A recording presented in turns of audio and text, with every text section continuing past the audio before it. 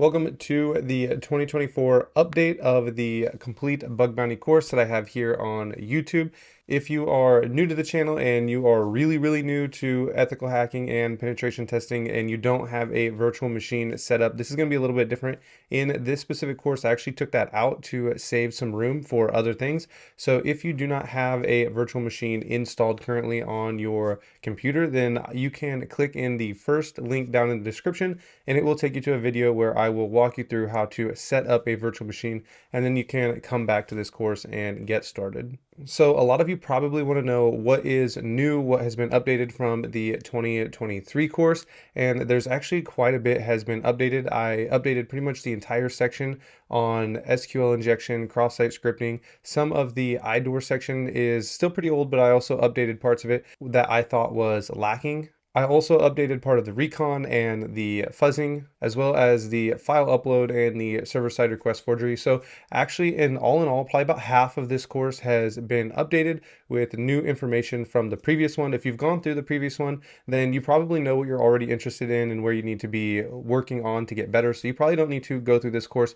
again. But if you are new or you want to see some of the newer parts of the course, then you go ahead and click through it. I have listed out where you can skip to see some of the updated portions of this course. And now let's go ahead and just jump into it. We're going to jump in right with the Recon, so we'll go ahead and get started. In this video, we're going to talk about how to scan specific targets in bug bounty programs, as well as fuzzing our targets without getting ourselves into any trouble. I know there's a lot of interest in learning how to scan and fuzz bug bounty targets because sometimes you'll be reading through a program's rules and it will specifically say that there is no scanning allowed. Now, there's a couple of ways to get around this, and if you watch my Shodan video, you can actually use Shodan to scan your bug bounty targets, and then you don't have to worry about anything because you're using Shodan, and that is one way to get around scanning a target and staying in the clear. Now, you can use Nmap and fuzzing tools to do this as well, and that's the purpose of this video. So we're going to go ahead and look at this, and I'm going to show you how to do this without getting yourself into any hot water and to be able to scan these targets without any issue. Before we get going too far, I want to explain to you why you're not allowed to scan these specific targets, and there's really two main reasons. One, the company doesn't want a bunch of bug bounty hunters using FUF, which is going to send several hundred requests per second to their server and have them get DOSed. And sometimes if you do this, you will actually get rate limited or even have your IP banned, which is why I always recommend using a VPN. But there is a way to go around this, and I'm going to show you that at the end of this video. And the second reason a lot of programs are going to tell you they don't want you scanning their network is people will use vulnerability scanners, and this is just really a big no-no. Don't use vulnerability scanners. Recently, a program went live and then they were getting scanned so much with vulnerability scanners that they actually removed themselves from the bug bounty program. So don't use vulnerability scanners. These are the two big reasons why a lot of programs will say no scanning, and so just be aware of that.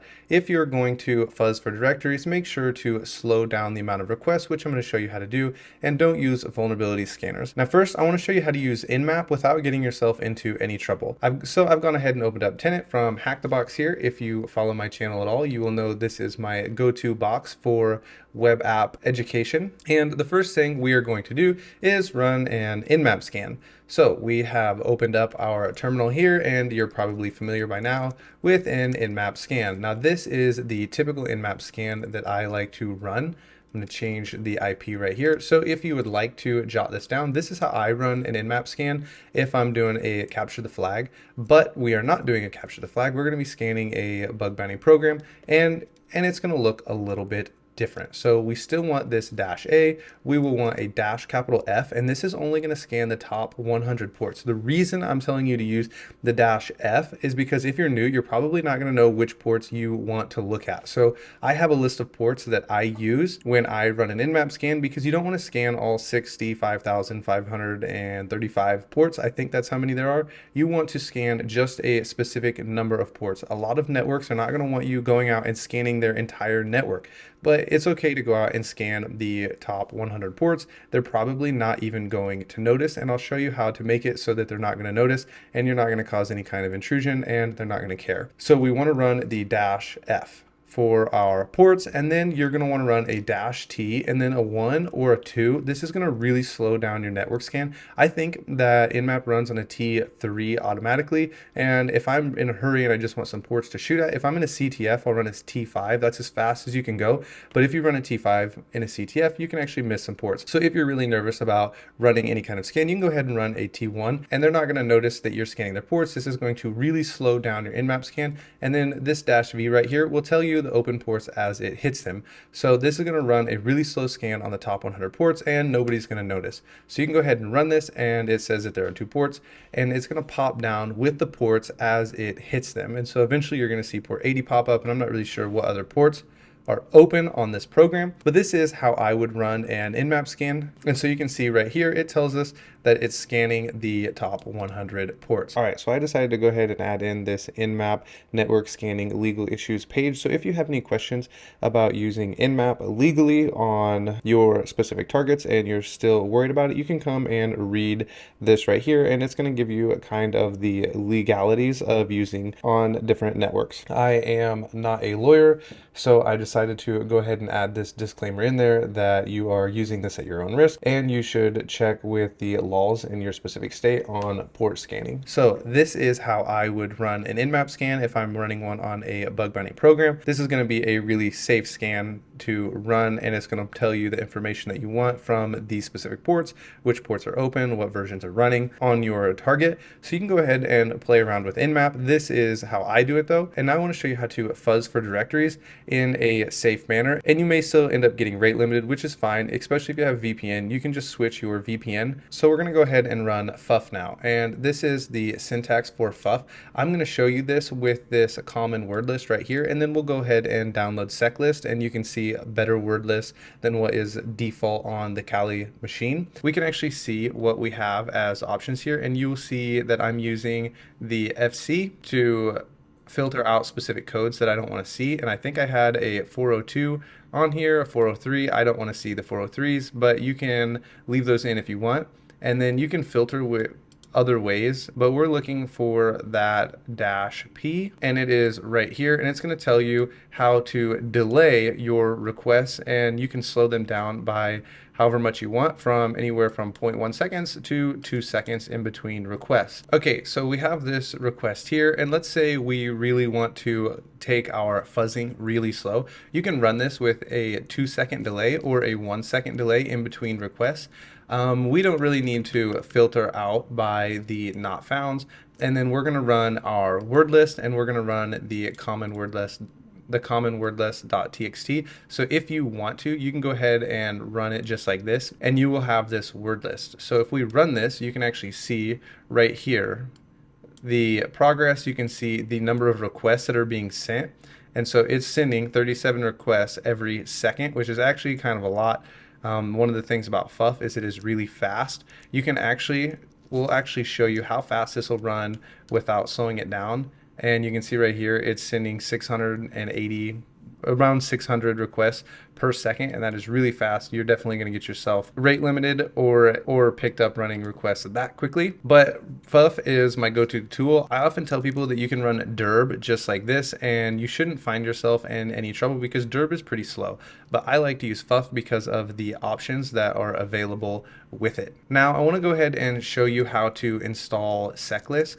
I'm actually going to come back here. I do have seclist already installed, which will save us some time, but you can come out to Google, go to their GitHub page right here, and you can run a git clone. So we'll copy that right here, and you'll want to cd into your opt, and then you can type in a git clone right here, just like this, and you can see it's the last thing I actually installed on here. This will take a little while to run, and then you can cd into the seclist, and you can start looking through all of the different word lists that they have in here. So you have a fuzzing directory, you have a discovery directory, and I actually think the discovery has some pretty good word lists, and then we can cd into the fuzzing because that's what we're doing. And there is all of these different word lists for you to pick from when you're doing your fuzzing. So this is how I would recommend scanning a bug bounty program if you are looking for specific ports to be open or you are checking for directories. So good luck with your bug hunting. We're going to be covering the tool Shodan for the purpose of bug bounty hunting and searching for vulnerabilities, as well as information disclosure and how to use the tool within the command line, as well as the actual browser. Shodan is an excellent tool for those who are new to the world of bug bounty hunting, or those who are timid when they read a program and it says that you should not scan a network and you don't really want to run Nmap and you're too afraid to actually scan the network. You can go check out Shodan because Shodan scans the network automatically and then stores all the information in its database. So all we have to do is know what queries to run to pull the information from Shodan and read their information from when they have crawled the network or the web browser previously, and then we have access to all of that information without having to scan the actual target, and you don't have to worry about breaking any program rules. So the way Shodan works is it actually goes out and crawls every single device that is connected to the internet, whether it be your thermostat, your refrigerator, or your web security cameras, and it'll see if there's any vulnerabilities. It'll store the information such as the software that is currently running on it, and if it has any vulnerabilities, it is now open to the web and anyone can access your information, your thermostat, your refrigerator, your webcam, or even your printers. If they have any vulnerabilities, then the whole world will know it because all they have to do is query that specific version, such as WordPress 1.4.7. And if you have a web application that is running that specific WordPress version, the whole world is going to know it because there will be a CVE on it and you will be open to a potential attack. So the way Shodan works is it just crawls all of the internet and stores all of the information that it can possibly grab for anything that is connected to the internet. So what we're going to do in this video is run queries on Shodan, but because we're going to be doing this with a free account, you're only going to be able to run a very limited amount of commands or scans.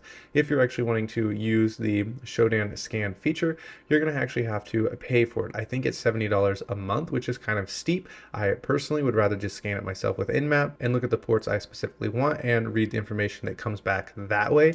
But I know that some of you would probably rather just pay the $70 a month and have access to the monitoring feature that we're going to cover a little bit later on. So typically when I think of the people who are going to enjoy Shodan the most, I often think that black hat hackers are going to be the ones who love Shodan the most because it stores all of the different version numbers, and if a new CVE comes out and somebody says, okay, we have this vulnerability to this specific software, they can just scan all of the internet and find out what devices are running that specific software because black hats don't really care. They can just attack anything. But this can also be helpful for bug bounty hunters as well, because if a new CVE comes out, you can go out the same way as a black hat would and say, Shodan, show me all of the devices running this specific software that are vulnerable to this CVE, and then you can download all of those devices and look through them to see if there are any web applications that are running that specific software, and then see if they have a bug bounty program and report it. This is going to be kind of tedious, but it'll be really easy bugs to find and vulnerabilities to report, because all you have to do is read the downloaded file and look for open bug bounty programs on those specific web applications. So an example of Shodan being used in a really massively way, kind of for an unethical purpose, can be seen on Darknet Diaries. I forget the name of the specific episode. I think it came out a couple months ago, and the guy goes by the hacker Giraffe, where he actually used Shodan to look for vulnerable printers,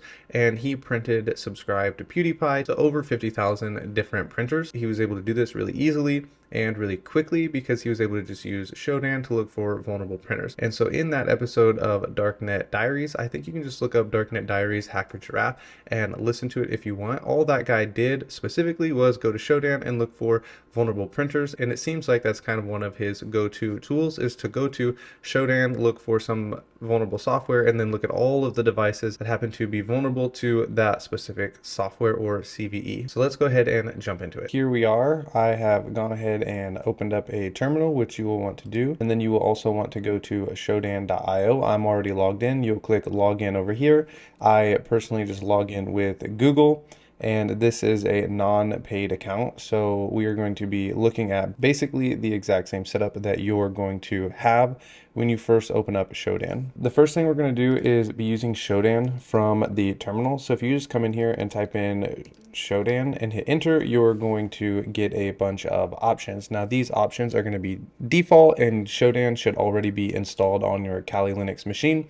So I'm not going to actually walk you through how to install Shodan because we're going to run it straight from here first in the terminal, and then we'll go through and actually check out the browser version later on. I've decided to show both the terminal and the browser because there are some people who really like running things straight from the terminal, and you'll be able to play around with it and figure out exactly what you like. And then there are other people who like to have a graphical user interface and they'll like the browser version better. And so what we're going to do is go ahead and initialize our Shodan for the terminal, and you can see this right here, this init. So we're going to end up running a Shodan init, but we also need to have our API key. So you'll want to go ahead and log in. So you'll want to go ahead and create an account and log into Shodan just like this, and then you will click account and you'll be able to grab your API key right here. So we'll copy this and come back to our terminal, and we're going to type in Shodan init, and then you will paste in your API key and hit enter,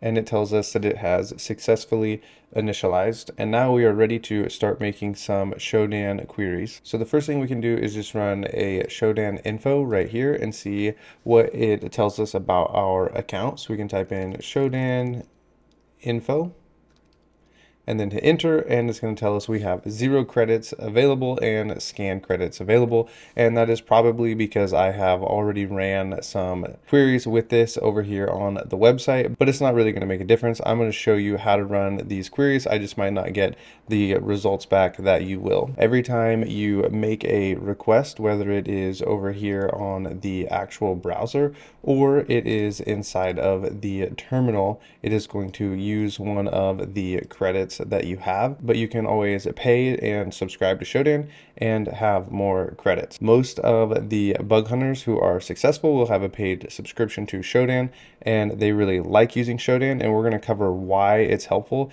But personally, a lot of the stuff you're going to be able to get on Shodan, you can find your own self by running some different tools, which I've covered on my channel previously, but that is not the purpose of this video. So the second thing I want to show you is often when you want to run something, like let's say we want to run this Shodan scan right here, what we can do is we can run Shodan scan and then a -h, and it's going to tell us the options for the actual scan right here. So you can run a Shodan -h, and then you can run the Shodan scan -h, and it's going to tell you the list of commands that you can run with each one of these commands that comes first. So when you're using Shodan, it'll be really helpful for you to know that you can run the -h with each one of these so that you know exactly what you're going to be getting back and exactly how to get the information that you want in the future. And a lot of your understanding from these right here is going to come from playing around with them and reading the documentation and just pressing the -h on each one of them and figuring out what exactly they do. So one of the first ways to check out Shodan is we can just say Shodan and then count, and then we'll say WordPress. And when you run this might not work for me because I don't have any credits, but when you run something like this, you can see that we just want to count the number of results for this search. So what will happen is Shodan will go out and count all of the servers that it has in its database that are running this WordPress right here, and it actually did tell us. It tells us it has 52. But if you wanted to run something a little more specific, I spelled that wrong. That makes more sense.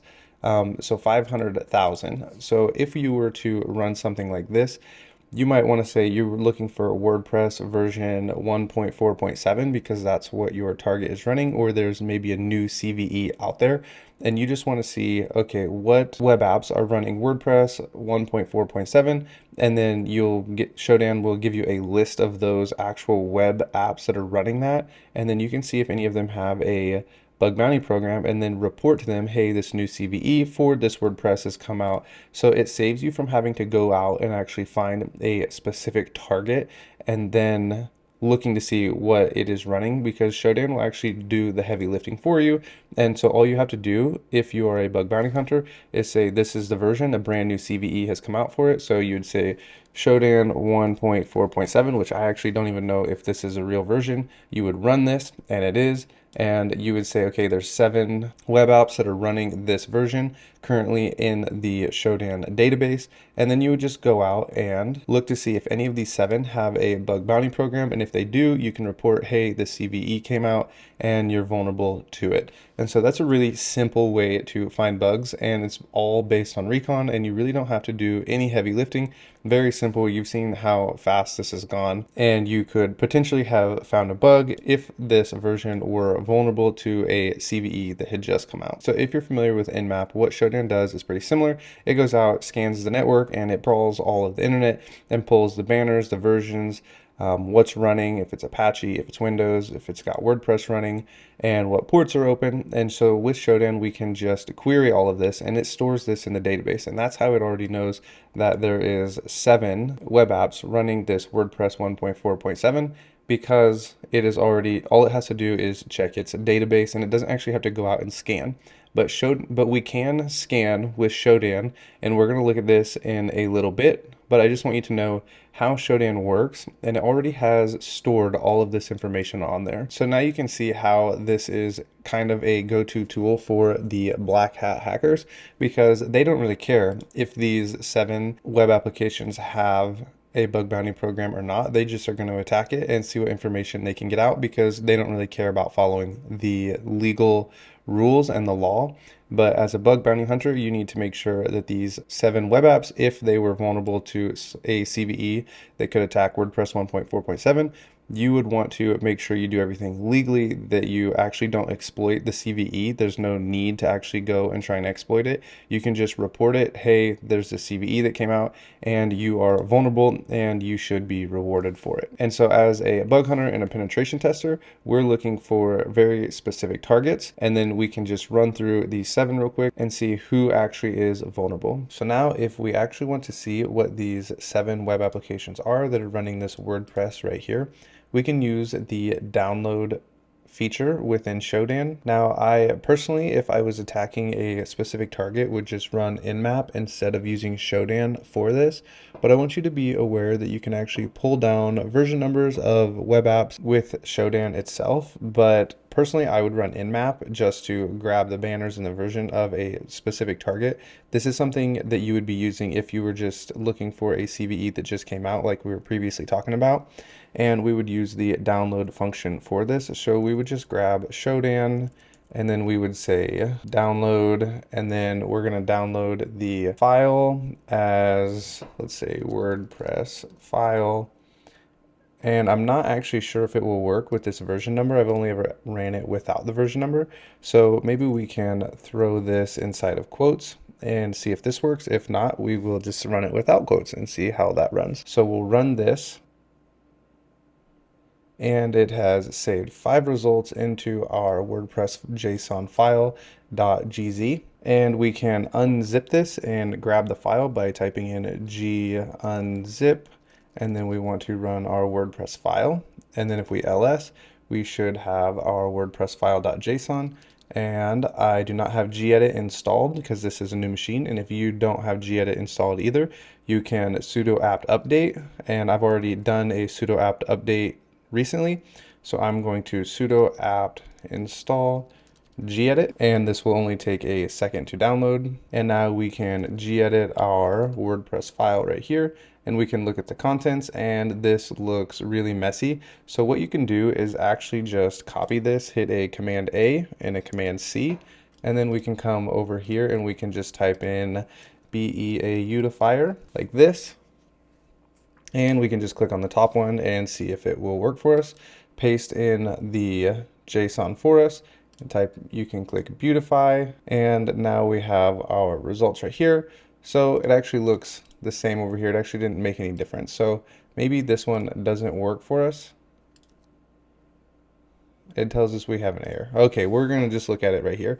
So you can actually see right here, you get a hash. You are told it's from Shodan. It'll tell you the region from where the web app is coming from. It's going to give us the time that it was crawled.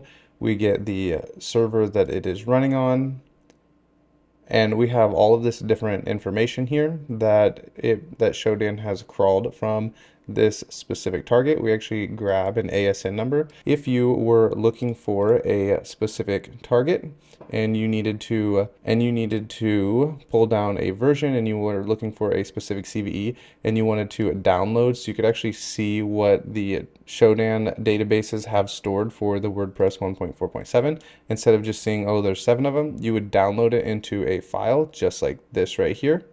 and then you would unzip it, and then you can gedit and actually look at the contents of the file and find the servers and the subdomains, the URLs, the AS numbers, and there's a lot of information in there that's going to be really helpful for you in your recon phase if these targets are actually vulnerable and they do have a bug bounty program. So one of the other things you're able to do with Shodan is to run an IP address on the Shodan crawlers. And one of the ways to grab an IP address, so one of the ways you're going to be able to find the IP address, there's several different ways that are going to be really easy. So if we wanted to run, just say, a host yahoo.com, it's going to give us back right here this range of IP addresses that are running on yahoo.com. And if you wanted to just ping yahoo.com, we will be told right here is one of the IP addresses that we were able to ping. So if you look for this 74.14326, we can scroll up and see that this is one of the IP addresses right here. You're actually able to find IP addresses through Burp as well. So what we can do is come over here and open up a new tab, type in yahoo.com, and we can open up Burp and intercept with the proxy. And if we run this, you'll actually be able to see right here on 443, you have this 983711163. And if you come back here, you should be able to find right here. And so there's several different ways to find IP addresses for a specific domain. I'm actually going to close out of this, but this is one way to do that. And then you can just type in Shodan, and then we would type in host, and then we can grab one of these IP addresses that we just saw and run it within Shodan, and it's going to give us some information right here. It's going to tell us that this port 80 is open and port 443 is open, and it'll give us other information. If you specifically want to look for an SSL certification, you can find those, and it's going to tell us it's running these different versions, and you can go check to see if these SSL versions are out of date or what you can do with these within your recon phase. You also get these other host names right here that can be associated with IP ranges, and you can run a Shodan host with an IP range, and it's going to pull down a bunch more information for you within the entire range. It'll give you all of the ports that are open with the IPs. And so the difference here between what we're able to find between Google and Shodan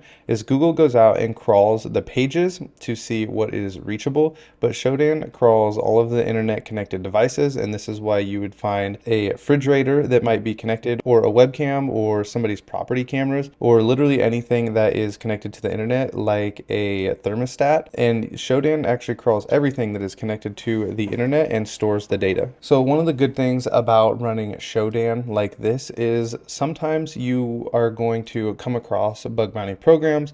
They're going to tell you that you are not allowed to scan a specific network, and as new bug bounty hunters, I know there is a lot of questions about what you're allowed to do and what you're not allowed to do. And so Shodan is a great way to scan a network without actually scanning a network, because Shodan already has stored all of the information that you're going to be looking for, and you just have to go out and find it. You have to know what commands to give, such as this one right here, if you're looking for open ports. I personally would rather just run nmap with the ports that I want to find, such as port 22, port 80, 443, 1443, 3389, or whatever other ports you might come across. But I would rather run nmap with specific ports, but I know there are some people who really worry about this, and Shodan is a great option, such as this Shodan host right here, to grab other domains. You can grab subdomains, and you can scan for ports and IP ranges. And so this is an option if you're worried about scanning a target in order to grab subdomains and open ports. And what I like to use for running subdomains is AMAS, and I'll go ahead and link my AMAS video in the description if you would like to learn more about that. So let's go ahead and look at scanning a host instead of just looking at this right here, the Shodan host. So with Shodan, you can actually just type in Shodan, we'll go scan-h, and we can look to see what our options are for scanning a IP. And so it tells us right here, we can scan an IP, and we can say Shodan scan, and then we can give it the IP that we want. And we'll just run this same IP address right here and see what information it gives back to us. It tells us we need to give it a command, so we can say submit right here, because we're going to submit an IP address. it tells us that I don't have any credits to actually run this scan submit. So I would need to actually go and pay in order to get my API key right here, some credits, but I am not going to do that. So this is another way to go ahead and scan a network or an IP address to find what is open and do a little more recon with this. You can also go out to, I can't even remember what it's called, Hurricane Electric. I think it's bgp.he.net. All right, so here we are. We can just type in yahoo.com. And I've shown this before in another video, so we'll just go Yahoo. And this website seems to be running really slow, but you would just run the search up and it has come back. So you can grab these AS numbers right here, or these ASNs is the easier way to say it. And I would run these through AMAS personally because it would be easier, but you can run these through Shodan as well. Shodan is going to be a lot faster because all it has to do is query back to the database, whereas AMAS seems to take quite a bit longer in getting you the information back. But you can come out here and grab a network range, scan a network range. You can look through these ASNs and see what you can find right here. I've already made a video about that, so I'm not going to go into too much detail about that. But like I said, I personally would go with Nmap if I was going to scan any kind of network or anything like that. Now we're going to move on to the web browser. So what's really cool about running Shodan in the browser is they give you this filters cheat sheet. So if you wanted to look for a specific network or a range or a CIDR range, you can do that right here through the search filter. And the way you would do these commands is by typing in, say we wanted to find the organization Yahoo like this, we can search it and it's going to pull it down for us. Let's see what else I've ran up here. If we delete this, we can run an IP address, and we already ran this one, and it'll pull down the information. Here's that port 80 that it said was open. Here's port 443, and it has grabbed us all of the banners right here, and we can read through them and see what is running. You can also download the reports from here as well. One of the cool things about running through the browser is you can actually look for sensitive information disclosures if you just continue to look through here, and you'll need to read through the cheat sheet. And I would also recommend reading through like their documentation, because there's way more examples that you're going to be able to use. So if we wanted to look for something that's running Apache with a specific Apache version, you could look to see if you're able to run, maybe there is a Apache 1.7.4 that actually has a vulnerability. You can come up here and you can just type in the product Apache with the version number and see if you're able to find any vulnerabilities for that Apache version, just like this. And you would run through here and say, okay, these people might be vulnerable to this. Do they have a bug bounty program? Okay, these people are running this version. Do they have a bug bounty program? And so there's a lot of different ways you can be creative with looking for known vulnerabilities, new CVEs, looking for bug bounty programs that are vulnerable, and then you can look for sensitive information with Shodan because it doesn't know what is going to be sensitive or not. It's just going to grab all of the information and store it in the database, and it's up to you as the bug bounty hunter to look at that specific target and see if there's any sensitive information being disclosed on Shodan, and then you can report it. Okay, and one of the last things I want to cover is the monitor function, and you have to have an account in order to use this, but this is something that you might be interested in. The monitoring is you can enter in a specific target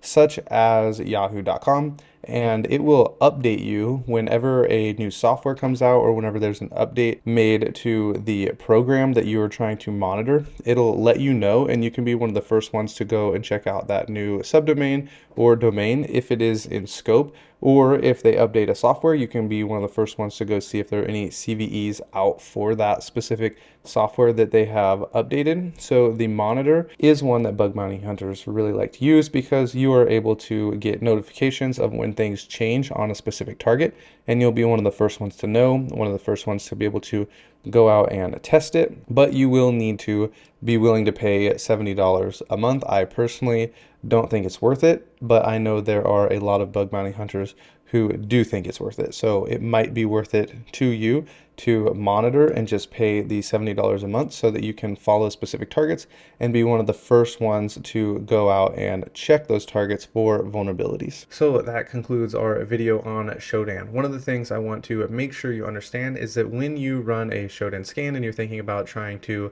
exploit something, you need to make sure that it's in scope and has a bug bounty program. Otherwise, you could be getting yourself into some legal trouble. And make sure before you go ahead and start looking at a specific target to see if it has a bug bounty program. So if you have any comments or questions, please let me know down below, and I'll try to get to those as soon as I can. Thanks for watching. We are going to be covering how to take notes for the world of bug bounty hunting, or maybe you are wanting to become a penetration tester. Note taking is going to be really important to you, and your method of note taking and actually being able to go back and overview what you have already done and gone through your checklist is going to be really important. So in this video, I'm going to show you how I take notes, and we're going to use Cherry Tree within Linux because everybody's going to have access to this. I personally use OneNote, but it's going to be really similar to what I'm going to show you in this video. Some of the benefits of taking really good notes is going to be having organized thoughts and being able to write a really simple proof of concept. You'll be able to have screenshots and be able to see what you have previously done, and you're not going to waste a lot of time going back to subdomains that you've already enumerated and looked at, because you already have all of your notes there for you and know that you've already looked at it. And if a new vulnerability comes out, you can go and see when the last time you enumerated, looked at this specific subdomain, and know if the new CVE is going to be applicable to this specific domain and the software that's running on it. So with that, let's go ahead and jump into it. So here we are on our Kali Linux machine. We can come up to the little drop down menu and we can type in Cherry Tree and it will be automatically installed if you're running Kali Linux. So using Cherry Tree is going to be really pretty simple. The first thing you're going to want to do in your notes is you're going to have the main domain and all of the information that you found on it. So you can type in the domain.com, and this is going to give you this parent node right here. And you can also change up your note taking method, and maybe you want to have the main domain and you have each subdomain right here. Like this, you could have subdomain 1, only it would actually be the subdomain name right here, and then you'll have all of your notes from that subdomain. But if you do this, there are some programs that have like 800 subdomains, and this would take forever to do, but you can come in here and do every single subdomain like this. And so it'd be, we could just say sub.domain.com, spelled that wrong, like this. And then you would have all of your notes within this specific subdomain. So if you decided to go this way, one of the things I would suggest doing right out of the beginning is when you put in your first subnode is maybe just call this the software right here, and you can say that it's running some kind of CMS, maybe it's running WordPress, and then you'd have the version of 4.2.4, and then you can know that this is what's running. So that way in the future, if there's any kind of CVE that comes out for the WordPress version that's running, you can come back to this subdomain and see if it's vulnerable to that new CVE. Another reason you're going to want to have some kind of list of the subdomains. So let's go ahead and delete this one right here so it looks a little better. If you decided to run a bunch of subdomains in here, so we can type in sub1.domain.com, and in here you have a list of all of your subdomains. You can have actually subdomains in here within this specific thing that you're looking at. So in here we could say software, and you can see how this is going to organize our research for us. And inside of the software in here, you would put your WordPress and then the version that it is running. So these are a couple different ways to kind of organize your notes. And another way to save time instead of actually going through and typing all of this out is on this box I already have Wapalyzer installed. So I could just we can come to the browser and type in like google.com and open up Wapalyzer to see what information is there. And now we could open this up right here, and I could just screenshot this and pull that screenshot over to my Kali machine, and then I can put it into Cherry Tree. So I could grab this and pull it over and put it into Cherry Tree. I actually don't have this specific Kali box set up to do that, so it's not going to work for this one. But on my actual personal Kali Linux machine that I use, I can just pull screenshots back and forth over to my Kali machine and save them inside of Cherry Tree. But I use OneNote, so I don't really have to worry about that too much. So screenshotting and adding information in here is going to be helpful as well. if you have that capability. And one of the things I like to do is at the end of a recon session is make a node like this, and we'll just call it a recon node. And then in here, I write down all the tools I ran and the way that I collected all of the information. So that way I have a clear set of notes, and that way if I ever come back to this specific target, I can see if maybe I've missed something, or maybe I've learned some kind of new recon technique that I can try out on this specific target, and I'll know what exactly I have done on this target and what I can do in the future to further analyze the information on my specific target. So make sure to write down your methodology of your recon and attack, because it may change in the future and you might be able to go back to old notes and old targets and further do enumeration and testing. And lastly, one of the things that is going to be really helpful for you in your note-taking process is to have some kind of checklist. And so one of the last things you're going to want to have is a good checklist of vulnerabilities and recon. And you can just go out to Google and look for a bunch of different checklists and find whichever one works best for you. Maybe copy, paste it, and put it into a Word document and modify it and make your own. But in the meantime, you can just Google bug bounty checklist and click on one of the checklists and then look to see what is in here, and you can follow their recon. Maybe there's something in here you don't like. I used to use HTTP probe, but I decided I actually like going out and checking things manually, so I don't use this anymore. But it would be helpful for you to have something like this, some kind of checklist, so that way you don't miss any bugs or vulnerabilities, or maybe hidden subdomains that you would have otherwise missed without a checklist. So this will be really helpful for you as you're working on your recon skills in the future and developing them. So there's a lot of ways to take notes. I showed you Cherry Tree only because it's in Kali Linux, and everybody who is going to be running a virtual machine is going to have access to Kali Linux, and they're going to have access to Cherry Tree. But I personally use OneNote, and maybe there's something else out there that you like to use. All right, we are going to look at a URL real quick and look at the different parts of the URL, just so you can get an understanding of what is going on when you look at these. It's really important in your recon phase to be able to know what URLs look interesting that you can copy and paste into your notes, so that you can come back once you have finished your recon phase and actually start testing. So I've gone ahead here and just typed out a basic example, and you're probably all familiar with the HTTPS and the HTTP protocol, and it is labeled as the schema. The www dot is not always there. This is labeled as the subdomain because sometimes this could be a subdomain listed as sub.domain, and so this is actually a subdomain, but that is the same thing as the www dot. And so right here we have the domain name, which would be like google.com. And I'm not really sure why the .com is actually listed as the top domain level, because you can use in here like .uk, .fr, for different countries, a .net, a .org for an organization, and it's still called the top domain level, but that is this portion of the URL. So all of this is pretty basic. You can fuzz this right here, the subdomain, and the most popular subdomain fuzzer that I can think of is wfuzz. I'm sure you can use other fuzzers, but wfuzz is one that seems to work really well for me when I'm doing a subdomain fuzzing. And then right here is when we start to run into the path or the location to the contents is how I have it labeled here. But I usually think of this as a directory, this as a directory, and then eventually you're going to hit a actual page, and you can actually delete some of these and you could just go to blog and see what's there. But this is the path or the location of the page. Now here comes kind of the good part for us to look at. And before we move on, you can actually fuzz for different directories right here, the same way you would fuzz for subdomains, and look for different directories within the subdomain or domain. And now when we move on to right here, the question mark, what you need to remember about the question mark within the URL is that it signifies a query and a parameter is about to be dropped in. And this is where we can start messing with the URL to see what information we can pull back from the server.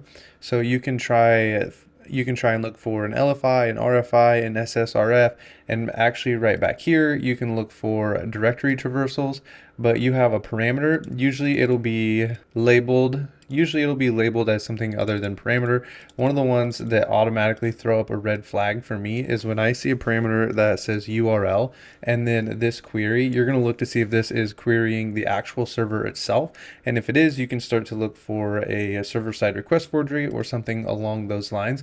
But let's say this just has like an ID right here of 42.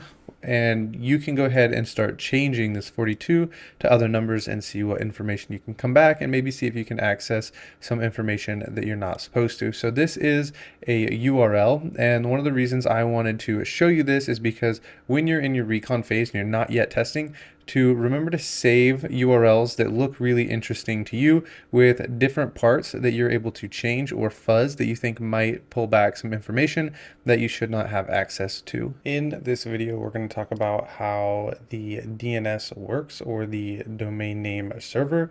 So if you decide you want to type in something like google.com, how does your browser know where to go and find the Google IP address to resolve the web page to you? So I Googled how DNS works and had to go through a few pages before I found something that was actually good for an example. And I thought this was a really good example. So we're going to go ahead and walk through it. So you have a person right here who types in a domain right here, and they type in dnssimple.com, and it will check the web browser's cache, which you will see right here on your local machine, to see if you have visited this page before. So if you ever go to facebook.com and you're logged in the future, next time you go to facebook.com, it automatically logs you in because you have stored your session and cookies in your cache on your actual browser. So it will automatically log you in. But if you log into facebook.com using Firefox, and then you go to Chrome and you try to log into facebook.com, you're going to have to re-authenticate because it doesn't have that stored in your browser cache. So the first place when you type in a web address, it is going to go to the web browser to see if it's stored in the cache. And before we move on, here you can see right here, google.com, they have an IP address for that. The reason you have actual domain names attached to IP addresses is because it's easier for us to remember a domain name such as Facebook rather than a string of numbers for facebook.com or a bunch of other web apps. We just remember we need Google. We don't need to remember this string of numbers right here. So the purpose of a domain name is to give you an easy way to remember the contents of a specific IP address, which is going to resolve to either Google or Facebook or Wikipedia, as you see right here. So that is the purpose of the domain name. So after your browser tries to gather the information and it's not able to, we can go to the next page, and it shows the packets moving out to the ISP server, which is going to be your internet service provider, which we're told right here. And it's going to ask, how do we find this website? And it is going to tell us that the root server knows where to find the location for the .com TDL. And we've talked about the TDL before. It is the top level domain, which can be .com, .org, .edu, .uk, .fr, and many others. So those will be the top level domain servers, and it's going to tell you to go out to the root server, and the root server is going to give the information back for which TDL server you are looking for that's going to contain the information you want. So if you want the .com TDL or if you want the .org TDL, and the root server is going to pass the information on to the next server in line to give you the information. So here we are at the root server, and our packets are going to make the request, and we're going to be told that it doesn't know where to find dnssimple.com, but it's going to be able to tell us where the TLD is located, and it's going to send us on our way. So you can see here is root, and here are the TLDs, and it's going to send us to the right one. So before we move on too far, if you're wondering how this would work with, say, something like the Tor browser, my understanding of how the Tor browser works is that it's going to encrypt all of your data so that the ISP isn't actually able to track the web application that you are trying to reach. And the Tor network opens up a bunch of nodes for your encrypted data, and it doesn't actually go through this process until after it has reached the exit node. And that is how your ISP, your internet service provider, is not actually able to track where you are sending your requests to. And the same thing would work with a VPN as well. So on to the next page, and it gives a little bit of a history that we don't really care about on the TLDs. And finally, we make it to the .com TLD, and it's going to say here is the name server 1 and the name server 2, name server 3, and name server 4.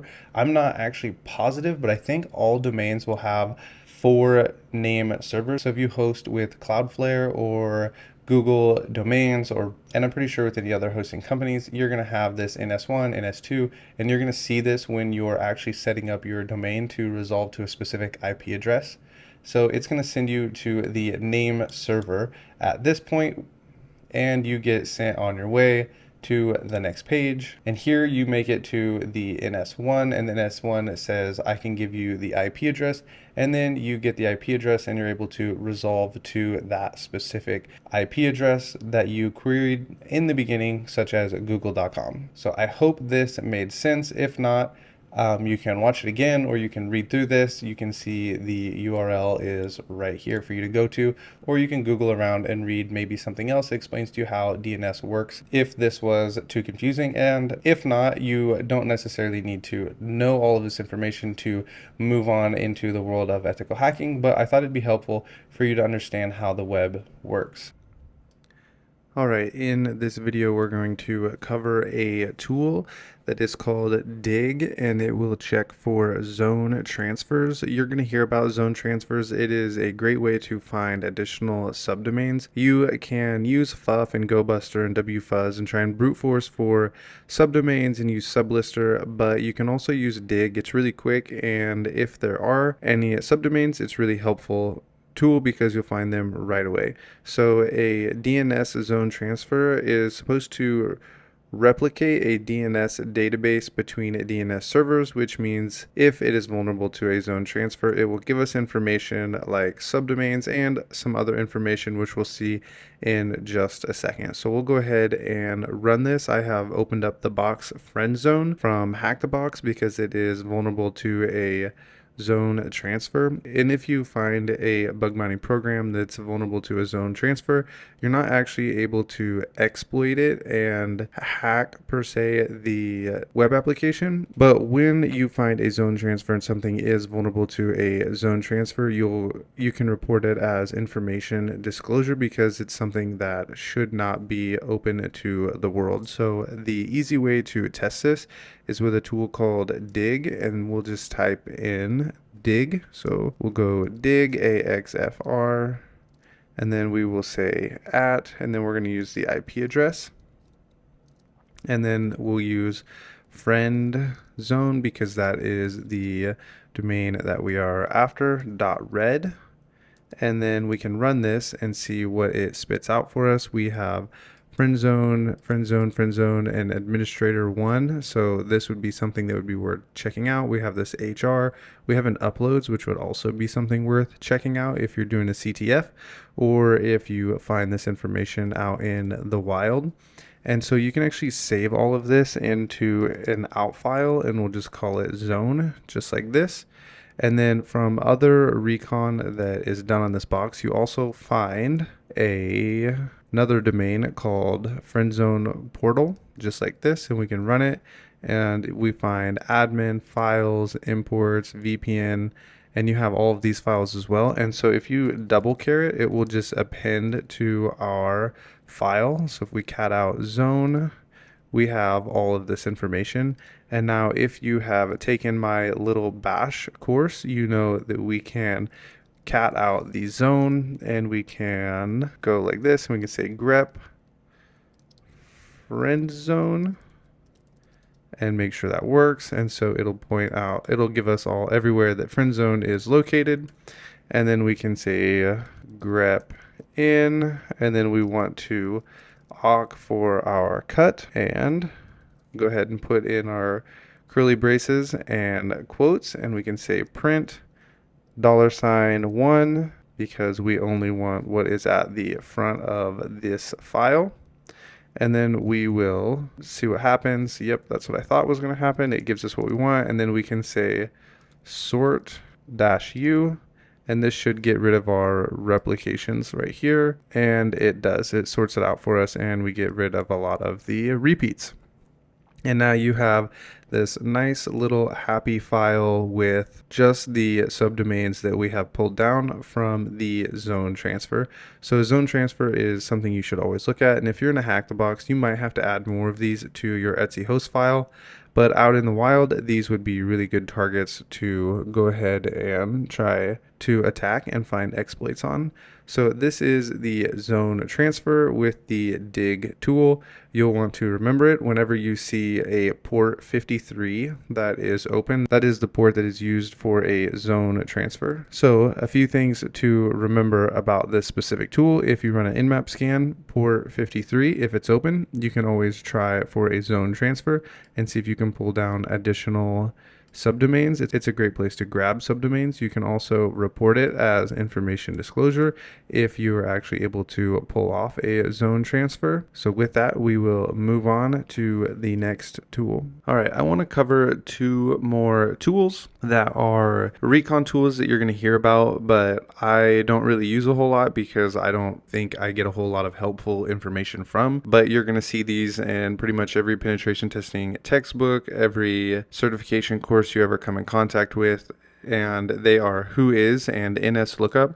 We'll do NSLookup real quick because it doesn't give us back a whole lot of information, so we can just type in NSLookup just like this, and then you can do something like www.google.com, and it's going to tell you their IP address, the domain name.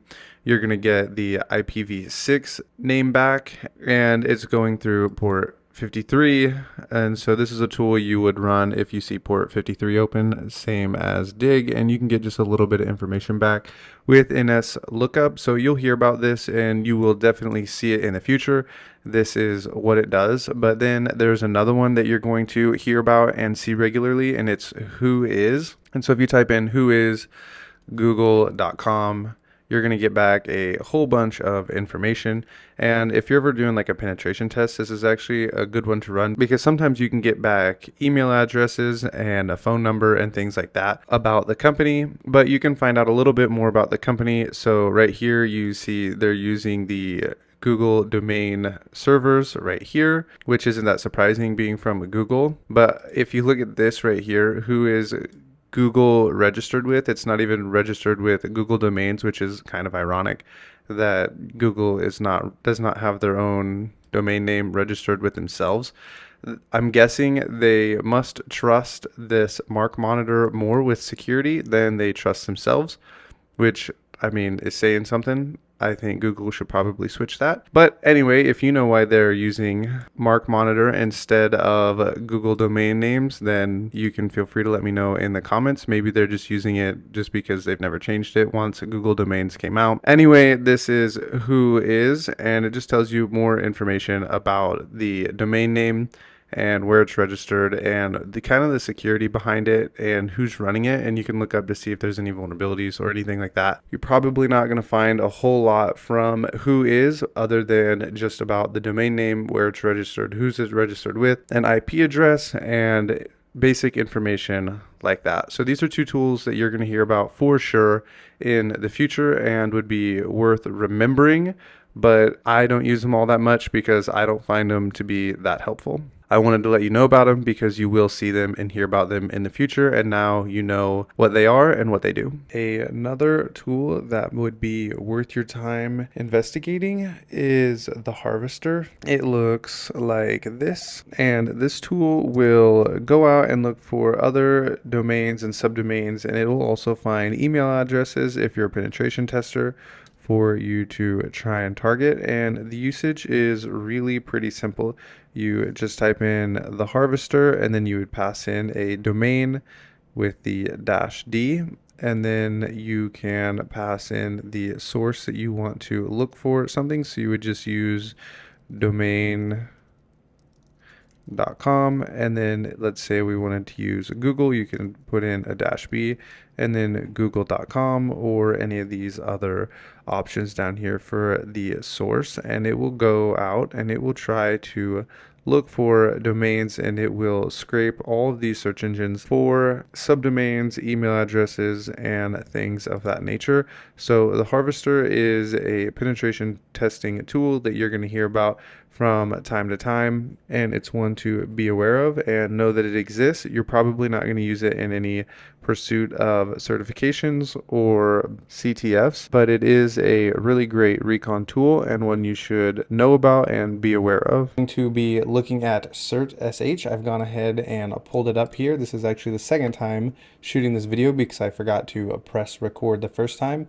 But when all else fails, when you're looking for subdomains, the cert.sh is going to be a great place to come. It's going to give you the certification tickets for the domain that you are looking at. So we'll go ahead and open this up, and I'm going to type in tesla.com, and we can hit search and look at the subdomains that it pulls down. And you're interested in this middle row right here, because if you look at this closely, you can see these subdomains right here for tesla.com. And so this will give you a bunch of subdomains for you to go out and look and test for bugs and see if there's any information out there or anything you want to test against. When I look at something like this, one of the first things when you have so many subdomains is to see which ones look specifically interesting to you, and then you can go and check those, but always make sure that they are in scope. So you'd want to make sure that this assets, first of all, is owned by tesla.com, and then you'd want to make sure that it's in scope. And second, a tip is to look for the dev. Typically these dev sites and these dev subdomains right here are going to be hosting information or new software or new code before it goes live on the actual main domain. And so these devs are always something good to look at. Another one that's good to look at is look at like admin portals and see if you can get into any of those, or fuzz for directories, because there might be something there that you might need authentication for in order to see, but you can access it without being authenticated. So the devs, the admins, pages like those, this API would be interesting to look at. And so you can come in and look at all these subdomains. If AMAS and Sublist are not pulling back enough subdomains for you, you can always come to srt.sh and check this out. So in this video, what I think we're going to do is I'm going to show you how to grab all of the different possible URL targets for you within a bug bounty program. And then we're going to start to narrow it down to the URLs that are actually responsive, and then the ones that I think will be helpful for you to target as a beginner. And so I'm going to show you how to find the most obscure URLs within bug bounty programs for you to target. But always make sure to remember that these URLs are in scope. That's going to be really important. So always check that, because sometimes you'll see URLs that maybe are several years old and a specific bug bounty program has forgotten to remove them, and you're going to think this is a really great target, but it will end up falling into the category of out of scope. So make sure as you go through your recon phase to only target URLs that are in the bug bounty scope. This is something that I really struggled with in the beginning. I would end up out of scope, so you don't want to do that. All right, there is something called the Wayback Machine, which is really cool, and we're going to be utilizing this, and thanks to Tom Nom Nom for making a Wayback tool that is really going to save us some time, as well as a couple of other tools. So if you want to check this out online, you can type Wayback into Google and you'll be brought to the Wayback Machine, and we can come right in here, and it tells us at the top that it has saved more than 737 billion web pages. And let's go ahead and check out what this does. So we can type in yahoo.com, and it's going to give us all of the screenshots that it has taken of yahoo.com from October 17th, 1996. So this is why it's called the Wayback Machine. And it doesn't just take screenshots, it'll actually store the URLs, and you can go back and check out the timestamps, and it'll show you what the web page actually looked like at that time. So if we click back here to the year 2000, and let's say we want to open up February 29th, 2000, we can do this. So we'll right click, say open in a new tab, and it's going to render what that page looked like for us from its archive, which is pretty cool. And so this is what the main page looks like, and some of the HTML might not render quite right, but that's okay. So we just really want to grab the URL and a lot of the links that were available at that time, just in case they are still being hosted on our specific target and they have not removed them, which does happen. Programs and companies will be hosting up up specific subdomains, and then after a while that subdomain is no longer in use. And this is really common with blogs on large companies. Say PlayStation comes out with a new video game, they'll create a subdomain all about that video game, and then they will forget about that video game, and years pass by and that subdomain will still be up and it won't be updated, and it might be vulnerable to new exploits and CVEs. And so that's why we want to look back into the past and see if we can grab any subdomains or URLs or links that may lead us to bugs that other people have not checked for within those forgotten subdomains and links. So this is the Wayback Machine. You can come in here and get a feel for how it works. And now we're going to go ahead and install the Wayback tool by Tom Nom Nom. So what you will do is come to Google and you're just going to type in Wayback Tom Nom Nom, and it's going to be the first tool here for us. And we're actually going to have to install the Go language before we're able to install this. So what you can do is open up a terminal and come in here and just type in Go, and if it doesn't turn green, then you do not have the Go language installed. So what we're going to need to do is run a sudo apt update just like this and let this update. And if yours doesn't update or gives you some kind of warning, you might have to run a sudo apt upgrade and then run the sudo apt update. So now that we're all update, we can run sudo apt install go lang like this, and we'll say yes. And now if we type in Go, it should turn blue for us or some other color, meaning that we have the Go language installed. So we can come back to the Tom Nom Nom site and we can just highlight this, and we can just copy this right here, and it's actually going to install the tool for us. And I think it installs it in the directory go/bin. So I'll show you that in just a second. We can paste this in, and I think we're gonna have to run this as a sudo. Okay, so when I ran it with sudo, it didn't work for me. So when it actually installs the proper way, it's gonna run just like this, and you're gonna see nothing in the output. And then what you're gonna wanna do is cd over to the go bin, and it's gonna look like this. Then you'll hit enter, and you're gonna automatically come into the directory like this. And then if you ls, you're gonna see the Wayback URLs within the file here. And the way we're going to run this is with this / and then the name of the tool that we want to run. And just so you can see what it looks like, you can run a -h and see the output here. Okay, so my other VM was freezing, so I went ahead and opened up a new one, which is just fine. It will all work the same. So I went ahead and installed it on this new machine, and you're going to find it in the Go bin. And so if I run an ls, you're going to see I actually have a couple other tools in here, but I'm going to show you how to install those in just a second. But this is the tool you just installed right here. So the way we're going to run it is really simple, but first we need to create a target domain for us. So we're going to gedit, and I'm going to gedit yahoo.txt. And we can just type in yahoo.com, and this is going to be our domain that we target. And if there's any subdomains in here, you would want to paste in like a sub.yahoo.com, and I'm going to show you how to grab these subdomains here in just a second. So we're going to leave it just like this. We will save, and now we can run the Wayback URLs tool. And while it runs, I'll show you how to grab the subdomains.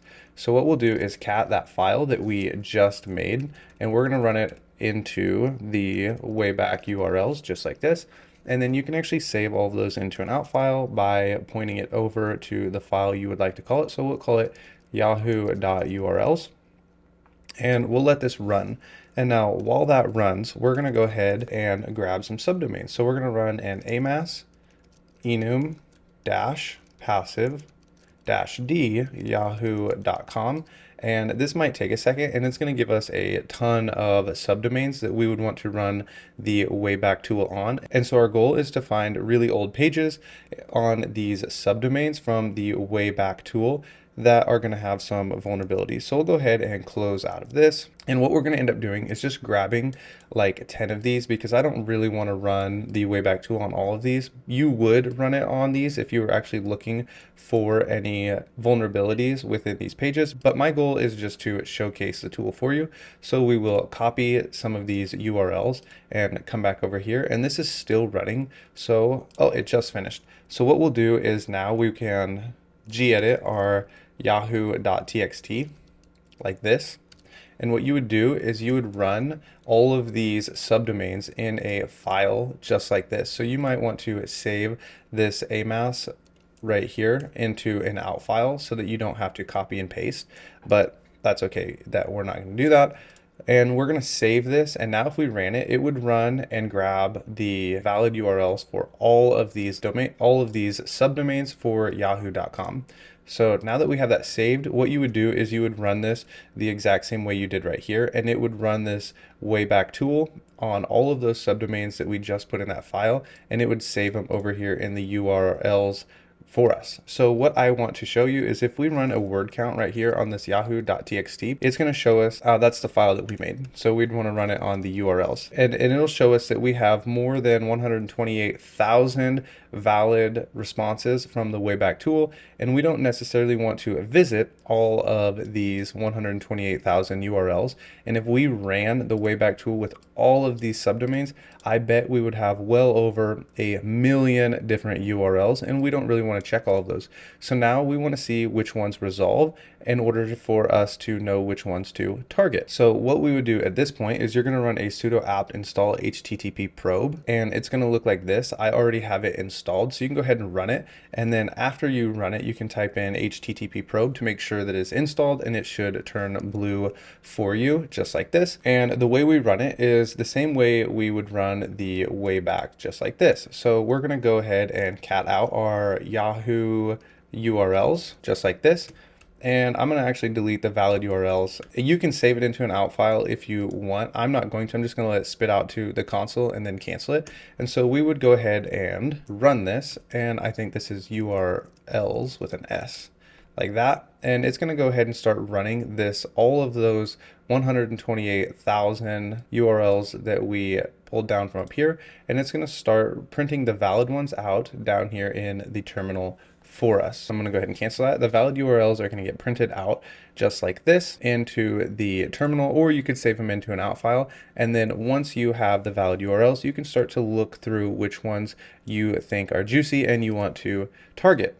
One other thing I want to show you is if we type in our HTTP robe just like this, and we run a -h just like this, you can start to see if you want to give them a timeout in milliseconds. So I think there's 1,000 milliseconds in a second. So if you wanted to run an HTTP probe and you didn't actually want to wait for it to try and resolve each one for the default of 10 seconds, which is kind of a long time, you could change this and see if the web URL resolves in like a second. That's probably what I would do.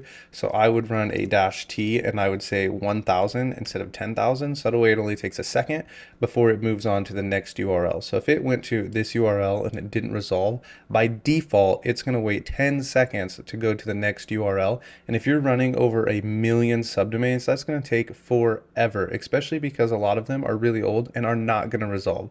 So I would run it with 1,000, so that way it's 1 second. So if this did not resolve within a second, it's going to go ahead and go to the next one. So this is one of the most comprehensive ways to pull down the max number of URLs for you to target within a bug bounty program. In this video, I'm going to show you how to find subdomains, which are going to be really important for you if you do any kind of bug bounty hunting or penetration testing, because subdomains are usually targeted the least. And usually what happens is beginners just log into the main page and try and hack on the main page, and it doesn't really work out for them and they become really frustrated. So let's go ahead and jump into it. Okay, so here we are. We have opened up a terminal, and you're going to go ahead and sudo apt update, and then you're going to type in sudo apt install sublister.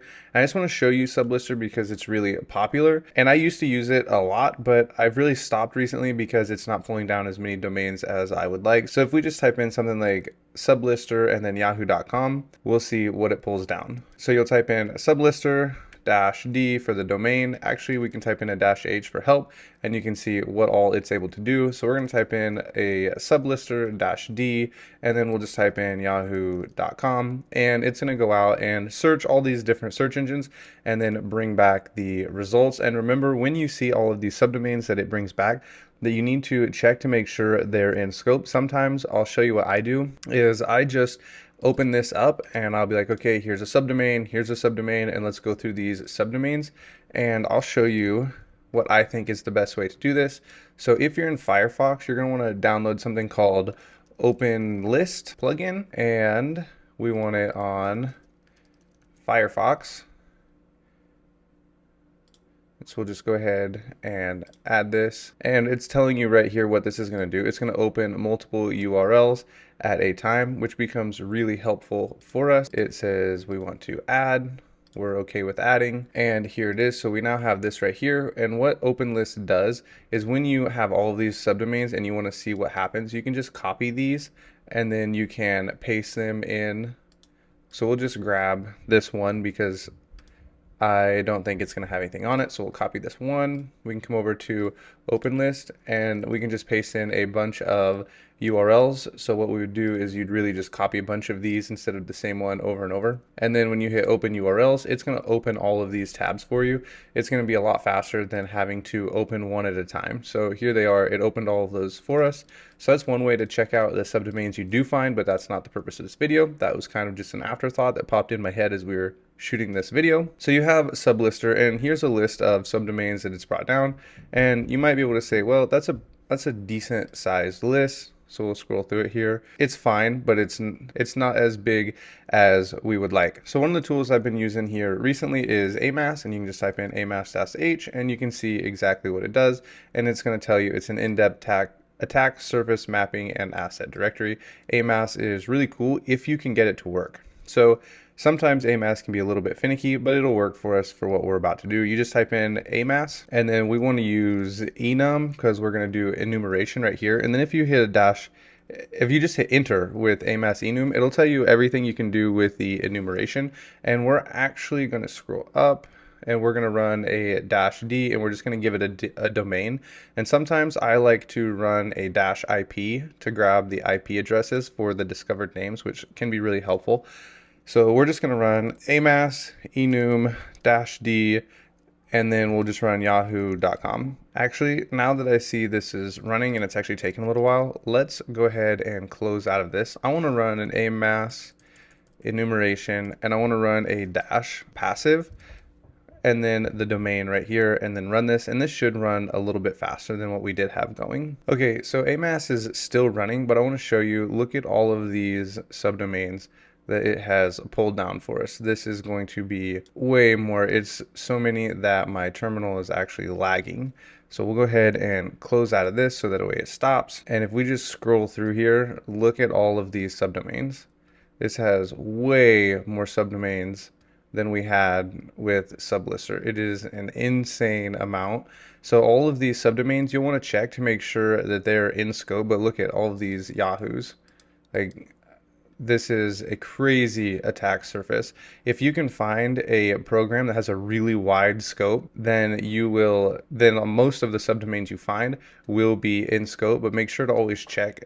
I can't believe I'm still scrolling. There has got to be like nearly 1,000 subdomains right there. So AMAS is something you'll want to check out. I love AMAS enum, and then I run the passive because I think it runs a little faster, and then Yahoo. In this video, I'm going to show you some cool Recon tools that are going to be able to help you figure out what kind of technology is running on a specific website that you may be trying to target, and an easy way to find out some version numbers and search for vulnerabilities. This can be really helpful for you to know what is being used and what technologies are running on a specific website, so that way you know what kind of attacks you should be looking for.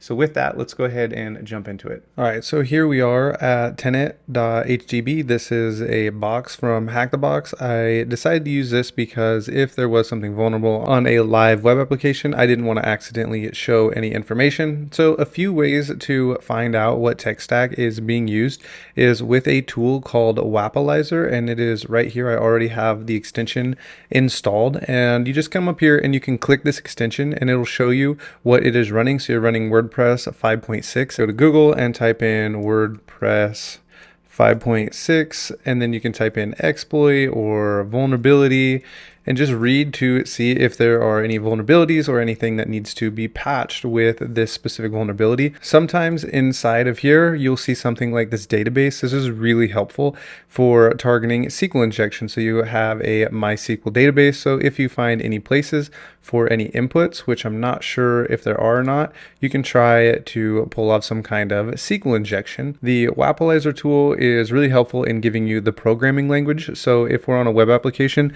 and we are testing it, if there is something like the programming language of PHP, there are some very specific ways to go about manipulating PHP or checking for PHP type juggling. There's different things you can do knowing just the programming language. And then something like this right here, we have the web server is Apache, and you can do the same thing we did with the WordPress 5.6, and we can go out and see if there's any vulnerabilities here that maybe have not been patched for this specific website. So Wappalyzer is a really great way to find out what kind of technology a web application is running. And so if you wanted to install this, you can just go to Google, type in Wappalyzer, and you can type in Wappalyzer, and I'm on Firefox, you might be on Chrome, and we can do Firefox, and then here's the extension, and you can just come over here. Instead of remove, you will click install. And the second one I want to show you is the React Developer Tools. This is a really cool extension. It will be right here. And whenever you're using something that's using the React framework, it will light up for you. So I went ahead and opened up Instagram, and you can see it light up blue right here. And it'll tell you this page is using the production build of React. And so we know Instagram is using React, and there's actually a lot of popular websites that use React, such as Uber Eats, Discord, Instagram, Skype, Pinterest, and many others. So knowing what is running, such as React, you're going to know that there's JavaScript, and then there are a lot of common frameworks that are used within React, and you can Google those. We're not going to go into those in too much detail. And then one of my favorite websites is right here, the W3 Techs. This is going to do something very similar to Wappalyzer. So right here, you can just enter a specific URL, and it's going to tell you what is being used, very similar to Wappalyzer. So if we just type in yahoo.com, it will pull back for us all of the technology that is being used. So it says it has some server-side programming with Java, JavaScript, jQuery. So you have this really old library right here, and it tells you there is a newer version. And so there's a lot of information in here. And if you have any questions about something like JavaScript, you can click on it and it'll tell you what JavaScript is, or jQuery, and how it is used. So there is one other way to kind of find out what kind of tech stack is being used. So if you come in here and you have Wappalyzer and we look at this, we can also come in and try to figure out what is being used within the JavaScript. Sometimes you'll be able to see comments or be able to work out what is being used on the website by coming in here and clicking on the debugger right here, and it'll tell you here is the JS and we have the JavaScript, and then you can click the pretty print down at the bottom and you can look through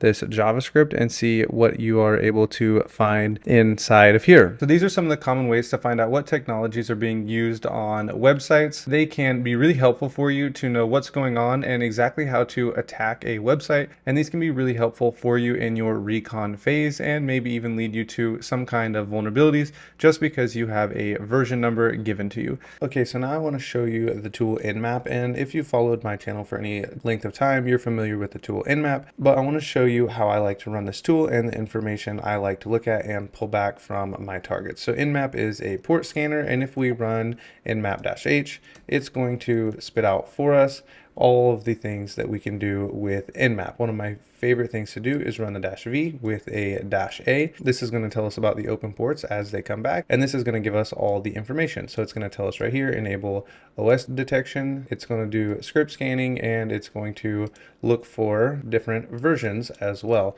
So we can go ahead and type in an nmap-a, and usually you would run a -p- if you're doing like some kind of CTF, but if you were doing a bug bounty program and you're not wanting to knock on the doors of all the ports, you would just run the specific ports that you would like to see if they are open. And so I've gone ahead and opened up a hack the box.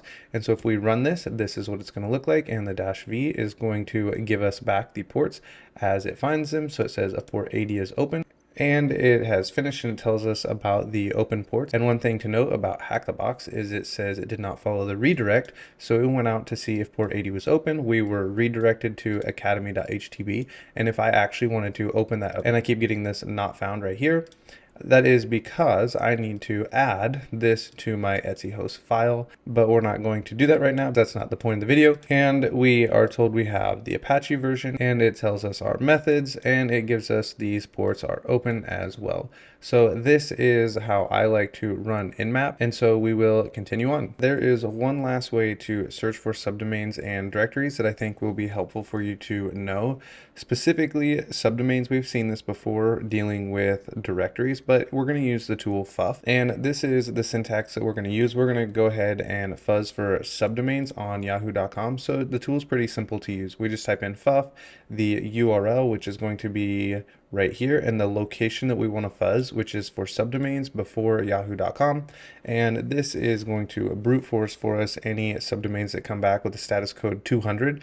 And then we're going to use our word list, which is right here. And then we're going to use a slowdown of 1 second. So we can go ahead and run this, and you should be able to see subdomains start spitting out as it finds them. And here are a few different subdomains, and I want to we'll stop this right here. I want to show you. So we got this 301, which I believe is going to be a redirect, but we have different sizes, different word sizes. So you might want to go and check these out anyway. But just in case we didn't want to see these 301s, what we can do is, I think it is a -FC, and we can say 301, and now it won't show us any of those 301s. Sometimes that comes in handy when you are fuzzing and you keep getting 401 or 403, and we really don't want to see those. And so you can see here are some 200s. So if we wanted to, we could go out and look for these subdomains and see if any of them look interesting to us.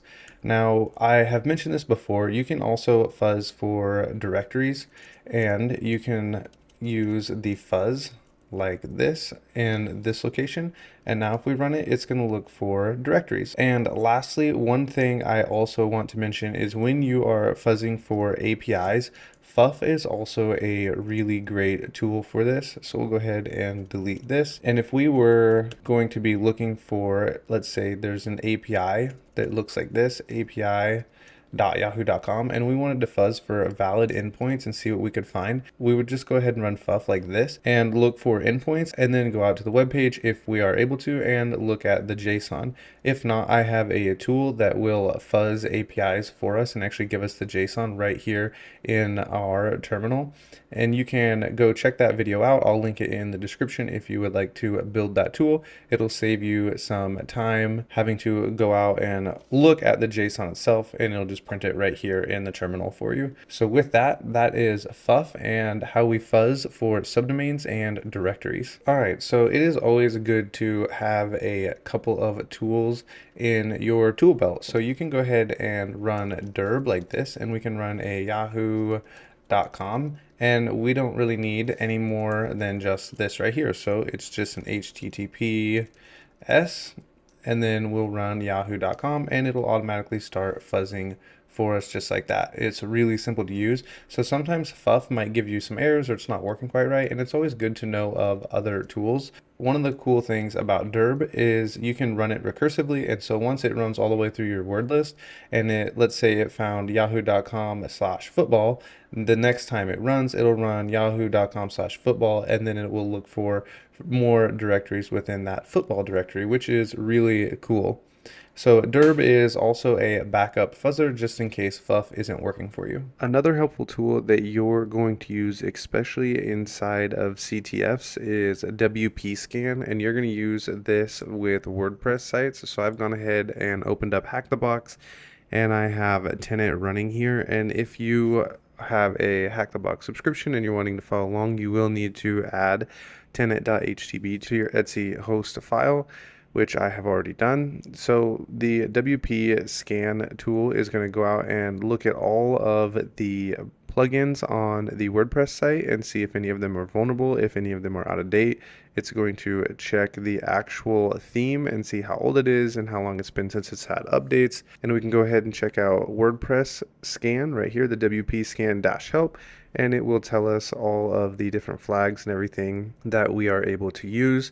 And one thing that I can never remember what it actually looks like is this right here, is the -- plugin detection. So what we will do is we'll type in WP Scan --URL http// and then we're going to go tenant.htb, and then this -e right here is going to tell it that we want to check all of the plugins I sometimes call it all ports out of habit, but I think it's all plugins. We can actually just look. If we scroll up, we're going to enumerate all plugins right here, and we want to use the dash dash, and then we want plugins dash detection, and then we want to use aggressive, and then you can do a dash O if you want to save this in a file.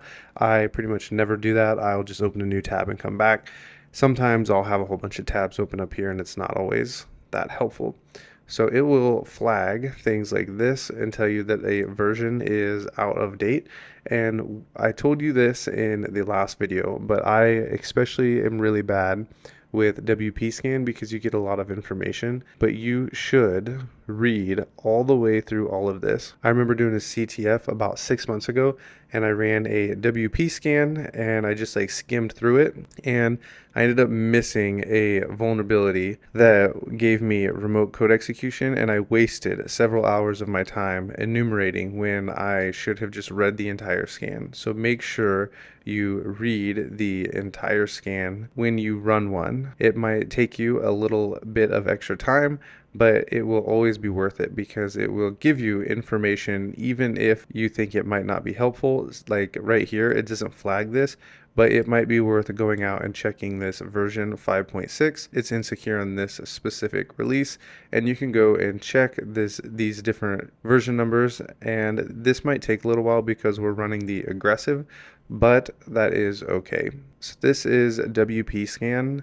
You're going to want to run this whenever you come across WordPress web applications. It is going to be your friend. You're going to use it regularly throughout your penetration testing career, especially in the world of CTFs. And always remember, read the output. In this video, we are going to cover how to choose a bug bounty program for you to attack. One of the first things you have to do is figure out a target that you want to start doing your recon on. And sometimes people can become paralyzed by analyzing all the different targets and trying to figure out which one they want to attack first. And so I want to try and help you figure out how to narrow down your options and then specifically choose one and then start your recon process with. So before we jump into this too far, I kind of wanted to give you a little bit of encouragement. And I'm not really a Star Wars fan, but I came across this quote a really long time ago and I found it to be really helpful. And it says, you want to know the difference between the master and the beginner? The master has failed more times than the beginner has even tried. And I think this is really helpful when trying to figure out how these top hackers are finding so many bugs and so many other people are struggling. It is because they have dedicated a lot of time to specific platforms and to learning this craft. And so we just have to keep moving forward every day and you'll be getting better. When life gets you down, you know what you gotta do? I don't want to know what you gotta do. Just keep swimming, just keep swimming, just keep swimming, swimming, swimming. What do? We swim. So I decided to add just keep moving forward to a t-shirt recently because it really does show the perseverance that you have to have in the field of cybersecurity. So let's go ahead and take a look at HackerOne and narrow down some potential targets. And I'm going to show you my process for doing this. So let's go ahead and jump into it. So here we are on HackerOne, and one of the first things I like to do is come into the hackers, and then we need to go to the directory so that we can start looking for different programs. And now I like to click launch date, and I like to sort by the date. I want to go from the newest first. I accidentally clicked it one too many times,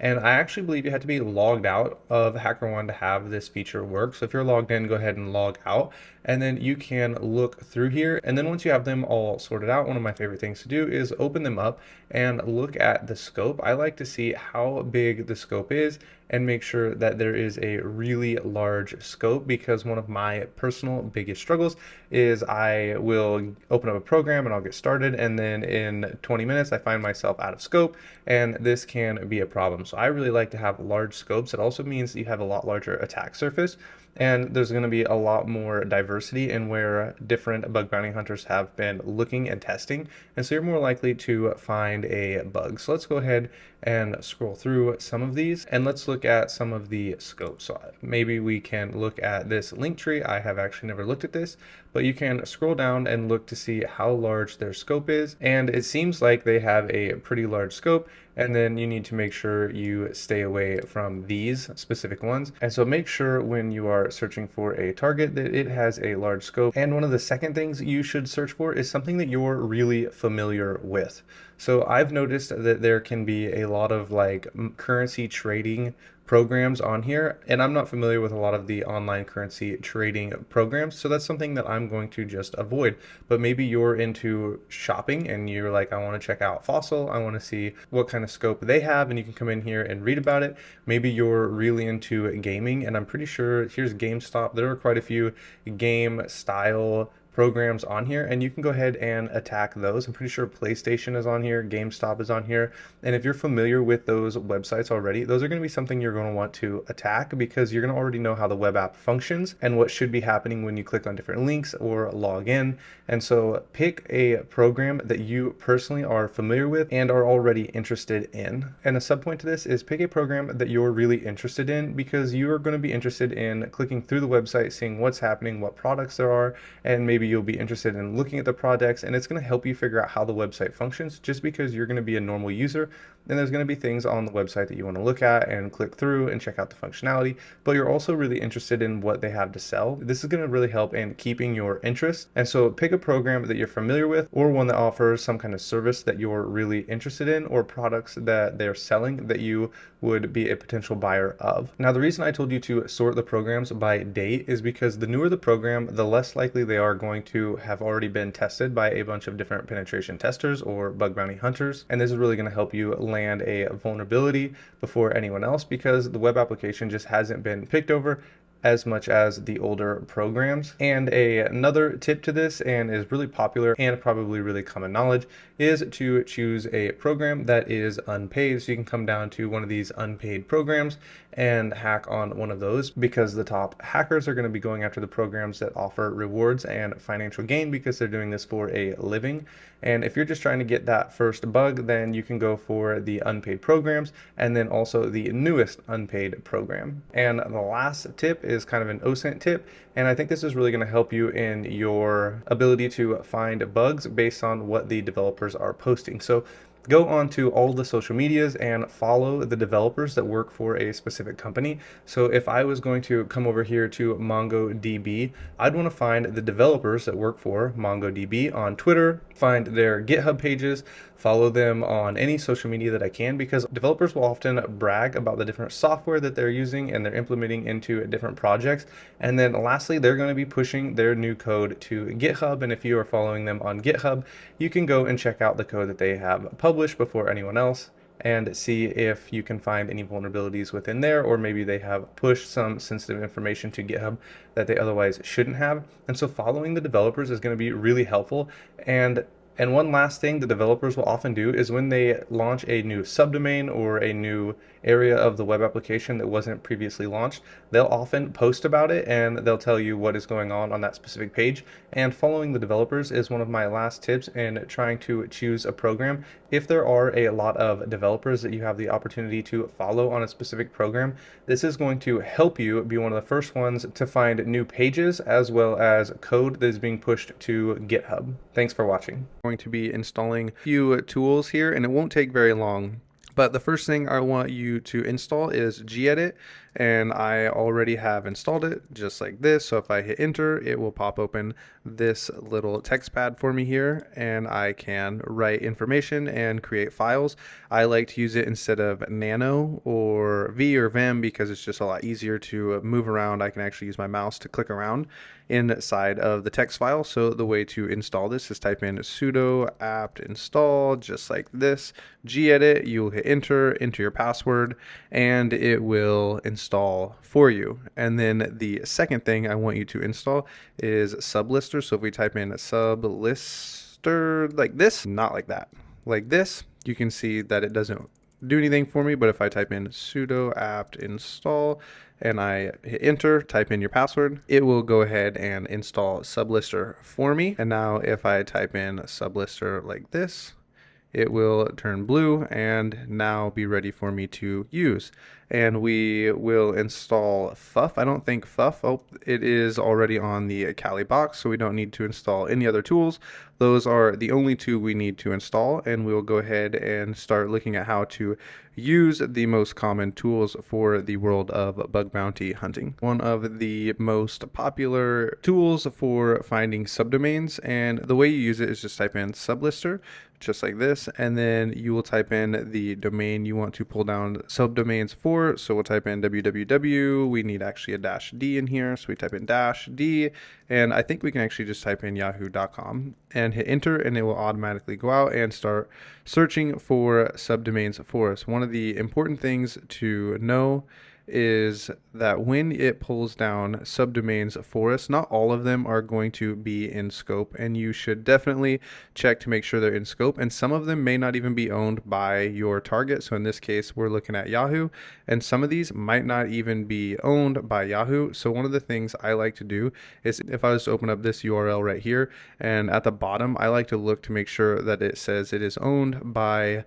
Yahoo. And so this is Sublister. This is a great way to pull down subdomains. There are other tools and other ways to use this, but this is one of the most common. And from here, we can actually brute force other endpoints with FUF, and we'll go ahead and check that out. So with FUF, this is one of my favorites is because when it brute forces, it goes so quickly.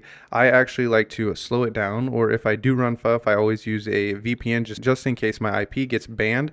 I can just change my VPN to another IP address and continue on. But I usually do slow down FUF so that way the server doesn't think I'm trying to DOS it. So when you use FUF, it would look something like this. We can type in FUF-help and look at the usage. We're shown right here. You have to have a word list. And then there's some other flags in here and the URL. So what we would do is use FUF-W, and then we can go, I think we can type in user, share, word list. What are my options? derb / small.txt. We'll use this word list, and then we would type in https www.yahoo.com, and then we'd type in fuzz like this. If we hit enter, we need to have our -u right here, and if we hit enter, it'll automatically start brute forcing for us right here where we put fuzz to see if there are any extensions that we can find. A few things to note: we use the -p right here for the delays, and you can also use the filter options right here in order to filter out. Let's say we wanted to filter out by a response code, or we wanted to match a response code. We could get rid of these 302s right here, or anything that has one line, or let's say one word, and we can just filter out with FUF that way. So that way the output doesn't go quite so quickly. So we can just come up here and we could say FL. So we're going to filter out. We need a flag -FL, and where we could filter out by the line right here, and we can say anything with one line, don't return it to us. And now you can see it running, and what is brought back has more than one line on it. And there's other ways to filter these out, and you can go ahead and play around with FUF. It is one of my favorites. The other one I like to use is derb because it's really simple. You just would type in derb, and then you would type in the URL that you want to attack, and then you just hit enter, and it'll automatically start testing for you. So those are my two favorites. I like to use derb if I just need to do something quick and simple. If I'm looking for speed, I will use FUF. All right, there is something called Google Dorks or Google Dorking, and I'm not really sure why it's called this. So if you know, you can leave a comment and let me know why it's called Google Dorking, because that just seems like a really weird name to me. Maybe I could Google it and find out. But the thing about Google is pretty much everything on the internet is stored inside of Google, the search engine. You just have to know how to look for it. Google is constantly crawling the internet and storing new files, new URLs, and more information into their database. You just have to know how to find it. So let's say I was looking for a doctor named Charles Hodge. What I could type in is just Charles and then type in Hodge. We'll go with Charles Hodge right here. This is what I was going to use. And we hit enter. This was Princeton Theological Seminary's president, but this is not the, let's say, MD that we're looking for. What you can do is just add quotations and put in MD, and now everything that comes back will be medical doctors. Or you can put in literally anything you want into these quotations and it will find it. So an example of this is if we say we want hacker1, it'll pull up hacker1. And let's say we want the hacker1 programs. If we type this in, it'll pull it up for us anyway. But what we could do is add in the quotes just like this and say the programs and hit enter. And now everything that comes back will have to have programs inside of the search. And so this is one of the ways to use the Google Dorks. You can also do this with GitHub as well. When you are searching through the GitHub code, you can type in a specific word. Like let's say we're looking for hacker1 and then we type in quotes and we want to look for an API. It'll pull down what has an API, and then you can come in here and you can look to see if they have an API that you can use. So using quotes within Google will help you narrow down your search and what is brought back. And as I mentioned, this is something that you should do within GitHub as well when you're searching for, let's say, API keys or passwords or something of that nature. And now we're going to move on to burp. Okay, in this video, we are going to be setting up our proxy burp. And right now, if we just hit enter on Google, it loads just fine for us. But when we set up our proxy, this is going to not work, and I'm going to show you how to set it up. So we will come over to these three lines. We'll go down to settings, scroll all the way to the bottom, click settings, go manual proxy configuration. We're going to go 127.0.0.1 because this is the default with port 8080 on burp. So if we say okay to this and we come over to Google Now and we try and run it, it's going to tell us the proxy server is refusing connection and we will need to open up burp. And if this is the first time you've opened burp, there might be quite a few things you have to click through in order to actually get it to open. But once you get it to open, it will look something like this. So if we come to proxy and options, you will see right here, this is what we have set up. And we're going to need to import these certificates. So you'll click this top one, next, and we are going to go next. We're going to open up file. I guess we're going to select. We're going to have to, and in the file that we select, we'll go to our desktop. This is a great place to store it. So we'll name the file cert.ca and we can save this. It will save to our desktop. We'll say great.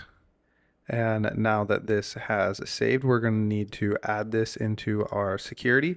I've already added it in, so I'm not going to add it in again, but it'll look just the same. You'll scroll down once you've gone 3 lines to settings. We'll just show this again. Settings, privacy and security. Scroll down, that was too far. Scroll down to certificates. I guess it's all the way at the bottom. You will click view certificates, and then you're going to import, and we're going to go to our desktop, and we're going to say we want all files, and then we're going to save the cert that we just opened. You will click open, and I have already installed it, so we'll say okay, okay. And now when we come back over here to Google, we'll need to turn our proxy interceptor off. We can test it to make sure it works, and it does. I accidentally clicked one of the little tabs down here. So if we say Google, we are now running as we need to, and if we need, we can intercept a request just like that. But we're not going to get into that just yet. So that is how you set up burp, and we will continue on.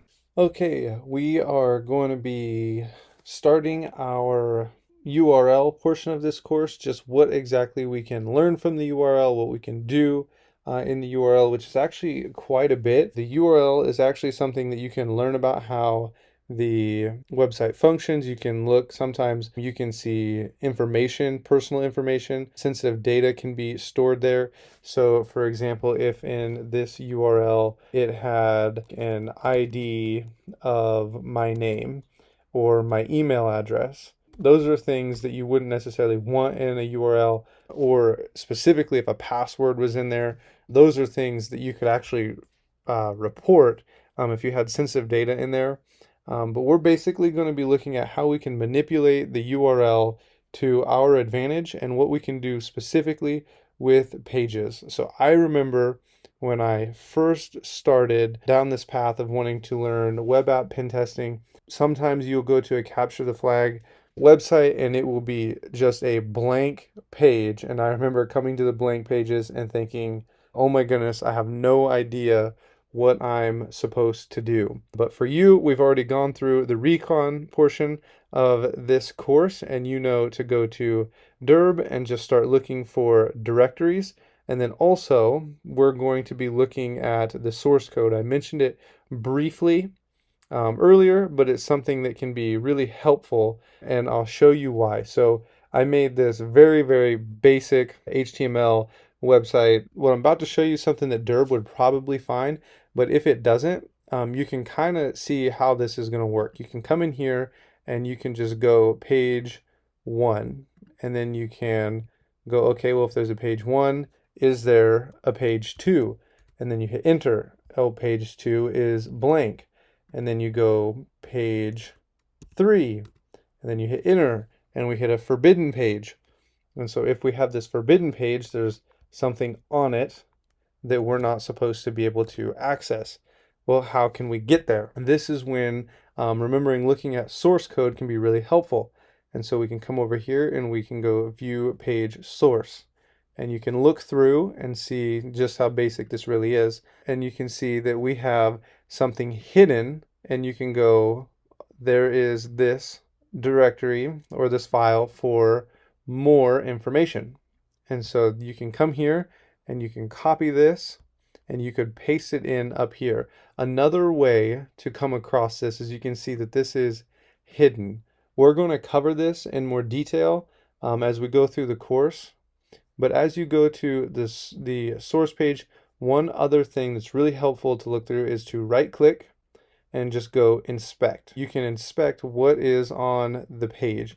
It's basically the same thing that we saw was the source, but you can see where this is hidden.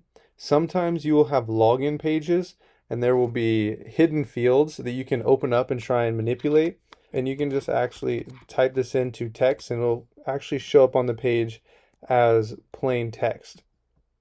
And so we have this file here. If you remember, we had page 3 was forbidden, and we're not able to enter into it. But we can try.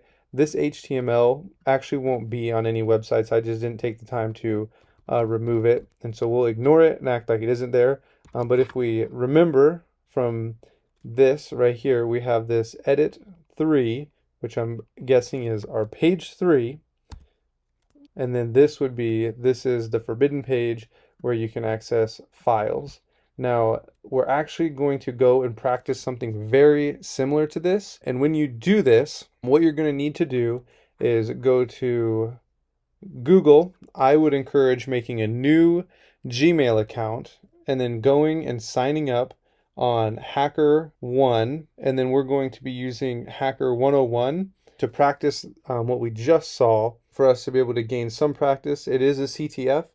Okay, we are going to set up our HackerOne account. You can actually come into Google and type in Hacker 101. This is going to be their capture the flag practice area, and you can actually click this, and what will happen for you, I've already logged in, but what will happen for you is it's going to say, it'll bring you to a login page. Once you reach the login page, you will have to go and create your own account with HackerOne. And once you create your account with HackerOne, you can navigate back to Google, type in Hacker 101, and then click on the Hacker CTF, and then it will bring you back to login. You will click the blue button, and then you will log in, and it will bring you to this page.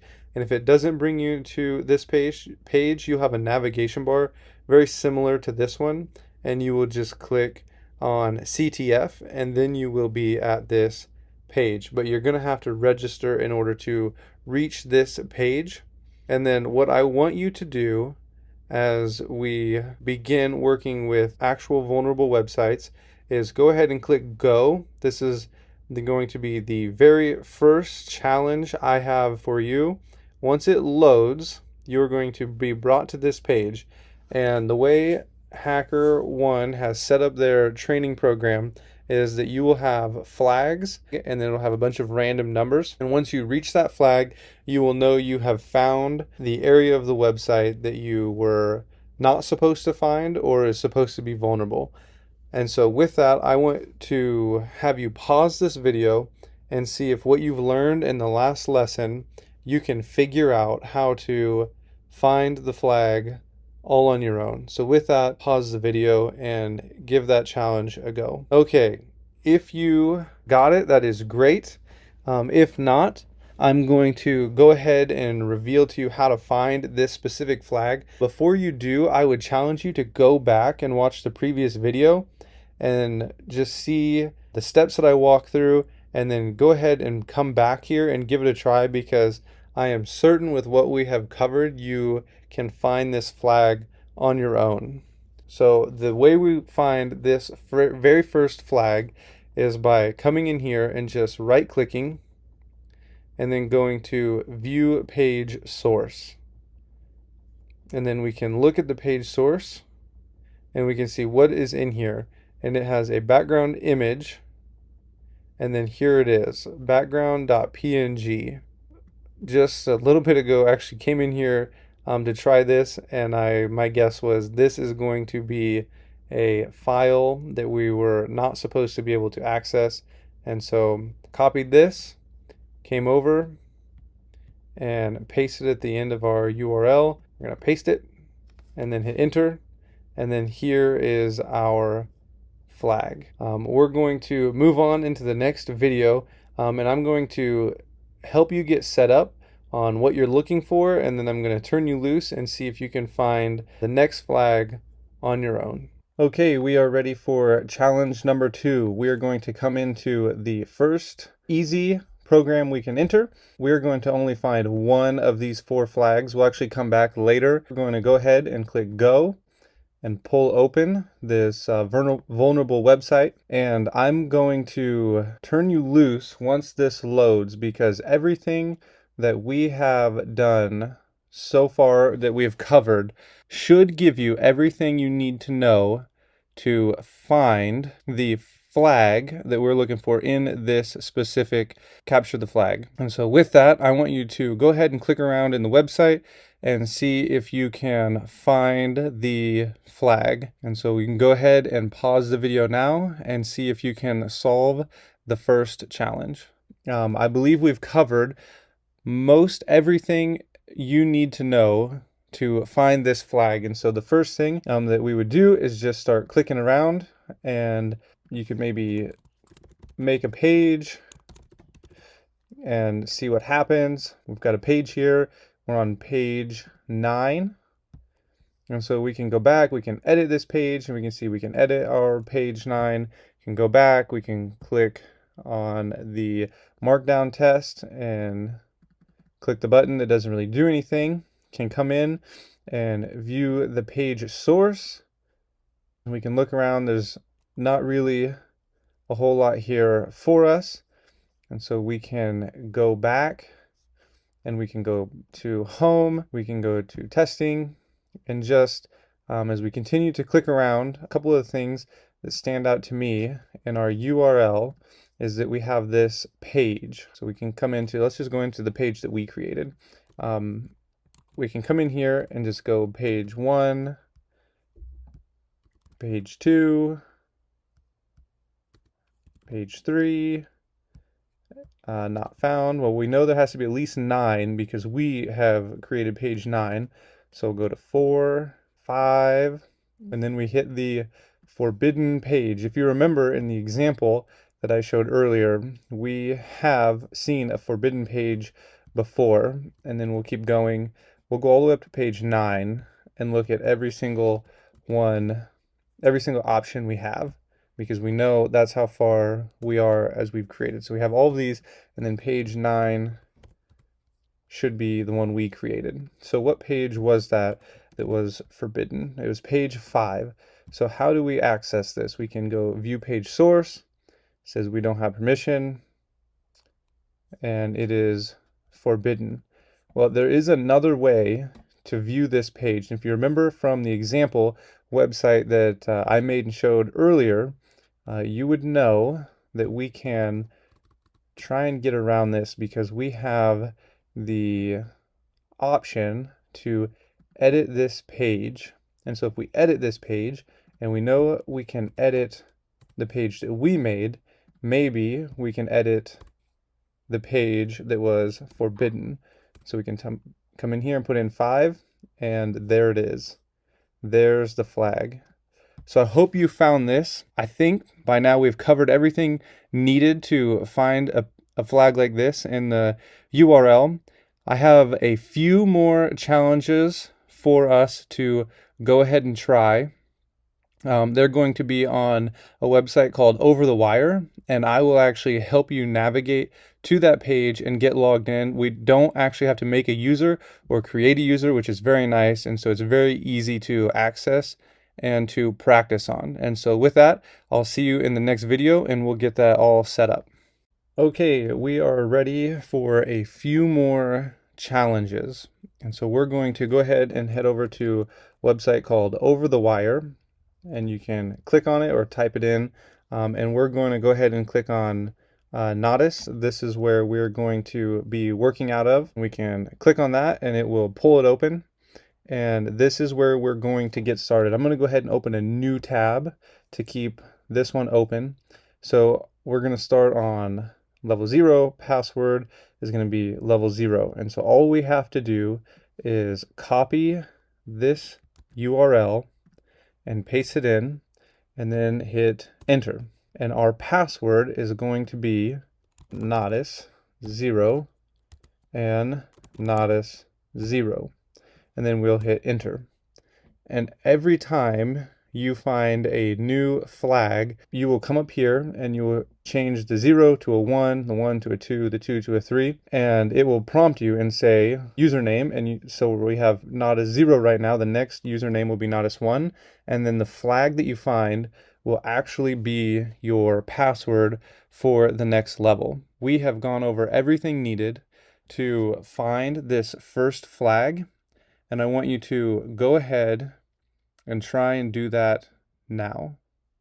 Okay, hopefully that went well for you and you were able to find the first flag. But before we get into that and get going too far, there's one thing I forgot to mention in the Recon portion of the course, something that we will use in Nodus and you will use later on in your bug bounty hunting career, is the robots.txt file. So you can have, the way we get to that is you just hit a / and then you hit robot.txt and then you hit enter, and it will take you to a page. This one doesn't have one set up, but it'll take you to a page that doesn't allow search engines to find. And so sometimes websites will have files that they're hosting online that they don't want Google displaying, and so they'll have a disallow or allow for Google and Bing and Yahoo and other search engines to go through and crawl their website, and it will go through that robots.txt file and will say do not allow Google or Bing or Yahoo to crawl through these files. And so it's always a good thing to check the robots.txt and roll through and see what's allowed and what's disallowed, and then visit those disallowed files and see what's in there, or those domains or directories that we find. And so with that, we'll go ahead and solve this challenge. And so I hope by now you know one of the first things we do is to go ahead and view the page source, or you can inspect the element. Either one works. I like to view the page source because it gives us a more complete view. And so one thing I want to mention about the Nodus levels is everything inside this head tag, which will be from here to here, doesn't have anything to do with the level. And so sometimes you'll see the password for the previous level up here, which the next one would be right here. This is our password for this challenge. And so I hope you found this, And next time, if you view the page source, this password will be right here. And just so you know, it's inside the head tag. And so it's not actually anything that's going to be relevant to us. And so here's the password for the next level. So you can go ahead and copy this. And the way we get to the next level, if you remember, is come up here, go to Nodus, change this to 1. It will prompt us for the username, which is going to be Nodus1, and then our password, which we just found in that flag, and we hit enter, and that takes us to the next level. And if you want to go ahead and try and solve this challenge, you can do that now. I'm going to stop this video and we will solve this challenge in the next lesson. And so this one says that we are not allowed to right click. It's been blocked. However, for me, if I go ahead and I use my keyboard to right click, if I hold down Control and hit the right click or click, then it works for me. And so my right click is available through using Control. And then I do the exact same thing. I go to View Page Source. And then once in here, you can look through our code, and then they've got it commented out. The password for Nodus2 is, and then here's our password. Now this may seem really easy, but you will actually find people who have put in these comments in the code of a username or a password or an API key, and they just have forgotten to delete it. So they'll put them in here while they're developing the site or while they're writing their code, and they need to remember their username, their passwords, other sensitive information, and you will actually come across it just being hard-coded right onto the site. And so that's why we check the code, and sometimes you will find you will really find something just like this, a username and a password. These seem very easy, but they're also very practical, and they're something you will come across pretty regularly. All right, this is an update. Since I originally made this video and was saying that developers will accidentally push usernames and passwords, I was working on the back end of a web app and I accidentally pushed my database username and password to the public GitHub page. So when I say this happens, I mean it. I have done it. I'm sure almost every single developer at some point has pushed something sensitive to GitHub, and it is something to watch out for. So there is my update. And so I guess I shouldn't say pretty regularly. You will come across them. Most people will have already reported these. This is why it's important to be one of the first ones on a site to pick a specific target and make sure you keep up to date what's coming out new on different domains and different subdomains as you continue to work through different programs and your bug bounty hunting. So we'll go ahead and copy this password. We'll come back to our main site. We'll type in Nodus2 and we will type in Nodus2 and paste our password. I'm going to not save this. And then here we are again. It says there's nothing on this page. That should give us a clue. Everything we need to know to solve this challenge, we have already covered previously. I think there's a little more to it that will cause us to need our critical thinking skills, but we have covered everything needed to solve this challenge. And so I'm going to go ahead and give this a go, and we'll go over the solution. Okay, how did that go? Hopefully you were able to solve this challenge. I'm actually going to show us a couple different ways that we could solve this challenge, just so that we have a more rounded understanding of how the URL works and how different files and different directories are included into domains. And so with that, I think by now you probably know what we're going to do. We're going to go ahead and right click. We're going to view the page source, and we see here's where it says there is nothing on this page. And so we can look through everything in the header, doesn't matter, isn't relevant to us. And so all that's left is this image. And then we have a link. And so what we can do is we can go ahead and copy this, and we're going to paste it into our URL. And so as we paste this, we can go ahead and hit enter and see where it takes us. And when I first solved this, I went and I checked to see if I could inspect the element to see if there was anything else on this page other than this picture, or maybe there was something inside of it that would help us. And when I was looking here at the URL, I noticed that this is a file or an image, and it's inside of a directory called files. Now, if you remember, we can actually go back directories, and you can actually just delete the pixel.png, and it will take you to the previous directory, and here it is. Or we can go back, and just another way to see this is you can do just like we learned in our home folder or in our Kali Linux terminal. You can have your slash, and you can go // and you can hit enter, and that will take us back one file or one directory. And so we've already viewed the pixel, and now we've been in the parent directory, but now we can see this users.txt. And so we can click this, and it'll take us into a new file. And here's usernames and passwords. And so you have Alice, Bob, Charlie, and then here's Nodis3. So this would be our username, and here is our password for the next challenge. And so we've seen all of this before. We have seen that we can find in our source code things that don't show up, or hidden files or hidden images. And so we've seen this before. So I hope that you would have copied this and have pasted it. And we've also seen what's called the directory traversal, going back or deleting and moving into different files and different directories. And so I hope that you were able to solve this challenge. And so we'll go ahead and get set up for the next challenge. Different ways to install OWASP Juice Shop, and you can watch the next 5 minutes of the video and see which one you think looks easier.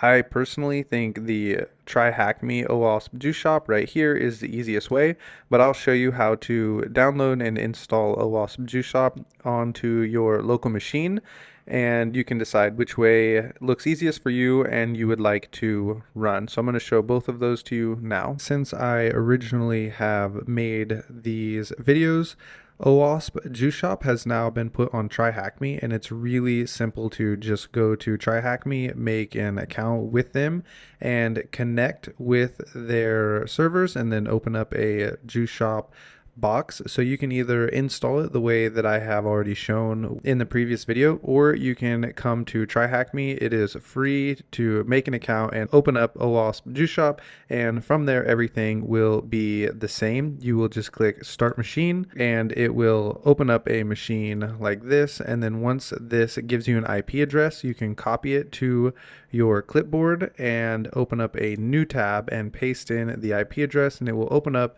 Juice Shop for you. Now I'll let this load, and I'm going to cut this, and then I'll show you how to open it up, and everything will look just the same. The way you're going to connect to the box is come up to Access Machine. You're going to click Open VPN, download right here, and it will download your VPN for you.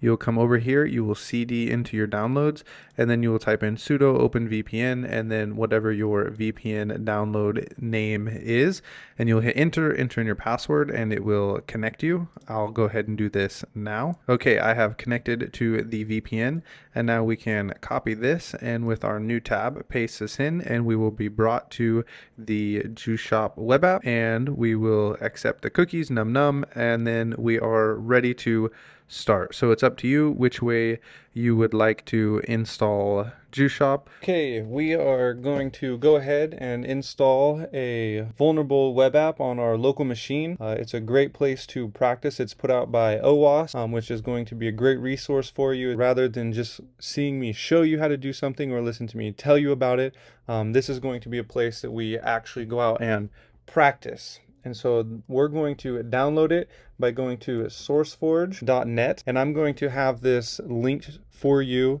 in the resources, and you can go ahead and click on that link, and hopefully I can get it to link directly to the download so that you don't have to navigate through any of this.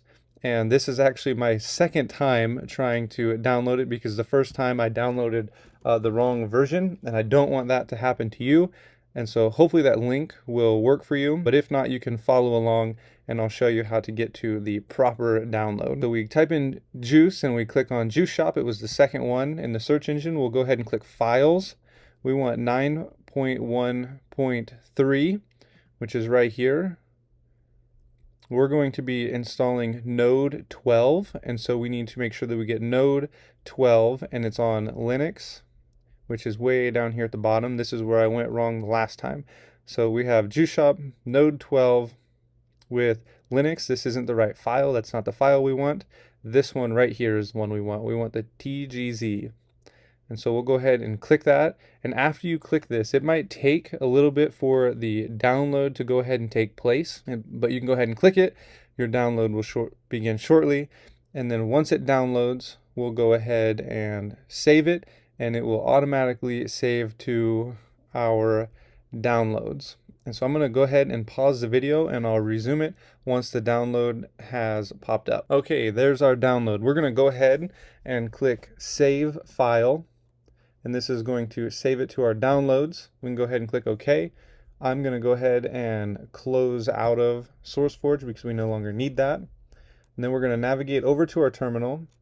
I am in the home directory, so I'm going to go ahead and cd into our downloads. I will ls, and then here's the file we just downloaded. We need to unzip it, so we're going to go ahead and type in tar, and then we will go -xvzf, and then Juice Shop. Yours isn't going to pop up like mine is because I already typed this in once. And then I'll tab to autocomplete, and this will go ahead and extract all of the content for us. And then once this is finished, you will need to install Node.js and then npm. So we'll go ahead and type in sudo apt get install, and first you'll go Node.js. I already installed it, so I'm not going to install it again, but you'd hit enter, and it'll say, are you sure you want to? You will put in Y, and then you will hit enter, and it will go ahead and finish the download for you. It might take up to a minute because there's a lot of files, especially in npm. And so we'll go ahead and second, you'll do sudo apt get install npm. You will hit enter. You will enter your password for the first one. You won't have to enter it for the second one. And that will go ahead and run and install npm. And then we're going to ls in our downloads, and we're going to change directories into Juice Shop. And so we'll cd into our Juice Shop folder. And every time you run OWASP Juice Shop and you want to open it up and you want to practice in this vulnerable web app, you will have to cd into your downloads and cd into Juice Shop, because when you spin up your server, it is going to spin up whatever content is inside the directory that you're inside of. And so now to start npm, we just type npm start, and that will go ahead and spin up our server for us. And it now says our server is listening on port 3000. And then we can come back to our search engine, and you can type, this is what we'll be typing in, just localhost 3000.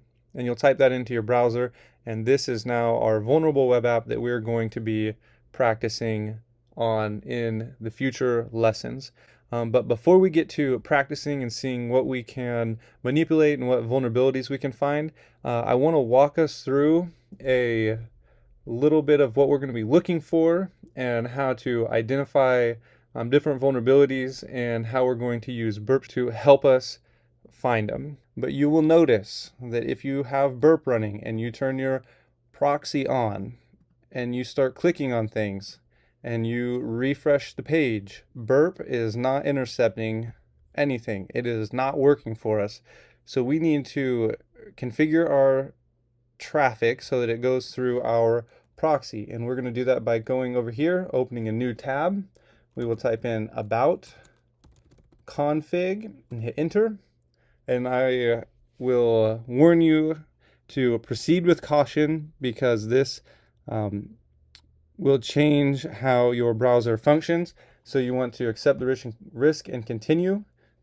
And we are going to type in network dot proxy, and this one right here, allow hijacking localhost. We'll click this, and we need it to change to true. And then we can go ahead and close out of this tab. And now if we refresh our page, you can see that our traffic is running through Burp and we are able to intercept the requests. Okay, in the next few videos, we're going to be going through a couple different PowerPoints. The reason for this is I think it's really helpful for us to have some kind of foundation before we begin looking at examples. I think by the time we get through the PowerPoints, you're going to be a little confused and probably still not know what exactly we're looking for or what's going on. But my hope is that with the PowerPoints and then just a couple of examples, you'll be able to start finding some of these bugs on your own.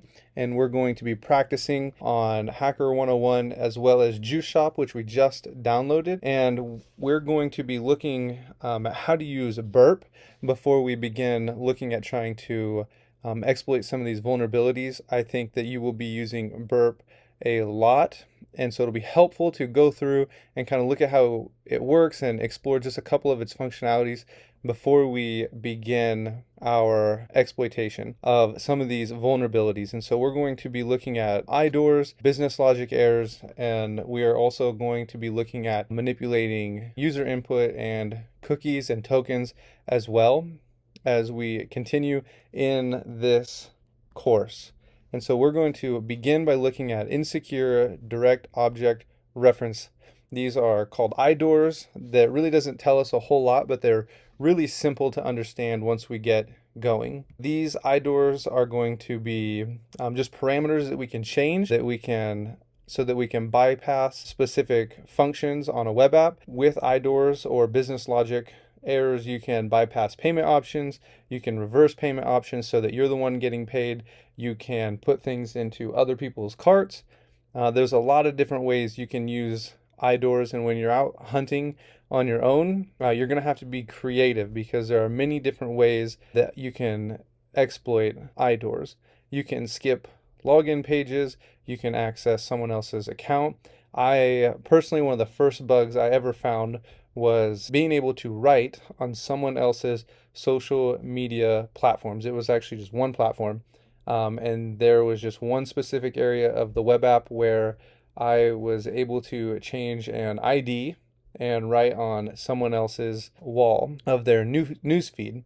And so that is an example of an IDOR. You can also leave feedback on someone else's under someone else's name. You can edit another person's blog or their post. And so these are just examples of IDORs and different ways that you are going to be able to find them. And IDORs and business logic errors are going to be the most common bugs out there, which is a great thing because it makes it easier for us to find them, and they are easy to find as well. And so these are something I think we should learn very well. And we are going to have a significant amount of time to practice these because there's actually a lot of different areas and ways to practice these, especially in Juice Shop, which we just downloaded. The best way to test for these, and I think the only way, is by creating 2 different accounts. It is always good to create 2 different accounts because you will have to test in real life against your own accounts. You cannot test on someone else's account. So you can't write actually on someone else's wall. This would be out of scope, or you can't leave feedback as a different user. These will always be out of scope. You don't want to ever mess with the functionality of the application or the people who use it. You will only use your own accounts to test against, and it also makes it easier to use your own account because you already have a second ID number that you can use on your attacker account. So you'll have an attacker account and a victim account that you will use. And so you don't want to test on someone else's account.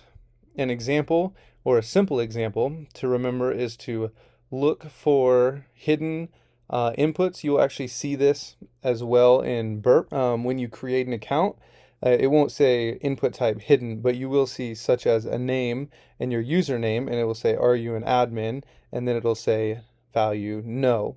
An easy way to show one of these errors is just to change this value to yes or true, and you will automatically have admin privileges. And we're actually going to be able to test this out in Juice Shop, something just like this. So you'll get to see this in action. And so we're always looking for parameters and things that we can change to get us somewhere that we should not be. One of the other places that you will find IDORs is in cookies. A lot of times cookies and tokens will host user information. So that's how websites will keep you authenticated. Not all of them, but some of them will be through cookies. And so you will have inside cookies, maybe you'll see something in your cookie like user ID and then a number. And you can change the number to something else to see if you can access that account. For example, if you had two accounts, you'd take the user ID of your victim account and you would replace it on your attacker account and see if you can access parts of that application that you shouldn't under another user. If you were getting malicious with this, you would change the value to 0 or 1 and see if you could gain admin privileges to the web app. And another way to test for this is to see if you can log in, save your cookies first or your tokens, and then log out, and then see if you can log in and delete your previous cookies or tokens and then repaste in your new ones and see if they have been terminated or ended. If they haven't, this would be a logic error, because when the session has ended, so should the cookies or tokens. And so you can see what to manipulate and where you can manipulate different things within cookies and tokens as well. These aren't specifically IDORs, but they're similar. They're similar enough that I think they can be included together. And so when we're testing, we're going to be using burp. This is going to be where we're at the most. Sometimes you will be able to see these in a URL. For example, if we have this example here, www.website.com, and let's say you have an invoice, you just purchased something, and it says your invoice number is 12.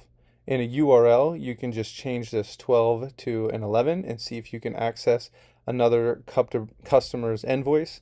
And if you could, this would be a sensitive information disclosure. It's something you shouldn't be able to access. And that would be a simple IDOR.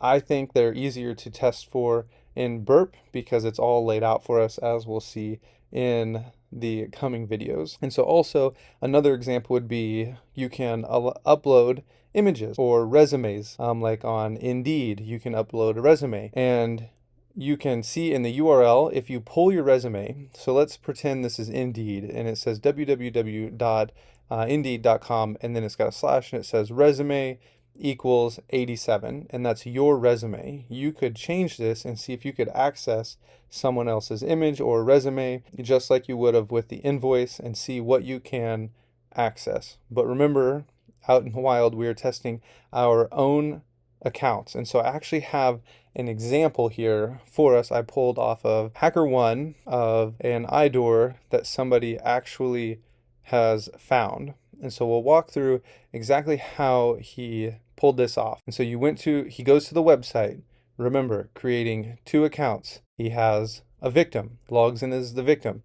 He creates a blog on the site. He saves it. And then what he ends up doing is going into the victim account or the attacker account, and he does the same thing, makes the blog. And then from there, he clicks the save button and then goes to the edit user profile and saves it, opens up burp. And then what happens is he can change the ID with the victim's ID. And this would be a clear IDOR accessing something that you shouldn't be able to. And we've seen things similar to this with the URLs earlier in changing URLs. And then he forwards the request to go to the victim's account and the website information.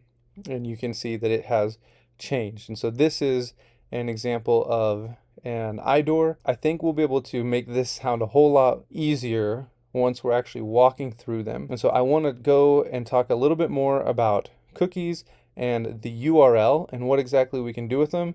Then we're going to look at how to use burp to find IDORs. And then I want to turn you loose and let you try and find an IDOR on your own. In this video, we're going to talk a little more about URLs and what we can do with them, cookies and tokens, and then we're going to look at something called CyberChef, and then we'll move into burp and exactly how it is going to help us in its functionality. But before we get there, I was talking with my wife and I just said, hey, I think I'm gonna have to warn that My PowerPoints are going to be full of errors because I actually made them just for bullet points for myself, and I was going to keep them on my second monitor, and then I realized I didn't have anything to show you, and I wasn't just going to have a blank screen. So if you're wondering how can somebody with a PhD have such poor quality PowerPoints, they were originally just my notes. And so I decided rather than sit here and comb through them and go back over it, I will just show you. This is basically what my notes look like when I take notes, and walk you through them just so we can have a better understanding of a few more exploits before we move into burp. So first, changing passwords. You will actually come across this in Juice Shop when we are practicing, and more as we get further into the course.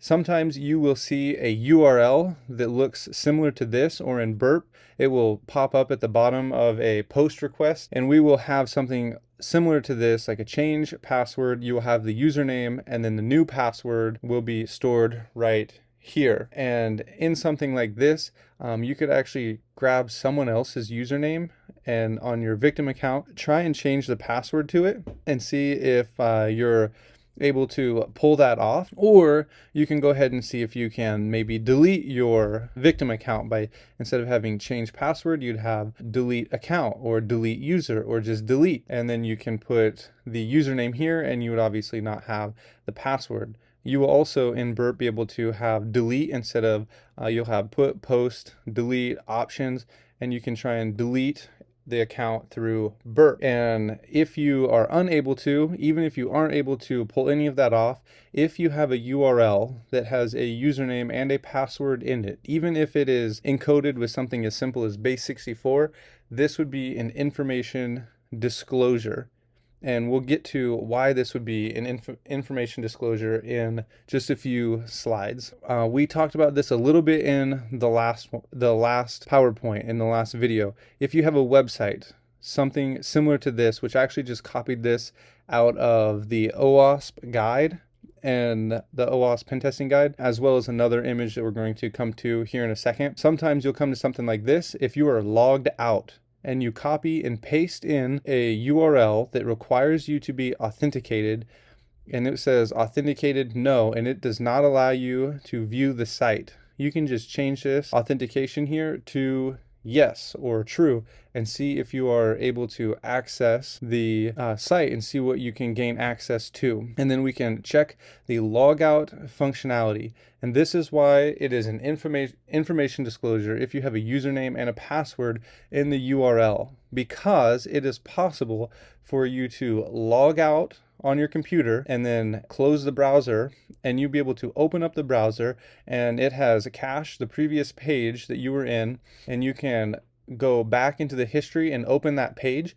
And if it opens, even if you're not able to go to any other links because you're not authenticated anymore, but if it opens that URL and your username and password is in there, it would be an information disclosure. Or if you log out and you don't close the browser, it's possible to hit the back arrow or the back button and go to the previous page and have the information there. And this can also be more than just information disclosure. If you're able to hit the back button after you've logged out and then browse the site again and it re-authenticate you. This is something that's listed in the OWASP guide. It's something that happens. It's not very common, but it's something to check for. And you might be thinking this isn't a very big deal, because that's what I originally thought. Okay, we are going to, in this video, go through some of the functionality of burp. And so I'm going to go ahead and have you navigate over to Hacker 101 and get into their CTF. And we're going to open up Postbook. And you can go ahead and click go and pull it open. And when you're there, the first page you'll come to will look like this. And so we'll go ahead and come over on burp. You can turn your intercept on and make sure that you are sending all of your traffic through your proxy by coming over here. We'll go to preferences, scroll down to setting, and make sure that you have manual proxy configuration. And then it looks like this. And once you have that done, you can click OK. And your proxy should now be set up to intercept your traffic. And just to give it a test, you can refresh the page and make sure that it pulls through here, and you can forward all of the requests we intercept, or you can just turn it back off and then turn it back on. But we are going to come in here and we are going to sign up. And so we'll go ahead and click sign up, and you can just see what's going on in here. We have our sign up.php. You can see it's pulling that from our URL. We have a GET request. We'll forward that, and we'll come back over here, and this is where you're going to make your username. And we can just type in test, and password can be test, and you can submit your query. And then in here you can see your username and your password. And if you wanted to actually try and mess with this and see what we can do with it, we would send it to repeater. So you just right click and click send to repeater. And over here, we can send this request as many times as we would like to. And so in here, we can change the username and click test1 and then send it. And we are getting a 302 in response. So let's go ahead and shut this off and see we have successfully signed up. And I think we actually created the test1 account as well. Yep, so we have made the test account and the test1 account. And while you're in repeater over here, you can see that this would be not a very secure way of submitting these things. You will actually come across this pretty regularly, even on large, very common websites. And you can see what you can do here. You can try and manipulate things and see just what you can do, and maybe type a GET request and change to a different URL and see what response you get over here. There's lots of things you can do. And in repeater, you can send this as many times as you want to the server, and really just try and figure out if you can get anywhere that you shouldn't be with this. And so we're going to go ahead and come back to our proxy, turn it on. Now we are going to just create a post. We'll go hello world, create post. We have a user ID of 5, and remember, every time we see ID, we should be thinking IDOR. What can we change? Where can we go? What can we get with this? And we have the body of the message over here. We have a cookie over here. You could bring this over to CyberChef and see if maybe there's anything in there. If you remember, we just go magic, and then we would paste it in, and you could see we didn't get anything out of our cookie. And so that's okay. We would come back here. We can send this to, it says we get a redirect. You can follow the redirect, and then come down here and see what your response is, and it says we need to sign in. So you have to be authenticated, so the cookie is necessary, something that we have to have in order to continue on for authentication purposes. But as you can see, this is kind of how I would just go about testing at the beginning. Just see what I can do with this ID, what I can do with burp with body, see where I can get, where I can go, see what responses come back. And with that, I think I've given you a pretty good clue here with this user ID. There is an IDOR in Postbook. I'm going to give you the challenge now to open up burp, come in, make an account or 2 accounts, and see if you can find the IDOR. Before we go ahead and solve this challenge, I want to introduce you into one more functionality inside burp that is going to be helpful in the future as you're doing bug bounty hunting, and that is the intruder. So right here in intruder, one of the things we could do with intruder is, as we come in here and we just refresh this page, we have this ID of 6. Let's say there are 1,000 different numbers in here. What you can do is send this to intruder, and it will actually go through these numbers for us. So you can come over here and you can go to position, and we will clear this, and you'll highlight this number 6. And what it does is it will go through every number we specify in here and replace that number 6, and then give us back the response. So we can come over to our payload, and we can go simple, we can do a simple list, and then we will put in just numbers. We'll do 1 through 10, so you just go 1, 2, 3, 4, 5, 6, 7, 8, 9, 10. And now we have just a simple list, and we have just the one position, and we're going to go ahead and run through these numbers. And so what you do is you click Start Attack and go OK, and it will automatically replace that for us. And then we can click on these and see what we have in the response. And you can come through and see if we have found anything in here. It says write a new post, my profile. It doesn't look like anything private. This is for my own eyes only. Number 2, and we see the same thing. And this one actually has someone put in actual content. And then you can go down to number 3, and you can see how this would make it easier. So you don't actually have to go through and do 1, 2, 3, 4 manually. You can, but you don't have to. And so what we would do if we wanted to get more malicious with this, as we're looking for an IDOR, we can come back into our proxy here, and you can turn it off, or you can use burp. I'm going to use the URL just because it's what we're used to, but I would encourage you to actually try this with burp. I'm going to show you how I would do it with the URL, and then you can actually come in here and see if you can run this exploit and find the flag with burp and without using the URL. And so what we do is the exact same thing. You can come in here and you can just go 1, and then somebody posted this.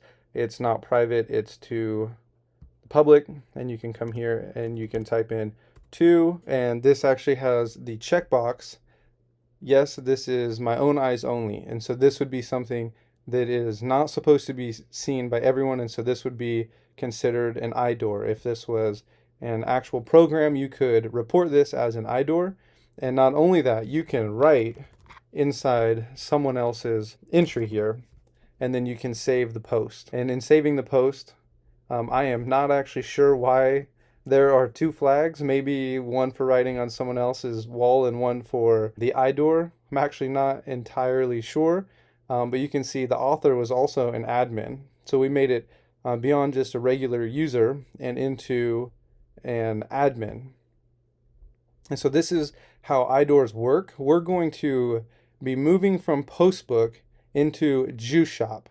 And the way I want to work through the Juice Shop vulnerabilities is by giving you just little hints, maybe telling you what part of the application there is a vulnerability, and then setting you free. And after you have spent a significant amount of time and you're starting to get frustrated or you want a clue, just continue watching the video, and I'm going to work through some of these vulnerabilities step by step.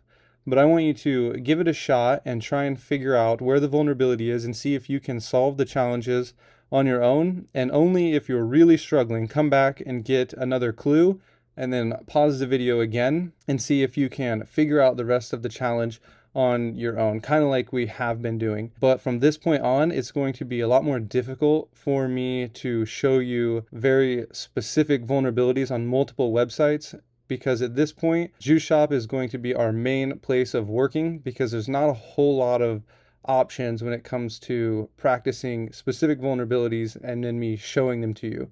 So I want to give you clues of where they might be located in the application, and then set you free to try and exploit them, and then only when necessary help you with another clue.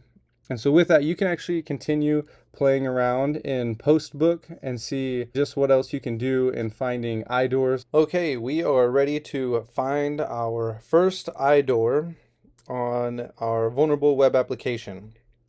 So you can come in here and try and find it on your own, or I can give you a tip on how to get started. If you want to try it completely on your own, you can go ahead and pause the video now, browse the application, intercept your traffic with burp, and see if you can find the IDOR. Your first tip is going to be, we'll find the IDOR in leaving customer feedback under someone else's user. So you can go ahead and try and find that now if you want, or keep playing the video for the next tip. Okay, the next tip is going to be creating an account. I already created one. I figured you didn't want to sit through me creating an account. So you can actually just come up here, click on the account setting, the account tab, go to login, create a login, and once you're logged in, try and find how you can leave feedback as someone else. We are going to go ahead and solve this challenge. If at any time you feel like we have gone far enough and you have enough clues, you can pause the video and try and solve it on your own from that point forward. But we're going to come over here to this menu. We are going to click customer feedback. Now, I want to give you another helpful tip. If math is not your strong suit, you can actually open up and inspect the element. You can come to network and then you can refresh this.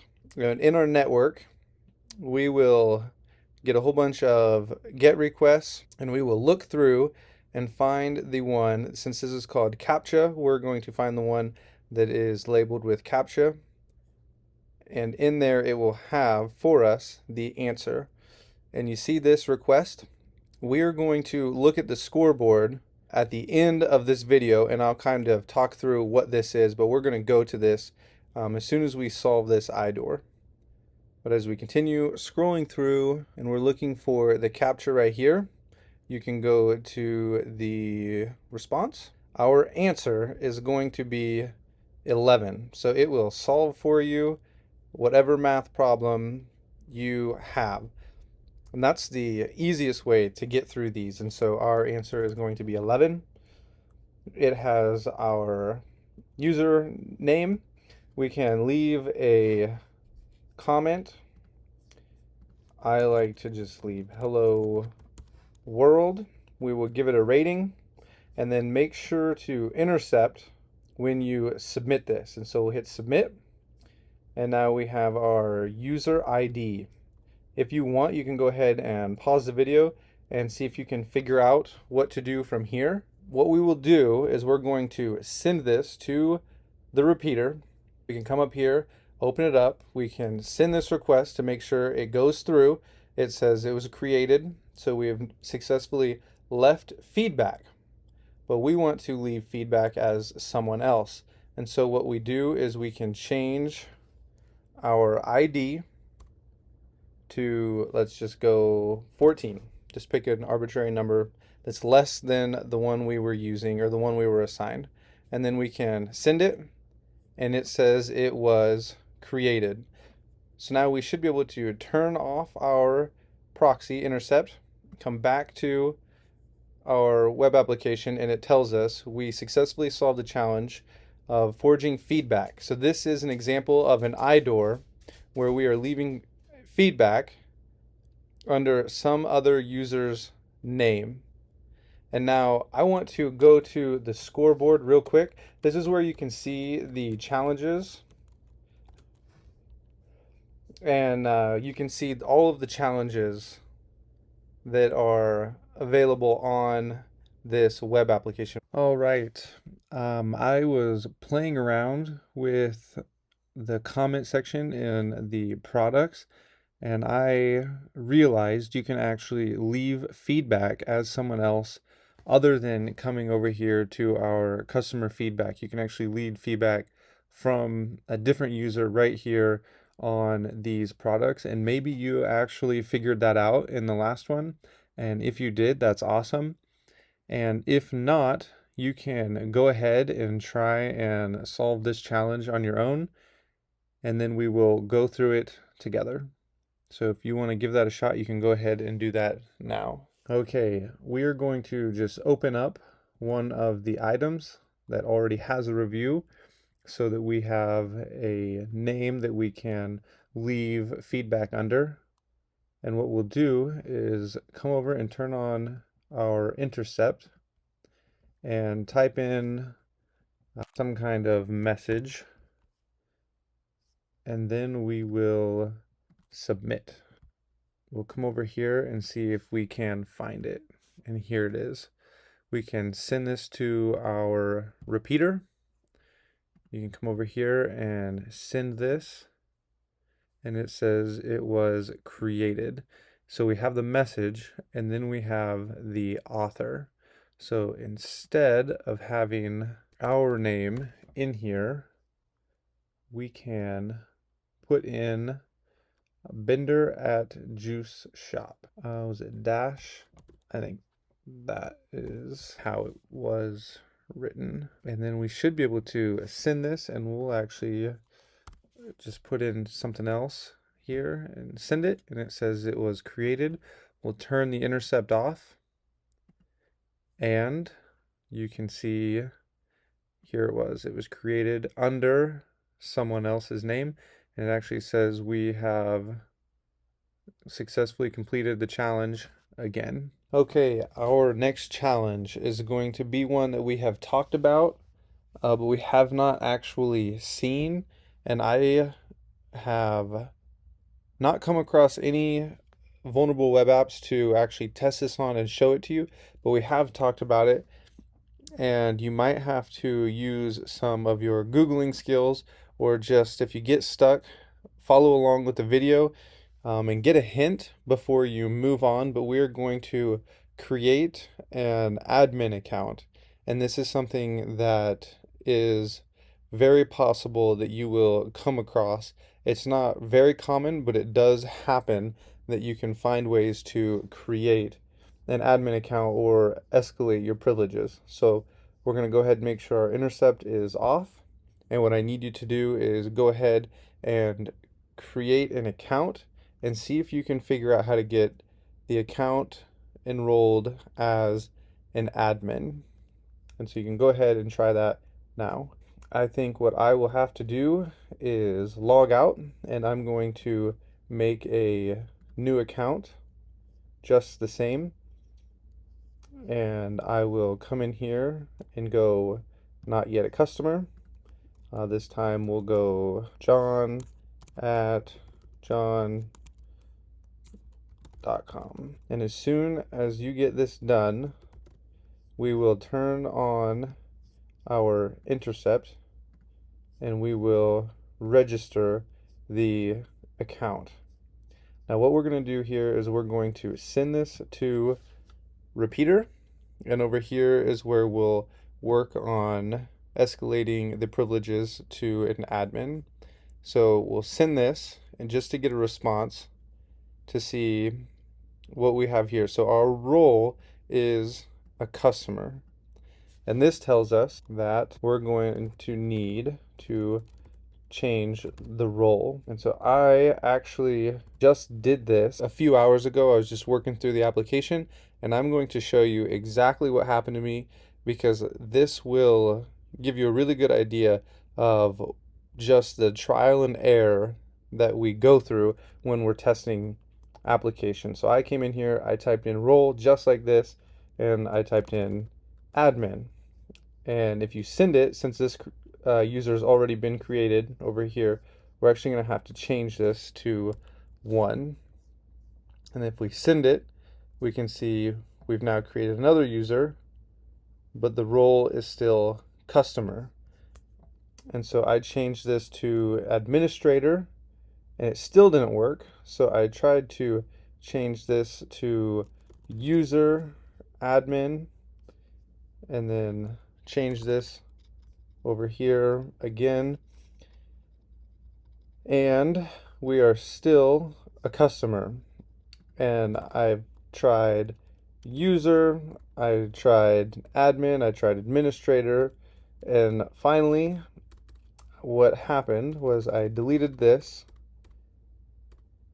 and I came up here and I tried to just move our input to see if that would make a difference. And I typed in admin, just the same as before, and that looks good. And we'll change this to a 3, and then we will send it. And now you can see our role is now admin. So we have created an admin user. So if you take this user with this password that you just made, you can log in and browse the Juice Shop application as an admin. And so you'll actually see things like this in the wild. They're uncommon.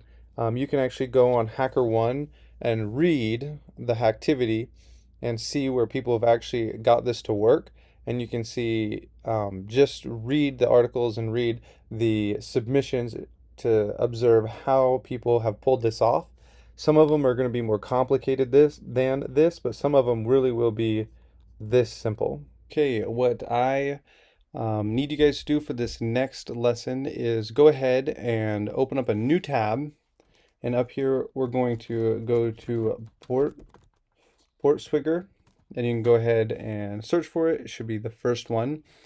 And we're going to open it up, and we're going to move over to the login button. I've already created an account. And so go ahead, click on login, create an account. We're going to need it, especially in the coming lesson. So go ahead, click the login button, make an account, and I'll see you once you're logged in. Okay, once you have reached your login page, go ahead and click on Academy, and then go to All Labs. And once this loads, we're going to go ahead and scroll down until you find Business Logic. And I believe it's pretty far down in all of these labs. And so scroll down to our business logic errors, vulnerabilities right here. And we're going to be working through these right here. And so let's continue going forward. So these actually say solve because I already made the videos for these, and I realized that I never actually explained how you guys should get here and get to these labs before I started filming these videos. So I'm going to edit the video, and these are going to turn into unsolved. Okay, we are going to look at a few business logic vulnerabilities. And so these are very similar to the IDORs that we have been looking at. And so we're going to go ahead and just start here with this one right at the top. So you can go ahead and click on it, and we can look and see what exactly they have for us. And it says that it doesn't validate user input, and we're to buy this lightweight jacket. So you can go ahead and open up the lab, and this is where it brings us. It said we needed to log in, so we will go ahead and do that. And it gave us the login credentials, so we'll log in. And now we are supposed to buy this jacket. So I guess we can go ahead and view the details and add it to the cart. Let's actually come in here, turn the intercept on. We'll add it to the cart, and it tells us our price right here. I don't know exactly how much we're allowed to spend, but I think we should be able to. Let's see if we can make this a negative number. And we'll go ahead and forward that, and then we'll just turn that off. And it did not add it to our cart. We have $100 to spend on this jacket, and this jacket is way over $100, $1,300. So we'll go ahead and see if we can turn the intercept on, add this to cart, and let's just change our price here and see if that works. Okay, we're allowed to add it to our cart. So we have no need to apply a coupon, and we should be able to place our order. And it says we have solved the challenge. So things like this and business logic errors, IDORs and business logic errors, they're going to be things that you have the opportunity to find. These are pretty common that you'll find these business logic vulnerabilities. They happen when developers get lazy or they're just not really paying attention to what they're doing.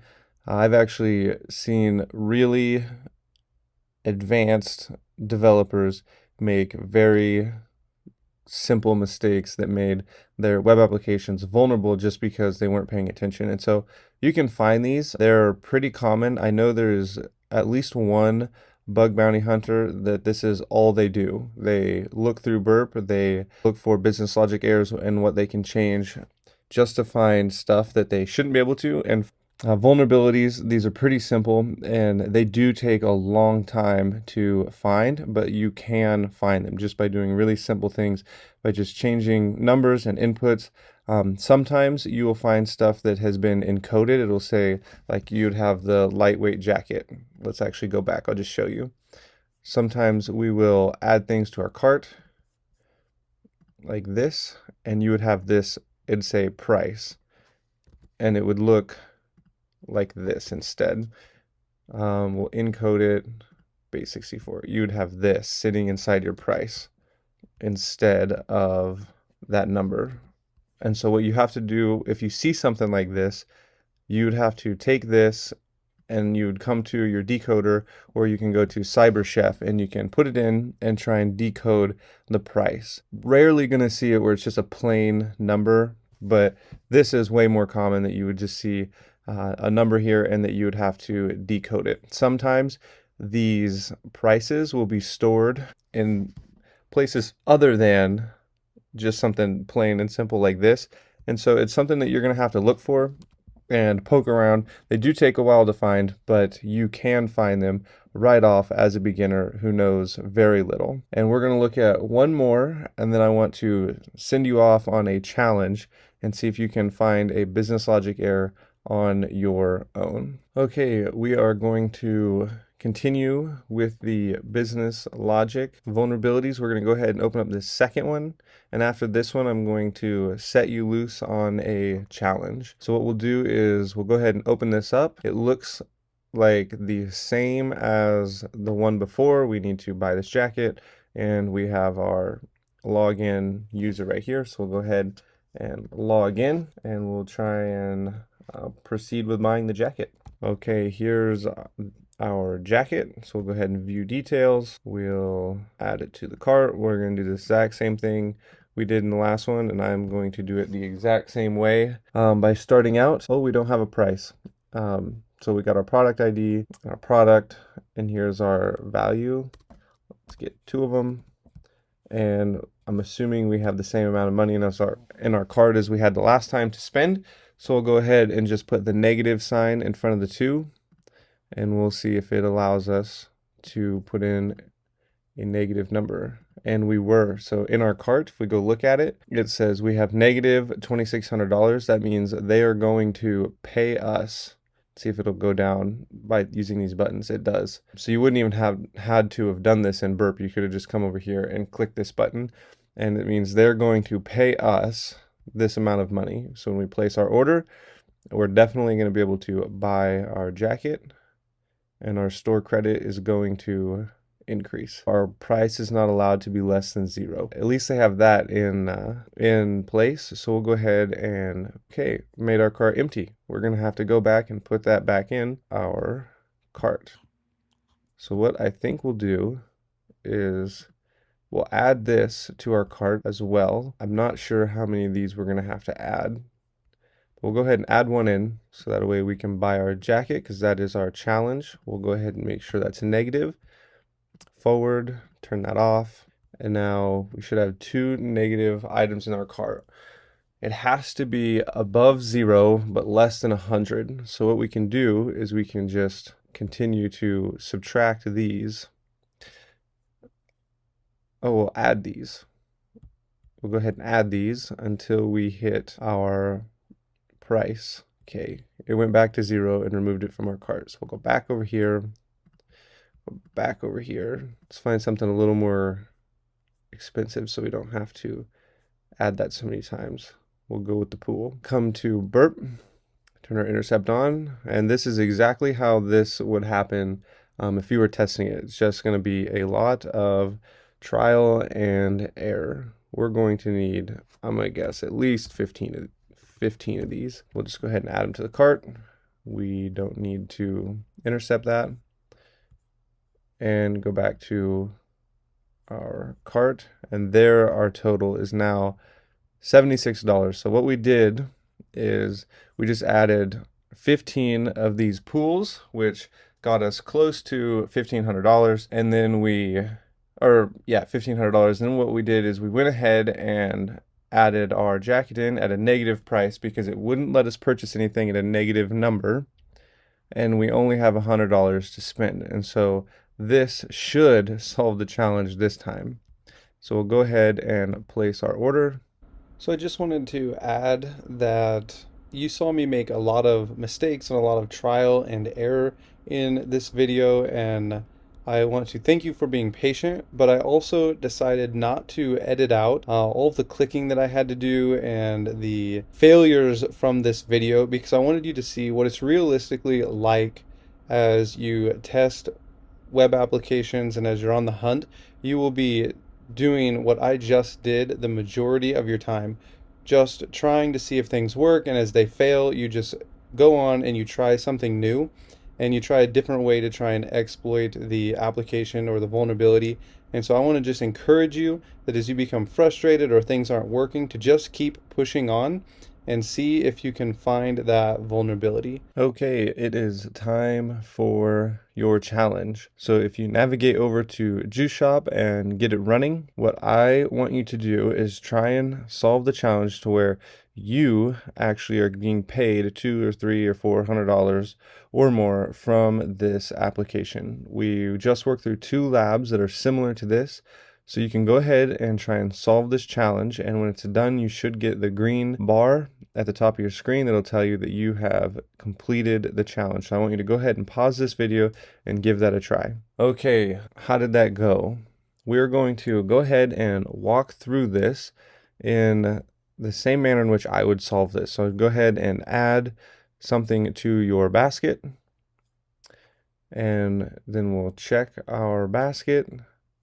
And then at this point, what I would do is I'd go ahead and turn the intercept on and walk through the whole checkout process and see if there's anywhere that I am able to modify,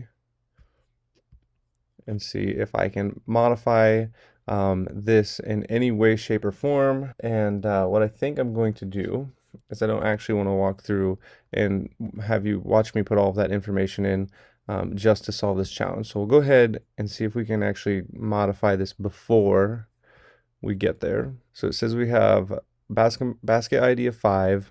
We're buying product number 4. Let's see if it will let us do what we did in the previous challenge and put in a negative amount. Let's try 99, turn the intercept off. It says we were able to add those to our basket, and they're going to pay us. That didn't work. Okay, they're going to pay us if we do that. So we'll go ahead and we'll try that again. $100 wasn't enough, so we'll come back to our products. We'll add to our basket. I forgot to turn burp on. We'll add this to our basket. We'll forward. Here's our quantity. I wonder if the rest of our content's at the end of this string. Well, we have our quantity, so what we'll do is we'll type in negative, and we'll do 200 this time. And we'll forward that and go to our basket, and that's more like it. We're going to get paid $400. In this video, we're going to check out one of the easiest bugs that I think you can find in Bug Bounty, and it is also, I believe, #1 in OWASP top 10, and that is the IDOR. And I was on Try Hack Me, and I was just looking through some new labs that I had never done before. Came across this IDOR lab. I have never done it. I have never read any of the labs, so let's go ahead and jump into it, and I'll show you just how easy IDORs really can be. So here we are. What is an IDOR? IDOR is an indirect object reference, which really doesn't tell us anything. Basically, I like to think of IDORs as like the matrix, where you have all of these different possible doors that you can go through, and you just start picking different doors to see what's behind them. And one of the ways we can see what an IDOR is, let's see if it gives us an example. It doesn't. So I'm guessing we're supposed to type in indirect. Oh, look right here. We can just copy this. Insecure. Oh, I think I said indirect. Insecure direct object reference right here. We can paste that in, submit it, and it tells us we're right. I want to see right here. This is a great example right here.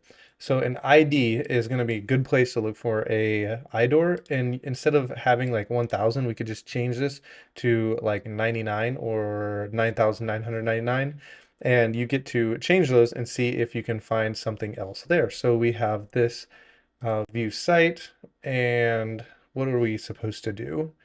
Imagine we have just signed up for an online service and you want to change your profile information. We click on it, we see this right here, and I'm guessing we need to change it to 1000. So here we are, we're clicking through here. We have this site, we have this 1234. I bet you that we're supposed to change this right here to 1000, and we have the IDOR. So I hope you saw how that worked. Let's see if that worked. So it was at 1234 right here, and sometimes the IDOR won't be passed through a parameter. Sometimes you'll see it like this with these slashes, or I wonder if we could send it as though it is a, no, we're not gonna be able to send it as though it's a parameter because we have this invoice over here. So let's go ahead and check out the next one. So we have AZ09 equals, and it's talking about encoding. So you have this base64. You're going to see base64 encoding. So sometimes if you see base64 inside of a URL or something like that, you can decode it and see what number it is, put in a new number, base64 encode it, and then paste it in the URL. I am guessing that is what we're doing. So you have this base64, and it's going to tell you what it is. That is exactly what it's telling us. We have this ID, we re-encode it, and then we can pass through the IDOR. What is a common type of encoding on websites? I'm going to guess that we're supposed to type in base64, and that is right. So let's check this one out. We have hashed IDs, and we have the number 123, and this right here is going to be MD5 sum, and it tells us we can put it into CrackStation. This is actually something, if you watch a lot of IPsec videos, he uses CrackStation quite a lot, and I'm guessing we're supposed to take this and put it inside CrackStation, and it's going to tell us that it is 123, and it does MD5 123. So we have this here. What is a common algorithm used for hashing IDs? So this is the base64 encoding, and it's looking for MD5 for the hashing. So we can just say MD5, submit, and we're gonna have down here, I think right here, we're gonna actually go to a website and do and actually exploit an IDOR, which will be a lot more practical. We'll just keep going through these for now. If an IDOR cannot be detected using the above methods, an excellent way is to use two accounts to swap between them. In a bug bounty program, you are gonna have to have two different accounts if you're testing for an IDOR. And what you would do is you would open up Burp right here, and you would send through each of your accounts, and you would capture the web request in your proxy, and then you would send it back and forth, and you would try to change your ID to the other account that you own's ID. You cannot test for IDOR unless you own two accounts. So in a bug bounty program in the real world, gonna have to have two accounts for that anyway. So it tells us we have to have two accounts. But if we find an IDOR in, say, like a Hack the Box or Try Hack Me, you always want to go to account number one. You're going to try to take over the admin account. So it tells us what is the minimum number of accounts you need is two. Where are IDORs located? And it tells us that there's no answer needed. We just need to read it. In this case right here, we're going to see right here in this parameter, sometimes you'll see it pass through like this, like we saw earlier, but it tells us we don't need an answer. So yeah, we'll go ahead and hit, we know the answer to that, and we'll go on to the practical IDOR. Now it might take a second for this machine to launch. See, it is launching. So once this launches, I'll unpause the video and we'll check out what this wants us to do. I'm actually going to read it so you don't have to watch me read it, and I'll bring you back. Okay, so this looks like it has went ahead and ran for us. We'll paste this in here, and it tells us that it wants us to create an account. I believe we need to create an account. We need to log in, and then we'll try and do this the way they have it imaged right here through inspecting the elements. And then we'll do it through Burp if it allows us to. So where is this right here? I believe we need to log in right here. So we need to sign up. We need to create an account. So we'll just give that as our name. Here's our email. We'll just make our email the password as well, and we can sign up. And now we are logged in here. And let's see. It told us it gave the image of inspect network. We need to refresh our page and see what we get back. Let's look through right here, these get requests. We have this ID 15, and it tells us over here that we can go to this this page right here, so we can copy that. But before we do, I want to see what happens if we send this through Burp. We get the customer names, and we hit this right here. This is what we would see, and we would just go ahead and send this to repeater. I would rather do things through Burp than through this, but this is the example that they gave, so we're going to go ahead and do this through Burp because I want to.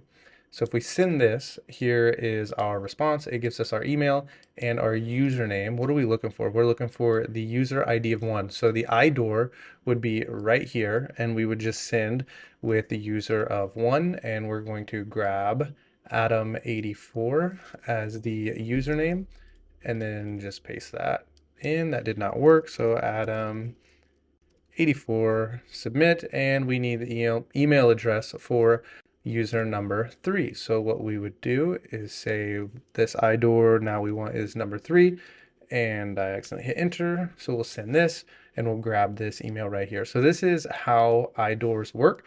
They are pretty simple to do. And IDORs are the most common bug. I believe they're number 1 on OS top 10. As soon as I finish this video, I'm actually going to go look it up because I might be wrong on that, but I'm pretty sure they're number 1. And I think HackerOne put out at the beginning of the year that IDORs were the number 1 most common vulnerability found on HackerOne bug bounty programs. So this is a very easy bug that you can start looking for right away. And another great thing about the IDOR is it is really common. I think it's the easiest to find, and it's the most common vulnerability out there on bug bounty programs. So with that, take this knowledge and have fun hunting for these in the wild. Thanks for watching. We're going to look at actually how SQL injection works with code that we have previously written on this channel.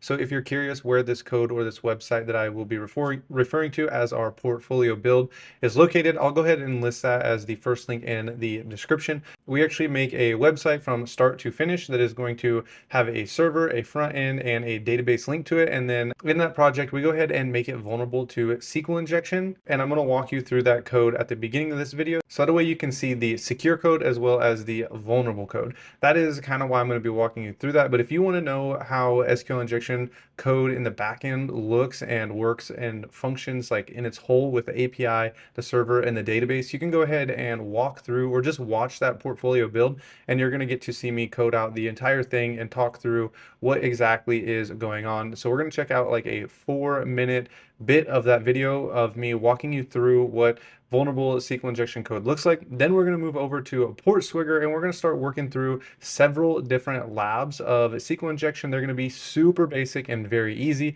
And then at the end, we're going to check out SQL map and how SQL map works and why it is such a great tool, and then how to actually grab the payload from SQL map and use it on your own and actually be able to exploit the server yourself with the payload that SQL map gives back, as well as dumping the database and finding the tables and the users and the passwords and all of that good stuff as well. So let's go ahead and jump into it. Okay, so right here is the code for our SQL database. These queries right here are what is going to be sending our information to the database. So here is our portfolio build, and if we click on our SQL injection over here, we're brought to our SQL injection page. We can create a user right here, so we'll make a new user just like this. We can submit our new user, and we can check out our database, and we can refresh it, and we have our new user right here. So if we come back over to our code, let's look and see what's happening. So we're taking in our input from our HTML. It gets passed over through the API, which I'm not going to show you because that's not the point of the video. And we have our query right here. So this is actually a secure input right here for SQL. So this is, you're not able to inject into this because we're taking our user and our password and we're sending those in right here inside these little variables right here that are not going to be able to break our query statement.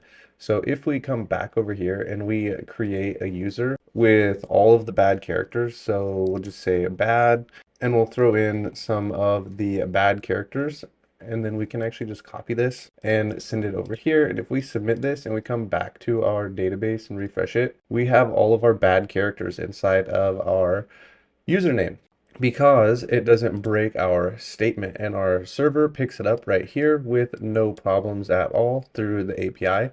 But on our vulnerable code right here, you can see we have these queries. So this rec body this rec.body.user is actually going to take the input that we put from this login, and it is going to put all of it right here in this statement and then send the statement. It doesn't just send over the variables. So if we come over here and we just add in a single quote, it will break for us our statement, and then we can inject into it.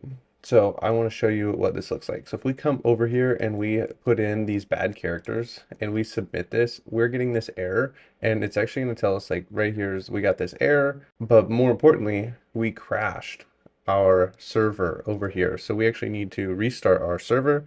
And when you see this error message or we crash our server, this is what you see when you're looking for SQL injection and you're putting in that SQL quote everywhere, is to see if you can break this statement and the server will send back a response. So we crashed our server. So if we were on a live program, we would know that this server is vulnerable to SQL injection. And in the case of a login right here, if we wanted to log in, we can just say anything. So we can just say bad characters like we did before. We can put in our single quote, and now we can put in or 1 equals 1, and then we'll close this off with our semicolon, and then we want our hashtag to comment out everything after our statement. Our password doesn't really matter, so you can put anything in, and it's going to tell us that we are logged in. And just to show you that this does work without the SQL statement, if we go ahead and submit this, it's going to tell us that we have the wrong username because it doesn't exist. So we're actually able to bypass this login function because we have insecure code in our login function, but we have this secure code for our create a user function. If we wanted to, we could actually write a statement that is very similar to this, where we pass in these variables right down here, and then our SQL injection would be fixed. So inside of a Node.js server, this is how you would write a SQL statement for secure code and insecure code, and it's going to look really similar no matter what the programming language is. And we can actually see over here our example of a database. This is this database server that I have linked up to the Node.js server. So now you have a really good visual of what's happening on the database server, what the database looks like, the code on the actual server running the web application, and then how it all works when you bring it all together inside of our portfolio build. At this point, we're going to be heading over to Portswigger, and if you want to just find the website really quickly, you can check the link in the description. And we're going to start with bypassing a login function. It's really simple and really easy, but it is something that you're going to run into, especially in the world of certifications and CTF. So let's go ahead and check this out. All right, there are a few more things I want to show you in bypassing a login function. So you can go ahead and open this up. I've opened it up over here, and when you read this, it tells you that we're going to log in as the administrator user, and I think this is too much help why this is the lowest level as apprentice. In the wild or in a CTF, you're not going to have this username, and you're going to need to figure it out on your own. So go ahead and open this lab, and I want to show you why I think you're going to need to try and figure things out on your own. When you're doing a CTF and we come over here and we say we want to log in, or maybe you're really testing a login function, and you come to the name and we put in a name here, and then we intercept the request and we say okay. One of the things that I think is going to be helpful for you is to not have that username, because if you come in here, sometimes you can just put in your single quote and then we can put in the 1 equals 1. You can type it out just like this and you can hit send, but we're going to go ahead and send this over to repeater because I want to show you that you can actually solve this lab this way. You could send this and it's going to say 1 equals 1, and it's just going to log you in as the first user in the database, which is going to be the administrator. And I forgot to put the dash dash, so we'll put that in there, and it's going to tell us not found. But if we go back over to the main page, it's going to follow the redirect and it's going to log us in, and it's going to tell us congratulations, you have solved the lab. But the way we're supposed to go about doing this is typing in an actual username. So there is going to be times when you need to just type in like admin dash dash. Okay, actually we don't need the admin right here. We actually need this over here, and it is administrator, which I have copy pasted to my clipboard, which looks like this. And then you can just have this quotation with a dash dash. And the reason this is going to work is because this is the true person or the true user that we're really trying to log into. And then we put the single quote here to close off the entire statement. And then we put in the double dash in order to comment everything out of it. Since this user is true and we're commenting out everything after it, this password doesn't matter. We can have anything in here because it's just being commented out, and the user that we're trying to log into is true. And because this specific CTF told us we need to log in as administrator, that means that if the user that we have is real, then we're going to be able to log in. So we should be able to just hit send, and it should tell us that I already used this session, so we actually need to grab a new request over here. You can actually see this work. See, our token's different, so we should be able to send this over to repeater. And now if we paste in administrator, put in our single quote and our dash dash to comment everything out after it, we should be able to send this, and it's going to tell us that we are able to log in. We can follow the redirect, follow, and okay, we are now logged in. So we can come over, turn the interceptor off.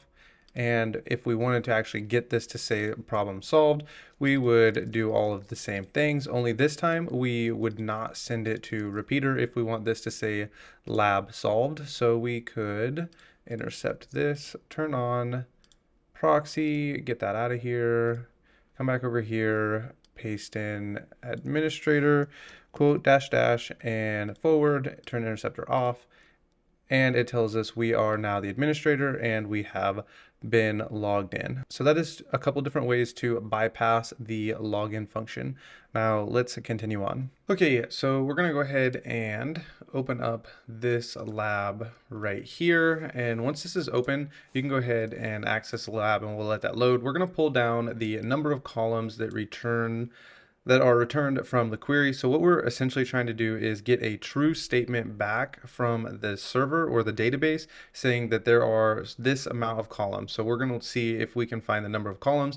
And remember, we're going to get an error unless the statement is true. So once we hit the right number of columns, it's going to send back to us a 200 OK, meaning that is the amount of columns in the database. So that's where we're headed with this specific lab. And I actually think we're going to need to intercept, and I think the SQL injection is going to be right here. So let's send this to repeater and check to make sure. Put in our single quote and send it. We get our internal server error. So this is going to be where the SQL injection exists. But before we check this out, I think it would be helpful to remind you what a SQL statement looks like. And so we'll just gedit a random file. And so you're going to need to remember, this is how the statements look. It's going to be something like select all, which the star is all from users, and this will be all caps, where username equals, and then we would have, if we were actually writing this, you can go back to that first video in this SQL injection section of the course, and you can go back and check this out. It's going to show you, like, there would be something that looks something like this, and we would have the username, which would be a variable that was passed in over from the client side through the API to the server and now to the database. And we're just going to inject right here, and we would just type in a single quote, and this was going to break the statement, and then we're going to write our own query right here, and then we're going to comment out everything after it. So that's kind of what the statement is going to look like. This should look familiar to you by now because I've shown you this before.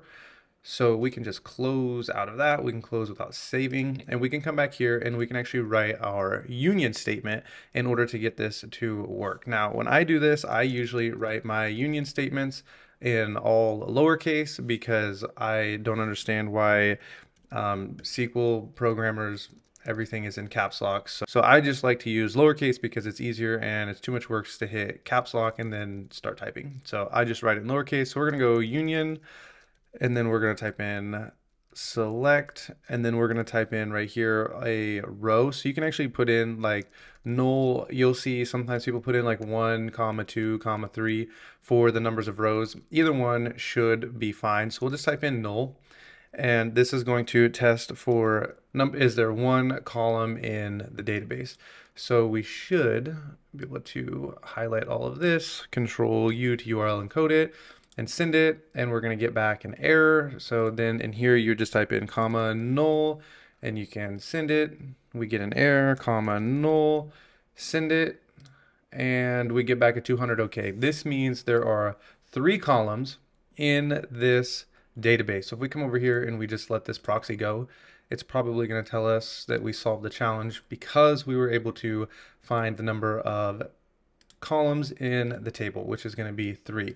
So let's just try this real quick to make sure this works. So we can go comma 1, comma 2, comma 3, and we should be able to send this, and we get an internal server error. So it is expecting a null or some kind of string right here. So it does not like integers being sent in. So it does want to see null. So in the future, we are going to be checking to see if we can pass in strings in here to see if we're able to pull down information. And so what I mean by passing in a string, if the database is going to let us make a statement or ask for information back, it'll let us put it in quotes, and we should be able to send it, and it'll give us a 200 OK, meaning we can insert into this column. So this is getting into a little bit too much depth for us at this point. So we'll go ahead and check out the next challenge and continue progressing forward. All right, we are going to be trying to solve this 4th lab right here.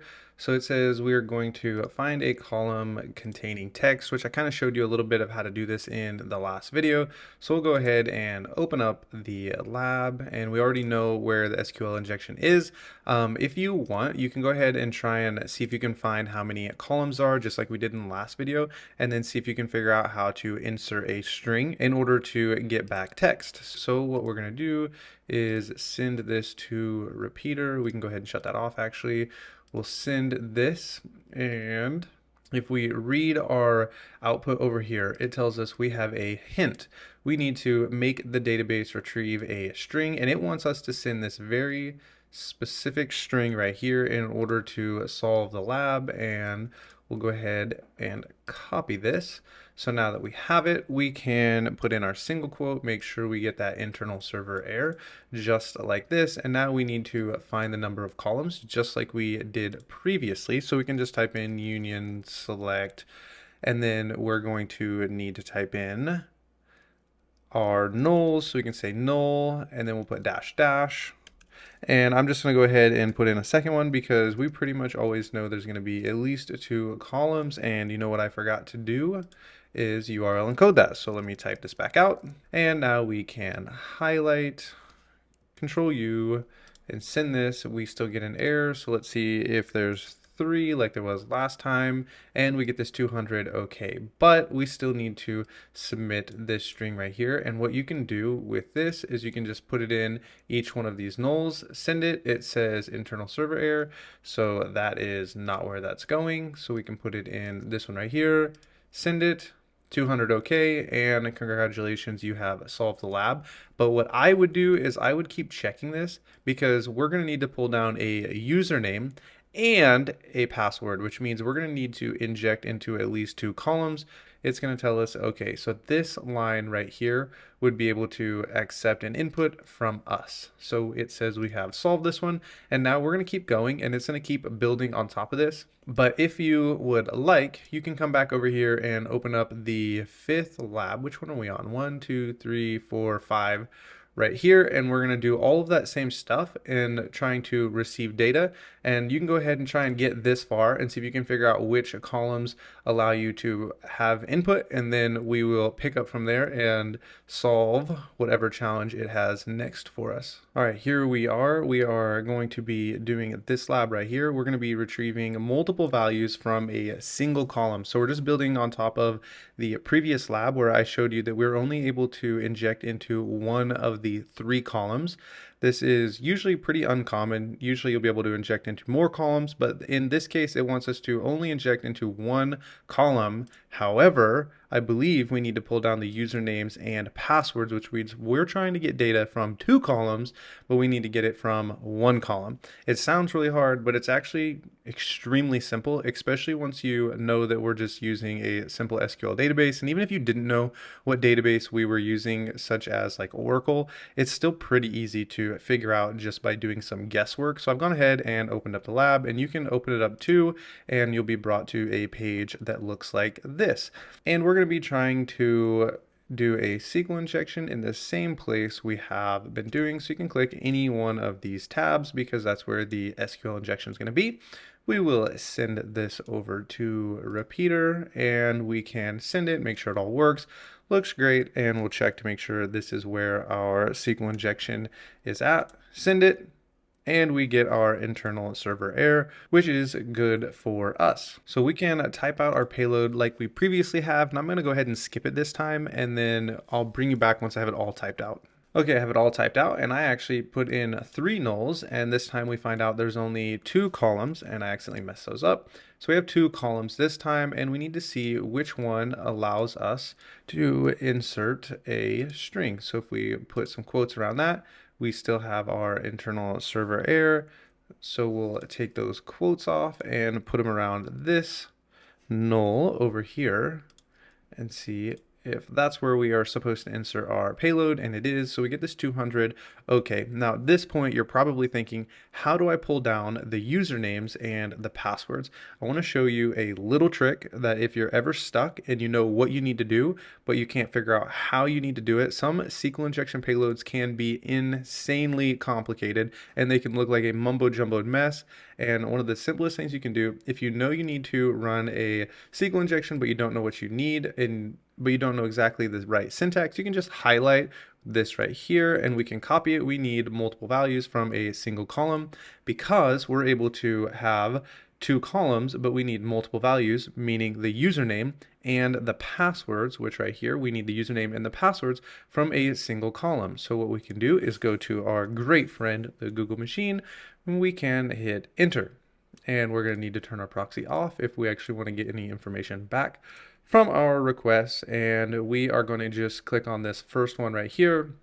You could even come down here. Stack Overflow is a great place to go if you're a programmer you're best friends with. Stack Overflow. So we can just scroll through here and it's going to tell us in Oracle, this little pipe quote dash pipe is going to be like an and for us. So it's going to say we want username and a password. So whether we're using Oracle or Microsoft or PostgreSQL or MySQL, it tells us what we're going to kind of need to do here. So we'll just go ahead and try the Oracle one first. If that doesn't work, we'll just work down the line. So what we can do is come back over here. I'm actually going to pull these apart so I can see exactly what this looks like because we're not allowed to copy that. So we can come back over to Repeater and we're just going to type in simply username, add in 2 pipes, and then our quote dash quote, and then our 2 pipes again. And we also want the passwords, and we want to grab this information from the users table. And I believe we're told that we want this from the users table right here. So we're going from, and then we're gonna put in the users table. So that is where I get the users table from right here, from users. So what we can do is highlight all of this. We can URL encode it. We can hope for the best and that we don't have any typos, and we can send it and we get a server error. So that means we have a typo or something went wrong for us. Let's actually try and delete these plus signs because I don't think we need these right here. Let's try and send this. Do we need a space in here? We do not. And I see my typo. We have passwords right here, and I am pretty sure that it told us we want just a password. So let's send this, and we get back an okay. Is there any information actually in here for us? And there is. See, we have a user and we have a password. We have a user and we have a password. So that is how you'd pull back a username and password, or you're trying to get multiple values from a single column in the world of SQL injection. So you just kind of know that if you can only inject into one place, then you're going to need to Google how do you solve the problem that faces you, which is what I really wanted to show you in this specific lab, because if you come down here and you actually click the solution, you can see that you have like this squiggly line right here, but in the payload we used, you just have a simple dash. You can have multiple ways to do something. So even if we come back over here and let's say we check out this one right here from Stack Overflow, I bet that it is going to tell us what we need to do. So you have the full statements here in the Stack Overflow. And let's see, there's some videos that'll tell us. I bet those are walkthroughs for this lab. We can come to the write-up, and I bet this is also for the lab. And it's going to have something in here for us. Let's see if they use a different payload. They do not. They use the same payload as what was given in the solution. Anyway, one of the best things you can do is if you know what you need to do and you don't know how to do it, is just Google the answer. So with that, we are going to move on into the lab right here. I forget which number we're on. It looks like this is number 7. So we're going to be working with Oracle, and I'm pretty sure this is going to be pretty easy as well, especially if we just Google what we're supposed to do.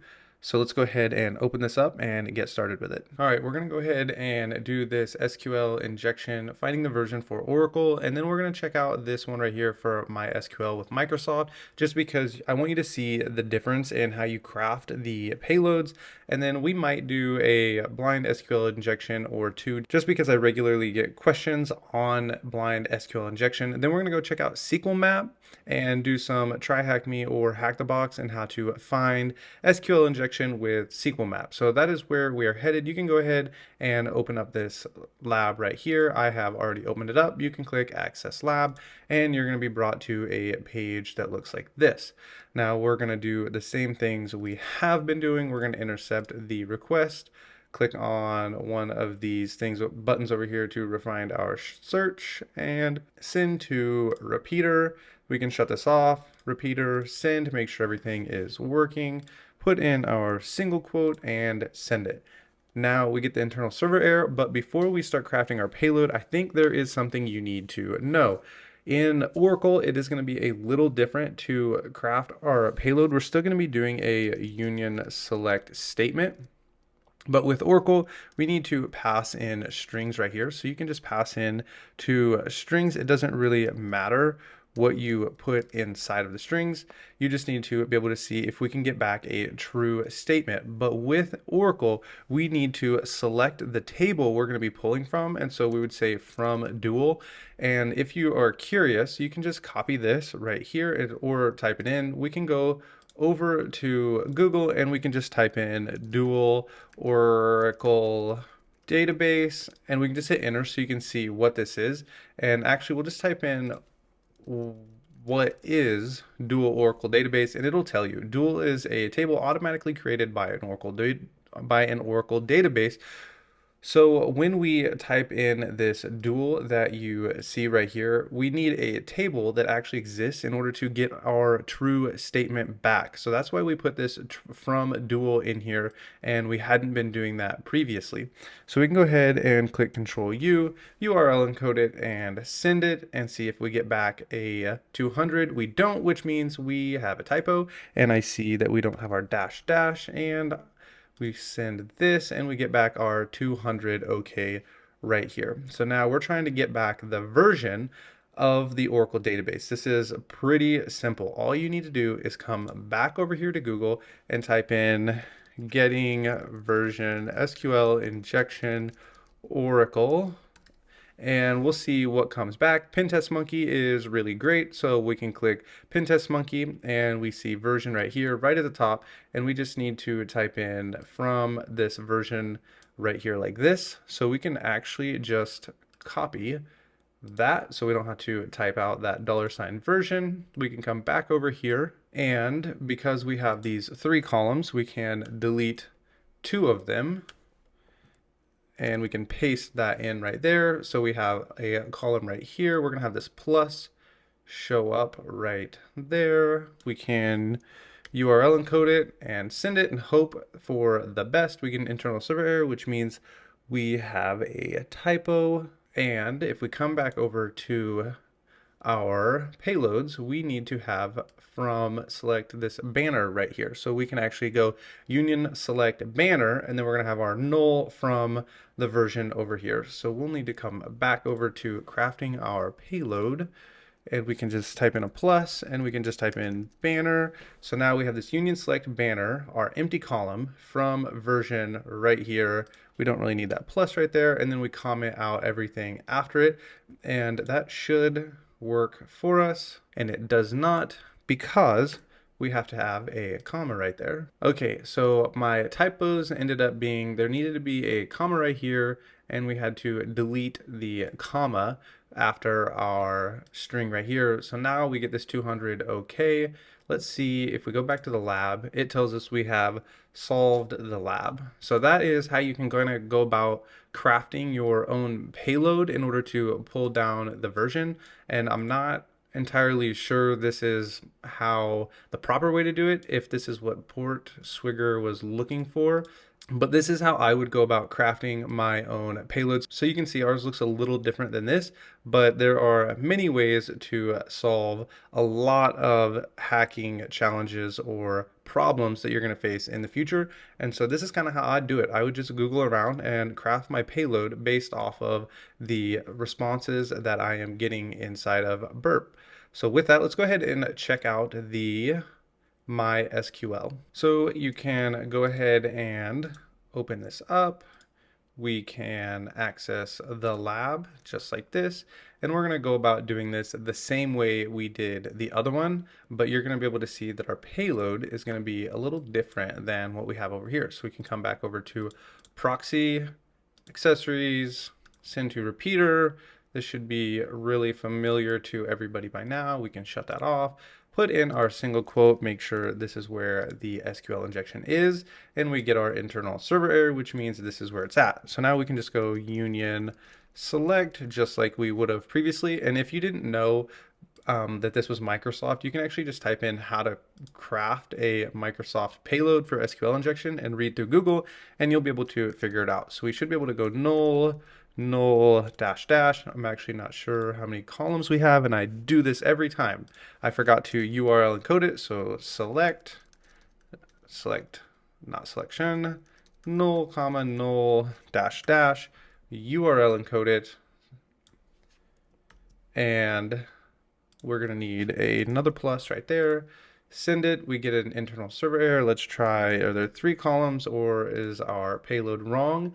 Looks like we need to modify our payload, and I actually believe Microsoft requires a hash like this at the end as a comment. So let's delete these now and send this, and we get a 200 okay, which means we need a hash inside of Microsoft SQL in order to comment out everything after our statement. So now we have these nulls, but one thing I wanted to show you inside of Microsoft as well is you should be able to pass in these integers where we couldn't previously pass these in. We had to have in null, and I think most MySQL databases will allow you to pass in integers. So we are able to pass these in right here. I don't believe we're able to use integers inside of Oracle, so you can kind of use that a little bit to try and figure out what is running on the back end of a server in the database. So we have this right here. Now to find the MySQL version, you can just copy this like we did before,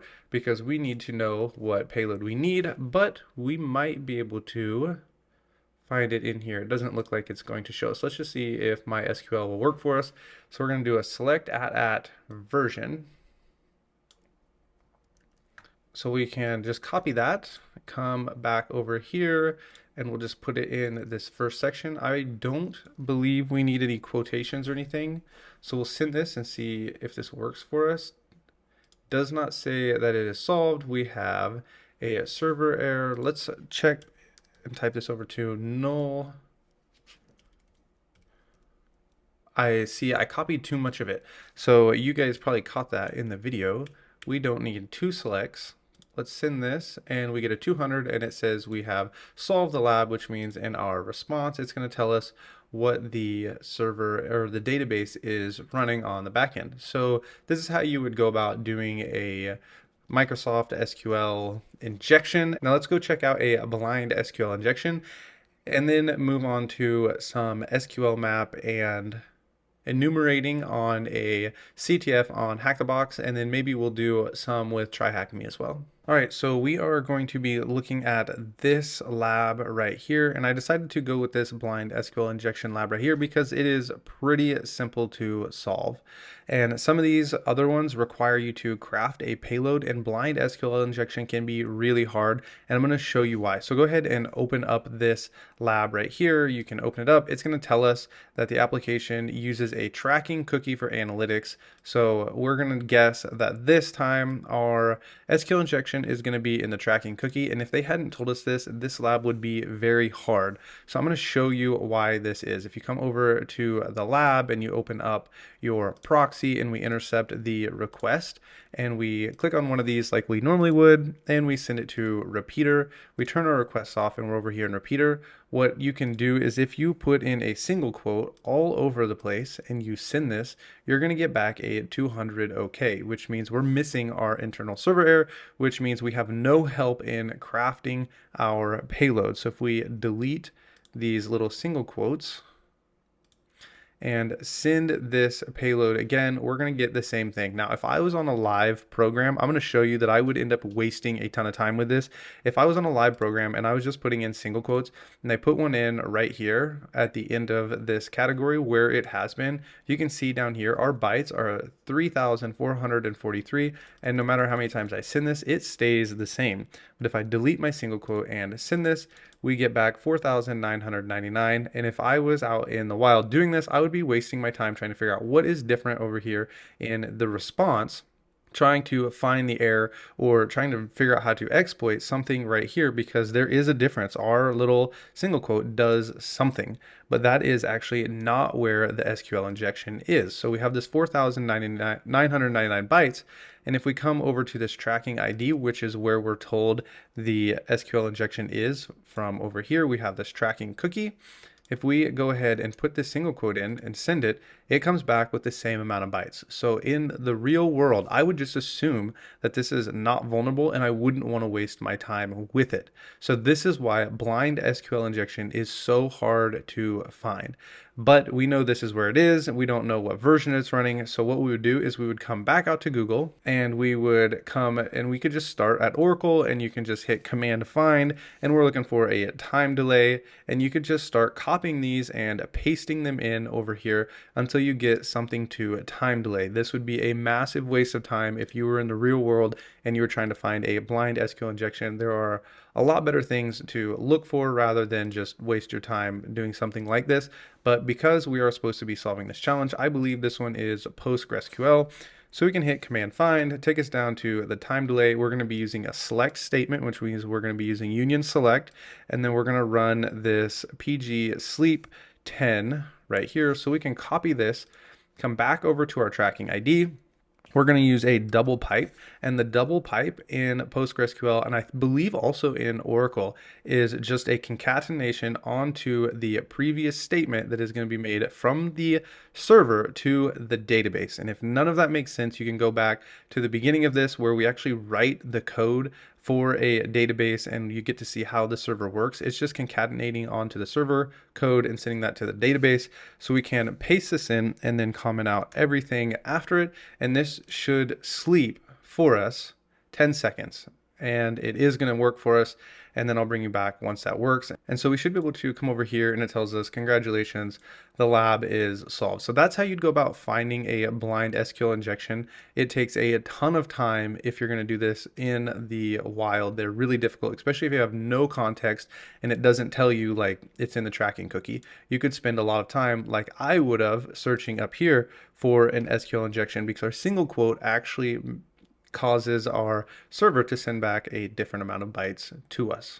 So that is blind SQL injection. Now let's go ahead and check out SQL map. Okay, so here we are on the box writer. I've gone ahead and typed in administrative right here rather than having you watch me fuzz for this. So at the beginning, this is going to look pretty simple, just like we normally look for SQL injection. We can just put in some random characters and then we can turn our intercept on and we can sign in.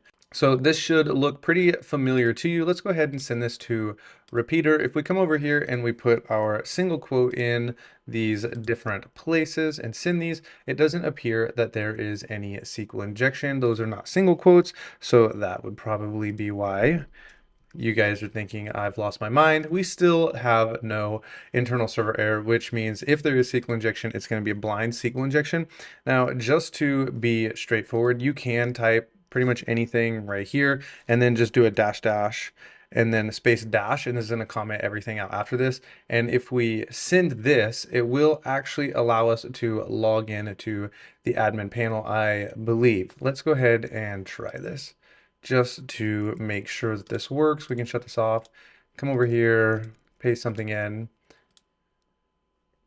and it does not work for us. So I bet if we do that same payload with admin in here, we already have seen something like this where I said you need to do the administrator earlier in a different lab, and it says welcome and we're in. So you could fuzz for a specific user right here inside of Burp. If we grabbed this in here and we just forward all that and we sign in, we could send this over to intruder and you could fuzz for the user right over here, and you were able to get this to work. Or you could just use something like SQL map. So what you can do is come in here and we can copy, where is it? Copy to file right here, and then we'll just save it into this SQL, this old file that I have, and we can save this. Yes, we're gonna go ahead and save it. And actually what we need to do is save this. We'll just save this like this, so that way you can actually see it completely run. So we can come in here, copy to file, overwrite this, again, save this to a file. Now I've already ran SQL map so that you don't have to wait for it to run, and we can actually take a look at how this SQL statement is going to work for us if we weren't able to bypass the login and we actually needed to pull down users or usernames in order to solve this specific CTF. We could come over here to our SQL map. We can scroll up and you can see the statement. This is just SQL map. It's going to automatically be installed on your Kali Linux machine. The request is going to be made to the file that we saved this into. So if we just cat out SQL like this, you can actually see the post request right here that we saved. So if we come up to the top, the -r is the request, the -- batch means that it's just going to automatically answer all of the questions for us. So if we scroll down and look at this, it tells us that we have a database, which is MySQL, and then it says here is the payload that it was able to use in order to see if this was actually injectable. So we can go ahead and copy this payload, and we can come back over here to our request in repeater. And just to show you, if we send this, it's going to tell us that we are not logged in. It's got incorrect credentials. And if we just copy this and we paste this and send this specific statement, I don't think we need to URL encode it. It should sleep for 5 seconds and it'll pop up down here in this little corner that we waited for 5,000 milliseconds, which is going to be 5 seconds. And you're going to be able to see, okay, this is, as the SQL map says, this is a blind, right here, time-based blind SQL injection. Now, when you look at this SQL statement, this would be really hard to figure out, like how many closing parentheses do we need and where these little quotes need to be. And SQL map does all this for us, and it's really simple and saves a ton of time. So this is why SQL map is such a handy tool, and you're going to want to know how to run it. So when you run SQL map and you need to see if there's just an SQL injection, this is probably right here the best way to run this and just see if it's injectable. Then if it is, I'm glad this is done running. We can run a -- batch with the DBS. You can see I accidentally ran it up here with a DB, but you're going to want it run it with the DBS, and this is going to pull down all of the databases for us, and it's going to spit it out nicely for us. So here's the payload it's using, and if we come down, it should tell us where the databases are.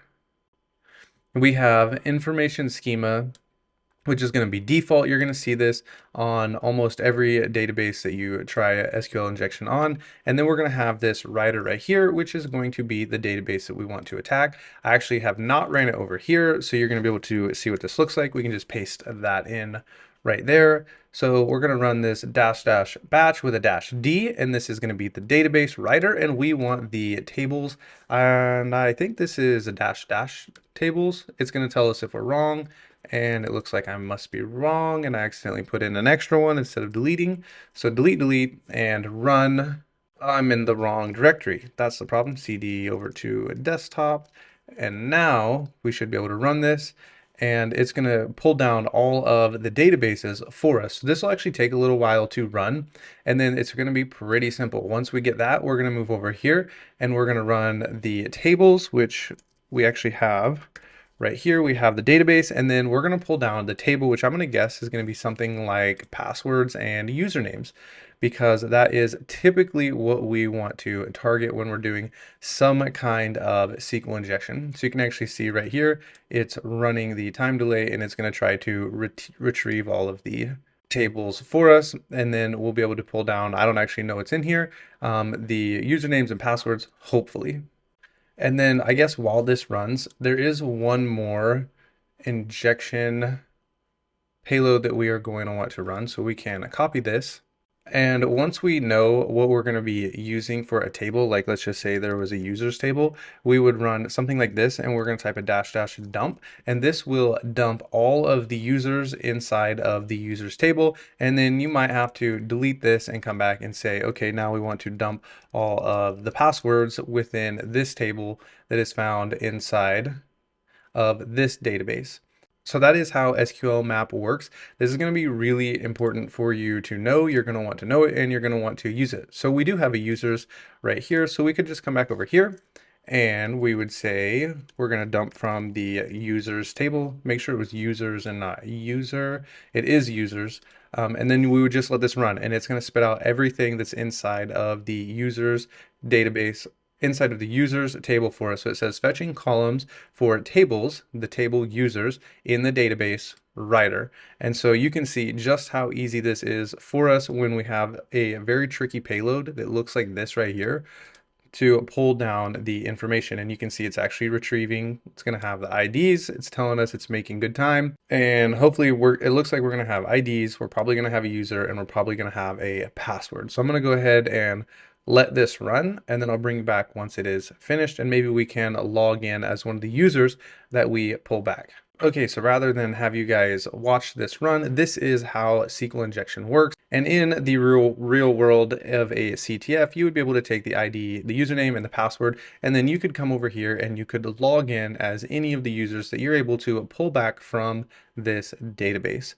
So thanks for watching, and let me know if you have any questions in the comments below. In this video, we're going to talk about how to pull down passwords from a SQL database, as well as authentication bypass. We're going to be using TryHackMe, and you can actually access Juice Shop for free on TryHackMe. That's what I'm going to be using. It is going to be a little bit buggy, but I'll show you how to get around that if you want to follow along. And it is completely free. You just have to make a TryHackMe account and then type in Juice Shop, and you'll be brought to a page that looks similar to this. You will have to download your VPN authentication, which you can do by just scrolling up here, clicking access room, and then download, and then connect through the VPN, and then go ahead and start your machine. I already have mine running and have pulled open OWASP Juice Shop. So the first thing I think we'll do is we'll just talk about bypassing the authentication, because it is probably the most simple. And then I'm going to show you how I found the SQL injection to actually pull down the database through this little search function by the login bypass authentication. So we'll go ahead, click account, and you can click login, and you're going to be brought to a basic login page. So we will want to turn our interceptor on. We'll type just anything in here. We need to come back over here. We'll hit login, and then we can come back over to Burp. We'll forward this, and then we're brought to this little post request right here. And so we're going to send this over to Repeater, and you can go ahead and send it, and it's going to tell you that it doesn't log in for you once it decides to load. and it tells us invalid email or password. And just for the sake of bypassing this authentication, making it actually look nice, this is being sent through as JSON right here, and that's why we have this right here. But we're actually going to send this through as x www dash form, and I think it is URL encoded. Let's just copy this right here and we'll paste that in, and it should tell us URL encoded. Yep, just like that. So URL encoded. And then in order to make this work, we will delete equals and delete these. And I'm just doing this so that you can see it will look a lot better, and it's actually easier to try and bypass or send data back and forth to the server and get responses if you use the URL encoded. It's just, I like it better. It's a lot easier in my opinion. So this is how you would go about setting that up. Now, if we send this, we should get invalid over here and it works for us. So we are now using this post request and we're using the URL encoded. Much easier than using the JSON down here, I think. So what we can do at this point is if you come back over here and you put in your single quote and you send this, we're going to get an error. So we get this little error right here, object. So if we come back to burp and we send our single quote, we're going to actually get to see what this looks like. Okay, so we get our error back. That actually took me quite a while to get this error, like at least 15 seconds. So we get this SQLite error right here, and you can just copy this, and we're going to need to use this a little bit later. So we can see the SQL statement, select all from users where email equals this and the password equals this over here. What we're able to do with this is actually take this statement. We're going to remember this SQLite error right here for later. But we have select all from users where the email equals whatever email right here, and password, which is what we just typed in right here. And this is MD5. So if you go and copy this and you take it to Hashcat or some kind of decryptor on the web, it'll actually tell you whatever password we typed in, which is right here. So what we can do, seeing this statement makes this really simple. What we can do is we can just comment out all of this after our statement. So you can come over here and you can just type in, leave our single quote. We could type in or 1 equals 1, and then we'd run our dash, and we actually need a plus right here for our space to make this URL encoded. And now if we send this, we're going to get an authentication that we are logged in right here as the admin. If we come back here, it just asks for the email and then that's it. So what you can actually do with this SQL injection is come back to the main page and just look for a user right here, like this Bender at Juice Shop, and we could copy this and we can actually just paste this in right here and then run the dash and bypass the login this way, and we're going to be able to log in. Okay, and this is what I get for not actually testing these out before I record the video.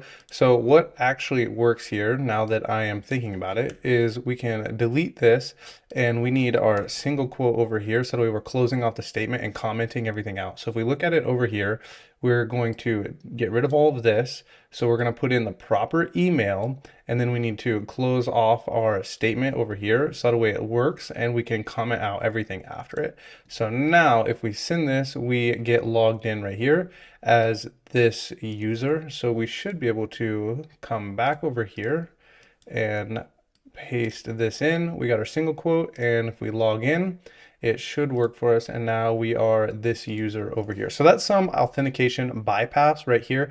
But now we're actually going to try and pull down some users. We'll pull down all the users and all the passwords for everybody who's ever used this website right here. So let's go ahead and check this out. The way you would go about this if you installed Juice Shop locally on your machine is to come up to the search bar and you can just type in like banana, and we would catch this in our proxy. Here, we'd come back over here and we would just hit enter and we would forward. I accidentally forwarded too far. So we'll just go ahead and turn that off and turn this back on. And put in an S, and we got this right here. So we have this verified local XSS challenge. Now the reason this is not actually pulling down the page that we need is because it's trying to see if we're completing the XSS challenge, which obviously we're not. So we can forward all of this, and we're not actually ever going to see our GET request that we are trying to make to the server. So we can just hit continue all day long.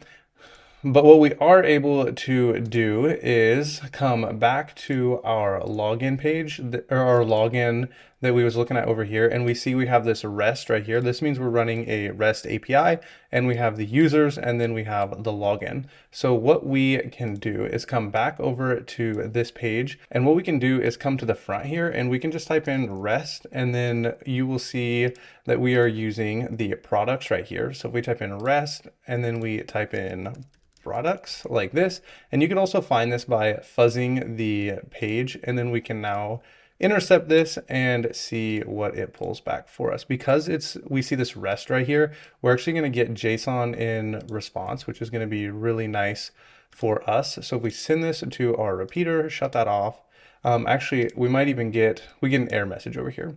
So if we come back over here and we send this, we get this internal server error, which means we're causing a problem. And we should be able to add a slash in there. And now we get a success just like this. So now we know that this is an endpoint right here, and we can put in our single quote at the end of bananas, and we're going to cause that internal server error right here. And if we actually come back to the web page over here and we type this out the right way, and we hit this / and hit enter, we are brought back to this JSON response right here. So we can actually, let's see if we delete this and hit enter, we get back a full list of all of the products in the server. So if we look at this, we can count these and we can go 1, 2, 3, 4, 5, 6, 7, 8, 9. Now we know there are going to be 9 columns within the database that we are pulling back from.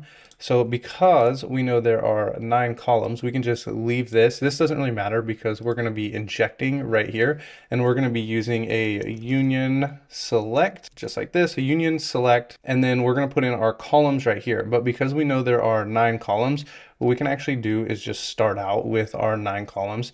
If you, in the wild, you're probably not going to get something back here that's going to tell you there are 9 columns that you need to inject into. But because we're able to count these, we know that there are 9 columns. So what I'm going to do is I'm just going to fast forward me going ahead and typing out 9 columns. Okay, that should be 9 right there. And what we can do at this point is we're going to say from, and we actually should be able to send this and cause an error. We get a bad request. But if we come back over here, we have this SQLite error that I told you was going to be important. We can copy this, come back to Google, paste it in, and see what we are brought to. So let's go ahead and click this schema table, and that actually tells us what we have right here. There are 3 table names, and we're just going to go with the first default table name, and then we'll come back to burp, and we can say from, and we want that SQL master right here, this schema. So now what we are going to do is actually we'll add our dash dash, and then we'll highlight all of this and hit Control U for URL encoding. That looks all right. And if everything was done right, this would actually tell us that we don't have an internal error. So I have a typo somewhere. I'm going to look for it, and then I'll let you know where it was. So the problem actually now is that I'm looking at this is going to be right here. We have to close off the SQL statement that comes before what we're trying to inject into. So we should be able to add these 2 parentheses and see if this works. Cross our fingers, and it does. And we have back all 9 columns. And we should be able to, at this point, come back up here, and we're going to look at the SQL right here. So we're going to look at the SQL tables, and we're going to be able to tell that, let's see, there is a table name with, let's see if we can find, there's users right here. The table name users is now the one that we want to look at. So instead of using the SQL, what was it, the SQLite master, we're going to use the users. So we could use users and come back up here, and from the user table, we want the email and the password. So we should be able to send this, and it should work for us. And now we get the ID and the name, and we're going to be able to get, this is the MD5 password right here for all of the accounts. All right, and that brings us to the end of our SQL injection crash course. If you have any short courses that you would like me to make in the future, please let me know down in the comments below, and let me know if there are any questions you have specifically over SQL injection, and I can try to answer those either down in the comments or make a separate video for those. Thanks for watching. Okay, we are ready to start directory traversal. We have talked about this just a little bit earlier when we talked about navigating through files, and we talked about going through files such as this. So we would cd into the desktop and it changes us. We change into that directory. And so we're able to go between directories and go into different files. And the way we go backward, if you remember, if I wanted to go back to my home, I would just go back one directory and that takes me back. A good way to practice this, and maybe you've done this earlier, is to open up your home folder and just up here in your little search bar, you can practice going backwards or you can practice going forwards. And so we would just be going forwards like this, and then we can go forward again and we can go into our desktop.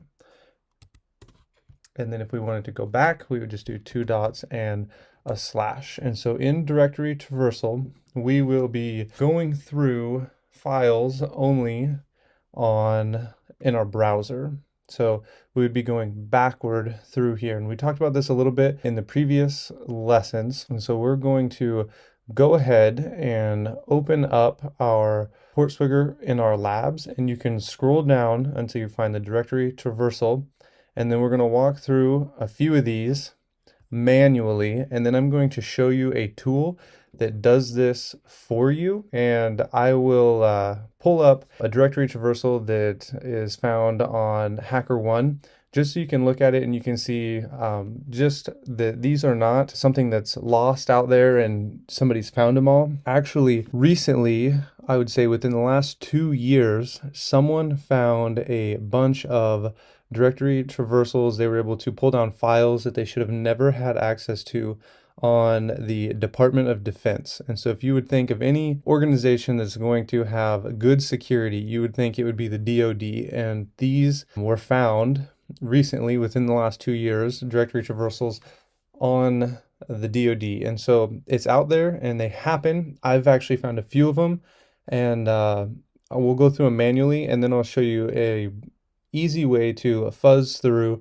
with a tool that will actually pull down and tell you where a website is or a web application is vulnerable and exactly which exploit they used to prove it's vulnerable. So we'll do that after we go through some of these manually. Okay, we are ready to go ahead and open up our first lab, and you're going to be able to see just how easy these are to find manually, as I think they're really simple, and anyone can go and try these with really knowing very little about how the web application or locating files works in general. You can pretty much find these straight off your very first day. So we'll go ahead and access the lab and turn this on, turn on our lab. And while that's opening, there's a few different ways to look for these. Probably the most common is going to be up here in your address bar. You'll come up here and this is where you'll search for them. And I'll just go ahead and show you. What you would do is you'd pull this open and you'd hit your slash and you'd go dot dot slash dot dot slash, and then you would hit enter and see if it can take you back any files. But it is not going to work for us in this bar. We're actually going to have to use burp for this. And so we'll go ahead and turn it on, turn our intercept on, and we'll view details. And so what I'm going to go ahead and do is send a few of these requests to repeater, because I'm not actually sure where exactly we're going to find the traversal. So we'll go ahead and send that to repeater as well. And I think that's it. So we'll go ahead and open this. And so if you remember how to go backward in our files, we'll actually start with the first one we sent. we'll go ahead and delete this. And so we're looking for the product ID, and you would go dot dot slash dot dot slash. And then what we're looking for, if you remember in the lab description, is the Etsy password. And so we just type in etc slash password, and then you can send it. And it says we get a bad request. And so we'll go a couple more and see what happens.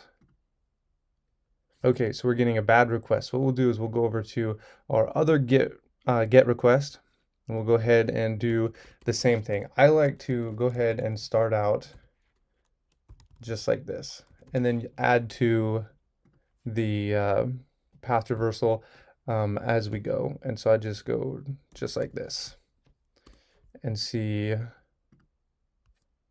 how far we have to go before we can actually find the files. In this case, before we solve the lab.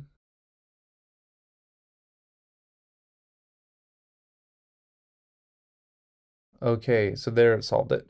So it goes back to the root folder, and then it goes forward into this file, and then it'll go forward into the password file, and it pulls down for us information that we should not be able to have access to.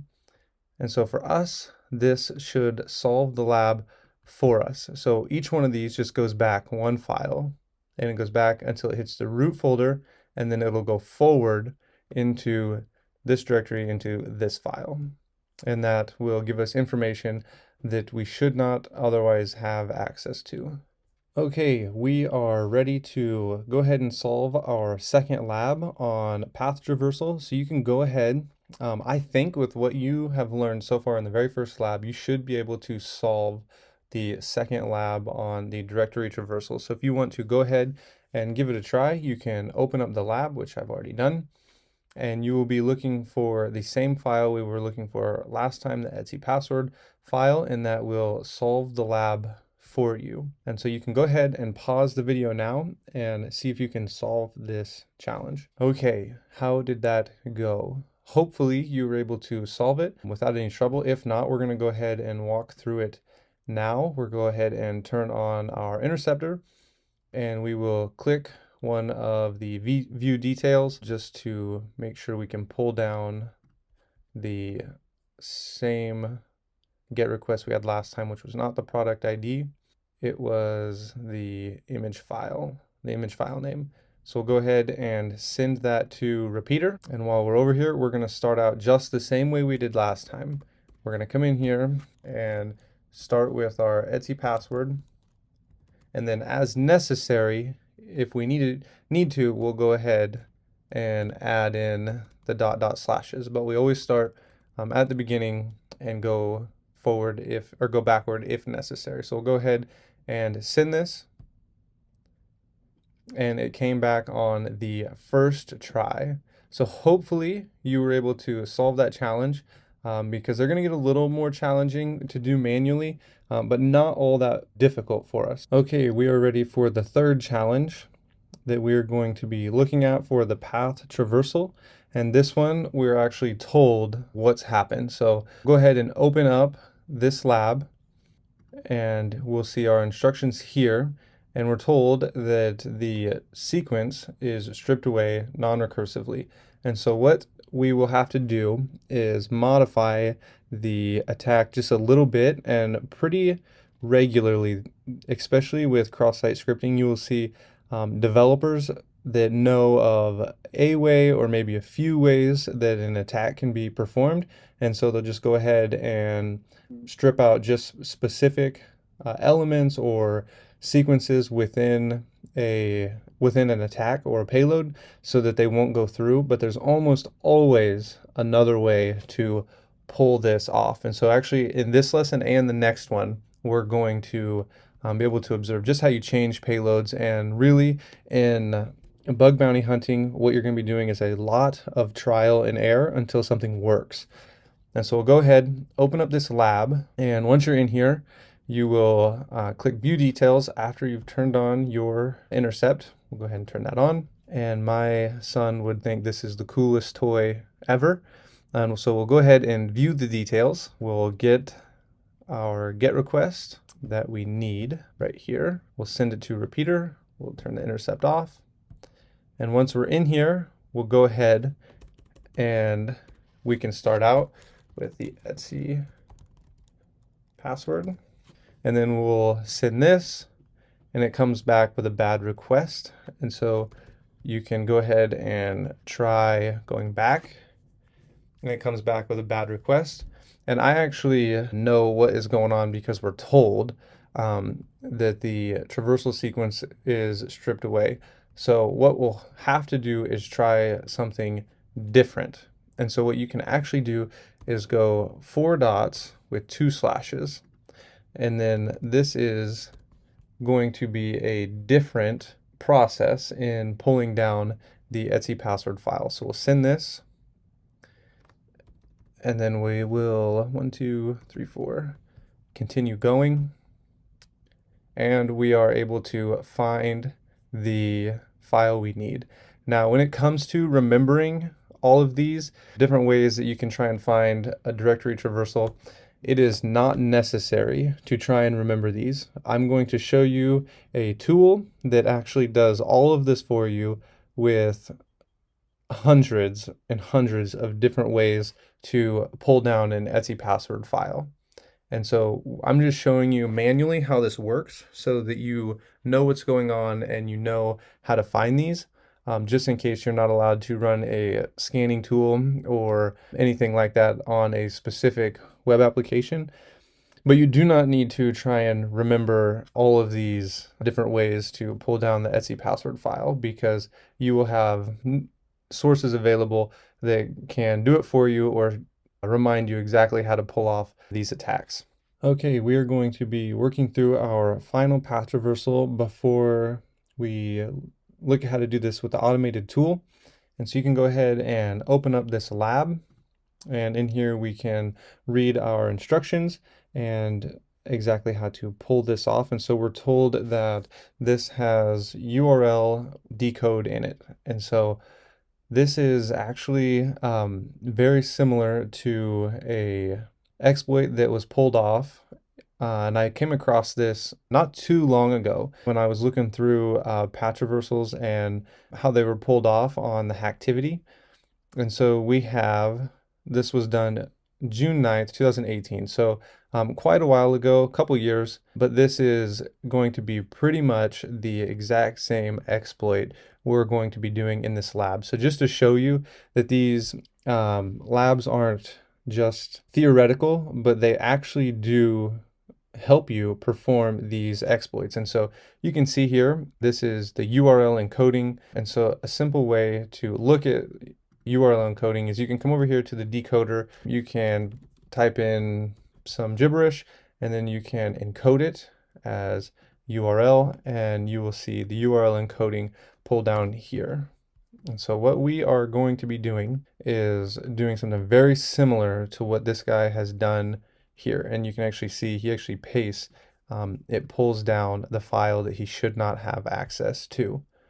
So what we are going to do is come in here, you open up the lab, click access the lab, same as we've been doing in the last few lessons. We'll open up burp, turn on the intercept, and we will view details of one of the files. We will look for the get request with the image file name, send it to repeater.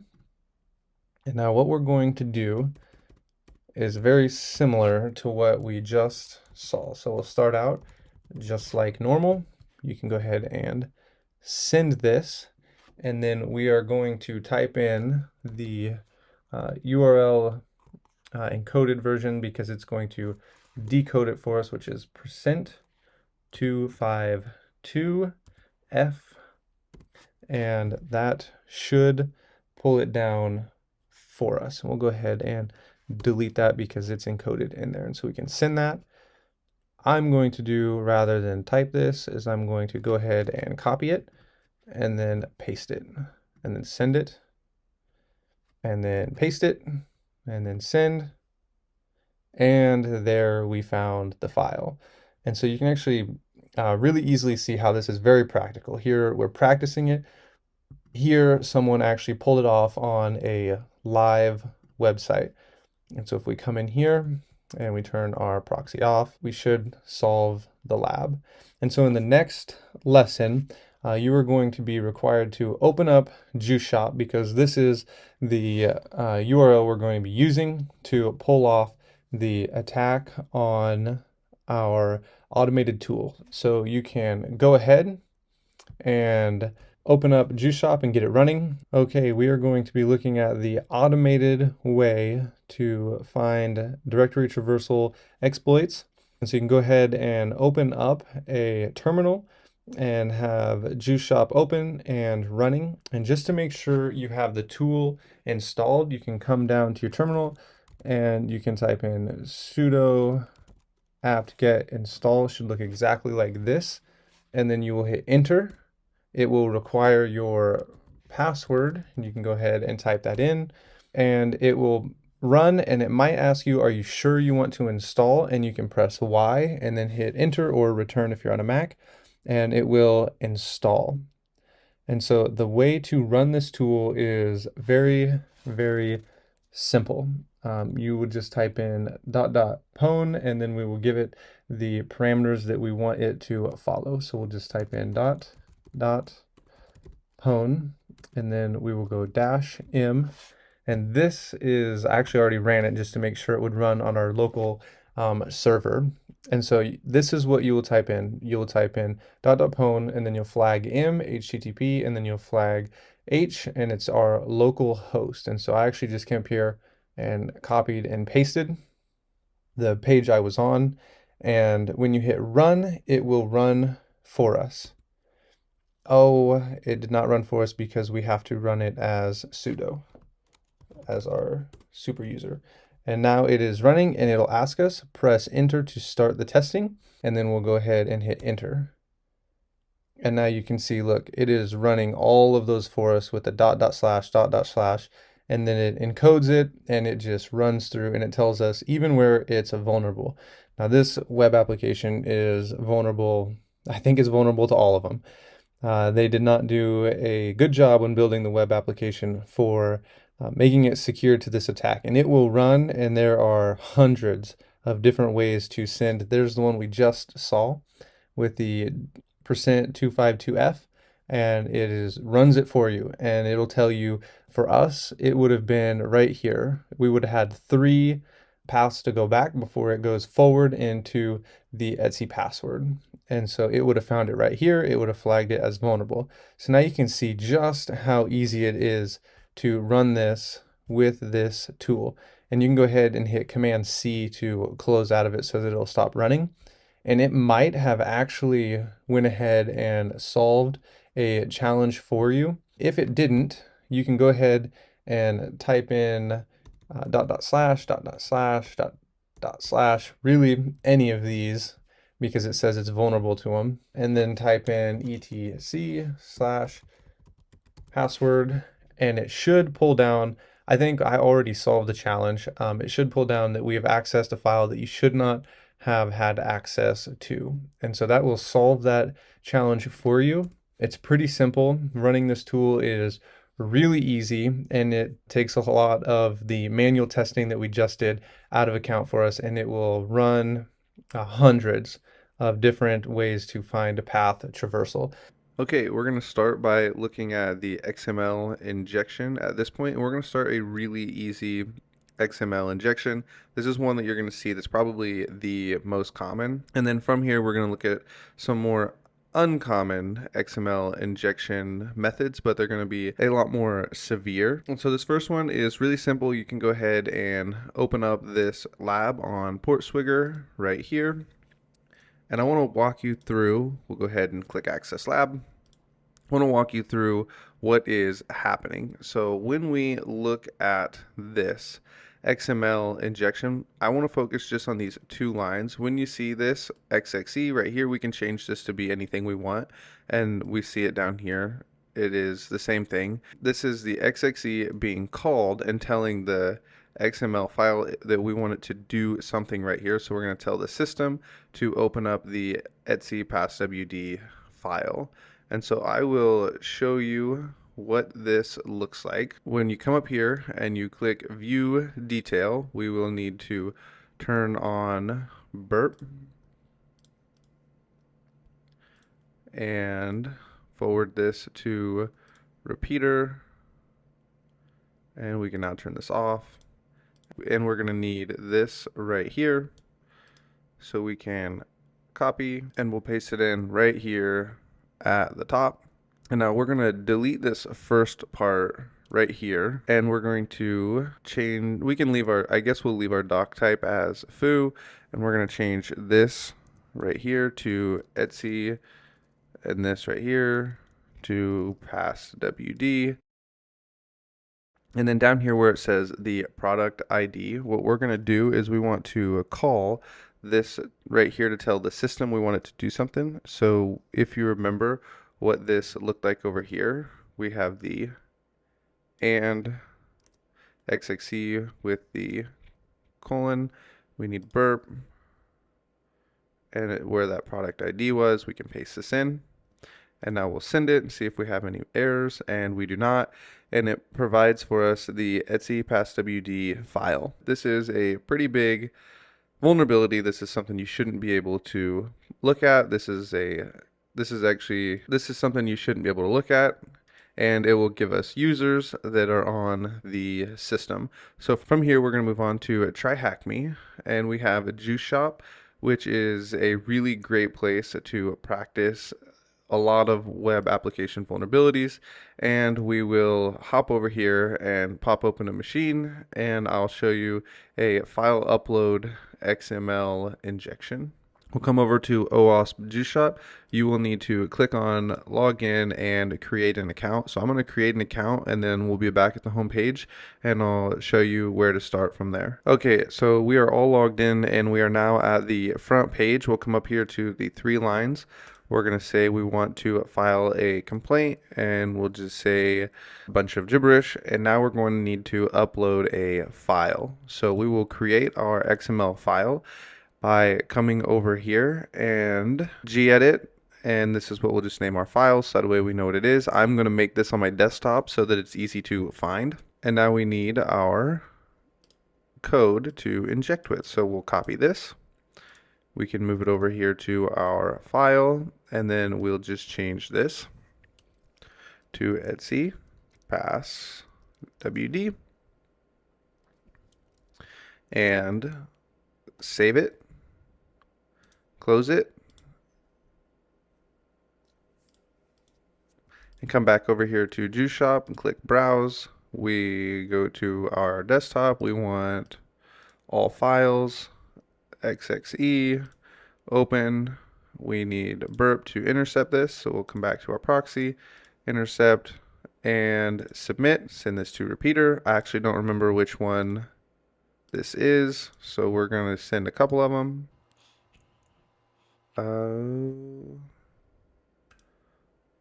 We'll send this, and we'll just turn repeater off and hope we got it. So it says we've solved several of the challenges. We'll come to repeater. We'll go back here to the first one.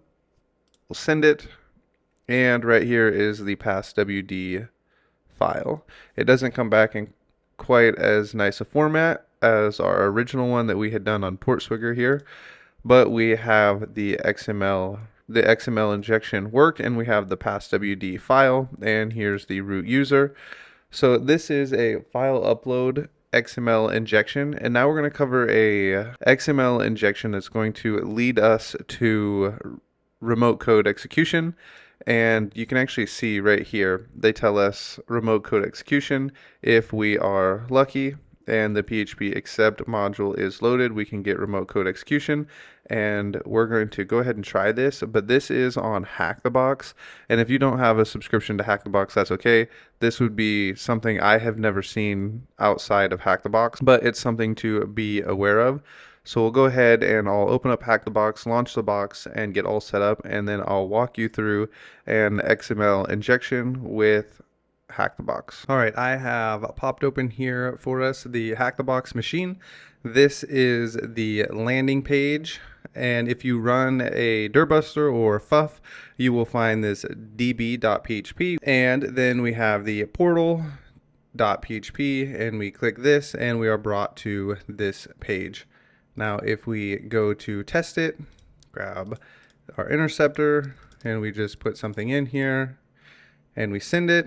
We'll send this to repeater, turn this off, send, and we have this value right here, data, and this is what we get back. We have this data parameter right here. We can copy it, come to our decoder, and we can decode as URL, decode as base64, and we see we have this XML. We get an XML return that has been base64 encoded and then URL encoded. And so what we can do with this is try and add to it or adjust it and see if we can pull off an XXE attack by just reversing this. We can add in our own payload and then we can encode it as base64, then URL encode it and put it back into the repeater tab right here. So what we'll do is come over and we'll just try to pull down the etc passwd file first. Okay, one other way to look at this that is a lot easier rather than just coming into the decoder and decoding this as URL and then base64 to get to the XML file is we can go to our repeater, and remember we have this data here. We can come over to our inspector and then we can click this little arrow right here and it will automatically decode this for us and we will land right here and we can actually do our changes right here, apply changes and resend this and get our our response brought back to us. So what we will do is come over, we'll go to OWASP and we will grab the XML right here, the XXE. We'll open this up to grab our payload. This is not the one we were in earlier, but that is okay. So what we will grab is the doc type and the file system, and we'll stop right here. We can copy this. We'll put this on a new line right here. We'll actually try to see if this will let us put this all on one line so that it looks better for us. Now that we have this on, well, not one line, but it's a little better. Here we go. There we go. Now it's on one line. So what we're going to do is similar to what we've been doing before, is we can just leave this however we want. We're actually going to delete this. We don't really need that. And it looks a little better for us. This goes on a different line. Guess we'll leave it. Okay, so here we go. What we can do at this point is type in etc/passwd, and then down here we need to call the XXE. So we can go our and symbol, XXE, and our semicolon, and apply changes. And if we send this response, you can see right here we have the passwd file brought down for us. And so one of the things we always should look at, especially when we are on a hack the box, some kind of CTF, or even a pen test or a bug bounty program, you really wouldn't do this, but you would look for the users because you may be able to attack some of them. So we have the development user, here's the user ID, we have root obviously up here, and what you can do is just look for the ones that have bin bash, and those are the ones that will have a shell available on them. So we have development and root, and a quick look, I'm not really seeing any others.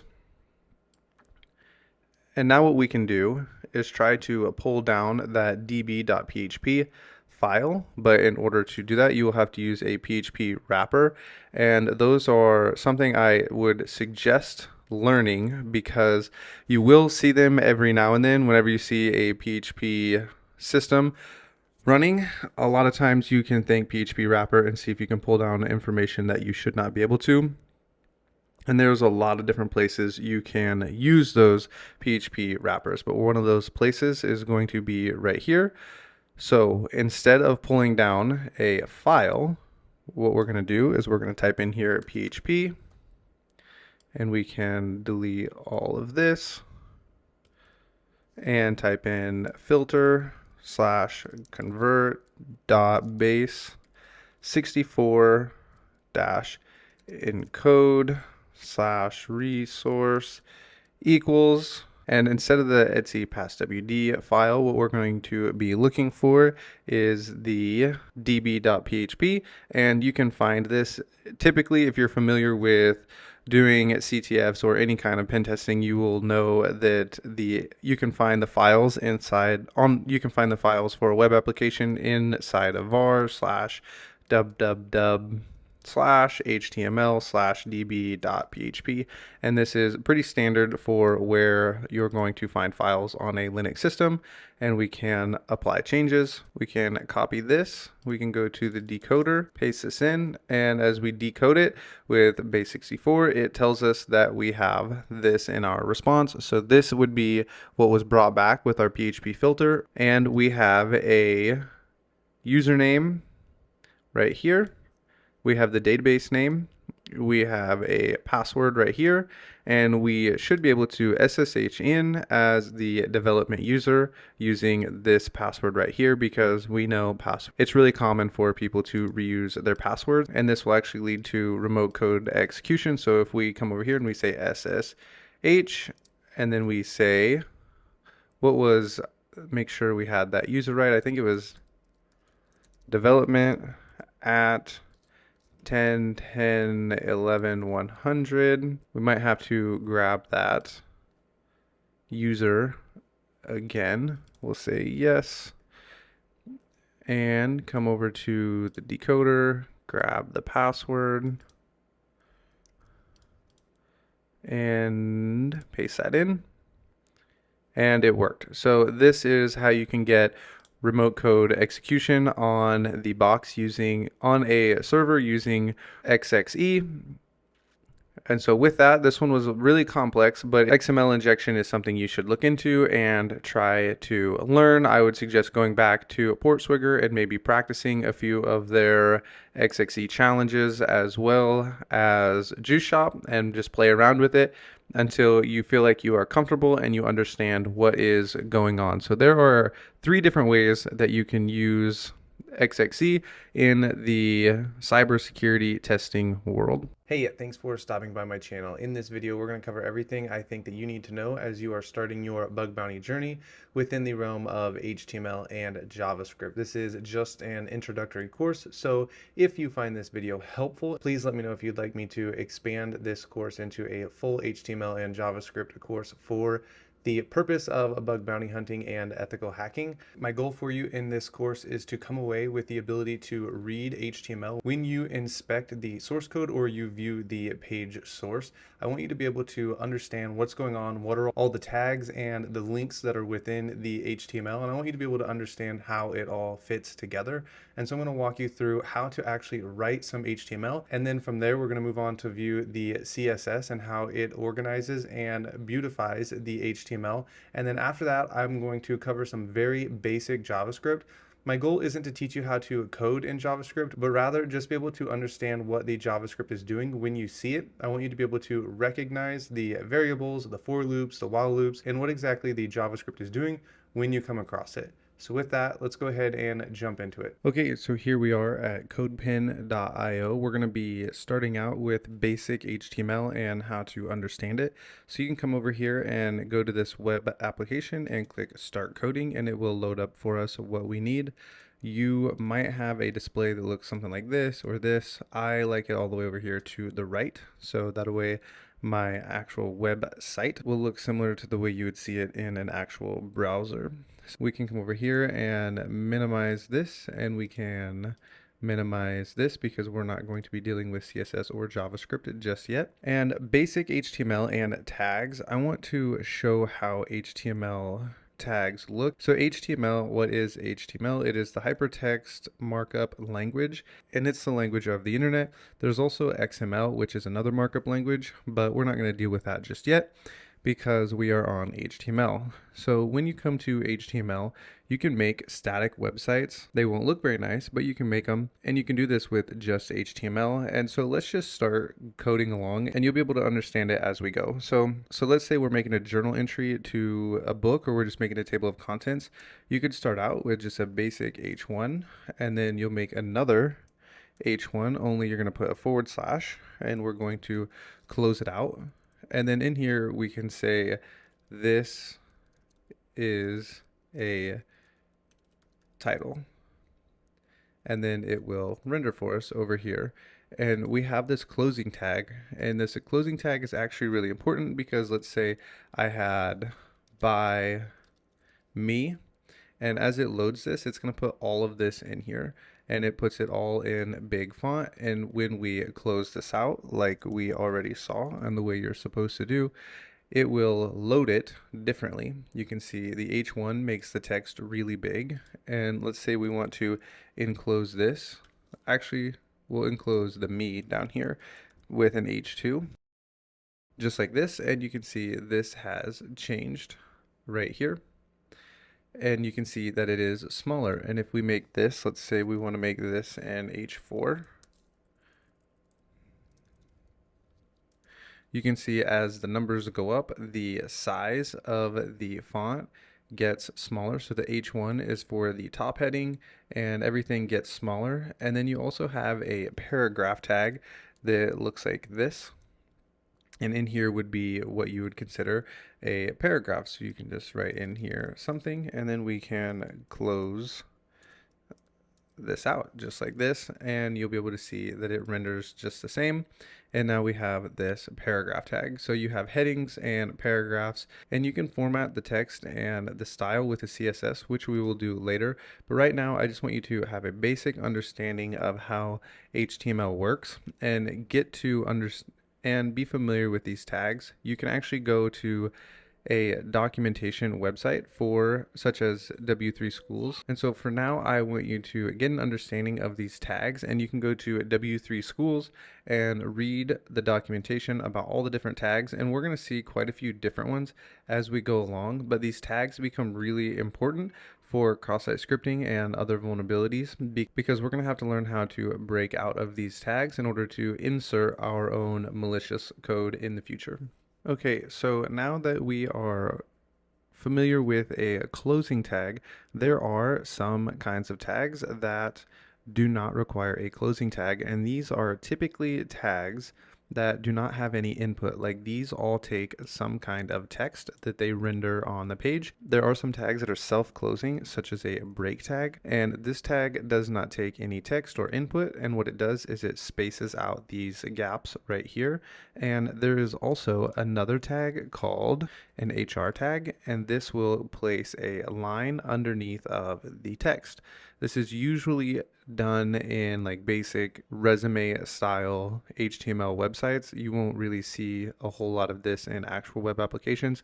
And if you do, usually stuff like this is done with a border inside of CSS in a div. But this is something to be aware of, that there are self-closing tags within HTML, and you will probably see these.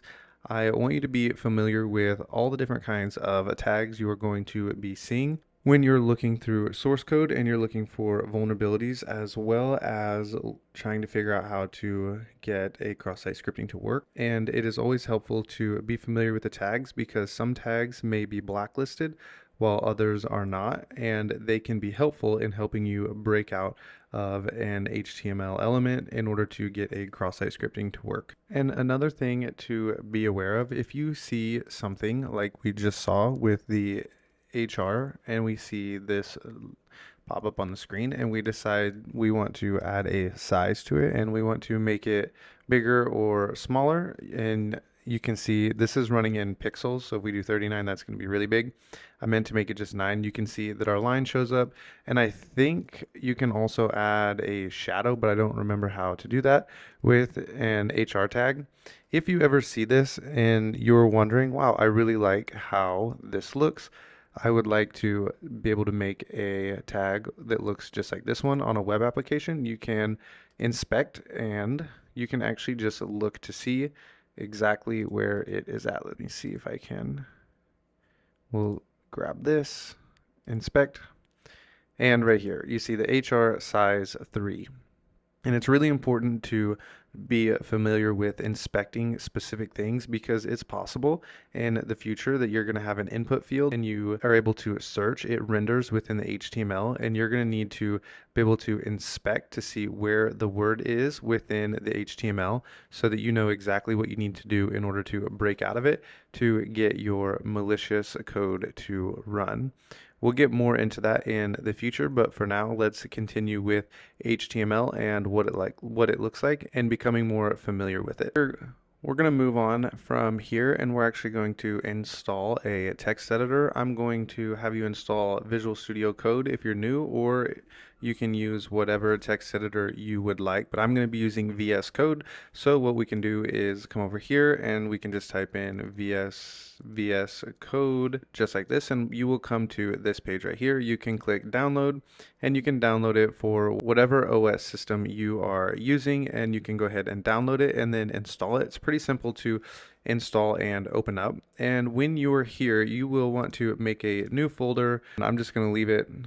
We can barely see my folder over here. I'm going to rename it as test app. You can call yours whatever you would like, and then we're going to open it up. So we'll come over here, click open, go to desktops, and I named it test app right here. And I can open this, and it will open over here just like this, and we can open up a new file and say index.html, and when we hit enter, it's going to open up our index.html. Because we're in VS Code, right here's where you go to install plugins. I'm just going to have you install one plugin right now, and we're going to type in boilerplate. I think you could just type in boil, yes, and it goes ahead and opens this up. We want HTML boilerplate, and you'll hit install right here. I already have it installed.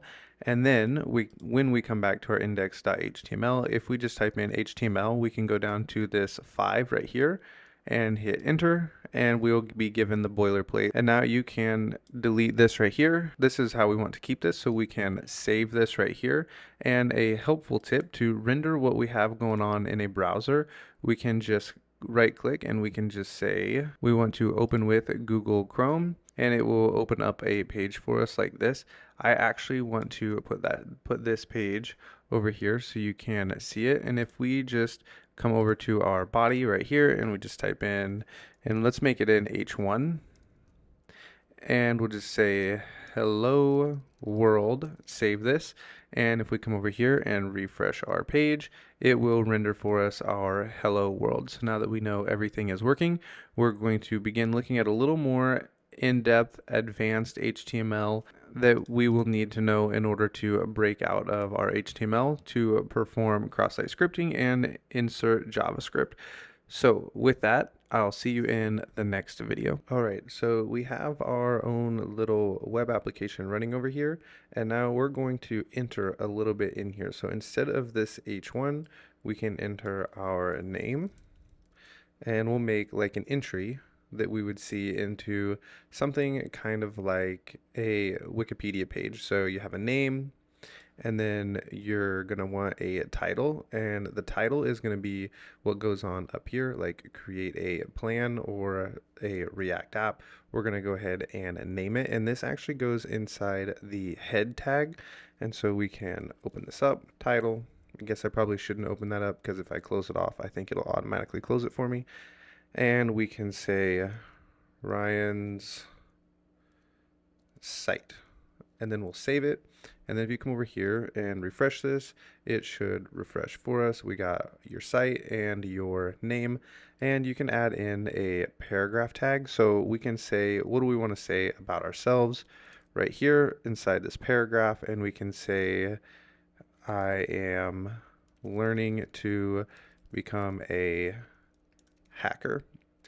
So this is true for all of us here. And what maybe we want to make this hacker right here, we want it to be italicized and bold. So we can come in here and we can say we want all of this to be emphasized, and it close that off there for us. And we'll paste it over here, and we'll save this. And maybe we want the word hacker to be bold, so we can come in here and say we want this to be strong. And we can move this as well. And now if we save this and refresh our page over here, it has all become italicized. I'm not sure why this didn't become bold for me. I believe that's supposed to be bold, but that's okay if it doesn't work for us. My goal right now is for you to be understanding that there are different tags, and we can actually add in a break tag. Like say we decide we want this word hacker right here to be on the next line. We can add in a break and we can refresh it, and now we have it on the next line. And maybe we decide after this that we want a line underneath everything, and so we'll say we want the HR in here for the line break, and if we refresh this, we now have our line. So we're starting to get a entry form here, kind of like a Wikipedia page. I actually should look at a Wikipedia page so I know what they actually look like. But anyway, my goal for us is to begin to understand these tags, and we're going to look at a few more tags, and then we're going to start looking at what goes inside these tags, because sometimes you'll be inside of something that looks like this, and you're going to have to figure out how to break out of this tag, because your entry input will be saved inside of a source or inside of something within a tag. And so we're going to learn more about inputs over here in just a little bit. For now, we're going to look at a few more tags that are going to be really common and you're going to see a lot when you look at page source. Now that I'm about to close this out, I actually see that I spelled the word strong wrong here. So if we save that and now we come over here and we refresh our page, it becomes bold for us there. So inside of our HTML and our tags, we will need to spell things correctly. Otherwise, the interpreter will not know what we're doing or how to translate it into the web page. Okay, with that, I will see you in the next video. Now I want us to look at lists, and in the next video we're going to look at image tags, which are going to be really important because they're a main way to get an XSS to work, and so those will be coming up. But for now, we have our little web app that looks like this, and underneath the HR we're going to add in a list, and the way to add in a list can be done with a UL, and you just add in an li like this. And now we're going to type into our list, and we're going to go ahead and put in I have learned about tags. And in our next one, dang it, in the Python text editor, you can hit tab and it'll go past your tag for you, and then you can go down to the next line. So we'll add another list just like this, and we're going to say I have learned about lists, and then we can say lastly, next I will learn about image tags. And now if we save this, come over to our page and refresh it, we have these bullet points just like this. And if we wanted them to be numbers, it's pretty simple.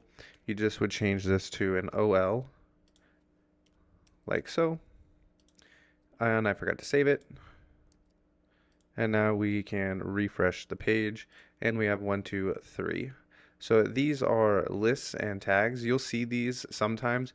You'll be able to have inputs, and one of the really popular places to see something like this is inside of some kind of task manager or something. You will see these in live programs or maybe in a penetration test, where you are testing some kind of application that is supposed to help you schedule, and you'll be able to input lists and things like this. And maybe there will be some way for you to inject either over here or over here, but these are the li tags and this is the ol. So when you see these in a page source, you now know what is going to be going on.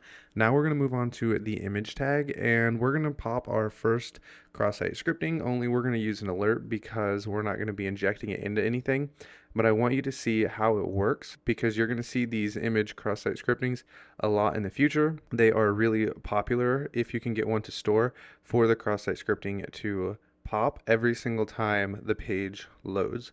So with that, we will move on in the next video. A few more things to go over and learn before we are ready to start practicing cross-site scripting elsewhere. And the first thing we need to cover is an image tag. The image tag is going to be one that you're going to see a lot in CTFs and practicing cross-site scripting, because it will automatically render on the page whenever it is loaded, or if there's some kind of submit button for an on error to cause an event. So with that, we will just start out with a basic basic understanding of inserting an image. So if you just type in IMG, it should load for you. You have this alt, which is what's going to load if the source doesn't work. So we can just say Ryan, because I'm going to use my image. And if we save this and we'll say the source is lost, so obviously there's not going to be any source. If we come over here and we refresh the page, we see Ryan, and it tells us the little image is not found. But if we go out to, say, Google, and we type in who am I, and we type in PhD security, and then we go to images, here I am right here, and we can copy the image address right here. Make sure I'm trying to read those, make sure that's right. And if we paste this in here and then we save this huge link, when we refresh our page, our little browser that we have created right here is going to go out to this linked address that we have right here on YouTube to grab my image, and it's going to ping it and make sure that we have permission to load this image right here. So if we save this and refresh, you can see my image has popped up right there. Now I don't like where this is at, so I'm going to delete this, and that's one way to grab an image, and you will probably see that in the future, and you'll definitely see when images aren't loaded. That's usually what's happening. Now I already got the photo over here, same photo. You will see this as well. This is the most common way to load an image, and it's also the most reliable way. I actually want to put it underneath my name because it'll look better in our little wiki page right here. So if we do our same thing and we say image, and the source is just ryan.png because it is already loaded right here for us, and we save it, we can put in the alt, would just say my name, and we save it and we refresh it. You see it moves up here, and that is because it's grabbing the link right here. Now I think the most popular way to perform a cross-site scripting, especially in CTFs that don't have any kind of blacklisting, is going to look just like this. Source, you just put some mumbo jumbo in there, that's not going to work. And then an alt, doesn't really matter. What you're going to see is an on error, and then it's going to do something. And usually the do something is going to be alert and 1. And then save this, refresh our page, and you see the cross-site scripting pops right there for us. And you'll see something like, sometimes people will put in a 1, sometimes people will put in XSS, and sometimes you can just see a 1, 2, 3, save it. We got too many closing brackets, and on our page over here, refresh, we see this page says 1, 2, 3, and that is going to be probably the most common cross-site scripting that you're going to see in beginner CTFs. And the reason you're going to see it done like that in the beginning is because this is really easy and your input isn't being stored anywhere. We're going to get a little more complicated as we go along with the cross-site scripting. This is how you're going to see images loaded in HTML, and this is how you're going to see a lot of cross-site scriptings performed. You're going to see this image payload all over the place. So if we come back to our payloads, look, we have image, image, image, and you always see this on error, and here's an on click. And you're just going to see a lot of these image tags. Here's another image tag. And so you're going to want to be familiar with understanding the image tag and then how to perform the cross-site scripting with it. As we go along, things are going to get more interesting and a lot more fun to try and break out of. I know cross-site scripting doesn't pay a lot of money usually, but it is a lot of fun to break out of the HTML tags and bypass the bad characters. So with that, we're going to look at hrefs and hyperlinks in the next section, and then we're going to start looking at getting cross-site scripting to work for us. And then after that, we're going to start looking at cross-site scripting and breaking out of HTML tags. So with that, I will see you in the next video. Okay, so we're here with our code for our very simple website that we have going on right here. And so far we have just a static website with nothing really going on. And I want to move on into hrefs, and we're going to build this inside of an anchor tag. So right now, if we refresh this page right here, we're going to get our XSS. So we're going to go ahead and comment this out. I think you can just click at the end of the line. Yes, you can. You can click at the end of the line, and on a Mac you hit command / or command ? And it comments out the line there for us. And below this, we're going to add in our anchor tag.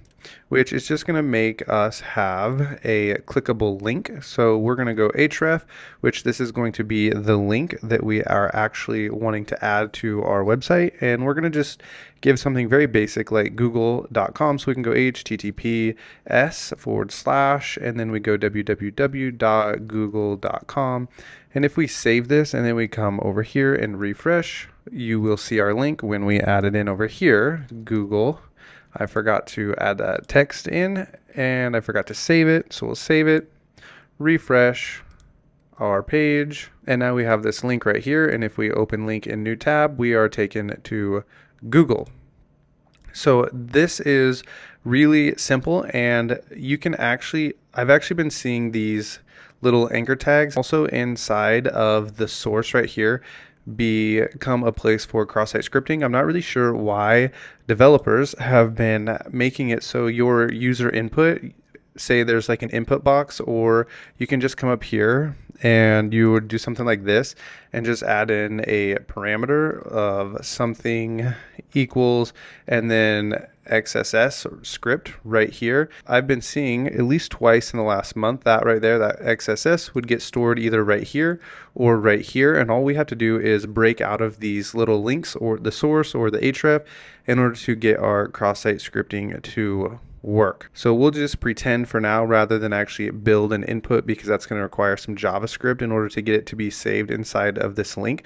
But one of the things you should always do and always check for is if you can add in a parameter right here like this, or you're able to just insert something into like a text field and hit search like on a search bar on Amazon or Google, and then you inspect the text like this. You should always check to see if your information is getting stored in here, like this cross-site scripting.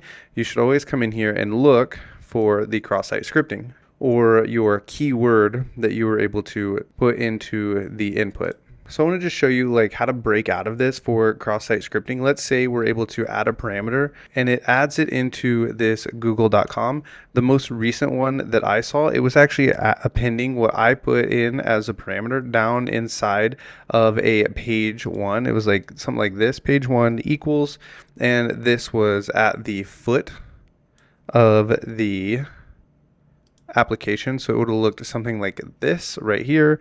And if we save this, comment that out, and then we come back over here and we refresh this, it was down here at the bottom and it was like page one, and within this page one it had my little cross-site scripting payload that I was adding in right here. And so we'll pretend that is what we have going on, is that we're able to add in a parameter and it's getting stored right here, and we need to break out of this in order to get our cross-site scripting to work.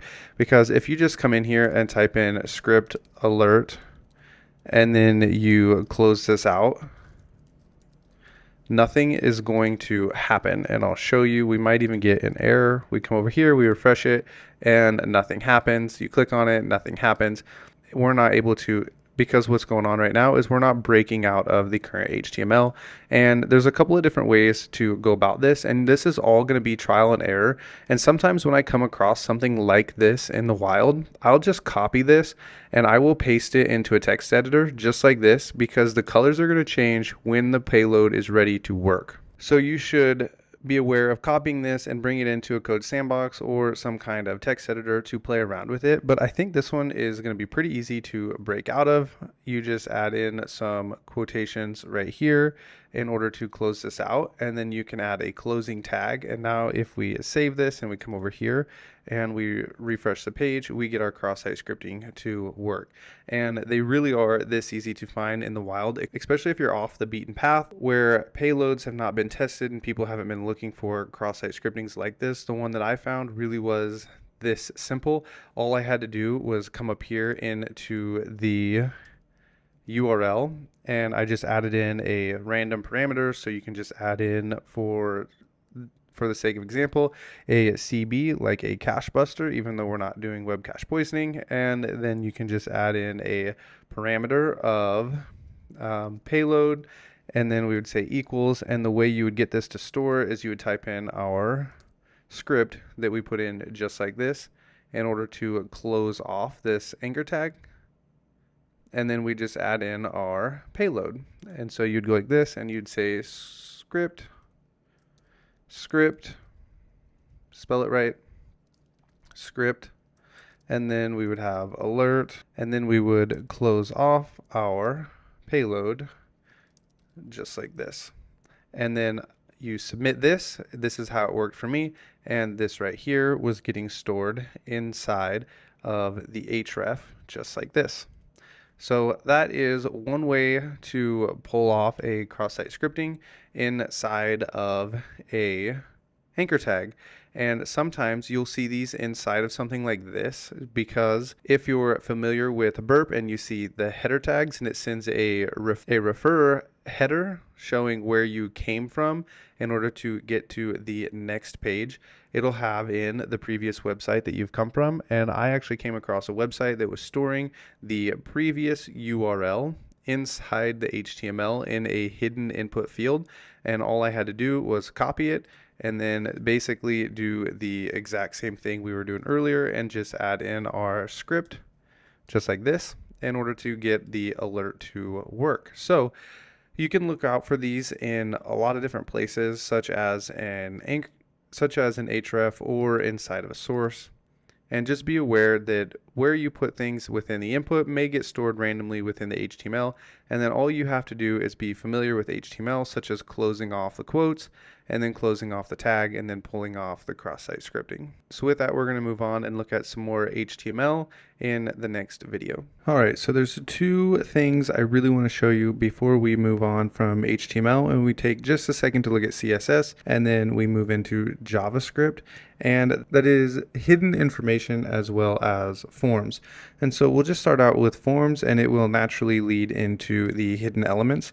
So a form is pretty much just what it sounds like. It is one of those things that usually includes inputs and information that you're going to be taking in from the user. So usually within a form, you'll have a class, which we're actually not going to mess with until we get to the CSS, and then you'll have some kind of action typically, and this is going to take you somewhere, and we're not going to mess with that really either. And then we're going to also see a method, which we're not going to mess with as well. This is what would be sending the information to the server. Okay, and now we're going to want to add in a label just like this. And inside of this label, we're going to delete that, and we're just going to say your name. So we have this your name right here. So if we save it and we come over to our page and refresh, you will see it pop up on our page. And I added in this little HR so that you could see the division of the information. And right here is the your name. So we have our label, and now we want to take an input. So what we will do is add in an input. So we just say input just like this, and it's going to be a type text, and we're not going to mess with the ID or the name at this point. And if we save this, you're going to see just a box appear over here. And so it says your name, and then we have this text box. We're going to end up adding a button as well. So we will say we want a button, and it's just going to say submit, even though our button at this point is not going to do anything. And we can save this and refresh, and now we have your name with this text box and a submit button that does nothing. And then lastly, you're going to see within these forms is a password, and you're going to see something like another input just like this, and instead of the type text, you're going to see a password. And if you save this and we come back over to our page and we look at this, actually we're going to go ahead and add in a break because we want this on a new line. So we save this, we refresh it, and that's pretty ugly. And you'll see we have these little hidden dots just like here. This is to secure the password, and you'll see these a lot on web applications, but now they've started adding in this little eye over here for you to be able to see what you're typing in, because if you know any HTML and CSS at all, you know that you can just right click this and you can inspect, and then you can come in here and just change this password to text and then look at it just like this, and you can see the information that is being typed in here. And this is why people, when they use public computers, should never save their password, because if you use a public computer and you log in and you accidentally hit save password, then the next user can come in here and repopulate the password and look at your email and password and have your information, which would be very bad. So Don't use public computers to enter in literally any of your data that is important to you. So there's one more thing I want to show you, and that is the hidden option. And so we're going to actually use a div here, and I want to show you that you can just type in hidden right here. And usually this hidden will be something other than the actual word hidden. There's other ways to hide elements within HTML, but we're going to use hidden because it's really simple. And then sometimes you'll see something like ID equals 8. And then if we save this, I've never actually seen this in the wild, only in CTFs. So this is not going to be something you're probably going to encounter in the wild, but you will probably see it in CTFs, as I've seen it in several CTFs. And you come over here and you refresh this page, you can see that we have this div ID8 and it's hidden. And we can unhide this by just deleting the word hidden, and now the ID shows up on the actual page. And usually within CTFs, this ID 8 will be within a form, and you would just change this 8 to something else. So you could come down here and say, we're going to change the ID to 1, which would typically be an admin, and then you would hit the submit form and it would change your ID to 1. That's usually how it'll work in CTFs. I've never actually seen this in the wild, but it is something to be aware of, that you can change this hidden to anything. You can just delete it, and then you can change things within forms that have been hidden quite simply just by changing it. So that is something else to be aware of within the world of HTML and CSS. All right, so we have a future edit here, and I just want to say the reason that this would work in most CTFs is because if there is no JavaScript to check the user ID input, then when you hit the submit button, it would go ahead and send it. But in most cases, there's going to be JavaScript to check such functions. So a lot of times this is not going to work, and we will cover this more in the future. But for now, I have seen this in CTFs where you can change an ID because there's no JavaScript checking to make sure that the user client side input is what it is supposed to be. In the next video, we're going to give just a quick look at CSS because we're not trying to be web app developers. I'm not going to spend a lot of time on CSS, just going to give you a quick overview so that you know what it is, and when you see it, you'll be able to recognize it and know that it really isn't anything important to you unless you are crazy good and you can pull off some kind of remote code execution through a CSS injection, which can happen but is really advanced. So we're going to just look at some simple basic CSS so that you are aware of what it is and you aren't questioning when you see it inside of some source code. I'll see you in the next video. All right, we're going to have a look at some CSS. We're not going to spend a ton of time working on our little website here, making it look nice. For me, I am not a designer and I don't understand web design and fashion or anything like that, or color coordinating. So in the world of web development, this is, for me, the most difficult part, is making a website look nice. Some people are just gifted as designers and I am not one of them. So I'm just going to show you how CSS works in two different ways.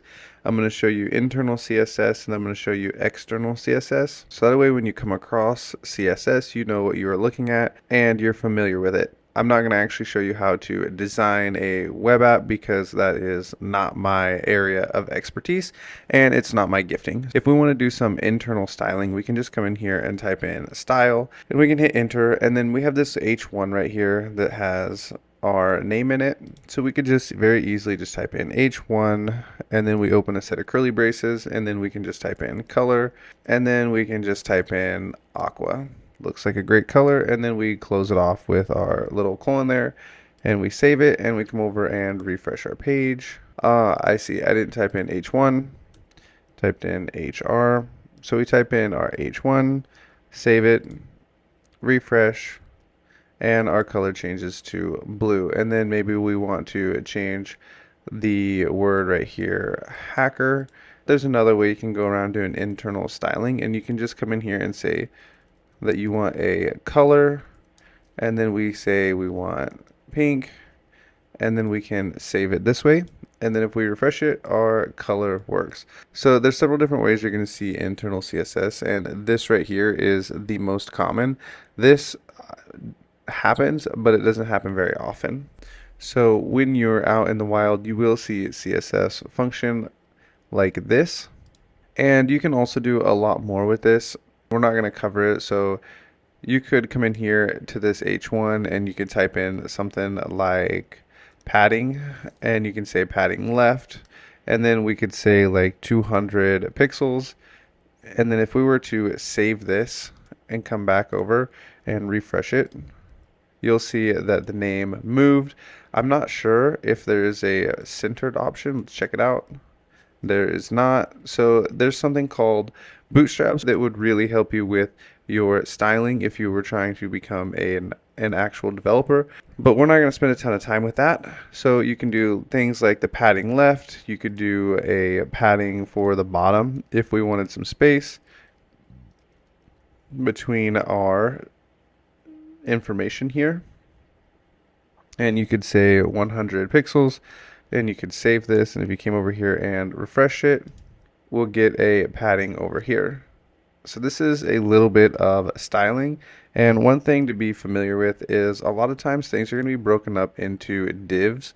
So you would have something like this right here. You would have a div, and we'll just copy this and cut, and we can paste that right here, and then we'll put another one. We'll put this right here.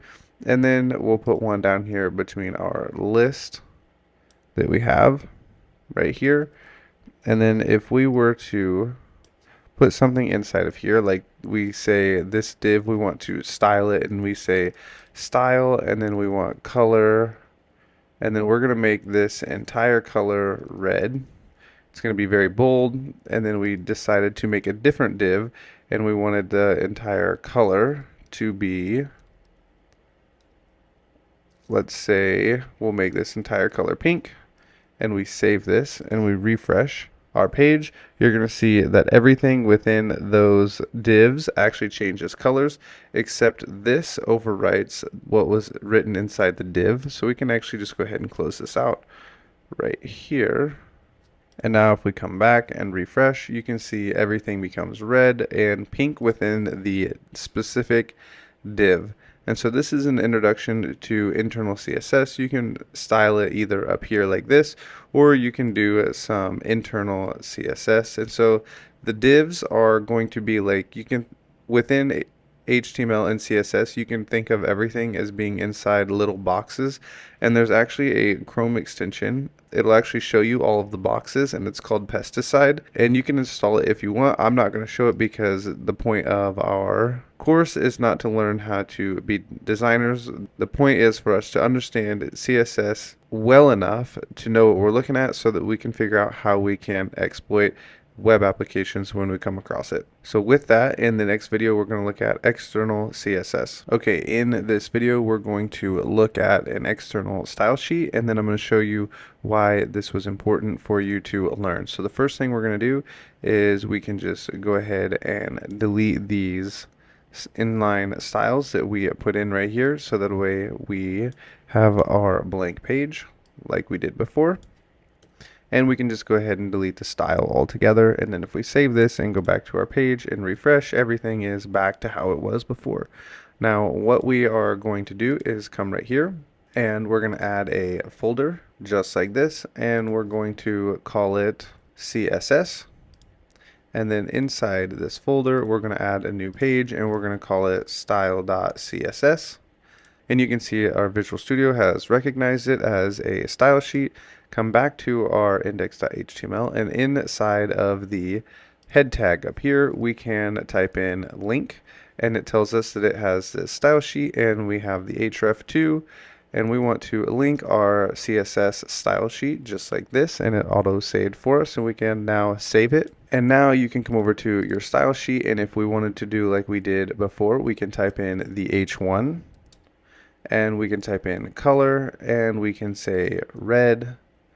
And if we save this and come back over to our page and refresh this, our name is now red because that was the h1. We can do something like we did before with these divs, and we can say we want to give the div a color. So we could say div1, we want to have a color of blue. So we can come in here, we put our period before the div, and this is going to tell it that this is going to be our keyword.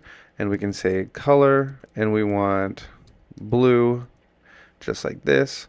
And then we'll make a div2. So we'll say period div2. I forgot this was div1. And we can say we want the color of pink. We'll go div1 right here.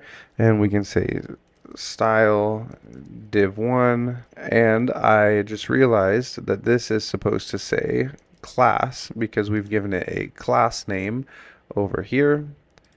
And then if we give our second div a class of div2 and we save this and we come over here and refresh it, we now have the colors have changed within our div and our name color has changed. So this would be a form of external CSS, and I want to show you why it was important for you to know this. And it's important to know that this file was named CSS and then we called it style.css. If we come back over here and we just check out this color palette and we inspect the page, and then you come over here to the sources, you can actually click on this CSS right here. Yours might not be all in line like this. You can click on the CSS, click on the style page, and then click the pretty right here to make it look pretty. And you can see just like this what they have done. It is organized just like ours. So this would be an anchor tag, which would be clickable, and they have red, green, blue, not sure what the A is, and then they have the text decoration, none. And so you can see their style sheet is called CSS, just like ours, and style.css, and then it is formatted exactly the same way, and this would be an external style sheet. And then if you come back to looking at the elements, you can see the class right here, the class names for how they decided to name their classes and organize what they look like based on the CSS. So now when you come in here and you inspect a page and you come across a CSS file, you'll know what you're looking at, and you'll also be familiar with seeing class inside of the divs, seeing these class names. And that is going to wrap up for us the CSS internal and external. I will see you in the next video. Okay, we're going to be moving into a section on JavaScript. And so as we go through JavaScript, it will be helpful for you to have a great place to practice your JavaScript. And a really easy place to practice JavaScript is within the Chrome developer tools. So I would suggest, if you do not have Chrome installed, go ahead and install Chrome, because we're going to be using it throughout the portion of our JavaScript course. So an easy way to practice JavaScript is just come over to your web app that we have running within Chrome. We can go to inspect, and then we will go to sources. You are going to be on this page right here. We're going to hit these two arrows right here, and we're going to say snippets, and then we'll say new snippet, and then you can just call this index.js, which is the file name within your code that you would have it named over here. And then you can actually just type in your JavaScript right over here, and then when you're done, you can run it just like this by hitting play, and it'll hit up an alert for us. And then if we want to do something like a console.log, and then we want to log something, it will actually pop open the console for us right down here, and it will tell us what we have logged. So this is going to become more familiar with you as we are going along. But this is where we're going to be practicing our JavaScript. And if you're unfamiliar with JavaScript entirely, JavaScript is the scripting language of the internet. So if you are wanting to become a web application, a penetration tester, or a bug bounty hunter, JavaScript is going to be something you're going to want to learn, because it is the language of the internet. It is what gives websites functionality. So when you go to a web application and you see things moving around and stuff happening, that is going to be thanks to JavaScript. So JavaScript is going to be very important for us to learn, and we're going to spend quite a significant amount of time learning this JavaScript. And so buckle up and get ready for JavaScript. One thing that is important to know about JavaScript and really any scripting language is syntax. So you saw me type in alert just like this, and then we can type in the word hello. And then if we close this off, this is not going to work for us. We're actually going to get an error, and if we open up our console, it tells us that we have an error right here. The reason is because these characters within this alert need to be within side quotations. because this is considered a string. So JavaScript wants to interpret whatever's inside of here either as integers such as 1, 2, 3, and this will run for us and it will work because these are integers, or you're going to need to have strings inside here. So if we type in some characters, we will need them inside of a string. And now if we run this, it will work for us. So we have this alert right here. What is this alert? This alert is calling a function within JavaScript, and in the future we're going to make our own custom functions. But for now, all you need to know is this alert is a function, and it is going to pop up the string of characters that are put within here that are being passed within the function. And then I believe we need this within Chrome Developer Tools to close off our alert, and I guess we do not. But typically when you close something off, you will close it off with a semicolon just like this. So it's best practice to go ahead and start putting it in there now as we are practicing. So with that, I will see you in the next lesson. Before we make it too far into our JavaScript lesson, I think it's helpful to know that there are several different types of data types, and we've already saw this one right here with a string. But if we pull open the console here, which is really great, it is going to be a very useful tool to us as we're learning our JavaScript. We can type in something called type of, just like this, and then we can put whatever we want inside of our brackets right here, and we can say we want to put in 1, 2, 3, and it tells us this is a number. And if we put in a string right here like this, we don't even have to type anything in, and it tells us this is a string. And then we also have one other type of data type that will be really helpful to us, especially when we're running while loops, and that is true false, and it will tell us this is a Boolean. So you have strings, integers, and Booleans, and we're going to be using all of these as we move into our JavaScript, and it will be helpful for you to remember these. You're also going to see these within different exploit write-ups within the world of hacking, and so it's important to know that you have integers, strings, and Booleans, because you will come across these in the future. And if you ever do any kind of programming, or you're writing up the code for your own exploits or modifying exploits, you will need to know what is going on and what kind of data types you are dealing with. So with that, there is one more area of JavaScript that I want to cover before we start trying to write any kind of code or do any kind of exercises, and that is variables. So with that, we will check those out in the next video. Okay, so here we are with our variables, and there's a couple different ways I want to show you how to use variables. The very first thing I want to tell you about variables is that it stores some information for you. A variable is going to store some kind of data that we can later come back and say we want this variable,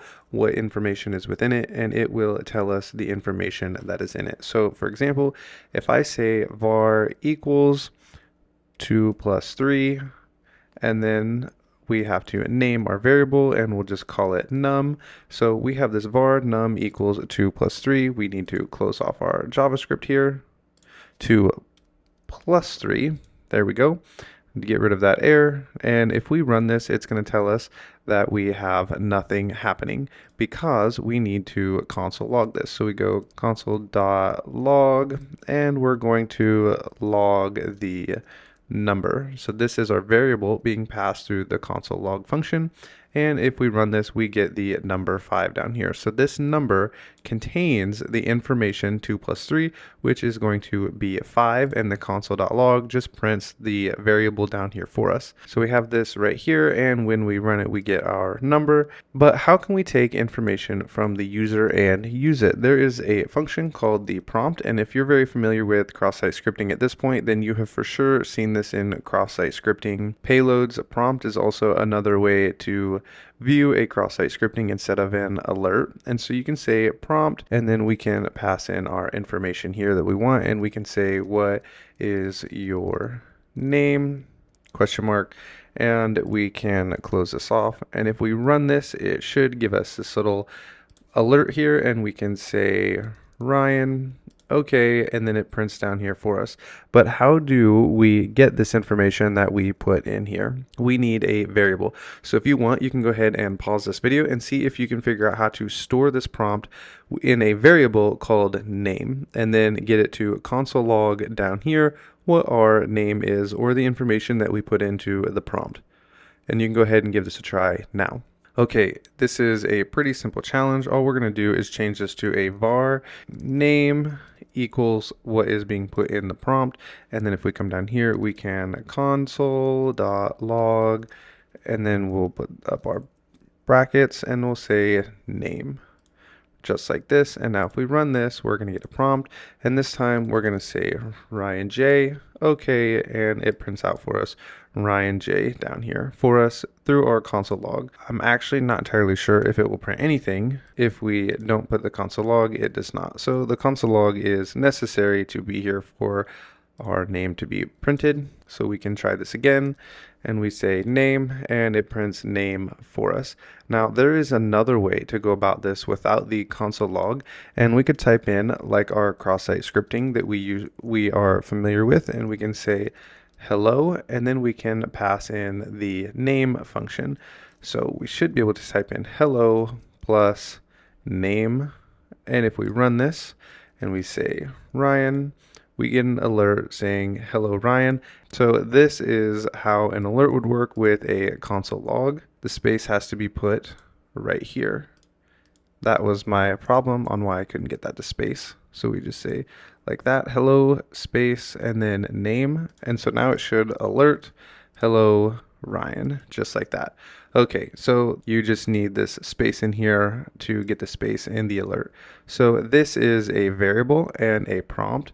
And so I want you to get used to looking at these types of variables and information. So just go ahead and play around and maybe do some simple math, store it in a variable, display it in an alert, maybe do a couple console logs before going on to the next video. So that way you're familiar with variables and how they work. Okay, so in this video we're going to cover the while loop, and in the next video we're going to cover the for loop. And I decided to start with the while loop because it is quite a bit easier to understand, and we're going to just make a simple while loop, and we're going to count to 100. So we can say I equals 0, and then we'll say while I is less than or equal to 100, we want it to do something, and we want to console log I. So we'll go console log, and then we'll say I, so that way it prints the I for us. And the next part is very important.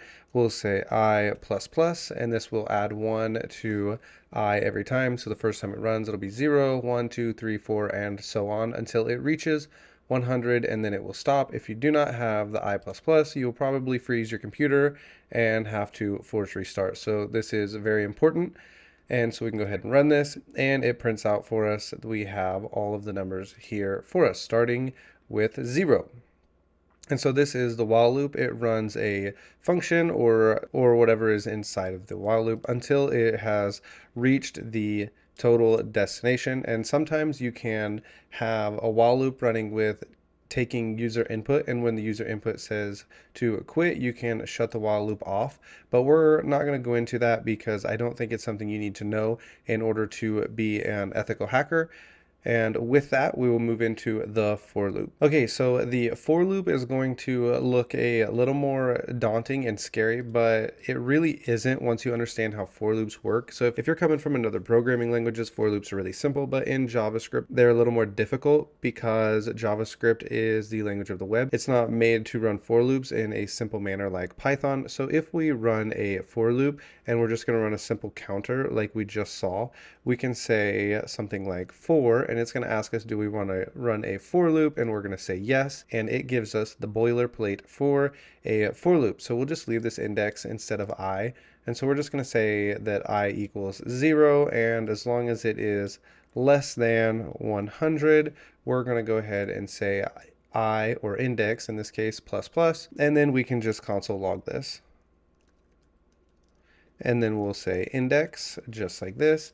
And now if we run this, we're going to get an output down here of counting to a specific number. So in the world of programming, I almost always use for loops. I rarely use while loops, but I just wanted you to see these for loops and while loops so that you can read them when you're looking through JavaScript code for vulnerabilities. Hey, thanks for stopping by my channel. In this video, we're going to be talking about how to find cross-site scripting, or what I think is the easiest or best way to look for cross-site scripting. scripting. I'm sure there are a bunch of methods and how to look for cross-site scripting, but this is how I do it. So let's go ahead and check this out. So we're going to look at two different labs on cross-site scripting. One, we'll do this one right here because it's super simple, and I'm going to show you how I look for it. And then I'm going to do this one down here, which is a little more difficult, but still, nonetheless, it's still pretty easy. So we'll go ahead and open up that lab. We'll access the lab right here.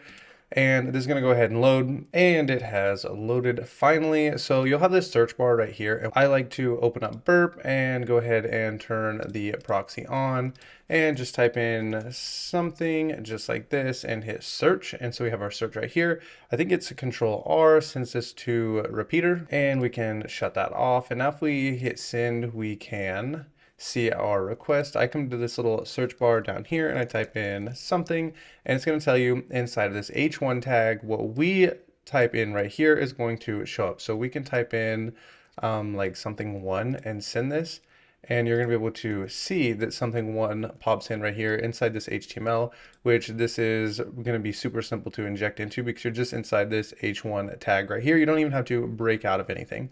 So we can go ahead and do this from here. You can type out just a normal script tag with the alert one, and then we can close this off, move my mouse just like this.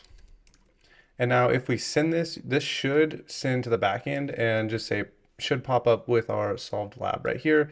So we can send this and it changes to solve, but that doesn't really help us. So if I do something like this, I like to see it over here, but what I usually would do is I would take this right here and I'd come back to my proxy. I would turn the interceptor on, and I would send something like this over here so the way I can see exactly what is happening. Let's send this to repeater and turn that off. But then also you're gonna be able to see this pop over here.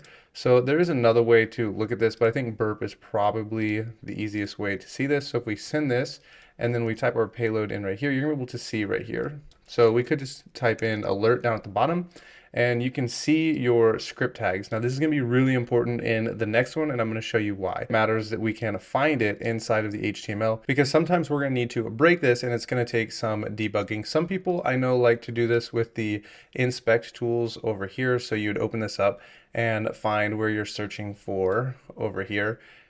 But I find it easier to look inside of burp. So let's go ahead and come back over here to our options, and we'll go to this one right here. And I think this one's going to be a little easier to understand why I look in burp specifically, because we're going to have to break the HTML in order to get this to inject for us. Okay, so we're brought back to this same search bar, and what we can do is just like we did before, we can just say something, come back to our proxy, turn it on, search it, and we can send this to repeater, turn the interceptor off, and we're going to want to look at this request. We want to know where our word search that we inserted is at.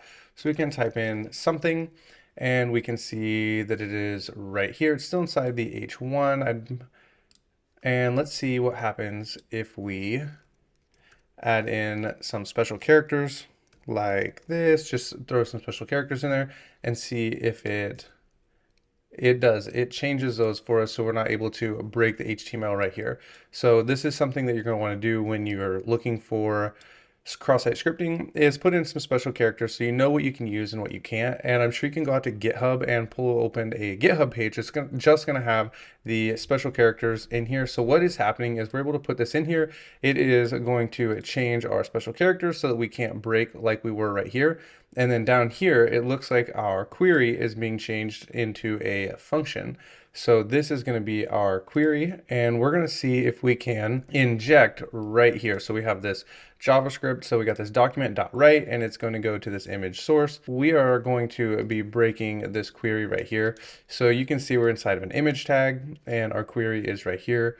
We have a source, and we have a double quote, a single quote, and then there's another double quote over here. So if our query comes in right here, we can break this with a double quote. So let's see what happens if we just go and type in a double quote And we'll just send this and then go back and look and see what happens. Let's try and close off that image tag because that doesn't look any different. We have our quotes right here. So we should be able to do a double quote and then a single, and then close off this image tag inside this query right here. And then we should be able to put in a payload. So we should be able to use the same payload that we did before. So script alert 1, and then we can close this off like this and send it. See what happens. It says not solved over there. Let's copy this and see what happens if we take this over here and we hit search. It tells us that it does not solve. And after looking at this, I can see we have a typo. So let's come back over here. Let's actually copy this and paste it back in here because we see something popping up down here. So we know that our tags have changed, and I'll show you what I mean. So if we come in here and we close off what we saw previously with this image tag right here, we close this image tag off, and then we can put something in here and it is showing up down here. So we know that we're able to break out of that image tag because the HTML shows up. So now we can break out of the image tag. We'll just use this and we'll come over here and spell this right and hit search, and it should work for us, and it does. So this is how you would solve something where you're able to look at this right here and see we have a double quote right here, and we're able to use our query and break out of this and close off this image tag. And then we can see that the HTML shows up on the page right here. And then this closing tag right here is going to be this right here because we don't actually close out of that. Okay, so that is one way to solve this challenge, but there's other ways. So if you're gonna practice cross-site scripting, see if you can get other payloads to work. So we can just copy this right here. And actually what we'll do is we'll use we'll say image, and then we'll say like a source equals, you can put anything in here because it's not gonna work. Anything, just like this. And then we want to say on error because this isn't going to work. So we're going to say on error, and we want it to do something, and we want it to alert 1, just like this, just like we were before. And let's see if I can close that, if this works here for us. I'm going to copy it. I guess it didn't have to because it'll pop up here.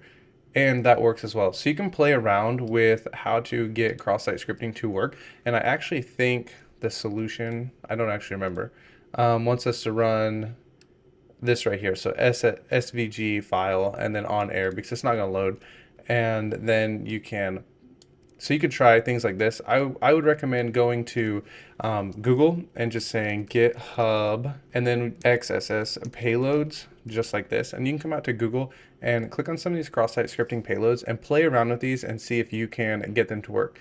And if you are good at finding cross-site scripting, or maybe you found a few cross-site scripting, you can let the rest of us know how you found those in the comments below. Thanks for watching. Thanks for stopping by my channel. In this video, we're going to be talking about cross-site scripting, and I don't want to just show you how to do a simple alert with a XSS. We're actually going to be pulling off a cross-site scripting, and I came across this capture the flag about a month ago. I did it, and it's actually a really interesting box. The box is schooled with Hack the Box, and if you're interested in doing this box later, it's really a fun one. It's kind of a medium level box, maybe even hard if you're new, because it really has a lot of steps to it. But I thought this would make a really great video because a lot of times when you're new, all you see is people show you how to do a simple alert, but not actually how to steal a cookie and then take over somebody else's session so that you can access their information inside their portal. So we're going to go ahead and jump into it and check this out. Okay, so here we are, and I want to show you a little tip before I actually show you the cross-site scripting. If you're ever doing a capture the flag and you come across something that says you're going to have a announcement or something like that, and we're going to, I believe the announcements are in here, and reminder for joining students, and we're told right here this enrollment is for the course, and that doesn't really matter, but it says that you're going to be removed from the course. They're going to be manually checking something. right here. If you ever see something like this inside of a capture the flag, then this is going to be a cue that there's probably some kind of automatic process running in the back end that is going to be checking this. So you know that somehow you need to be exploiting that. I've seen this with FTP before, where I got a file off an FTP server and it said it was going to be checking all the files that were uploaded to it, which meant we had to upload a document that then was executed on the back end. So this in a capture the flag is going to tell you that something's running on the back end and we need to exploit it. And we're told that it's going to be in the profiles. So we can come to the profile right here, and then we're going to edit the profile. And if you're looking for a cross-site scripting, there's a lot of different ways to look for them. But if you're going to come across one in a capture the flag, you can just come in here and you can do something simple like put in a bold and then something, or you can put in an emphasis, or you can put in strong or some kind of tag like this. And what will happen is it will execute this. So let's go ahead and close this off. And then if we hit update, it should emphasize this for us, which is basically strong is just going to make it bold. An easier way to do that would just be with the B instead of the strong, but we have this right here, so we know that it's executing HTML. I'm going to go ahead and type out the payload that we would need for this. And if you wanted to check this, you could actually go script like this, and then a script tag, and then we can put our alert in here, and then we could update the profile and it should pop in cross-site scripting for us, and we have it right here. So we know that cross-site scripting works, but I want to show you how to actually steal the cookie, and then my username will change up here. So if we come in here, what we will, I'm going to type it out and then I'll walk you through what is going on. Okay, so we have our script tag and we're just going to put the source to the script as our IP address, which you can see I have my IP address right here from Hack the Box. And then we're going to have it go out and grab a file for us right here, cross-site scripting.js, and then it's going to execute that file for us. And I don't think I need a closing script tag. So we'll try this, and if it doesn't work, I can go and fix that. So now what we'll do is go to our Kali machine over here, and we have used the Python server in the past, but the first thing we need to do is gedit, and I've actually already written out the script here for us.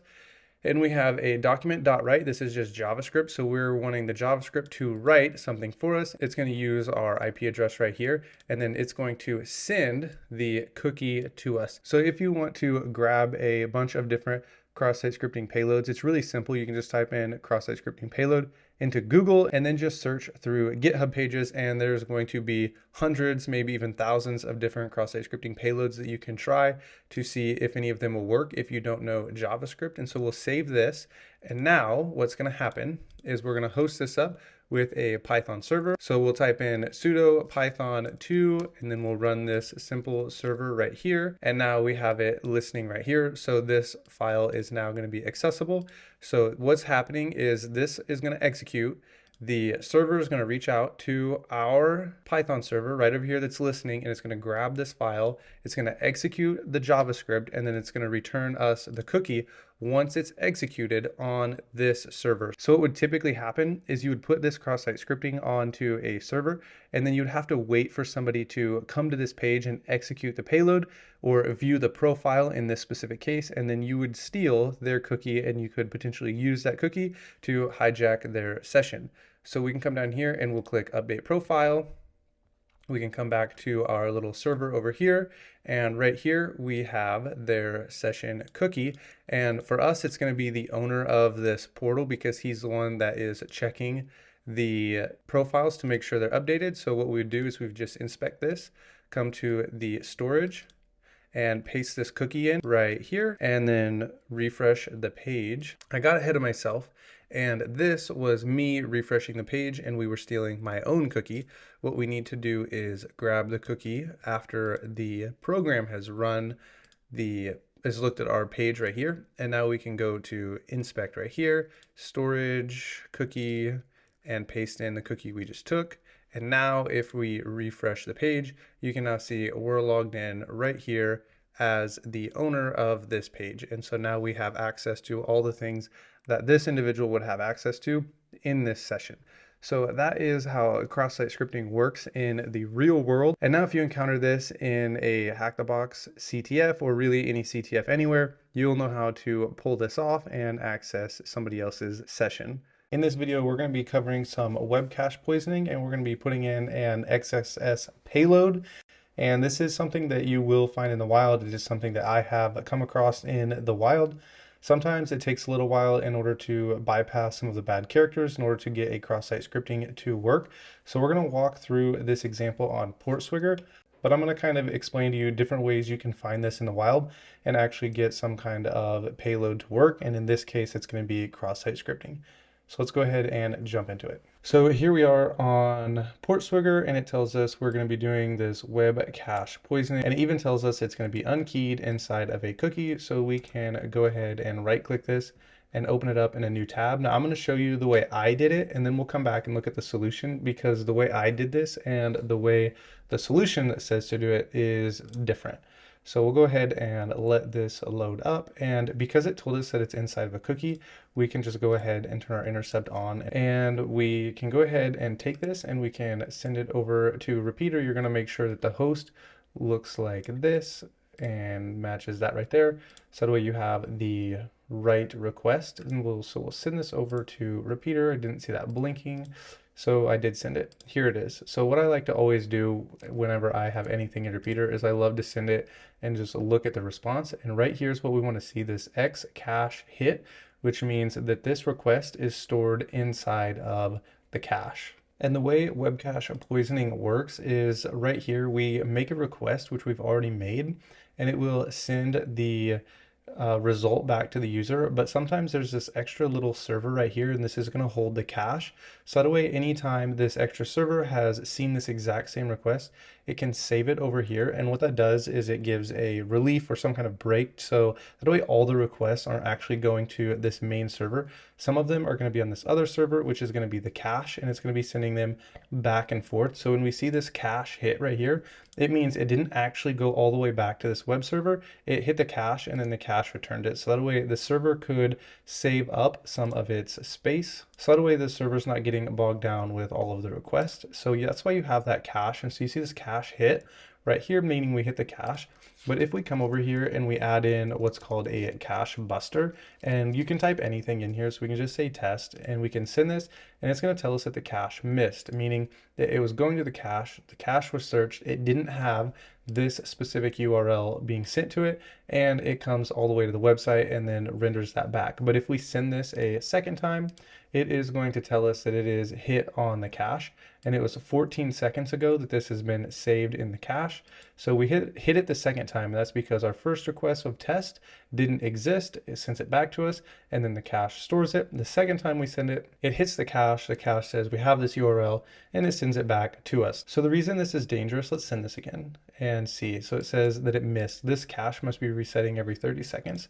So the reason this is dangerous is because we send an XSS payload to the website, and it stores in the cache. Every single person who visits that specific URL is going to hit that cross-site scripting, and we could steal their cookies, hijack their sessions, or something along those lines when the cache sends this to them. So if we can figure out how to manipulate this, we can send our payload on a live target and then reset at the reset of the cache, and then our payload would be stored. So I hope that makes sense. We're going to go ahead and move on with this specific lab. If this doesn't make sense, let me know down in the comments, and we'll do another one of these labs and I'll try and explain it better. So here's what we have. So if we send this again, it should tell us it missed. We send it again, it's going to tell us it hits, and it'll tell us how old it is, and it hit 4 seconds ago. So we're told that this is going to be inside of the cookie over here. So it's unkeyed cookie, so we know exactly where this is going to be. So if you come over to this right here, this prod cache, this is a dead giveaway of our location.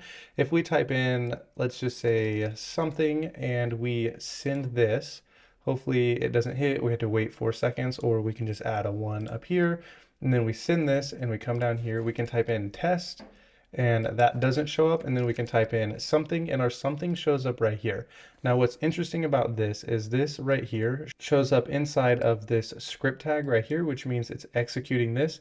And so what we can do with this is just close off this script tag like this with your simple script, and we can close this off, and then we can open up a new one, and we can put in our alert, and we want to alert, and we'll say, whoops, we'll alert 1, And we can close this off. And actually, I'm not sure if we need to close this off. We'll try it both ways. So we'll close this off.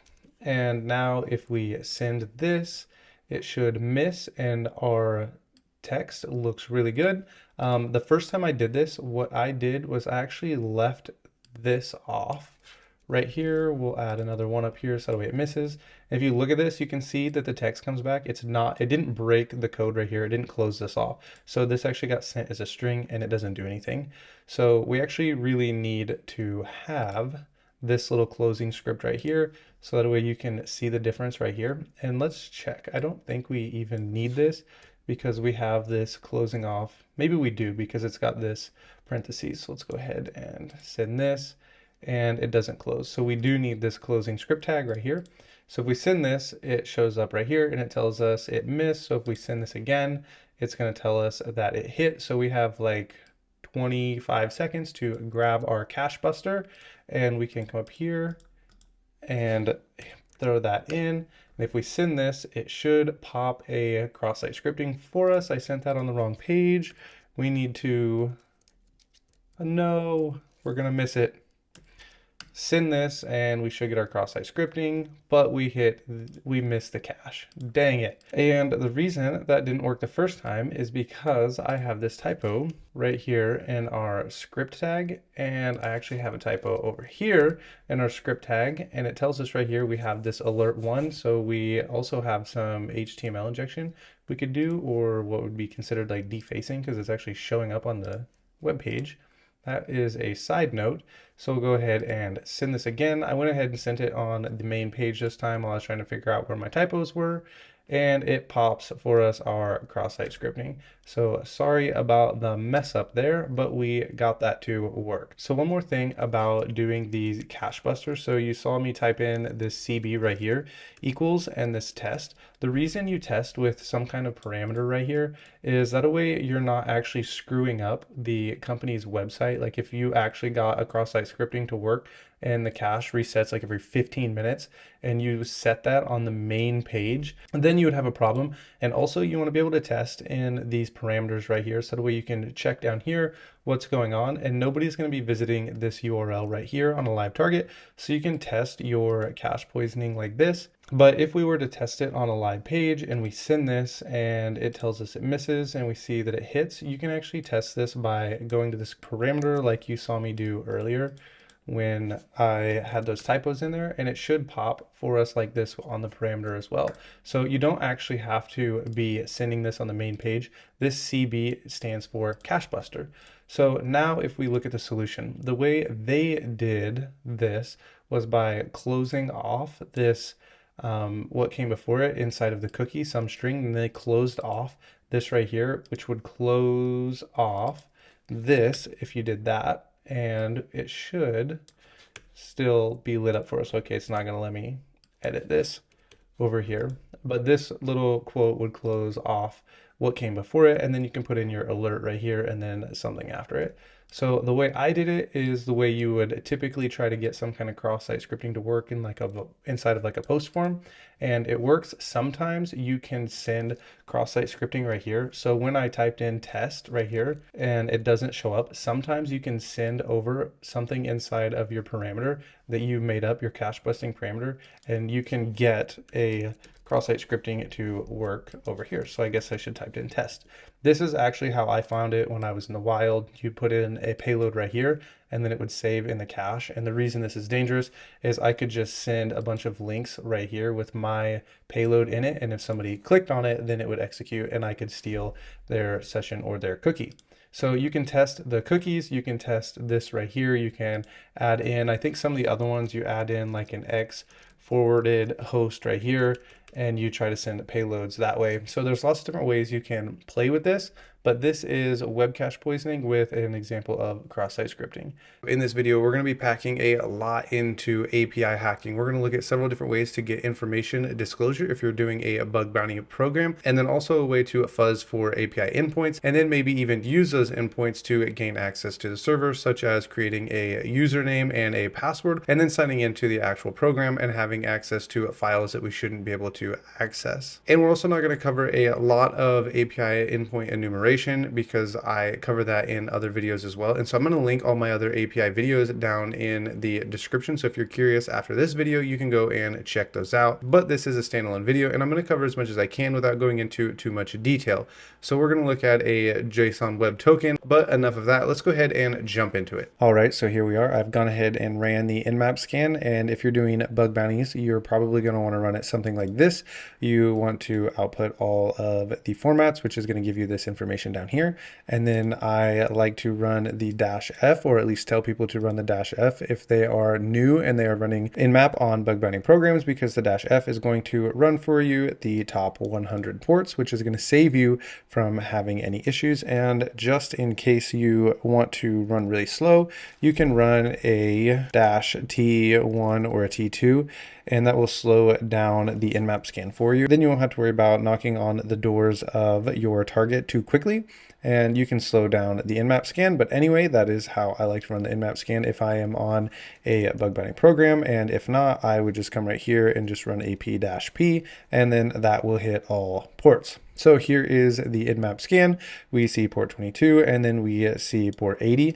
And this UV-corn right here, we can check this out by copying it and pasting it in here and running it. And it's going to tell us what it does. It's a web server implementation for Python. And I think there's actually a right here, a G unicorn right here that is very similar. Both ran with Python. So knowing this, when we scroll down and look at this, we can see that we're receiving back a JSON, which means we're probably dealing with an API. And we can come up here and actually visit that port 80 and it will give us our response. And we receive back this JSON, which means we're running with an API. So in previous videos, I've shown you how to fuzz APIs, and I'll show you again just real quickly. So what we would do if you were going to fuzz an API, we can just use fuff, which is automatically in the Kali tools. So we would run a fuff-u for our URL, and we'll say HTTP, and then we want 10.10.11.161, and then you can fuzz right here the API just like this, and then we can run a word list, and we'll run user share word list, and I think it's derb, and then we'll run common.txt, and I think that's, oh, we forgot to put in the word fuzz, and we want to fuzz right after. We're fuzzing right here. We're going to fuzz for API, so we'll run this fuzz, and it should tell us pretty quickly that we have this API right here. And so I'm not going to go into a lot of detail on fuzzing because I've already made a video on it. But so we have this API right here. So what you do is come up here, hit /API, and you see that we have this v1 right here. If you didn't receive anything back, you could actually just take this API and you could come back in here and run this again and just type in API and then fuzz what comes after the API just like this and see if you can find the v1, but we're not going to do that. So we can just come in here and now we can say v1 and it's going to tell us we have this user and admin. So one of the things I would love to check for if I saw this is I would just come in here and see if there's anything for admin. It says we're not authenticated, and so this tells me that we could possibly try to create an account and sign up as an admin if we could intercept the request in burp, but that's not the direction of the box. And so it says we're not authenticated, so we can try user.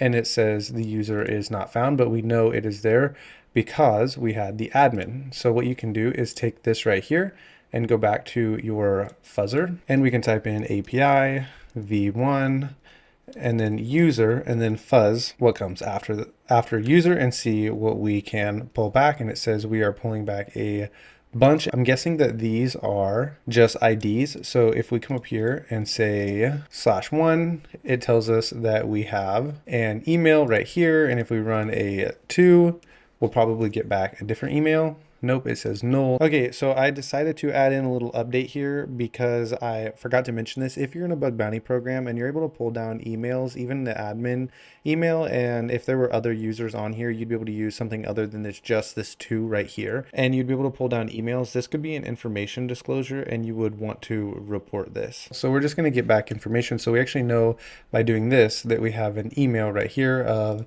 admin@htb, and so we know that this is an actual user. But we can come back in here and I'm actually going to just run this and we'll sort out this fuzz by the size. So we'll just type in fuff dash F. That was not what I wanted. I wanted dash H, but it looks like it actually pulled it down for us anyway. And right here, we want to run this dash MS so that we can match the HTTP response size. So we don't want to see this. Actually, we're going to use this MR right here. So we can come back up here, dash MR, and I think it was 4 was the right size. Okay, and we also want to run with a 104. And now if it comes back with anything positive, we should be able to see it. Okay, sometimes our tools don't always work for us and we have to go and do some manual testing. So we're going to go ahead and do this now. So we know we have this user endpoint right here and we want to know what comes after this. One of the things that we should always check for is a login, and we see that we have a valid login page, and we can also check for like a sign up, or you could go to GitHub and see if there are other endpoints than just sign up. But we see this works here, so we'll go ahead and catch this in Burp and have a look at it, and we'll send it over to the repeater tab and we can turn this off. Okay, so one of the first things we want to do is just send this and see what we get back. And it's the same thing we've seen over here. And we get back this 422 unprocessable entity. And now we can change this request method right here and send it and see if we get something different back, and it just says we need a field required. So what we can do is just try to add in a user and see what happens. So we can just make a user, just say user, and this is going to have quotes around it. So we can just take this user and we'll make up a user and we'll call it PhDSec. And then we can close this off and send it, and it's not going to work. And I remember the first time I did this box, this was a nightmare for me. You're going to want to copy this and save it somewhere. I'm just going to save it in a different URL over here so we can come back and grab it later. And now that we're over here, it tells us the value is not a valid dictionary, and it is because of this right here. So you can just delete this altogether and we'll see if this works for us. So if we send this, we now get a different JSON response back right here. And it tells us we need a body, which is the email, and we need a body, which is the password. And I'm curious, if we send this with nothing, what response we get back? It just tells us we need a body. And so that's why we add this user in here, just so we get something and we can produce this error message, and it's going to tell us what we need. So you need an email and you need a password in order to sign up right here. So we're going to go ahead and see if we can sign up with a email and a password. So we'll actually just leave this right here and we'll say our user can be phdsec@me.com. And this tells us right here, so instead of user, we need an email. So we'll change this to email. And then we are going to need a password, which I'm getting from right here. So just to save from getting a typo, we can just type in password, and we can make the password pass1234, and then we can send this and hope it works. We get a 201, the user has been created. So now we should be able to go to login and actually log in. So before we go ahead and log in, I'm going to just copy this so I don't have to re-type it all. And we'll just copy this, and we're just going to see if we can use this same post request and go log in. And instead of email, we're going to need user, our username, just like this. And now if we send this, we can see it tells us that it doesn't work. We might need to catch this in Burp. Send this to repeater, come back over to repeater. We're going to change the request method, paste this in, and we're going to go username. I typed that wrong, username, just like this. And we might have to change this. I thought we could run it with nothing, but maybe we'll go application type JSON, because we're sending it JSON like this. And if we send this, still gives us the same error. Okay, since this isn't working, what we're going to do is we're going to come back and we're just going to say, we're going to send it with this www form URL encoded, and we're just going to change this. So what we will do is delete that, and we're going to delete our colons, just like our quotes, just like this. Instead of the apostrophe, we're going to need the ampersand, just like this, and word, delete, delete, delete, and instead of these colons we're going to need equals, and this is going to look really familiar to you if you do any kind of a bug bounty. This is really common to see in any kind of a login form, this type of encoding. And let's try this, and it tells us that it worked. And I have a few videos on the JWT tokens, and that's what we have right here. So we have this bear, and this is a JWT token, and I'm not going to cover this in too much detail because we have in previous videos, but we're going to need this right here in order to actually log in. So now what we need to do is come back to our proxy, and we have this request still intercepted over here, and we'll see if we can get this to work on our first try. And we're going to have to type in authorization, and if you've ever messed with bearer tokens, then you know this is how they're sent. I actually remember when I first started in the web application testing world, if you actually have a bearer token for another account and replace the bearer token with this one, you can actually perform actions as another user if you have their token. But the bearer token, I believe, changes like every 5 minutes, 15 minutes. I think it's a set amount of time.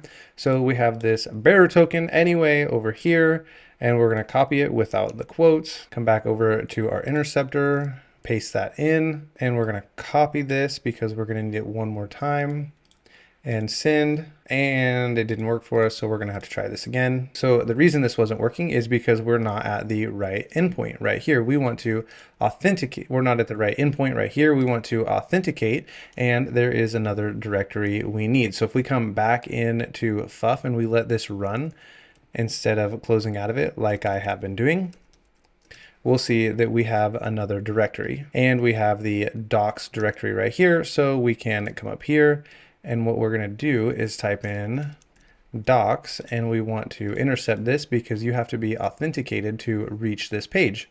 And now if we paste that in and we forward this, I did not go all the way back. We need to go back like this. Now we want to run this. It says we're not authenticated. Thank you. We need to intercept this. And now we paste this in. And then once we reach this page, we will paste in our token again and hit forward, and we should be brought to the docs page, and it has finally loaded for us, and we have reached the location we're not supposed to be able to reach. And right here is the user flag. You can hit execute and it will pop up. Okay, so we're gonna go ahead and stop the video right there, because any more than this and we're kind of getting out of the scope of this video, because we're starting to leave the realm of API hacking, and we're gonna start looking for some privilege escalation, or escalating our privileges, or gaining further information within this specific box. And this box can become kind of difficult from this point on, especially if you're new. So we're gonna stop this video right here, and if you have any questions or comments, please leave them down in the description, and I will try to answer as many questions as I can and possibly make videos on your questions in the future. Thanks for watching. Okay, in this video, we're going to be looking at how to exploit JWTs, or JSON Web Tokens. These are becoming more popular for people to try and exploit, whether it is in penetration testing, CTFs, or bug bounty. So we're going to go ahead and look at these, but there is a few things I want you to know. Sometimes JWTs can be really difficult to get to exploit. This specific vulnerability that we're going to be looking at in Hack the Box on the machine, the notebook, actually it took me quite a long time to figure out how to get this private key to be authenticated. So I'm going to walk you through how to exploit this JWT, so that way you can look for these on your own in the wild. But just know that JWTs sometimes take a lot of trial and error in order to get them to exploit properly. Even in this video, I'm going to make a couple of mistakes, but ultimately we are going to get it exploited. So let's go ahead and jump into it. All right, so here we are. I have the box, the notebook already up. I am inside of a directory called the notebook, so I am ready to go ahead and get started. Okay, so we'll go ahead and you can come over here and register. I've already registered an account, so I'm gonna go ahead and log in. And once you have logged in, you'll be brought to this page. Now, I'm gonna go ahead and show you just like how to straight get to where we're going. We can open up Burp, we can turn our proxy on, we can intercept the request, and then we'll go ahead and send this to repeater. But what we notice right away is that we have this cookie and we have the auth right here, and we have this UUID, so we have this user ID. This isn't something you're gonna be able to brute force very easily, so we're gonna give a look at the cookie right here. So we'll go ahead and turn the intercept off, come over to repeater where we sent the cookie, and you'll notice that we have these little periods or full stops right here, depending on where you're at in the world. And what you can do is, I love the Burp Smart Decoder, is just highlight this first section, and you're gonna see over here what it is doing. It tells us that it is gonna go out to the local host on port 77, and it's going to try and grab this private key. Now, what is happening with this? When it reaches out to the local host, it's gonna see if our cookie or our authentication over here is valid, and it's gonna see if the private key can match it. So what we're gonna do is we're gonna try to make a private key so that we can self-authenticate. But the first thing we're going to do is we're going to come in here and we're just going to change this section right here. So what we'll do is we'll put in our hack the box IP and see if it will reach out to us, which I am 10.10.14.4, and we'll apply changes. Now, when you apply changes over here, you're going to notice that it puts this base 64 equals equals in here like this. So if you look over here, we got these equals. We're going to delete, and then that D right there, so we'll delete that. And now if we set up a netcat listener over here, we can see if it reaches back out to us. So if we send this and we come back over to our terminal, we can see that it tried to reach out to us on port 7070 because we put our own IP address in here, right here, and it's trying to get this private key. The problem is we don't have this private key, so it hangs and we're not able to do anything by changing this little bit of information.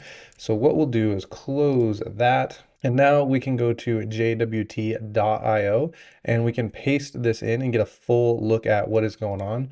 But before we do, what I would probably test if I was in the wild is I would just grab this right here, and I would probably take this false, and I would go and I would say true. We'll delete the base 64 over here, but this isn't going to work because we don't have the authentication there for us. So it's going to tell us that we still need to log in right here, right there. It says we need to log in. So we need to make that private key that is reaching out to grab. So we'll go ahead and copy this entire thing and go to jwt.io, and we'll come down and we'll paste it in right here. And now you can give a look at what we have going on right here. So we have what we changed right here. We have our IP address, and it's going to grab this private key.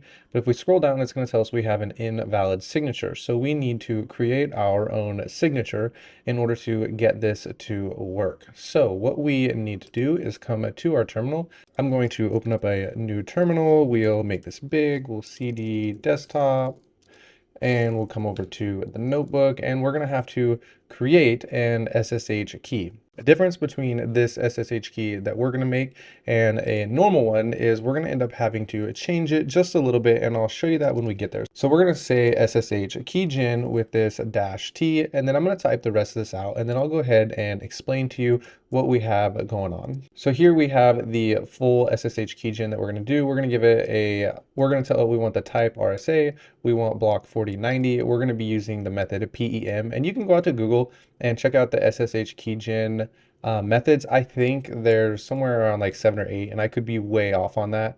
But you'll be able to see what these do. And for the sake of the JSON web token, we're going to be using this. And we're going to be calling this the private key because over here we have this get private key. So we're trying to get a private key. So we want our file to be called private key. But because we're going to be changing this in a little bit, I'm just going to put a 1 right here because it'll make it easier for us when we change it in the future. So we'll go ahead and create this. It's going to tell us it's generating. We don't want to passphrase. If we ls, we now have our private key 1 and our private key pub down here. So if we cat our private key 1 right here, let's see what this looks like. We can actually just grab this as it is and put it into our signature and see if we can get a valid signature with this. So we'll copy, we can paste that into this bottom one right here. And we'll need to transform this one, our pub key right here. in order to get this to work. Because if we cat the private key right here, you're going to see that this looks like an SSH key, and we don't want it to look like an SSH key. We want it to look more like it is going to authenticate the request that we're going to make from the web browser. So we're going to have to change this, and we're going to use OpenSSL to do that. I'm going to type out the command so you don't got to watch me do that, and then I'll walk you through what we're doing. Okay, so here is the command. We're going to be using the RSA, and we're going to be telling it we want to take in this private key, and we want to put out in the PEM format a private key. And notice I changed this so we don't have the one right here, and this right here matches what we have over here, because we're gonna host up this private key that we're making right now over here, so that it'll come out and it'll grab that private key, and it'll act like we are the backend, and it's going to authenticate for us every time we need to make a request. So we'll go ahead and change that. And if we cat this private key, where are you? Right here, you're going to notice that it looks way different. This is in the form of a certificate. So you're going to want to make sure to copy the entire thing, but we may have to delete these equals to get this to work. I don't remember. No, it actually works for us. So it says signature verified. I actually want to test this. If we delete those, yes, it does tell us the signature is still verified here for us. So we can actually grab this token or this cookie that we just made. So Command A, Command copy, and we should now be able to come back over here and inspect this and go to storage, and this is where our cookie is stored.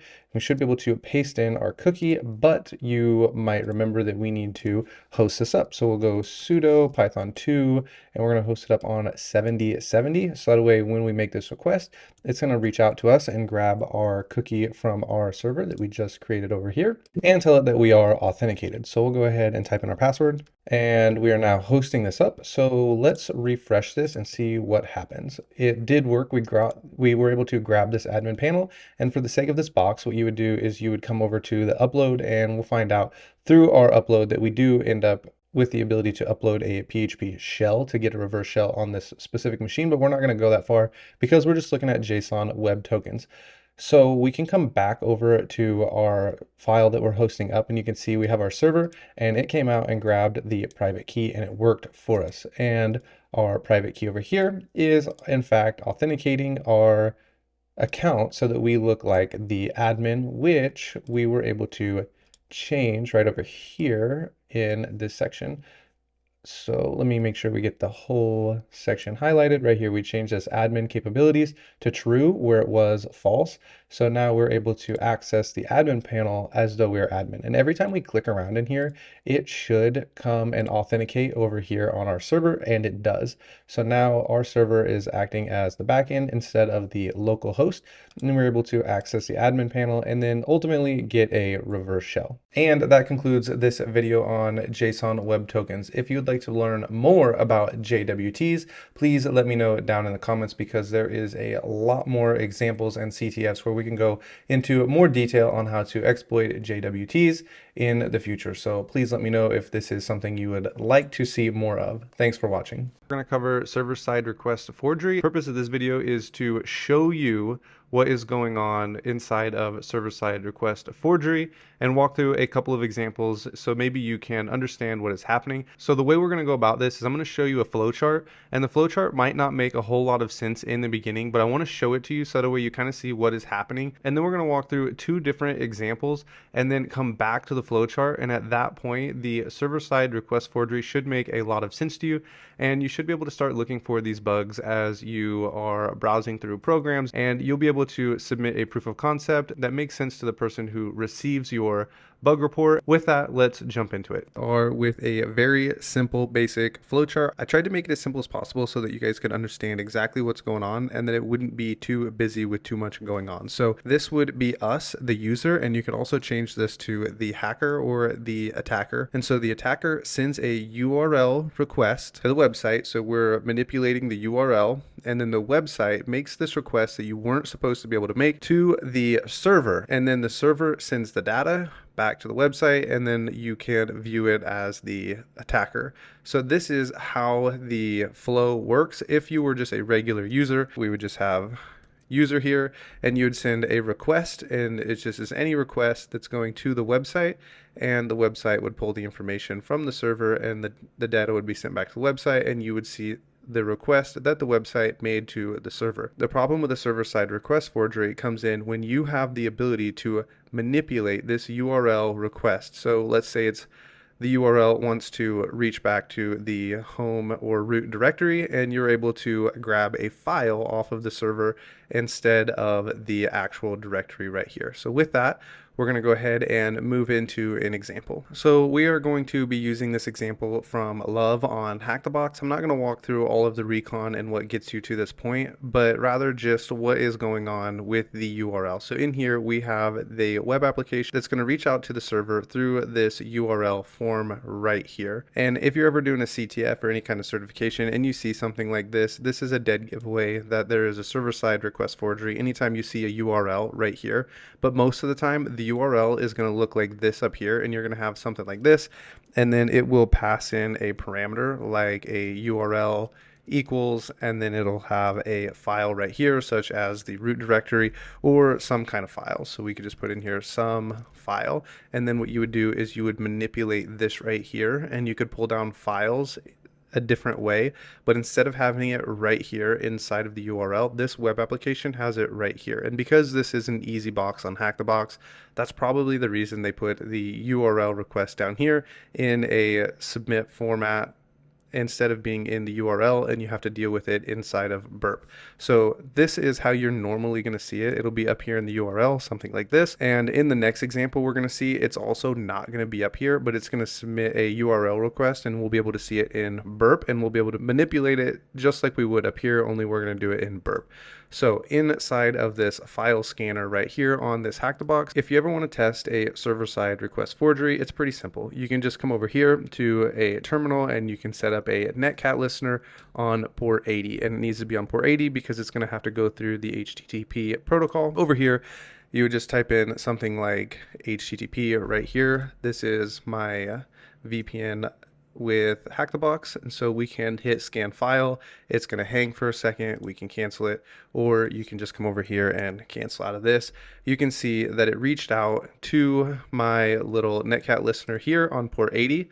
And so we know that this is trying to grab a URL, and you can check to see if it's grabbing a file from the server by typing in the actual IP address. So in this case, for this Hack the Box, the IP address is http / and it's 10.10.10.239, just like this. And if we scan this, it's actually going to bring back the web page right here. So if we went to this IP address right here, we said http, and then we said 10.10.10.239, and then we come here, you'll see this voting system right here. This is also on this server, so I actually had to add this to the Etsy host file, and if you're not familiar with what that is, that's okay. So because we're able to pull down this voting system by pointing this machine to itself, we know that we are able to pull information from the server. And I want to show you why this is so bad and it's such a detrimental vulnerability, because if I were to come in here and we scanned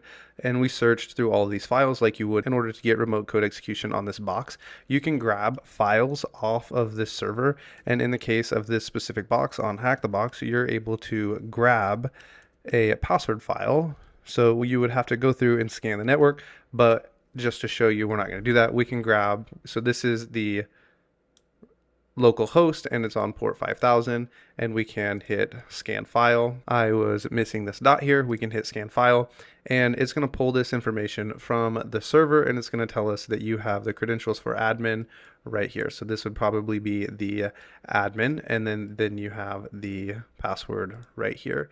So this is why server-side request forgery is so bad, is you can pull information that you shouldn't be able to access from the file. So we're going to move on to Port Swigger right here, and they have a basic SSRF against a local server. It's going to tell us to solve this lab. We're going to change the URL access of the admin interface at this location, and we're going to delete this user right here. So let's open up the lab, and the way we're going to go about solving this is, I forgot where it told us this is located. I think it said inside of a check the stock feature. So if you come over here and we open up burp, we can turn, actually we need to be inside here. Now we can turn intercept on, and we can check the stock, and we'll send this to repeater, and then we can just turn this off. Okay, before we change any of this, we're going to send this to repeater so you can see what we get back. This is the normal request. This is what we get back. We get back a response of okay. But if we just delete this whole thing right here and we paste in the local host, and then we go to the admin and we send this, we're going to get back a different page, and we're actually told that we've reached the basic SSRF against the local server. And I think we're supposed to actually delete the user Carlos right here. And so the way we would go about doing this, actually before we delete him, I want to try something just because I just showed it. We can go 127.0.0.1, and this should send us to the local host as well. See if we get back the same thing, and we did. So this is what we would do, is you can type in localhost right here, or 127.0.0.1, and then we're on the admin page. Now what we need to do is delete the user Carlos, and I'm guessing this is supposed to be done from the admin panel. I suppose you could read through here, and maybe it might tell us what we can do from the admin panel. Oh, it tells us right here.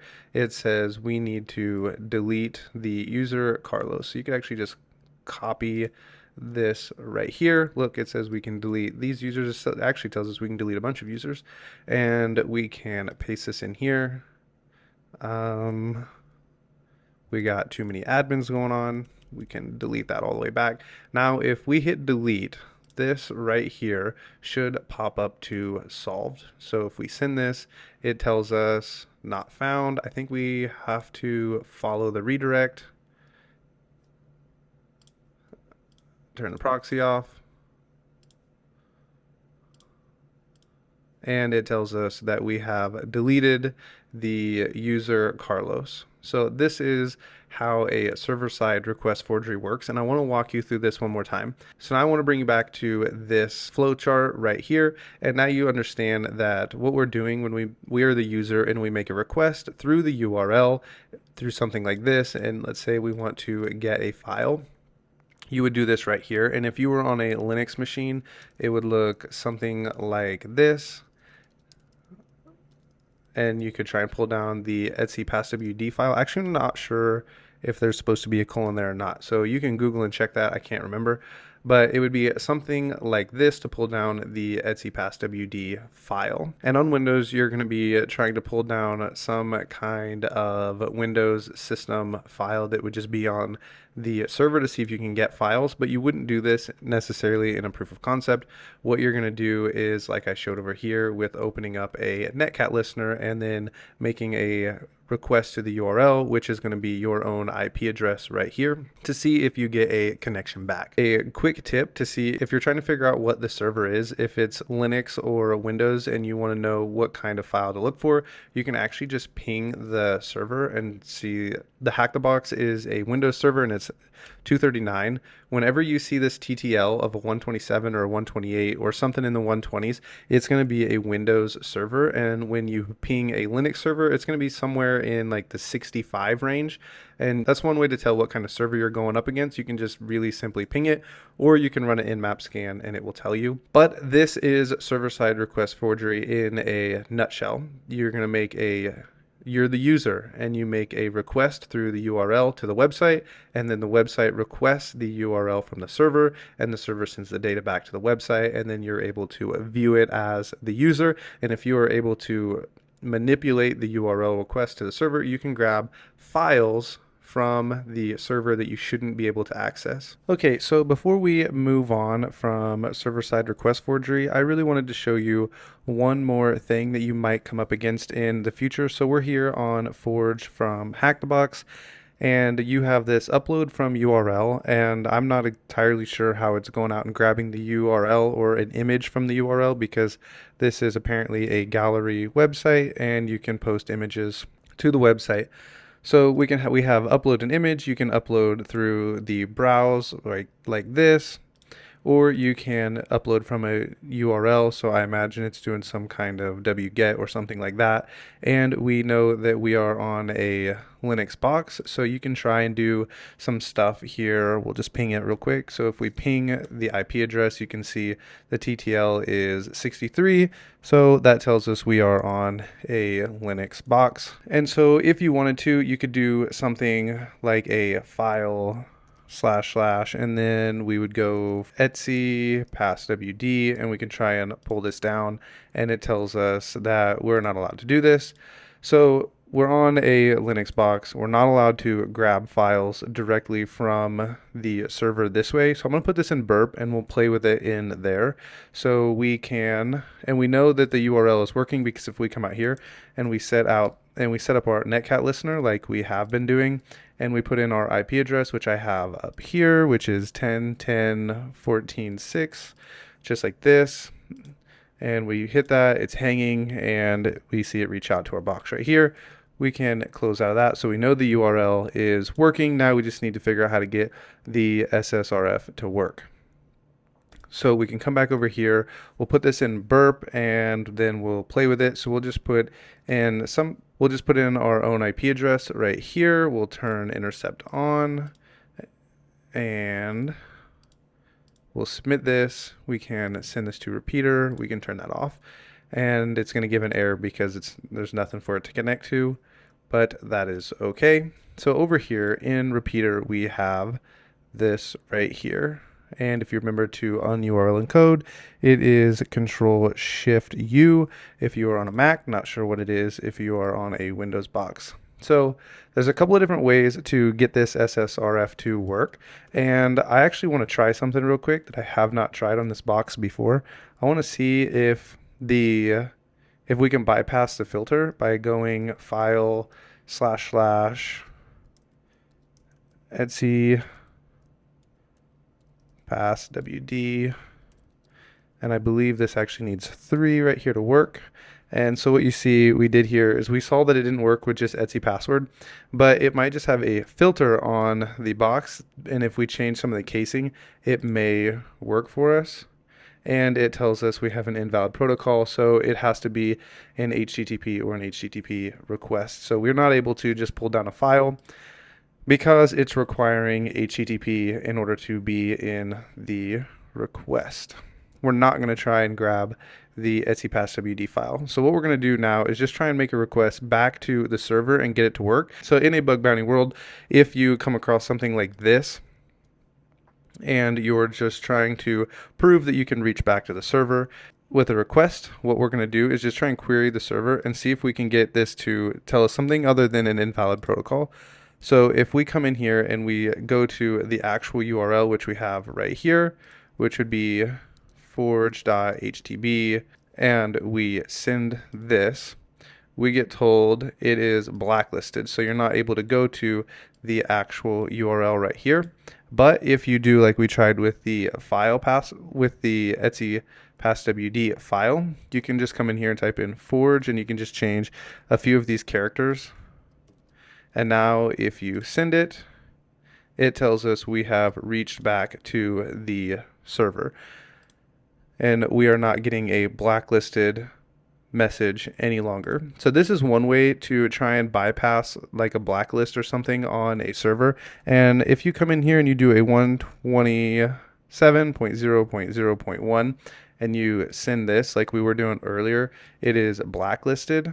But the actual IP address, so if you wanted to get the IP address of this right here, it tells us that this right here is blacklisted. But if we actually wanted to get the IP address, let's say we're on like Yahoo or something and we want to know the actual IP address of what we have going on right here, Burp will actually tell us what the IP address is really easy. You can just come over to your proxy and turn your proxy on and forward that, and we can come to our URL upload. You can just type something in here, doesn't matter what it is, submit it, and when you hit this, it'll tell us like the request is being sent to forge.htb, but the IP address is 10.10.11.111, and we don't really need that request. So what you can do, since this is blacklisted and this is blacklisted, you can just try the actual IP address to the server, and in this case it looks like this, and you can send it. and you can see that it went through. So the IP address, ironically, is not blacklisted. I'm not sure if Hack the Box meant for that to work or not, but it worked. So you can actually try several different ways to get past the blacklist within a server-side request forgery, and this is a few different ways to do that. Okay, so I think we're going to go ahead and pause on SSRF at this point. If you have any questions on server-side request forgery and you'd like to see something in more detail, please let me know down in the comments. But in the world of bug bounty, this would be plenty to get you by. However, if you're going to be a penetration tester, you're probably going to have to dive into SSRF in a little deeper context. That way you learn how to take a server-side request forgery and turn it into remote code execution. But I think that is out of scope of this video. So we're going to go ahead and pause this here. And if you would like to see more server-side request forgery in the future and how to turn this into remote code execution, please let me know and I'll get to that. All right, before we close out this section here on the server-side request forgery, I thought I would pull up the Hacktivity, and I was reading through some of these recently. And you can just see, look at how high the impact is for server-side request forgery. And I was reading through how some of these were done, and this one right here was really cool.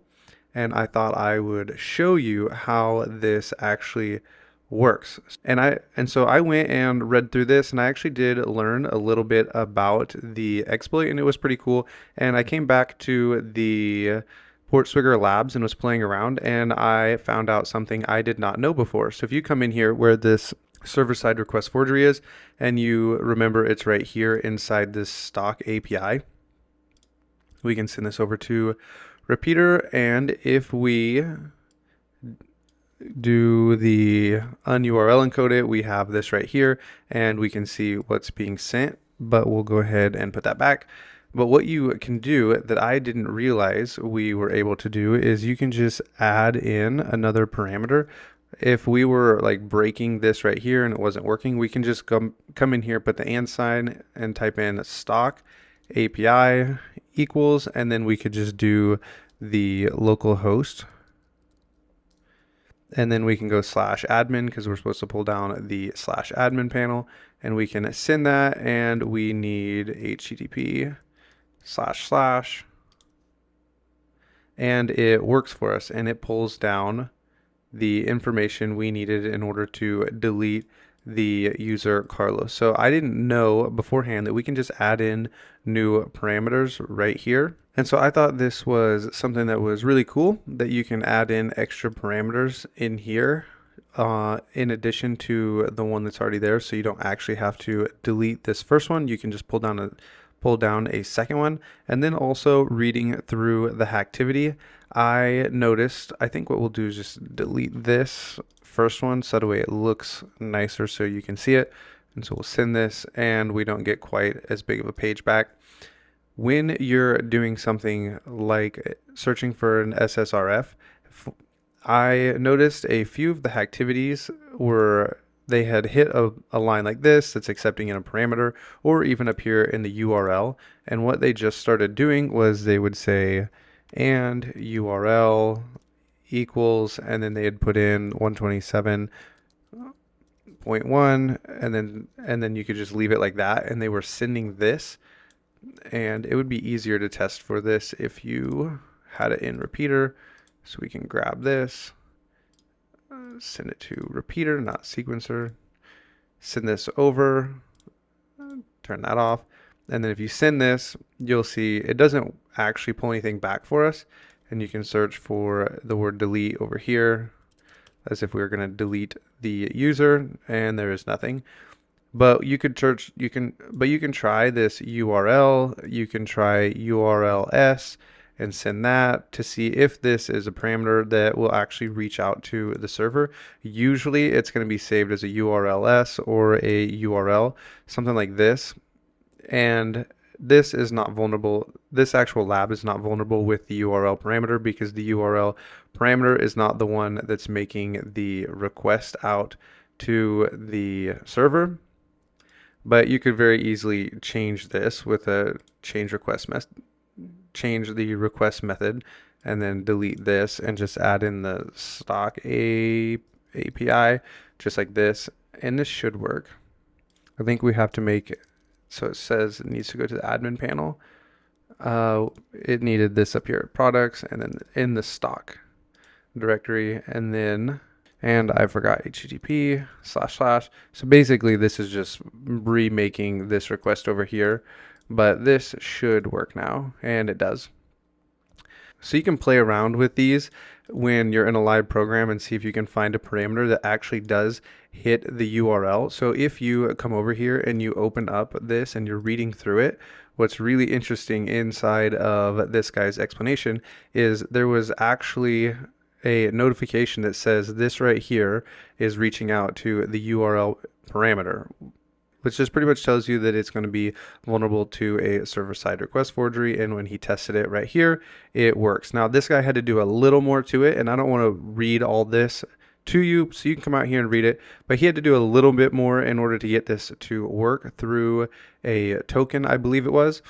But it was a pretty cool server-side request forgery, and you can come over to the Hacktivity now that you understand how server-side request forgery works, and you can read through some of these and see if you can learn additional ways to pull off server-side request forgery. So with that, I'll see you in the next vulnerability. All right, welcome to the section on command injection. This is probably going to be one of the most severe vulnerabilities that you will ever come across. This vulnerability gives you the opportunity to execute commands on the server and get information back, and possibly even get a shell on the server. So this is one of the most severe vulnerabilities that you will probably come across, because you can just compromise the server and all of the information on it. And if you're in a penetration test, then you can try and move around within the network. So let's go ahead and dive into command injection. Okay, we are going to be talking a little bit about command injection, and there's not really a whole lot of places to practice command injection that I know of. Really, it's just try hack me and then port swigger, which we'll come to here in a little bit in practice on. So with command injection, what we are able to do is put commands into the server, and then it tell us back.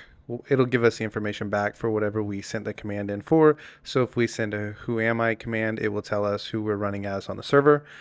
And so it says here, a command injection vulnerability is also known as remote code execution because an attacker can trick the application into executing a series of payloads that they provide without direct access to the machine. So this might sound a little confusing, but it's going to make a lot of sense here in just a second. And so their example here is the who am I command. And I'm going to go ahead and launch this box. And then once it is loaded, I will bring you back. Okay, so this is now loaded up and ready for us to practice some command injection. But before we do, I want to show you kind of what is happening. If we come over to a terminal here, and the first thing I want to do is copy this to make sure we know what kind of commands to send through to the server. But really, you could just put in an who am I, and you could probably figure it out by that. But we can also type in ping and then the IP address that we just copied, and then you can hit enter, and we see that the TTL is 61. So we know that this is going to be a Linux server that we are up against. So now it tells us to use this handy web application to test the availability of a device by entering its IP address, and it's just going to go out and reach to an IP address. So a way to test this is to see if we wanted to check our device. We could come over here and set this up, and my IP address is up here, so we could say 10.2.42.96 and execute and see if we can get it to reach out. And it sent a ping out to our box, and it did not connect, but it pinged our box. So this is just sending a ping. It's not actually trying to connect. So what we can do with this now is you can just type in 127.0.1 and you can execute it, and it's going to tell us, it's going to give us back another ping of the box. And I guess I didn't need to ping it because it tells us right here it's going to be a Linux box. So some of the things we can do, I actually played around with this. That's why you can see these in here. I wanted to see all the different commands that it actually let me send. So I wasn't just sitting here testing everything for the first time. So here's a couple of the command injections that you're going to need to know. If you come in here and we type in 127.0.1, you can do an and sign like this. 0.0.0.1, we can put in an and sign just like this, and then we can do a who am I, and it'll execute. And you can see that it says we are WW data, but we still get this ping right here. And it is possible in the coming lessons that we just don't want to see all of this ping right here. So what you can actually do is just put in a bunch of mumbo jumbo, and then you can use a double pipe and do the who am I, and it skips the ping and we get the WW data. But if we run this command right here and we don't double pipe it, you only do one pipe. Oh, it still works. Okay, I was going to say that it doesn't work, but it worked for us. So we still get the www data. So sometimes it won't work with one pipe, and you'll want to send through two pipes, and then sometimes you'll also have to have like a pipe afterwards and run it, and that time it doesn't work for us. So you will, in the wild, just have to play around with this. So we get the who am I, and it tells us we're www data, and you can type in ID and see how we're sending commands through. So if we come back over here and I type in ID, you can see we get this back. So we're actually communicating with the server, and this would be a very, very bad thing in the real world. So there's one more thing I wanted to show you, and that is this ping right here. If you were doing a blind command injection and you wanted to know if you could reach the server but you weren't getting any information back, you could run the regular whatever's up here. Sometimes it's not going to be something like this. You're not going to be pinging a server. It'll usually be a parameter with an equal sign, and then you'll put a command in over here. But you can ping, and the -C with the 10 is going to tell it to delay 10 seconds. So we'll actually put in 5 seconds so we don't have to wait quite so long. And it's going to ping itself. So if you watch down here, we have the seconds, and we'll hit it when it hits 10 seconds and wait for it and see if it comes back in 5 seconds. If so, then that works, and it did. So we pinged it, and that's how you do a time delay, which we're going to see in just a little bit. You can also run these with this and sign right here. There will be times that you'll need to try this, and you can actually, if you're getting stuck on command injection, what you can do is go out to Google and just type in command injection bypass and just look for different windows, command injection bypass. Maybe you'll have to do some URL encoding or something of that nature, and you can just bypass whatever filters they have. So you can also do with this, you can do two and signs just like this, and it should still work for us. And we'll send that over and see if it takes 5 seconds and it comes back. And then I want to try one more thing. I actually have not tried this yet, but because this didn't reach back on our netcat, I want to try this again. We'll set up a netcat listener, and we're going to set it up on port 4000 and see if we can actually get this to connect back to us. So if we do this right here, we can do our pipe. We'll actually do a double pipe, and then hopefully we have netcat available, and we can type in our IP address for it to connect back to. So 10.2.42.96, and then -E, and then we'll go bin bash, and then we can execute this and see if it reaches back. It doesn't look like it's going to because I did not type in the port. So we'll highlight this. We need to put a port in here, and I think I did 4000. Execute. It was port 4000, and it did not reach out, so maybe this doesn't work. We'll try one more time, and then we'll move on. And I want to show you one other thing you can try with this. So netcat doesn't work, didn't reach out to us. So one thing you can also do in this command injection, like if you were going to capture the flag, one thing I would do is I would come in here and I would type which Python and see if we could get a Python reverse shell. And we can close out of that. And let's do something like this so we can get just what we want back.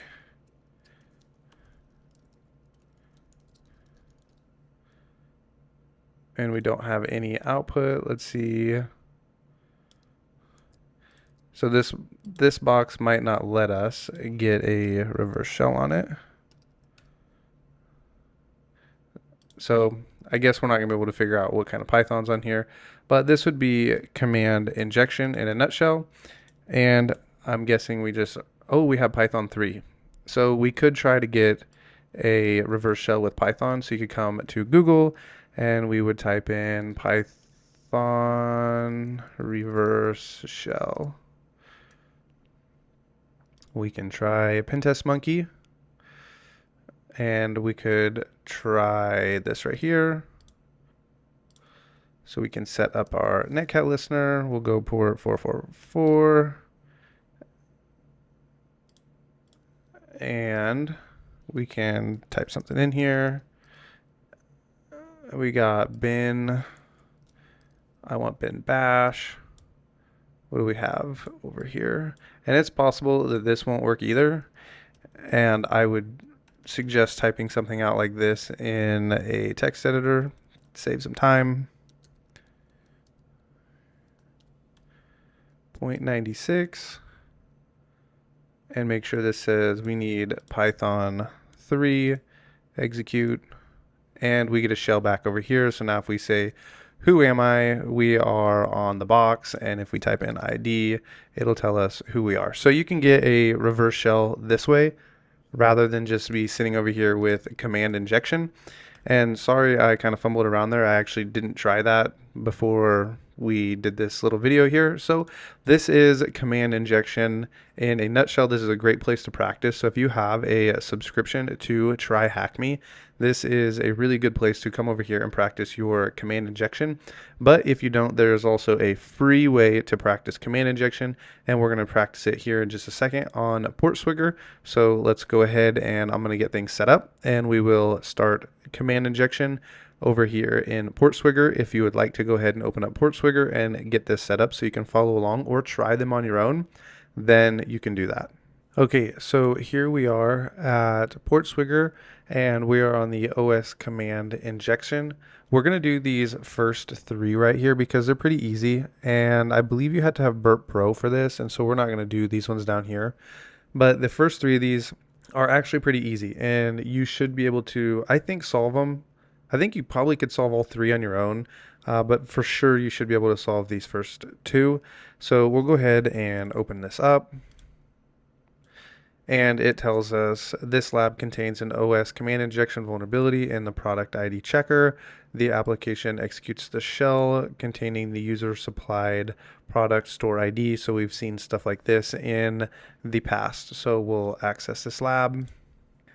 And it tells us we are not solved because we haven't done anything. So when we have finished this, this should say solved up here. So we can see what Burp is doing. It's doing nothing. It's not hooked up. So down here in the check stock, like we've been doing and following the instructions right here in the product stock checker, we can forward that. We're going to check stock, forward, and right here is what we need. Send that to repeater. We can turn that off. And now we have the product ID and the store ID. And this is going to be where the command injection is at. So if you would like to try and solve this command injection by yourself, I would go ahead and give you this challenge. We have found the location, and I think you can figure it out. It's right here. You should try and see if you can figure out some of the command injection commands that you just saw previously and give it a shot. But if not, here we go. So we have this product ID right here of 1, and what we were doing in some of the last ones was we were able to put this and sign in here, but because of the location of the command injection in this post request, we're not going to be able to use those. We will have to use a pipe. And so you can type in a pipe right here and do something like a who am I, and we can send this and see what happens. and it tells us who we are. So that probably right there solved this for us, and it did. But while we're here, let's play around with this. Let's see what happens if we do 2 pipes and we send this. It does nothing. What happens if we do 2 pipes at the end and send it? Nothing comes back. What happens if we just do 1 and 1? And this is just something that I would encourage you to do as you come across things like this. So we actually have it come back with a pipe at the end and the beginning. What happens if we change this to very clearly a product ID we don't have and it still works? What happens if the product ID is wrong and we have 2 pipes and we send it? Nothing. Now, what about this store ID right here? What if we try 2 pipes and we go, who am I? It gives us a syntax error. What about 2 pipes? And we send it. It gives us the same thing. We can come over here and maybe we can say an ID. It tells us who we are. And so you can really just play around with this and see what happens. What if we put a crazy ID number in here? It still works. And then you can just mess around with this and see what works and what doesn't. If we check a who am I, syntax error, we could go which Python like we did before, and this is black because it needs to be URL encoded, which is a plus sign, and we don't get anything back. And I don't think that you're able to get remote code execution on this. So here we go. This would be your command injection right here. We're going to try and do another one on this lab right here. So if you would like to go ahead and open this up and read the instructions, then I would say go ahead and see if you can figure this out. I'm not going to read it just yet. I want you to go ahead and read this and try and figure it out on your own. And if you get stuck, then we'll go over it. Okay, so this says the lab contains a blind OS injection. So if you're familiar with the bug bounty for beginners course that I already have out, then we know that a blind injection means we're going to have to do some kind of time delay, and it's not going to tell us what's in the response. So we have a 10-second delay in order to solve this challenge, and it tells us that the vulnerability is in the feedback function. So with this, you can go ahead and open up the lab. And we have this submit feedback right here. And we can just type in a bunch of gibberish. And I think this is going to ask for some kind of ending for an email account.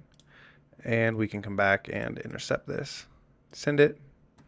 We'll send this to a repeater. And it is possible that this took you much longer to figure out because we have a bunch of different parameters in here that we are testing against. So we have the name right here. So in a time delay, we saw this in the try hack me example that I showed you. You're going to try and do a ping against the server itself and wait for the time delay. So what we would do in a time delay command injection or a blind command injection with a time delay, you will type in ping, and then we have to URL encode it, and it will look just like we did previously. I'm going to do 5 seconds to start out so we don't have to wait. 27.0.0.1. And then if we send this, we'll see right here, this should be like 4,000 or 5,000 when it actually works. So we can try a pipe at the beginning, pipe at the end. We can try another pipe, and I see that I made a mistake. I didn't have the 1 in there, so we'll try this again and say go. Still not long enough. We can add in another one and see if this works. And it doesn't seem like this is going to be our spot. Otherwise, one of these would work. We can't use the and sign in there, so we'll just move on to the next one. We'll say pipe, ping. And I have this, I fast forwarded typing this in so you didn't have to watch it again. So we got our pipe and our ping command. We can send this. We'll turn this proxy off. It's bothering me that it's flashing. We can see that the time did not work, so we can throw a pipe on the end, send it, not long enough. Let's try 2 pipes, and we can send it, and our time is much longer, and we can see that it was almost 5 seconds. So now to solve this, I believe we can type in a 10 right here and send it, and this should give us the solve because the 5 seconds was pretty close.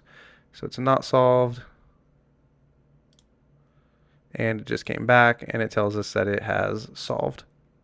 So this is a timed command injection or a blind command injection. This is how you would test it with a ping against the server itself and give it a time delay.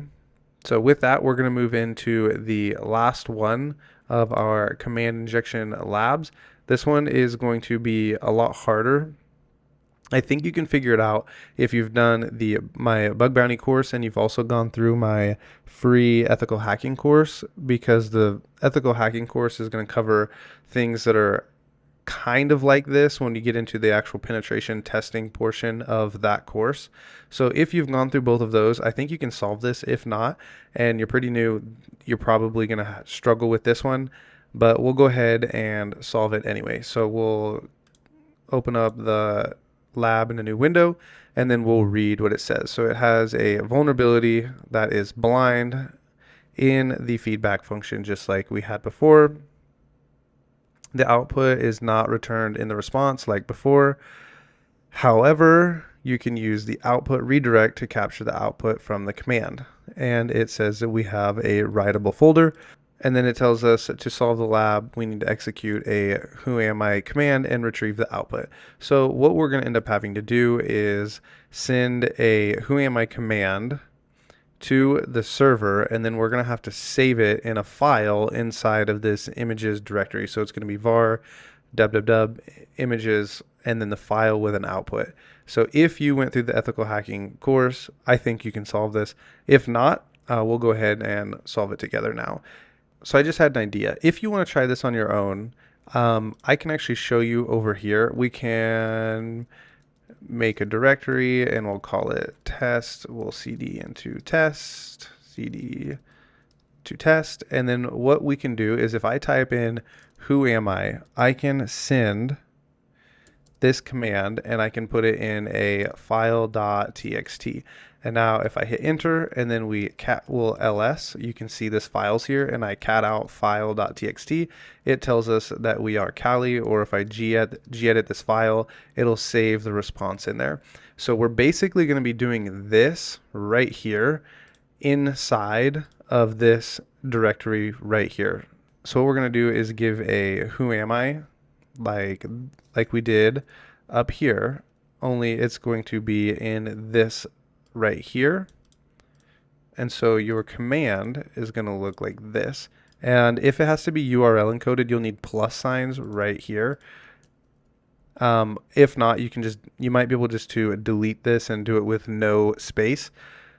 And then you're going to need to try and retrieve the file with the command injection. And I want to see if you can figure this out. So go ahead and give it a try now that I have given you a hint with this clue right here. Okay, so let's go ahead and solve this challenge. It said it was in the feedback, so we'll come back to the proxy. We can come to submit feedback. We'll do the same thing we did before and just type in some mumbo jumbo at gmail.com and turn our proxy on, submit feedback, send this to repeater, turn the proxy off. And so here we are at this same page we were at. I'm actually going to make sure that this is in the exact same, the command injection is in the exact same place, so we don't spend a bunch of time trying to send this somewhere that it's not. So we'll go ping. So I wrote the ping command out so you didn't have to watch it. I sent it, and we'll see it was a 5-second delay. So the command injection is in the same place. So we should be able to come in here and say, who am I? And then we'll give our caret, and then we'll give it the location that we were supposed to give it right here. paste that in, and then we'll say file.txt and send this and hope that it worked. And now I think the way to check this is going to be, we'll need, I think it'll be file, and then we'll want to read this file.txt. So we'll send this. Okay, since this right here isn't working, we're going to just go ahead and assume this is not going to be in the right directory. So what we can do with this right here is we know we had to send it into the var www, and then I think it was images, and then it was our output.txt, which is where we, and then it was our file.txt, which is where we put our command who am I, right? That's what it says. We do, yes, it's in the images. So what we're going to probably have to do at this point is find the images, because we're not able to pull anything from here. So what we'll do is go to the home page and see if we can pull an image somewhere around here. See, we have the products, we have the product ID,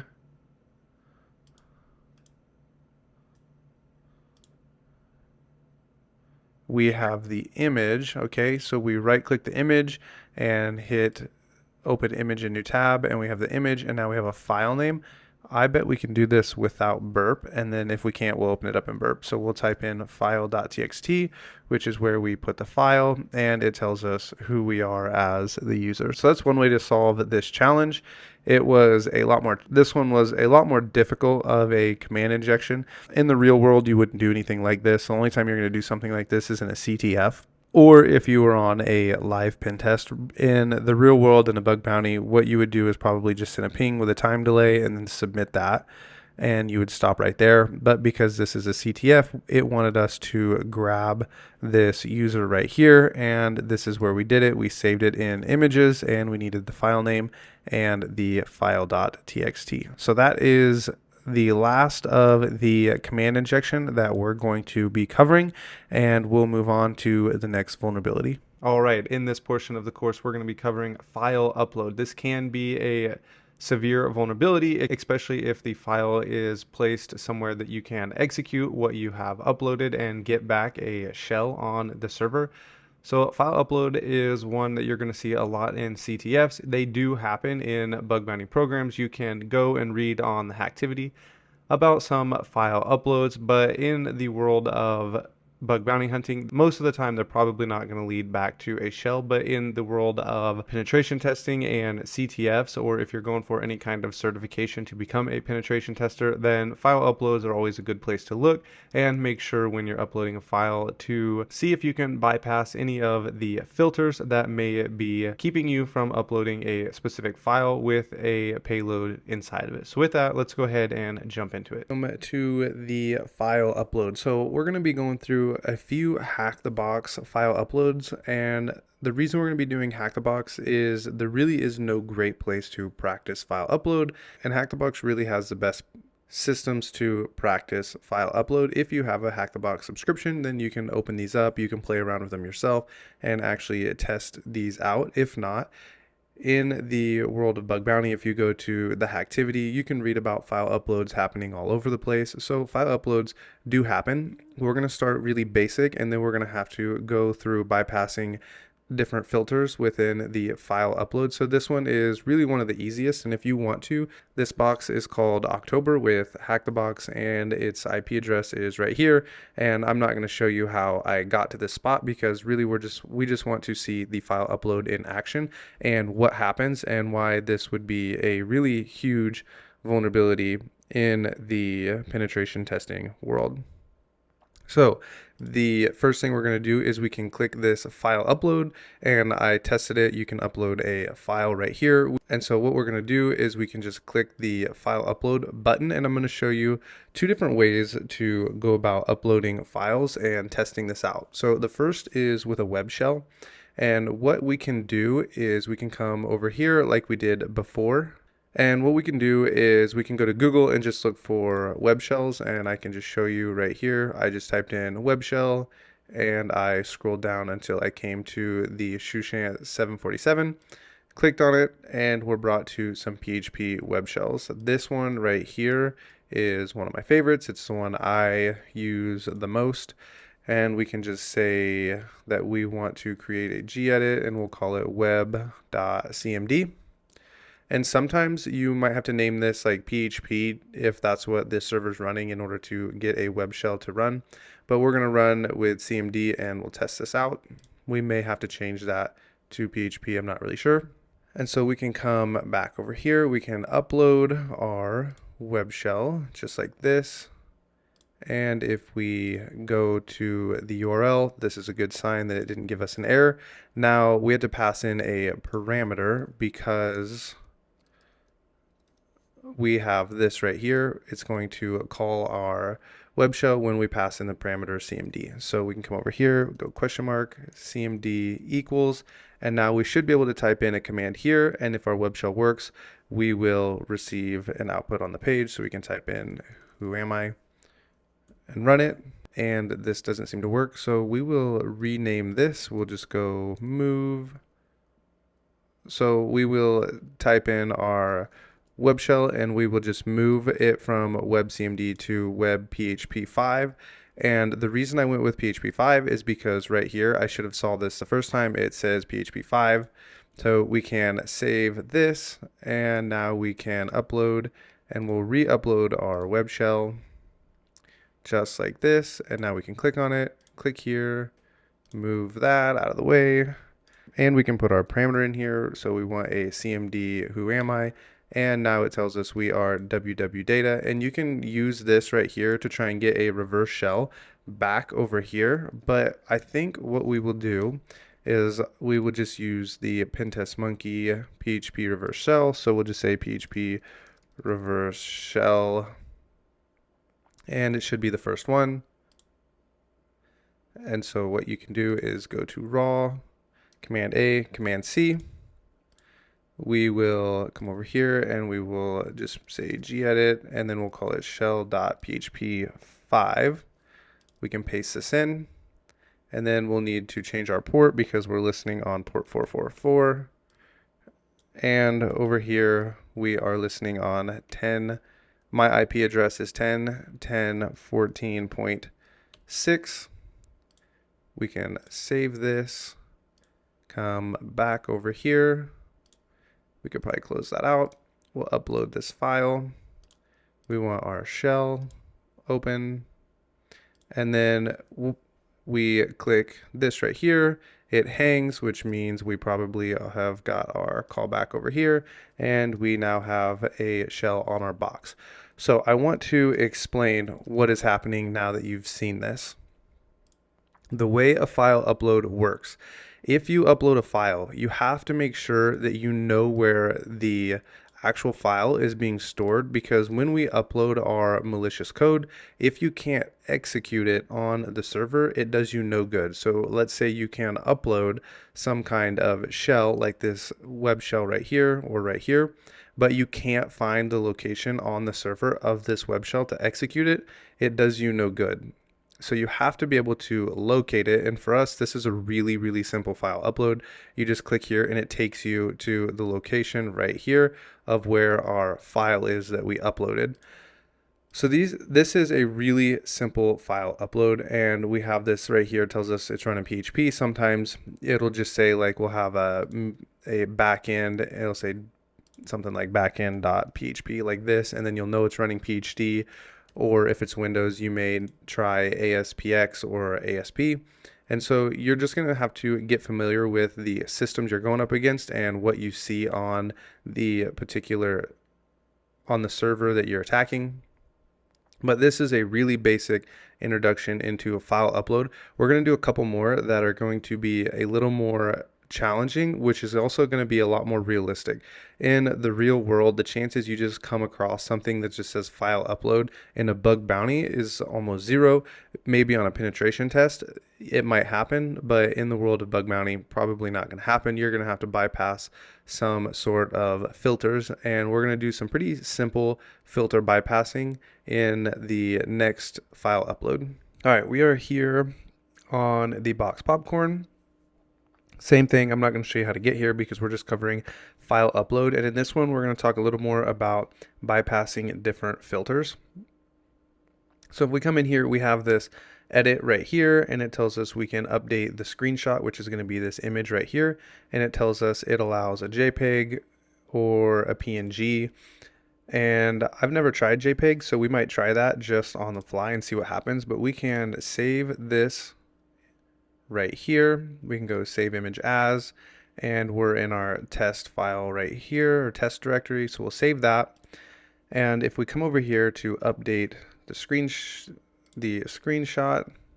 we will need to browse, click on our little PNG right here, update it, and submit, and it tells us that it worked. The type was a PNG. And now we should be able to come over to the uploads. We can type in 10, 10, 10, 6, and we'll go /torrent, and then we want the upload just like this. And it tells us here is the image that we just uploaded. So that works.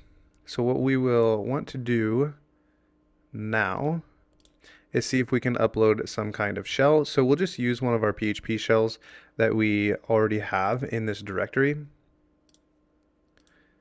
And we'll browse, and we can just try this shell.php5. And if we open this and we submit it, it tells us we have an invalid file.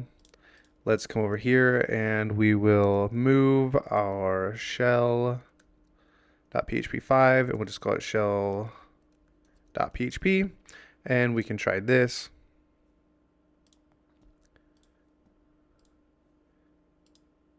And it says invalid file. Now what we can try and do is intercept the request and see what the difference is between these. So if we come to update this, and we want to update this image again, and we upload it, and now we turn our intercept on and we submit this, we can look at the difference, and we'll send this to repeater just to save it. And we know that this is going to go through, tells us that it worked. Now we'll come back and upload our PHP shell and see what the difference is. So we can come over, we'll try our web shell this time, and turn on our interceptor, send it, we'll send that to repeater, and we can turn this off now, and we can come over to repeater and look at these and see what the difference is. So when you come over here and you look at this, right here is what we're looking at. So we have a content type of image, PNG, the file name, which was the link that we downloaded, and then it tells us it's a PNG file, and we have all this mumbo jumbo right here. And so what we can do is just copy some of this, and we can copy, and now we can come over here and we have a file type of web.php, and then we have our little web shell that we used before, and we could just paste this in up above. And so our content type has now changed, and we have these bytes to try and confuse it. And then we have this image, or we have our web shell right here. So I want to show you a little bit of how a server would read this file type. If we come in here and we just say gedit, and we want to make a we'll make a file.gif, and we'll see what happens. And we'll just put in some letters. And we save this, we close it, and we go file, and then we say file.gif. It tells us that it is actually text.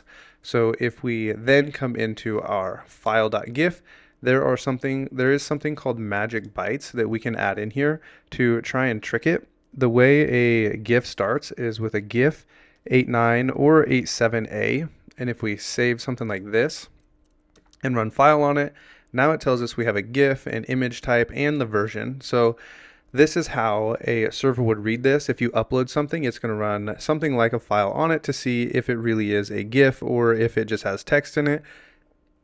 And so when we copy all of this right here with the PNG, basically what we're trying to do is trick it by putting something in like this GIF 87A, so that way when it reads it, it will read it as a PNG. And we'll actually try this GIF because I've never actually tried it on this box, so I don't know if it will work or not. And we'll just try the file upload on the fly. So if we send this over, it tells us that it looks like it uploaded. So we can see what it looks like. It did upload. So I'm kind of surprised that worked. We'll go check it out. So if we come over to our uploads, we refresh the page, and we open this up, it looks like it worked. We should be able to pass in our parameter of CMD equals, and we can say, who am I? And it tells us right here, www data. So that actually worked. I was expecting it to not work. And sometimes when you hit a file like this and it does not work, it might check for just a .png inside the file and then the .php. And if you just go out to Google and you read about different ways to bypass filters for file upload, you're going to have a lot of information, and that's really what I would recommend you to do. This is just the tip of the iceberg on how file upload works. So I'm just showing you some basic ways to bypass it, but I would also recommend going out to Google and reading about how to bypass a PNG file upload filter or a JPEG and see all the different ways you can bypass this. So if we come in here and we send this and it renders, it tells us this worked as well. So we can actually go back, and if we refresh this right here,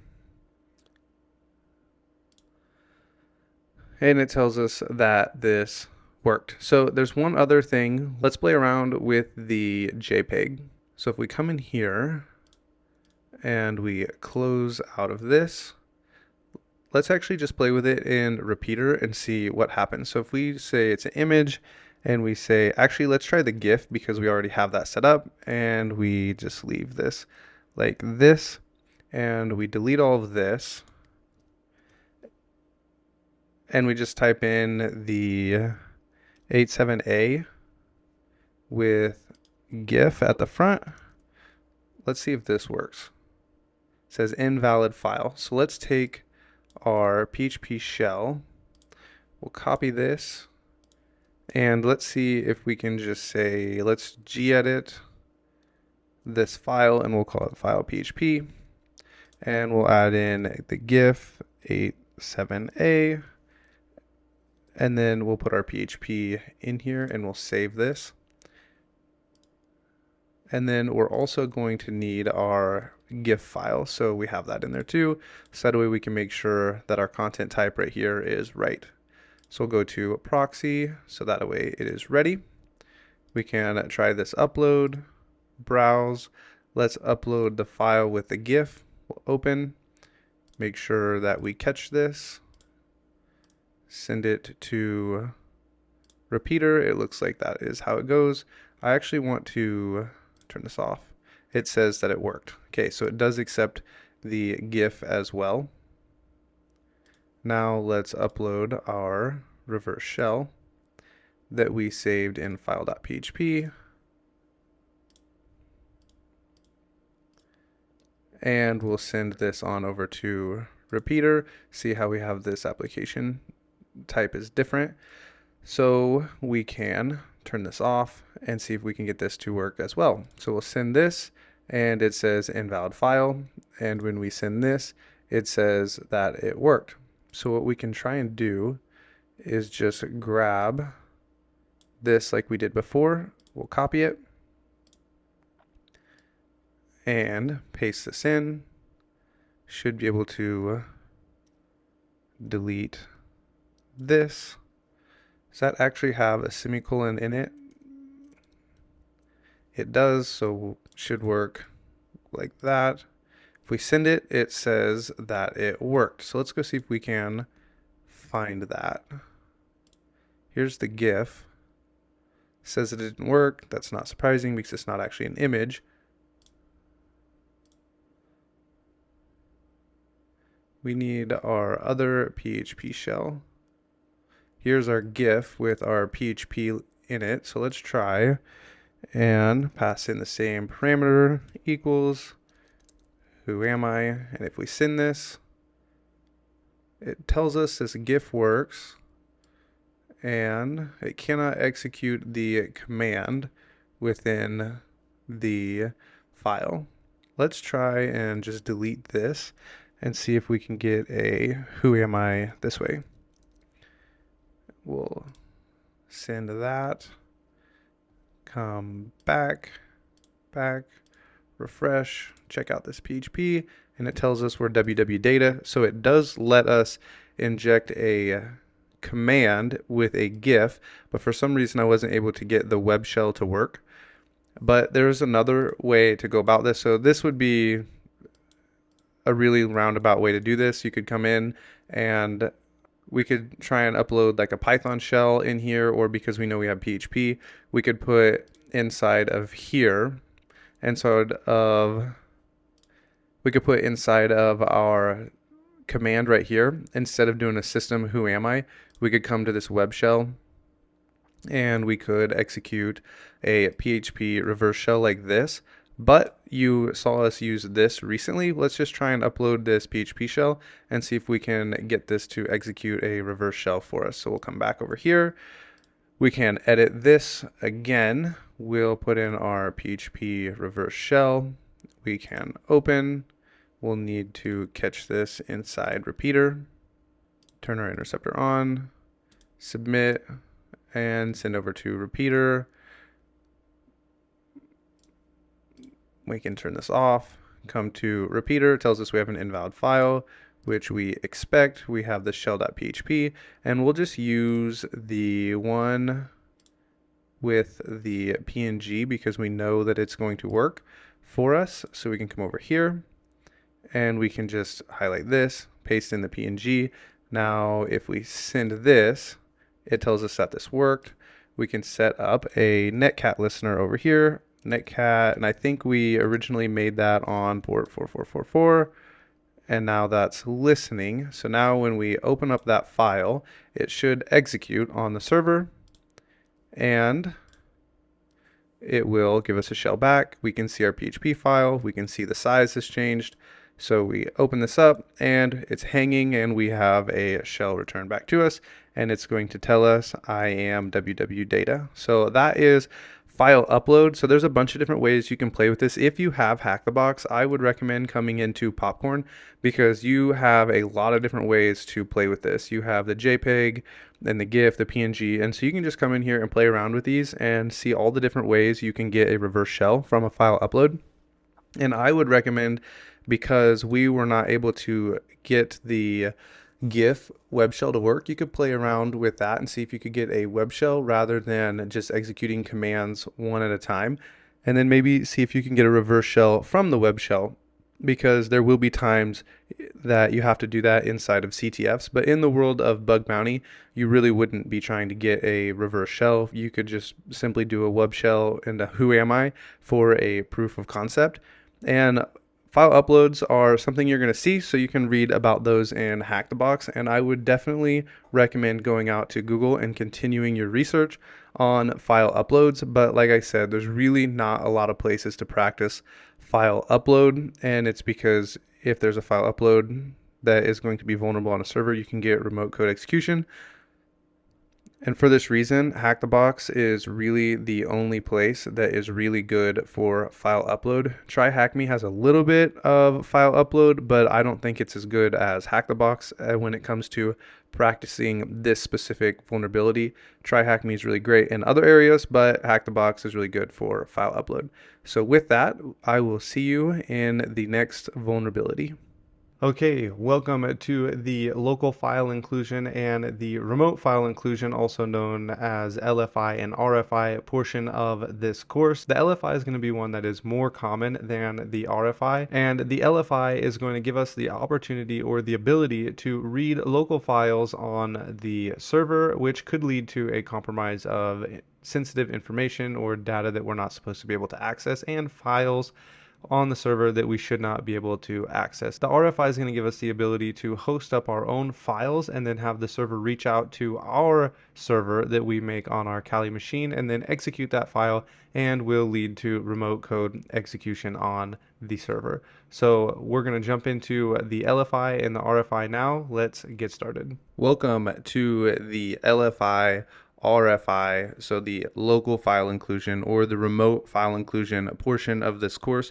We're going to be using TryHackMe for our example, and TryHackMe is just too good to pass up when it comes to practicing LFI and RFI. If you can afford a TryHackMe membership, then it is worth it just to come in here and practice your LFI and RFI along with other things. And when it comes to Hack the Box doesn't have any really good place to practice and RFI. So sadly, if you have only a Hack the Box membership, you're not going to be able to practice this.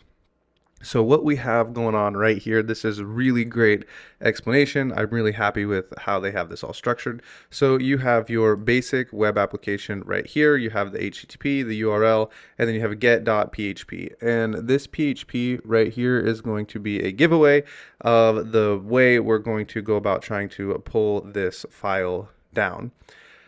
So oftentimes you're not going to see a .php, but sometimes you will. And when you see a .php and then a file equals, just like this, you can think you can try for an LFI. And we've already talked about directory traversal. And typically if something is vulnerable to a directory traversal, you are going to be able to pull down files as well.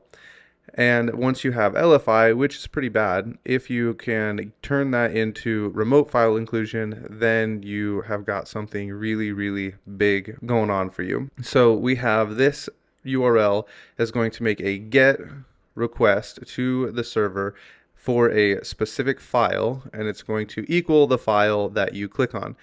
And I'm going to show this to you, and I think it will make a lot more sense. So I've already opened up the lab here. When we click on lab 1, it tells us it's got this lab1.php, and you can come in here and you can just type something in. So if we just type in anything, because we don't really want to look for a file just yet. Actually, I'll just show you this way. So if we come in here and we type in etc pass wd and we say include, it pulls it down for us, but this is not going to happen. That's not real world. So what will happen is something like this. You'll come to a page, it'll have like this request right here. You're searching for something and say it's a search bar, and we just type something in and we intercept this in our proxy and we hit include. We'll send this to our repeater. We can turn this off. And now what happens is it tells us, we'll just pretend all this isn't here because this is not going to happen in the real world, but this will happen right here. This file equals and then what we typed in. Now this looks like what we had going on over here, and this really does happen. And up here we can change this, and we can now put in this etc pass wd, and it will pull it down like this. And a lot of times you'll have this file equals up here and you can play around with it, but rather than using the URL, I would rather use burp. So we can come over here and we can say send. And I like that it tells us we have this Nginx server right here, and I'm sure if we ran like an nmap scan, it would tell us what we're up against completely, but we're not going to do that. We'll do that in just a minute with an LFI on a Hack the Box system, and we will test it there. But we have this file equals, and then we have right here where we can ask whatever file, we can ask for whatever file we want. So right here we can put in our etc pass wd, and we can send this. And on the page, it tells us we have users here. And when you're looking for users, you can look for the bin bash. That's going to tell us people who have actual users on this box. There's actually quite a few of them, or a bin sh, not a bin bash. We have root has a bin bash. So when you pull this down, you can look for users. And it's even worse if you can access the etc shadow file, because then we can actually pull down password hashes, and we don't have the ability to do that. So this would be a file inclusion, and you can pull down all kinds of files from the server. So you can actually pull down, let's say we wanted to look at the index.php, you can send this and it'll pull down, I can't tell if that worked or not, because there's just a bunch of HTML. Let's render it, maybe we can see it. Yeah, So it just pulled down the home page like right here. So you can look at different pages in here. So let's say you were able to you were to do some kind of fuzzing on this page and you were looking for different directories and you had a directory that you weren't allowed to look at, like a hidden directory in here, you could probably include this in the file and it will pull down that hidden page below right here. And because we're able to do this local file inclusion, when you have local file inclusion, it's a great vulnerability to find. It's one that it's a pretty severe vulnerability, but if you can turn this into a remote file inclusion, then it becomes something more. So right now we have what's called local file inclusion. We're able to get local files that are hosted on the target server. But if you're able to have remote file inclusion, that means we can include files from our box over here. So if you look at what we have in this file, we have a shell.php right here and a web shell over here. If I have remote file inclusion, I can have this GET request reach out to my server over here that I can host up, and I can host up this file right here, and it will go get that file and then execute it, and then I can have remote code execution on this server and I will own this network. So what this looks like, an easy way to test for this, like if you were to do this in a bug bounty program and you were just looking for a proof of concept, you would just type in sudo python2 with a simple server, and then we would just put in our IP address and see if it reaches out to us. So we can go http 10.2.42.96 and we can send this and see if we get a hit over here, and we do. So this means we can actually get remote code execution on this server. So what we can do now is close out of this. We'll rehost up those files, and I've already edited the shell.php, so you wouldn't have to watch me change the IP address right here. So it's all set up and ready. So we can host this back up. We can come over here and say netcat port 444. And if we send this right here, we want it to grab shell.php. And now if we send this, it's going to hang right here because we have a shell, and we could say, who am I? And it now tells us we are www data. So we now have code execution on this server. And this would be pretty much as bad as it gets. Now I want to show you a little more local file inclusion and how to read pages when they don't render over here when we ask for a specific file and we want to see what's happening. And I'm going to switch over to Hack the Box for this. All right, I have loaded up the box Poison here for us, and if you have a Hack the Box subscription, it would definitely be worth your time to open this up and play around with it so you can see if you're able to find any of these LFI files on your own. So we're going to go ahead and just play around with this for a little bit, and I want to show you some of the things you can do with LFIs that can really save you a lot of time, and if you're doing CTFs, help you find files that you shouldn't be able to access. So we're going to do the same thing we did before. We'll just put in some characters in here, and we're going to catch this over in our repeater. So we'll hit submit. We'll send this over to repeater, and then we can turn our interceptor off. And now you can see before we didn't have this file right here with the browse.php and then the file and then our request. So you can, like I showed earlier, try and get files right here like this, which is fine, but I like to use repeater just because it goes a lot faster. So we're going to go ahead and use repeater. So we'll hop over here, and if we send this, we get this simple message over here saying that it failed to find this through the inclusion, and it tells us the path we're using right here. So what we can do at this point is we can try and type in etc pass WD, and if we send this, we can see we have the etc pass WD file you can see we have the etc passwd file right here. And something to always look through is this server version. You can highlight this, copy it, go to Google, see if there's any vulnerabilities, and check that type of stuff out, especially when you're hunting for bug bounties as well as penetration tests. It's always worth looking at. And then we can see the users on here is going to be this one right here, and then we have root right here is a user. The rest of these don't look like they have the ability to log in. Now on to looking for more files. There's a really simple way to go through the files really quickly, and I've used the tool FUF a lot on my channel. So we're going to go ahead and we're going to use FUF, and I'm just going to leave this in here and delete this a little bit at a time. Actually, we'll just delete this whole thing. So we can delete this. What we'll need to do is highlight this and copy it, paste it into FUF, and then right here we're going to want to fuzz, but to make sure we make it all the way back to the root, I'm going to just put some of these dot slashes in here so that we can make sure we go all the way back to the root. And then we're going to fuzz, and we don't want to fuzz this with the web content. What we want to look for is the LFI content. So we can come back over here, and I think we just type in web. Nope, we don't want web shells. We want fuzzing right here, so we can type in fuzzing, and then we want LFI, which is right here. So we're going to go into that directory and see what's in here. And we'll use this one because we're up against a Linux box. So we can just type in Linux. That did not work for me. We'll type in like that.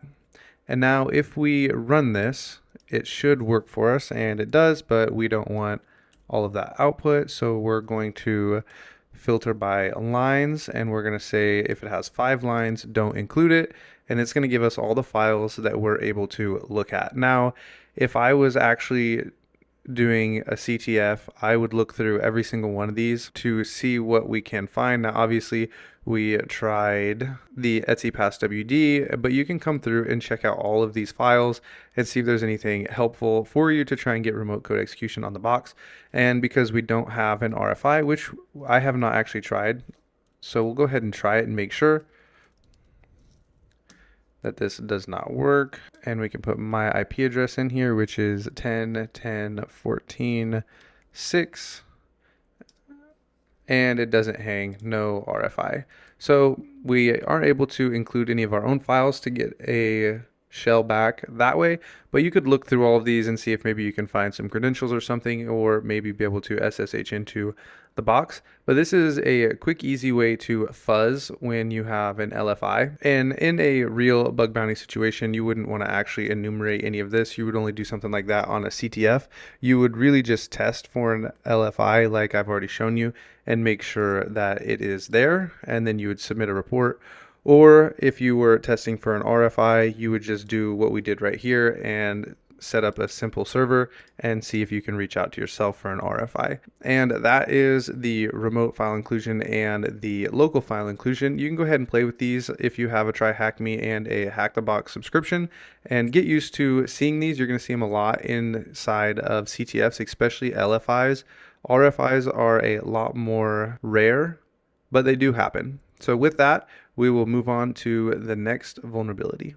All right, we are going to be going over some insecure deserialization, and I decided to make a little flowchart here so that you could kind of see what is going to be happening. And this is for PHP, but the concept is going to be the same for Python and JavaScript as well. But the examples we're going to be dealing with is PHP, so I decided just to show you PHP. It'll make it a lot easier for you as we continue going. We're going to have just a few places to practice. This is something that there is not actually a lot of places to practice. So I wanted to show you here, and then I think I'm going to show you an example, and then you should be able to solve a few challenges on your own. And if not, we will walk through them together, and I think you'll get the hang of this pretty quick. It's not super difficult, but it is something that a lot of people are afraid of. But nonetheless, let's jump into it. So we have what's going to be the waiter, and he is the object. This would be like if you have a Inside of programming, there's something called object-oriented programming. And I don't want to get too much into it, but just know that like this is the object, and the object can contain different things within inside of it. So you have the waiter, and he carries a plate. And so with the waiter, the question would be, does the waiter have a plate? And it's true or false. This would be a Boolean, and within PHP, it's represented as just a B, and then it'll say B equals, and it'll be 1 or a 0. So that'll be either true or false. So does the waiter have a plate? And it would say true. And so in this case, it would say waiter have a plate, B equals 1. And so you'd say here the waiter has a plate. And then if he has the plate, we come down here and it says like, what is on the plate? Well, on the plate, there may be a username, and the username, when you see these quotation marks like this, is stored as a string. And so the username has a string. And so within a object, you would see something like S username, and then it would have the name, and the S is going to stand for the string. And then you will have like maybe the person that is being, and maybe the object is going to contain an age. And so on the plate, there's going to be more data, and it is going to be an age, and it's going to be 25, and it is an integer because it's a number. And so this would be represented as an I. So it'd be like I age equals 25.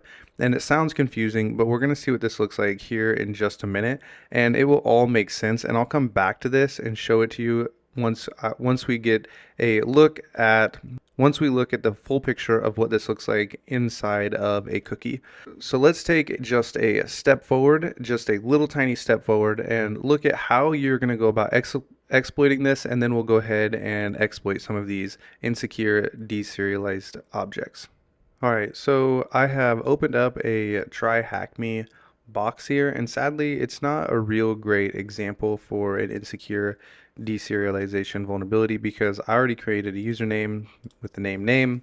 My password is name, and if we log in, it brings us to this page. But in the real world, if you came to something like this and you just fuzzed this with a fuzzer, like something like fuff or GoBuster or derb, and you would find this directory called admin, and bam, you're here and you're in the administrator dashboard, which is kind of a bummer because you're just automatically in here, and it tells you like, here's the flag, and you've made it inside of the dashboard. And so what we can do from in here, I want to test this in here, and then we'll go back to our user profile, and we can just inspect this like we normally would. We'll come over to the memory, which is where the cookie is going to be stored. We'll come over to the storage, sorry, not the memory, where the cookie is going to be stored, and it's going to say we have a password, our session ID, and our username and our user type. And in changing these cookies right here, you can manipulate the user type and the username. Now inside of burp, this also wouldn't be in plain text like it is right here, but if we intercept this and we refresh this and we say forward, we'll come and we have our interceptor on, and we'll come to the my profile page again, and we forward this to right here, and we send this to repeater. You can get a look at this. Like, here's a username, admin, password right here. Like, this is what we changed, and we have this base64 cookie right here. Let's see if we can decode it. We can get some of it, but what you would do with this is usually not going to be in plain text. It would be base64, and you would have to decode it, and then you can change these things right here.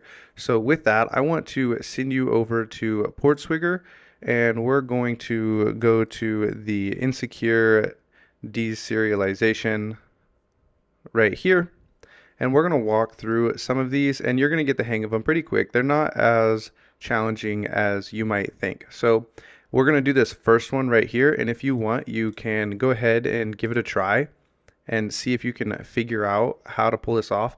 But I want to walk through this one right here, and then we're going to go back to the flowchart because I think it's going to make a lot more sense once we do. So you can go ahead and give this a try if you would like. Load it up here, and the instructions tell us that we need to use a serialized base session mechanism, and vulnerability, and we're going to try and exploit it. And it says, here's our credentials to log in, and we need to delete Carlos's account in order to solve this challenge. So what we'll do is we can just come over here and we'll need to make an account, and I'm going to call my account name and my password name. I'm going to intercept this just in case we end up needing it. So we'll intercept this, we'll send it. I'm going to send this to repeater.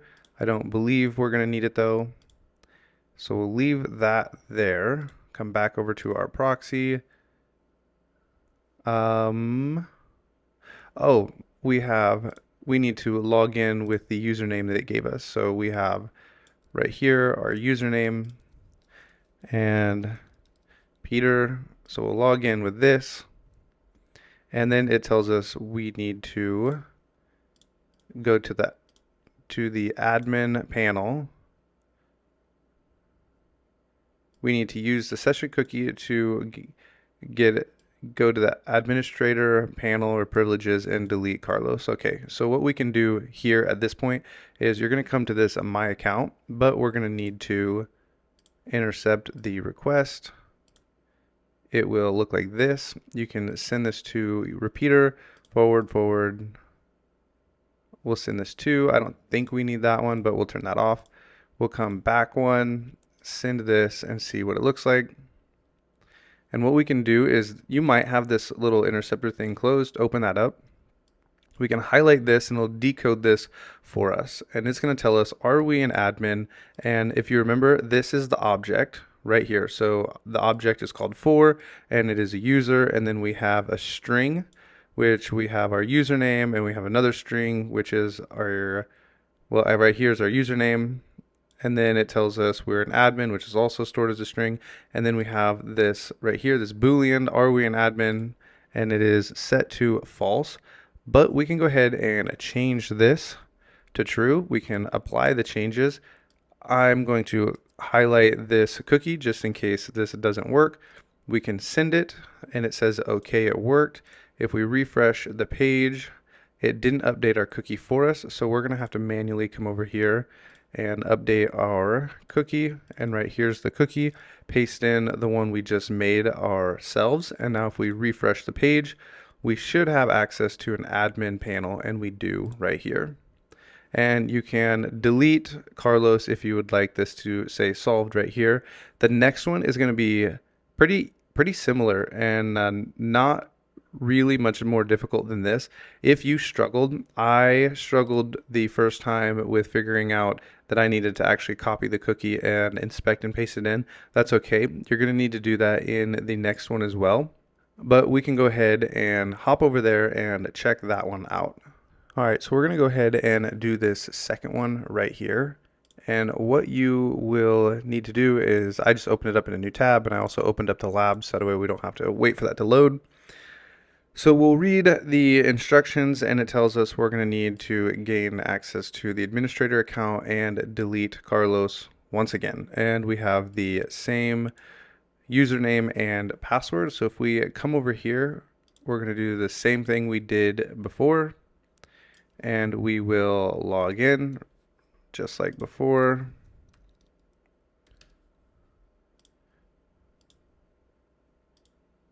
And now that this has logged us in, we'll come to our proxy. We're going to intercept the request, check out the my account page, send this to repeater, come over here, send it, see what happens. We get a 200 OK.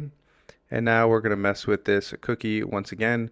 And you can see it looks like there is a lot more going on in here than last time. But you can break it down just like before. We have our object, and then we have a string with our username right here. We have the username, and then it tells us we have this string right here with our access token in it. And then we have this going on right here.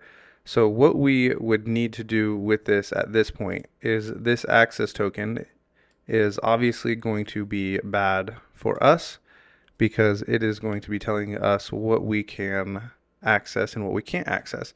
So if we just delete that, and then we just put in here the B 1 to make this true.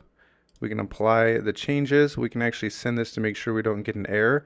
And it says 200 OK, which means this token should work for us right here.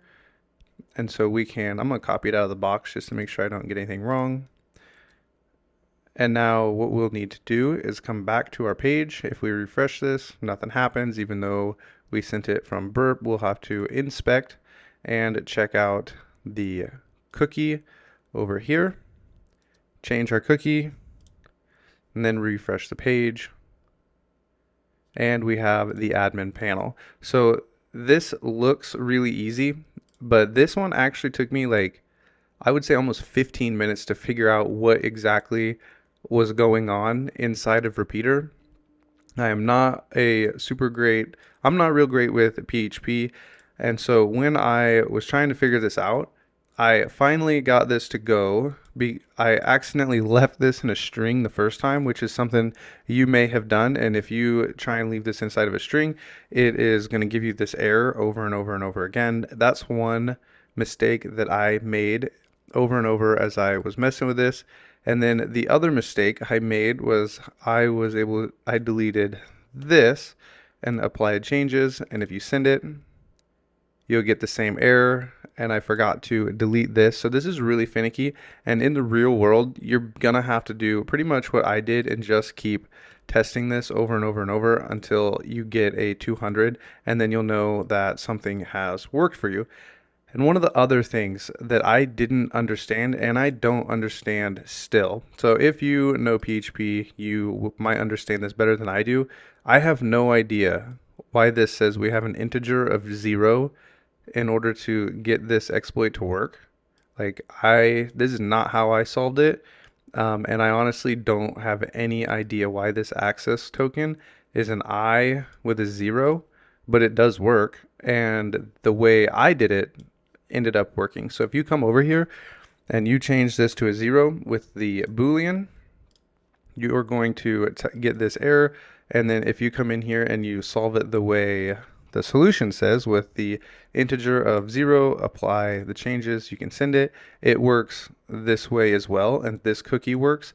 But just being honest, I don't know why this works. My version makes sense to me because I have the access token, and I'm just going to say that it's true, that I have access to wherever I want to go, and I send it and it works. So if you know why this works with an integer, you can feel free to leave a comment down below, because I'm really interested. I don't actually know. I actually Googled to try and figure out why this works with an integer, and I couldn't find anything. So with that, we will move on into the next vulnerability and keep going. Okay, so now that we have looked at the insecure deserialization examples, we're going to come back to the flowchart. So now if you remember the object right here, so we have our object, which is the waiter, and it is carrying the plate. And on the plate, we have a username, which is Peter, and we have the access token right here. And so we have a object, we have a string and another string right here, and it says that this is also carrying a string. And then we have our Boolean, which is going to be true, which allows us to log in as the administrator. So now when you see something like this, you should be able to understand what's going on, at least without it being really, really complicated. So here's the flowchart. Once again, this is how the insecure deserialization works. I hope going from the beginning of this flowchart to now, it all makes sense and you can understand what is going on. I'll see you in the next vulnerability. Okay, so as we move into this next section, we're going to be dealing with cookies and auth tokens. So I decided to go ahead and do the first half of the box, Luke, on Hack the Box. It's going to be dealing with a JSON web token, and I decided to show you this because I wanted you to see walking through the process of finding a token and changing it and just how to understand what is going on. And then after we look at this box, I'm going to set you loose on 2 labs, and you'll be able to practice manipulating these tokens on your own, and then we'll do walkthroughs with those as well. I thought it'd actually be helpful to go through the first half of the box, Luke, so that you could see a little bit of the enumeration. And I've had a few people asking to do more with APIs, and this box will actually show you how you can communicate with an API. I'm going to show you with the actual command line, as well as enumerating an API with burp as well. And so we'll go ahead and jump into this. All right, I have already set up the box and I have it running. So we should be able to ping. The IP address is 137, and we can see it's a Linux box right here. And it is all up and running, and it is ready for some enumeration. We can run an nmap scan like this, and so we can go ahead and run this nmap scan, and we can see port 80 comes back really quick. So we can run a GoBuster, or we can try and use FUF on this box. And we will use a directory list. I imagine a small one would be just fine, but we'll use the medium one just to make sure we're able to find everything that we need. And I forgot to change the IP address here, so we'll fuzz this while our nmap scan runs. So we got 137, and we'll go ahead and send this on our way.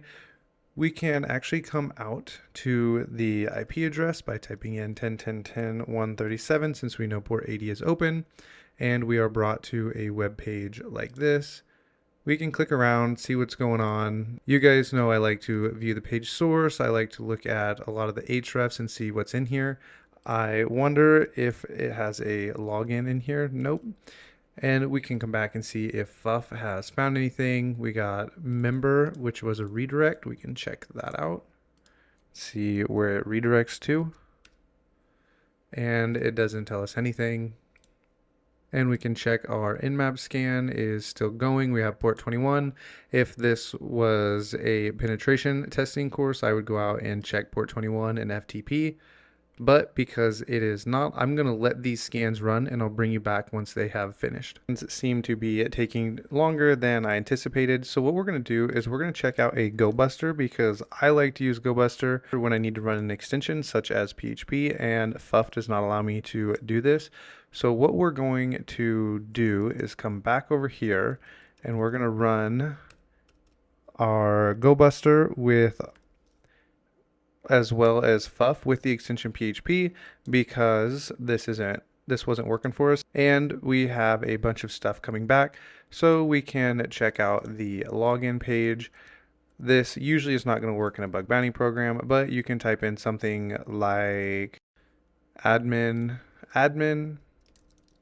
and it doesn't work. And so you can try default credentials and see if it works. Usually there will be like a made by down here, but there doesn't seem to be, so we can't check for any default credentials on this page. We have a config.php, which is always a good thing to look at, especially when you have code execution on a box, because it will pull down often the username to the database, which is root, and we have a password as well. And one thing you should know by now, especially if you're in an intermediate course, is that people reuse their passwords. So we can copy this password, and we'll check our nmap scan, and it has not told us, but it will tell us when it is done that there is a port 3000. But before that, you could come back to this login page right here and try and log in with root and that password we just copied to see if it would work, and it doesn't. And we could try admin with that password to see if it works, and it doesn't. You could also try administrator or other things like that.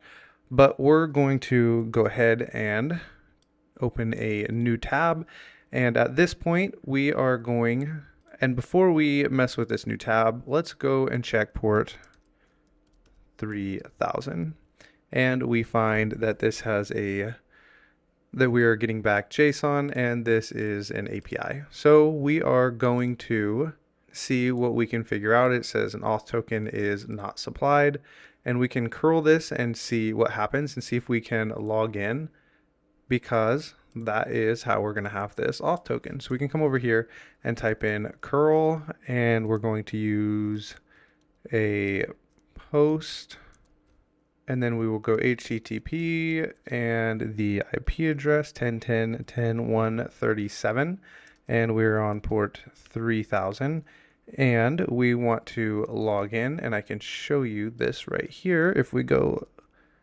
/login. And the way you would find this login page is by fuzzing the API, which I showed in the beginner bug bounty course. So we know that we need to authenticate because that's what it tells us.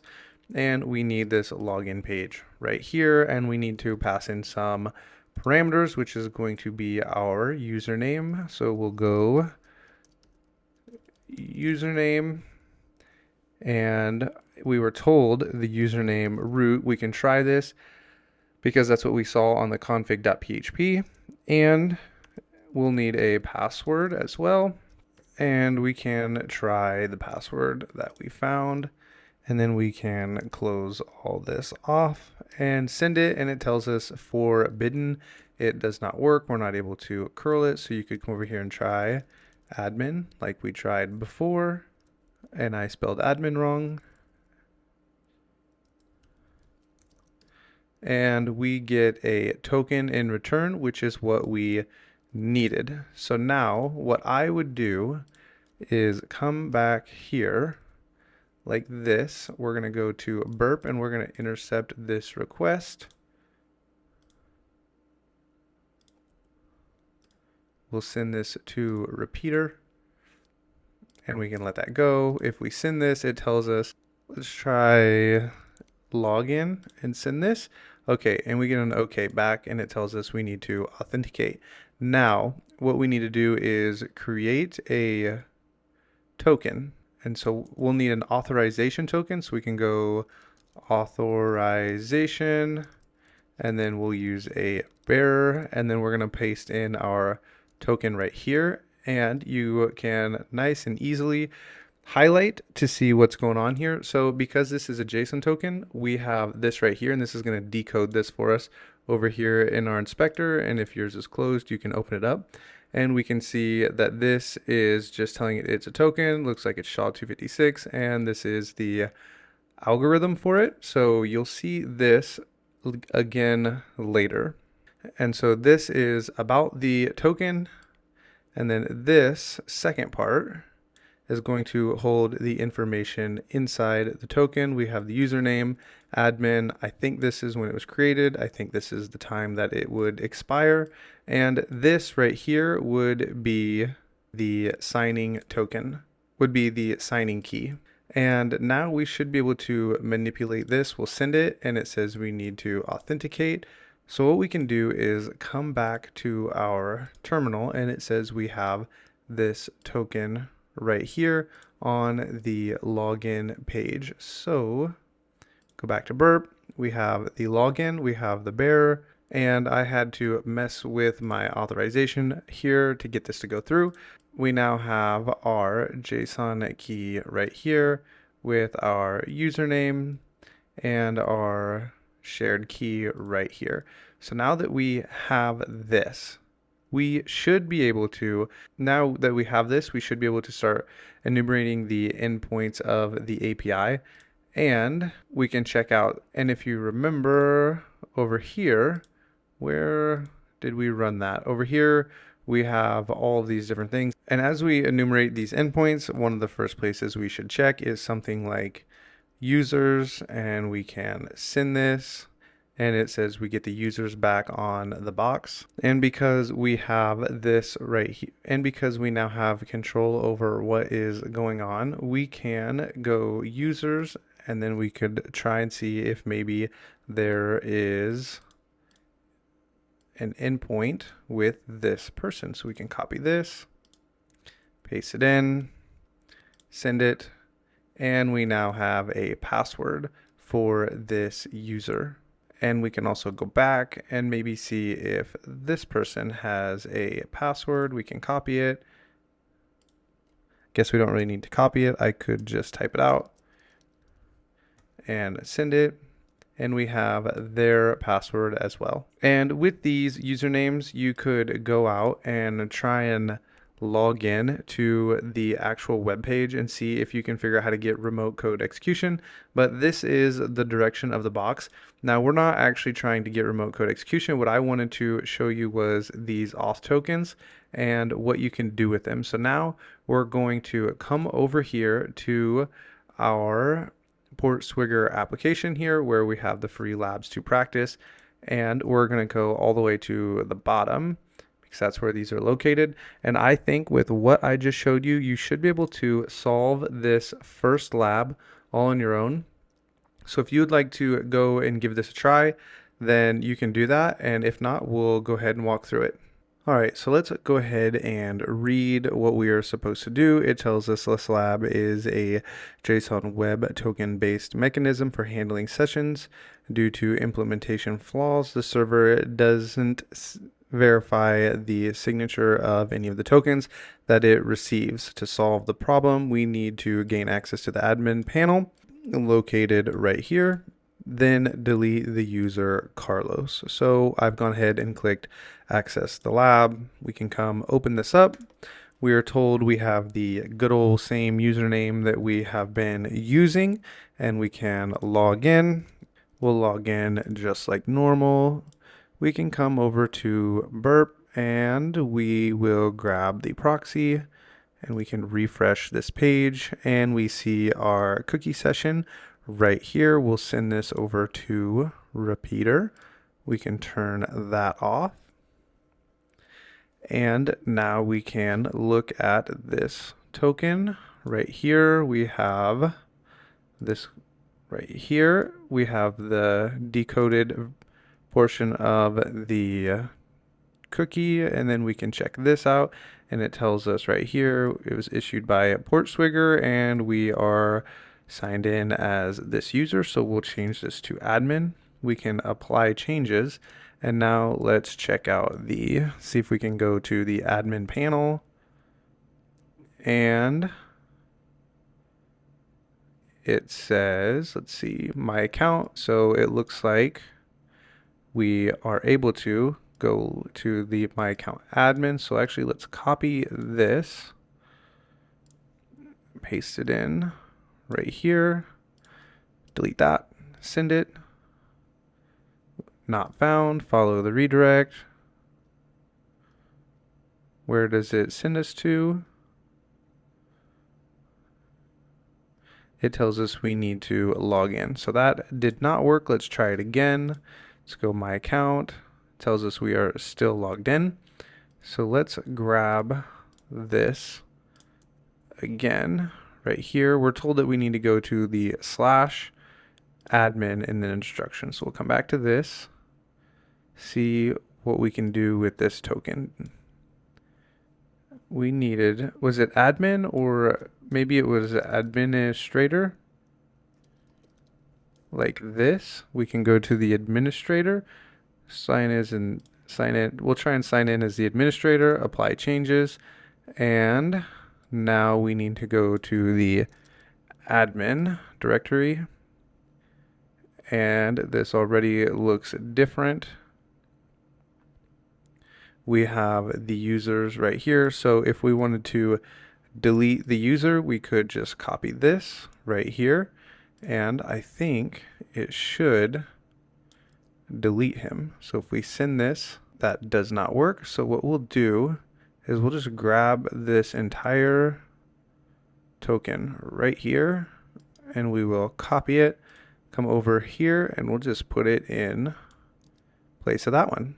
Forward. Turn the interceptor off. It tells us that we have solved the lab, I guess because we had the interceptor on when we sent the request right here to delete Carlos. It didn't refresh the page because the interceptor was on, so it went ahead and deleted the user for us. So that is one way to use these tokens, and they might be a little bit difficult in the beginning, but I really love this interceptor over here that just decodes stuff for you. Otherwise, you can try and decode this stuff by copying it like this. And you can come over to your terminal and you can go echo -in, just like this.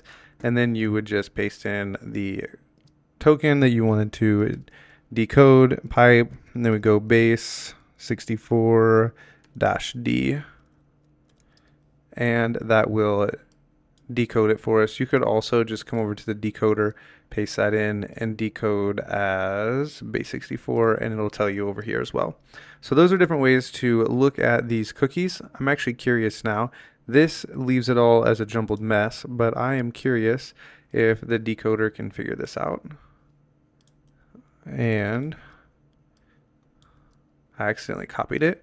We'll recopy this. Send this over here. And it does get some of it right here. If you didn't know that it was separated by the periods, you could have brought it over here to the decoder and you could figure out what's going on. It's not really that easy to read, but you can see that we got the administrator right here, and we were issued by Portswigger. So, I mean, you could have figured it out. But that is this challenge. There is another one right here that we are going to walk through. So if you would like to open this one up, there is a little more to it. I'm not sure you'll be able to figure this one out completely on your own, but you can go ahead and play around with it and see if you can figure it out. And we'll go ahead and I'll open it up and then we will solve it. I have opened up the lab right here and we are brought to this page. The instructions are pretty much the exact same. We need to make it to this panel. We log in as this person and we delete this user. So we can come over here, go to my account, we'll get logged in, and then we'll intercept the request. Log in. Don't save. It says we are logged in, so we'll go ahead and intercept the request. Send to repeater.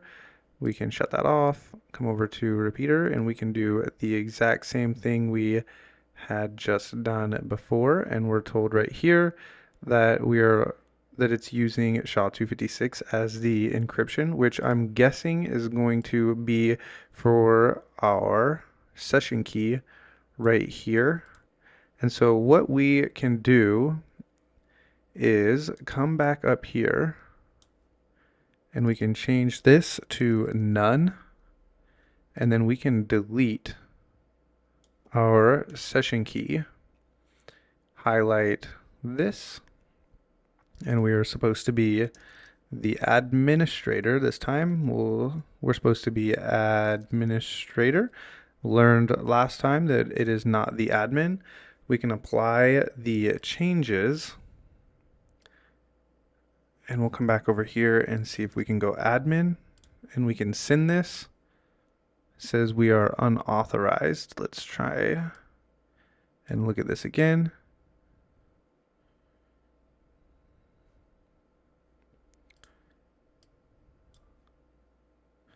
I did not apply the changes right here, so we can say none, apply, send this, and we have made it. And from here, we know what we need to do with highlighting this and going over here and trying to delete it. But I want to try this a little different this time. So I want to copy this token and I want to put it in directly myself and see if I can make it over this direction, make it over this way. I think it should work. Try this a little different, and it works. So we can come over here and delete the user this way, and you can put the session token in right here. So these are a few different ways you can bypass authentication through tokens and session cookies. You will just have to play around with these as you find them on live programs. They're not always going to be they're just not always going to be really straightforward. So what you could do is look for what uses a period as a separation inside of a cookie or inside of a session token. And these are things you're just going to get used to over time, seeing and not understanding what it is and then looking it up. This is also one reason it would be great for you to read the Web Hacker's Handbook and other web application penetration testing books, or even the Hacktivity, because you're going to see things like this and you'll be like, what is this period? What is going on right here? And as you read, you will learn how to recognize these different things. It's okay if you didn't recognize them this time. I bet you will recognize it the next time you come across it. So with that, we will continue on. Okay, I decided to include this little section right here on attacking WordPress websites because, to my surprise, the more I am in the web application testing world, I am surprised at how many people use WordPress. And even if they don't use it on their main site, there will be subdomains, or sometimes they'll have other domains or subdomains that are also in scope that will have WordPress, especially if they have like a forums or a blog. So WordPress is something that you should be aware of and know how to enumerate and attack it. And so we're going to do a few hack the box WordPress walkthroughs now, just until we get remote code execution or find vulnerable files. So that way you can see how you should attack WordPress. And WordPress is becoming more common. So I decided to include this in here because I don't think a lot of people in the bug bounty world attack WordPress the way a penetration tester would. So we're going to look at these from a penetration tester perspective and how you would go about attacking them, but also along the way you can look for bugs as you enumerate WordPress sites. So let's go ahead and jump into this. All right, I have spun up the box tenant for us to walk through. We're going to be doing two different boxes that have to do with WordPress, and I think this is something that you should really know well because you're going to see these definitely in CTFs as well as in bug bounty programs. A lot of bug bounty programs, you'll notice, actually will put the blog or some kind of forum sites in the not eligible category or out of scope, which really is a mistake because a lot of WordPress sites actually do have vulnerabilities in them, and you're going to see them a lot in CTFs. And we're going to cover a couple of those now. So I have already started the server. So we are going to be at IP 10.10.10.10.223. And then we can come here and we're brought to this default page. And one of the things we should always do is try and run FUF or GoBuster. I'm going to use FUF because it is already set up here for me.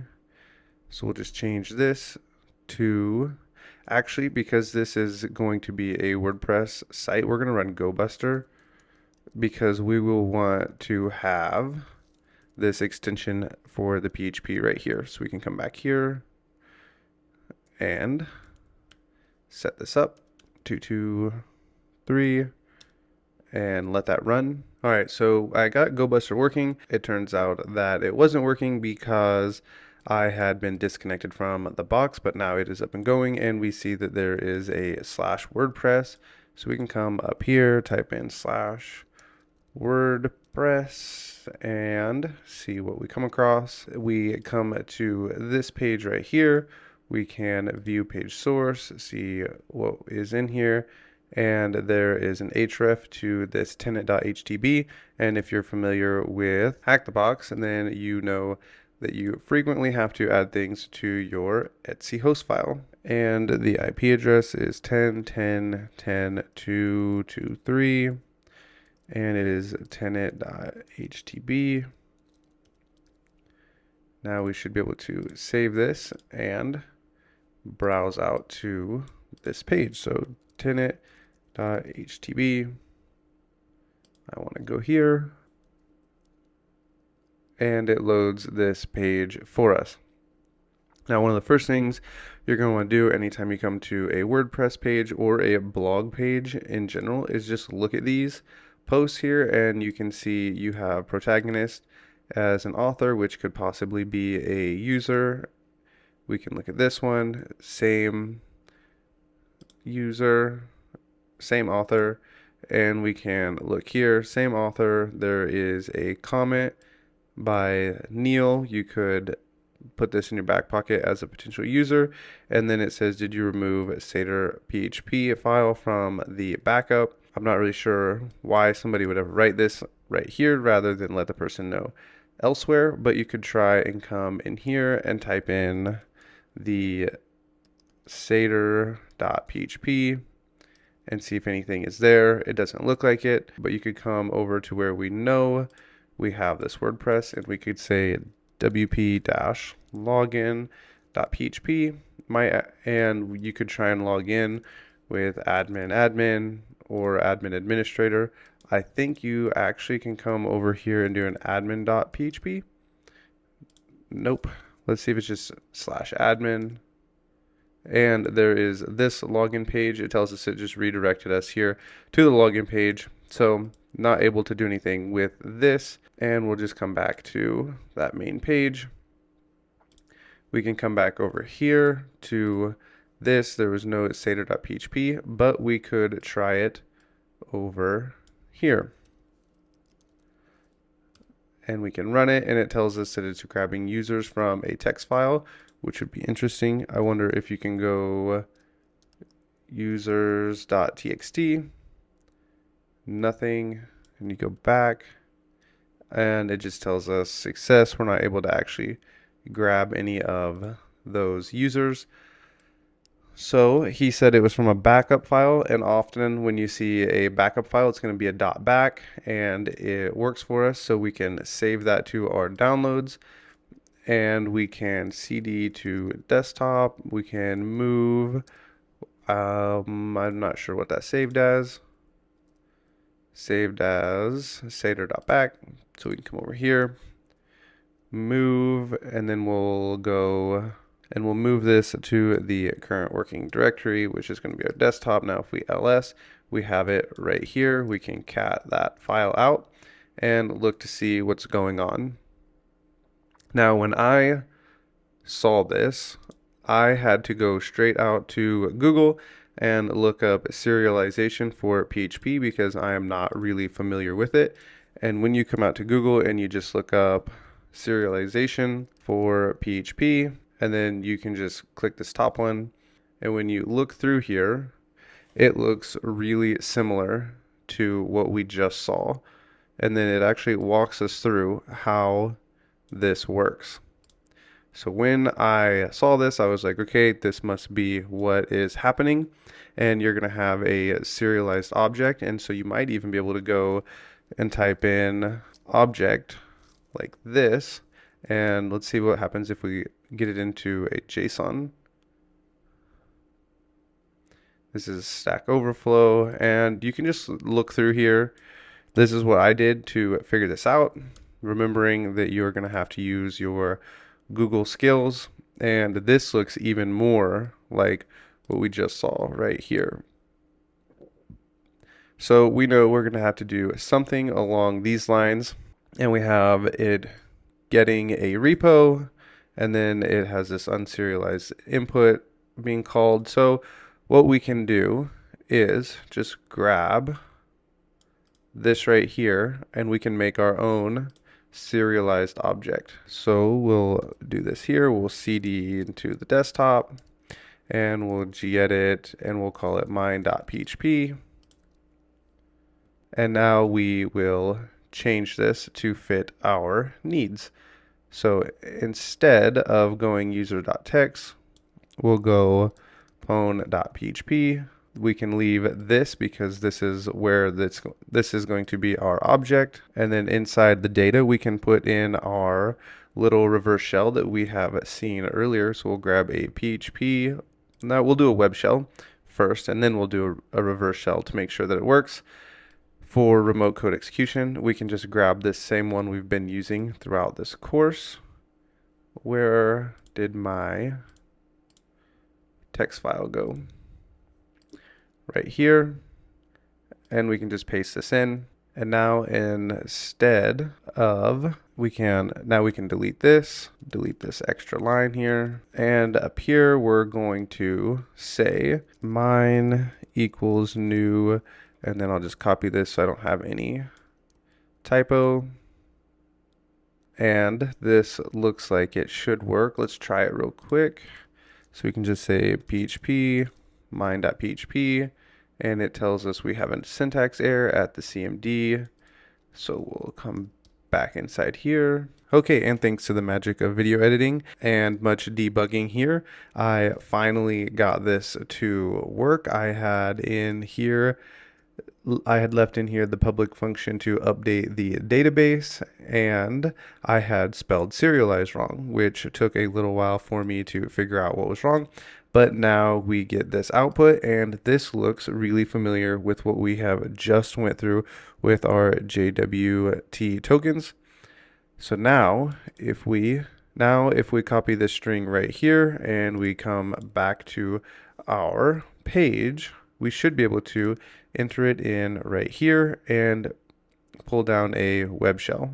So if you remember from this right here, we have this a repo being called, so we can come over here and we can add this in by deleting the back, add in a parameter, and we can say a repo equals, and then paste in the serialized object that we just made. It tells us that it has added it, and now we should be able to come to our CMD and see if we have code execution on the box. So let's give this a try. Delete all of that and say, what did we name? I think we named it mine.php.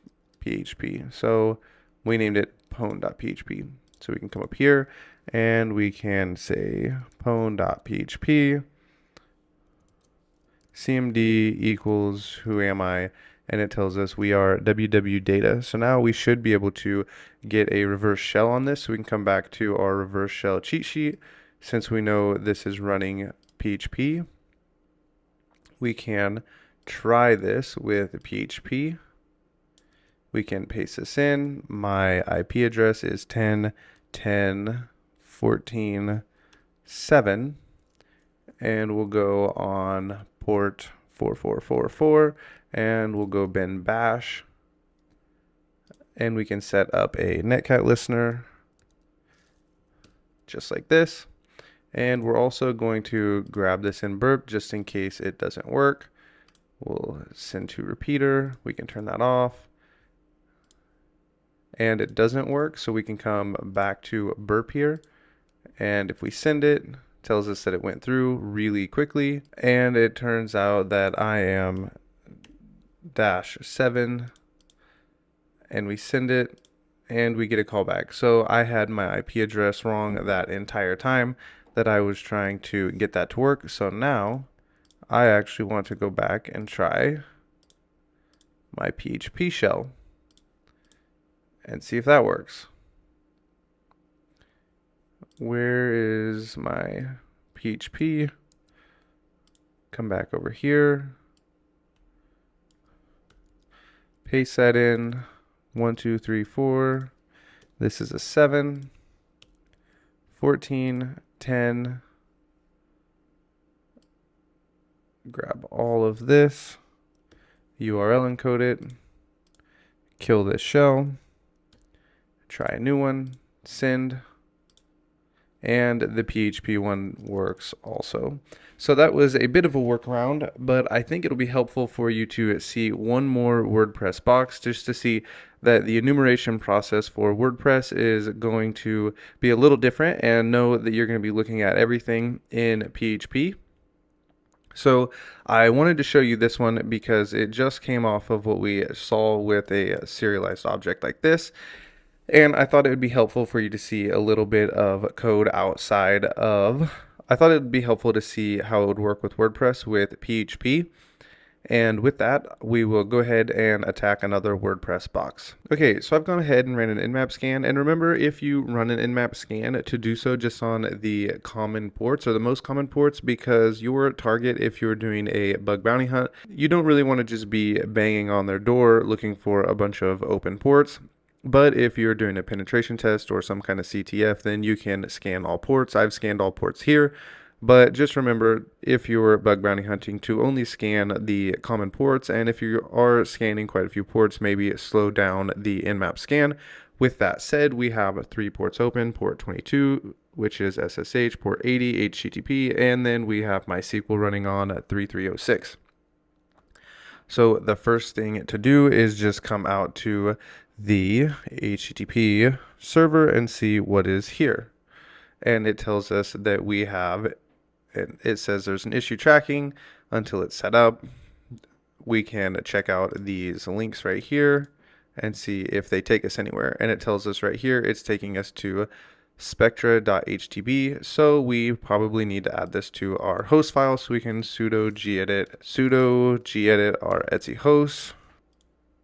And now that that's added, we can try and come back here and see if this will load for us, and go and see if we get anything different this time.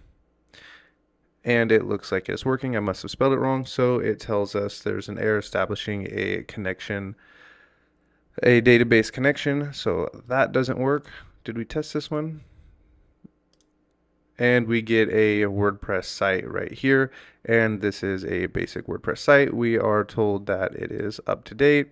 It's powered by WordPress. And one of the things to look at is there is a user, which would be administrator, see who commented. And we don't have anything. It just says a WordPress commentator. So there's probably not another user there. We have this right here, this P1. It looks like that could potentially be different users. So you could come up here and just try and enumerate this. It'd be easier to send this over to Burp and try and do this. Now it says we have page IDs. We can look for different pages, but I'm not going to run down this road just yet. While we're on a WordPress page, one of the best things to do really on any kind of page is to fuzz it.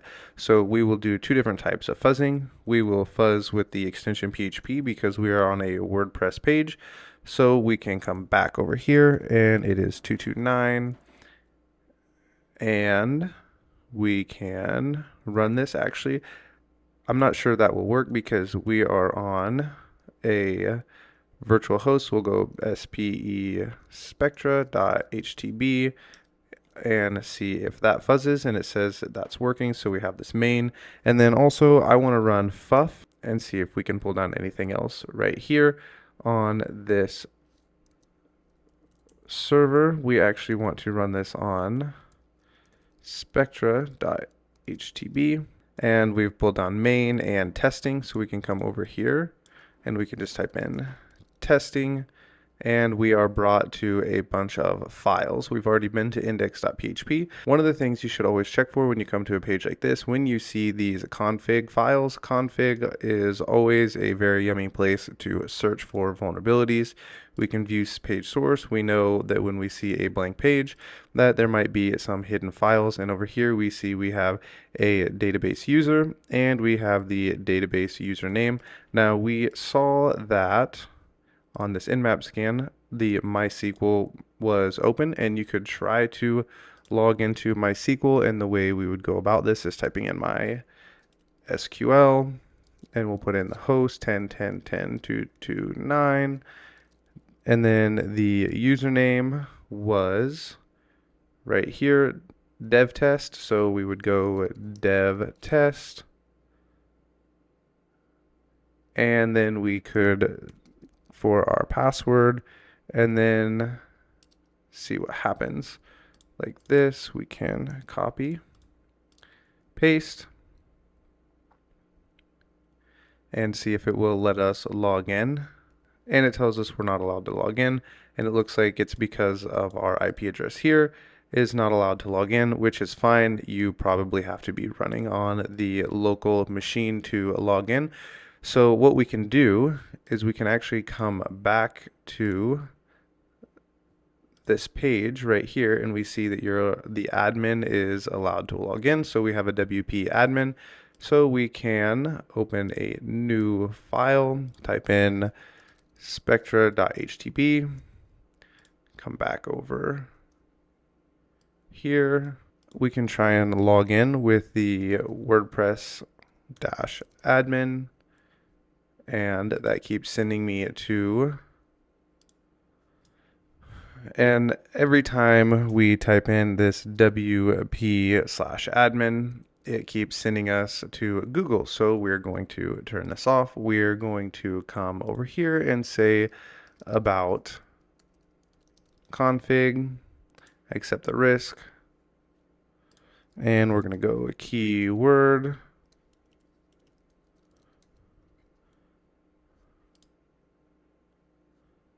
And we're going to set this to false. Now that should be saved. You can close out of it. Now if we come back and we type this in, it should stay on track. WP admin.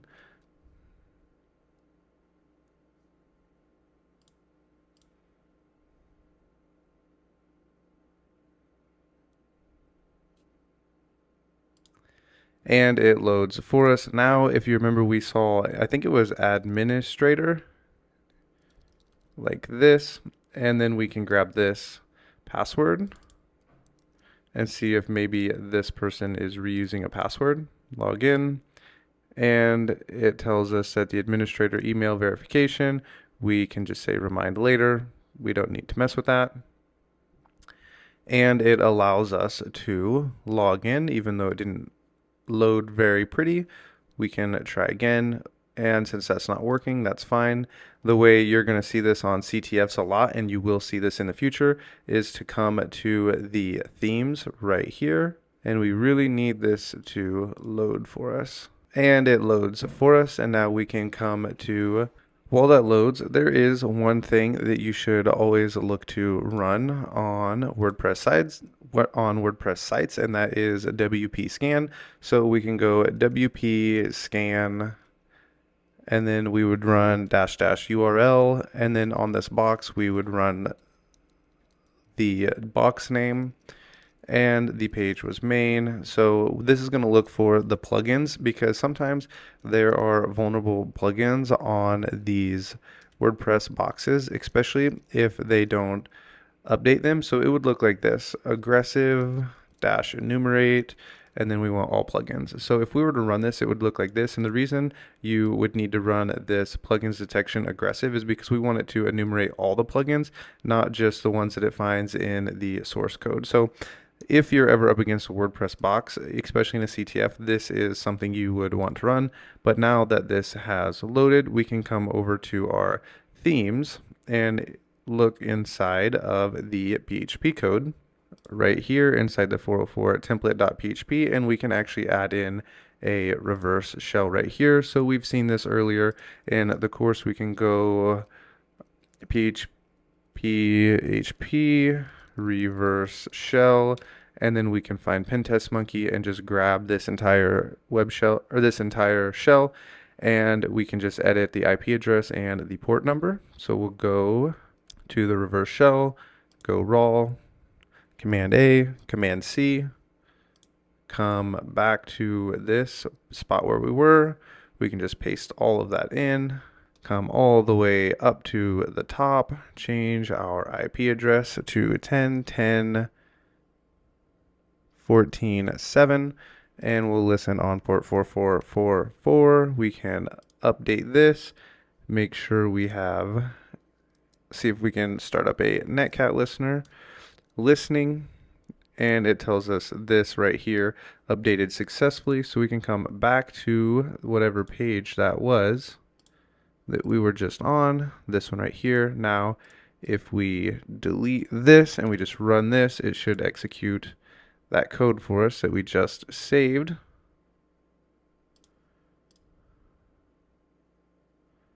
Says that it has updated successfully. Make sure we have the port and IP number right. It is. And we got the reverse shell back over here. So who am I?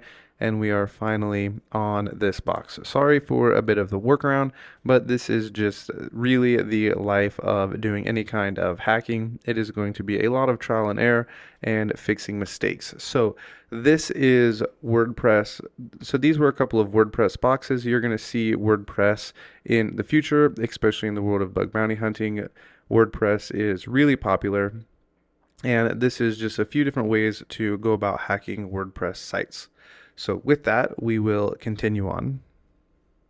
Comes next is usually the question of what kind of programming do I need to know. So in this video, what we're going to cover is the Python that I think you need to know as you're entering into cybersecurity. This is an introductory course into Python for the purpose of cybersecurity. I have tried to keep it as streamlined as possible to keep you away from having to watch a 6-hour course on Python for cybersecurity that is just full of stuff that I think you're not really going to need in the future. So this is a beginner course, and if you have any questions as you're going through it, please leave some questions down in the comments. Decided to go ahead and show you guys how to install PyCharm on your Linux VM. If you have a Mac or Windows, it's really straightforward. You just go to the JetBrains, you download PyCharm, I'll have this link in the description, and you'll click Windows, Mac, or Linux, and then you'll just hit download, and it will automatically start to download unless you're on Linux. So I have had to do this for several virtual machines that I've had. It won't download, and so what you have to do is right click the direct link, and you'll copy link. Then you will go to your terminal and you'll run a wget wherever you want this file to be saved. So if you want its own PyCharm folder, put it in its own PyCharm folder. For me, it is in my downloads. And you can save it wherever you want. You'll hit enter. This might take a little bit depending on your speed your internet speed. And then you're going to unzip it wherever you downloaded it with this command right here, and then it will unzip. A bunch of files will come out, and then you will be able to cd into the folder. So for me, I will cd into my downloads because that's where it is, and then I'll go into PyCharm, and then I'll ls inside here, and I'll go into my bin, and then this is the executable I want to launch in order to launch PyCharm.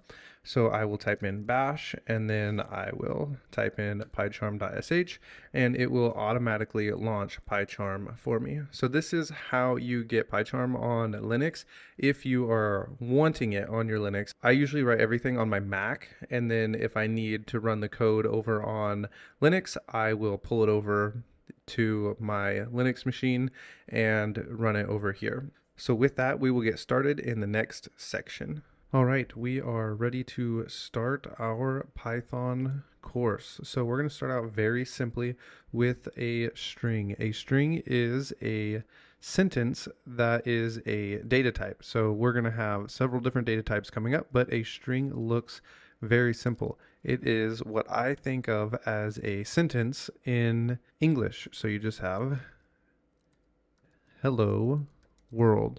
A string is always going to be stored inside of quotations. So if we were to print this, it would print right here, hello world for us. And if we change it, it's going to change along with us. So this is really simply, this is a string, and we can store strings inside variables, which is going to be coming up in the next section. But first, before we go on, you will see sometimes that you need a string on a new line, especially if you're going to export something into a CSV file. You're going to want things on new lines, and at the end of your string you can type something like this and then say hello world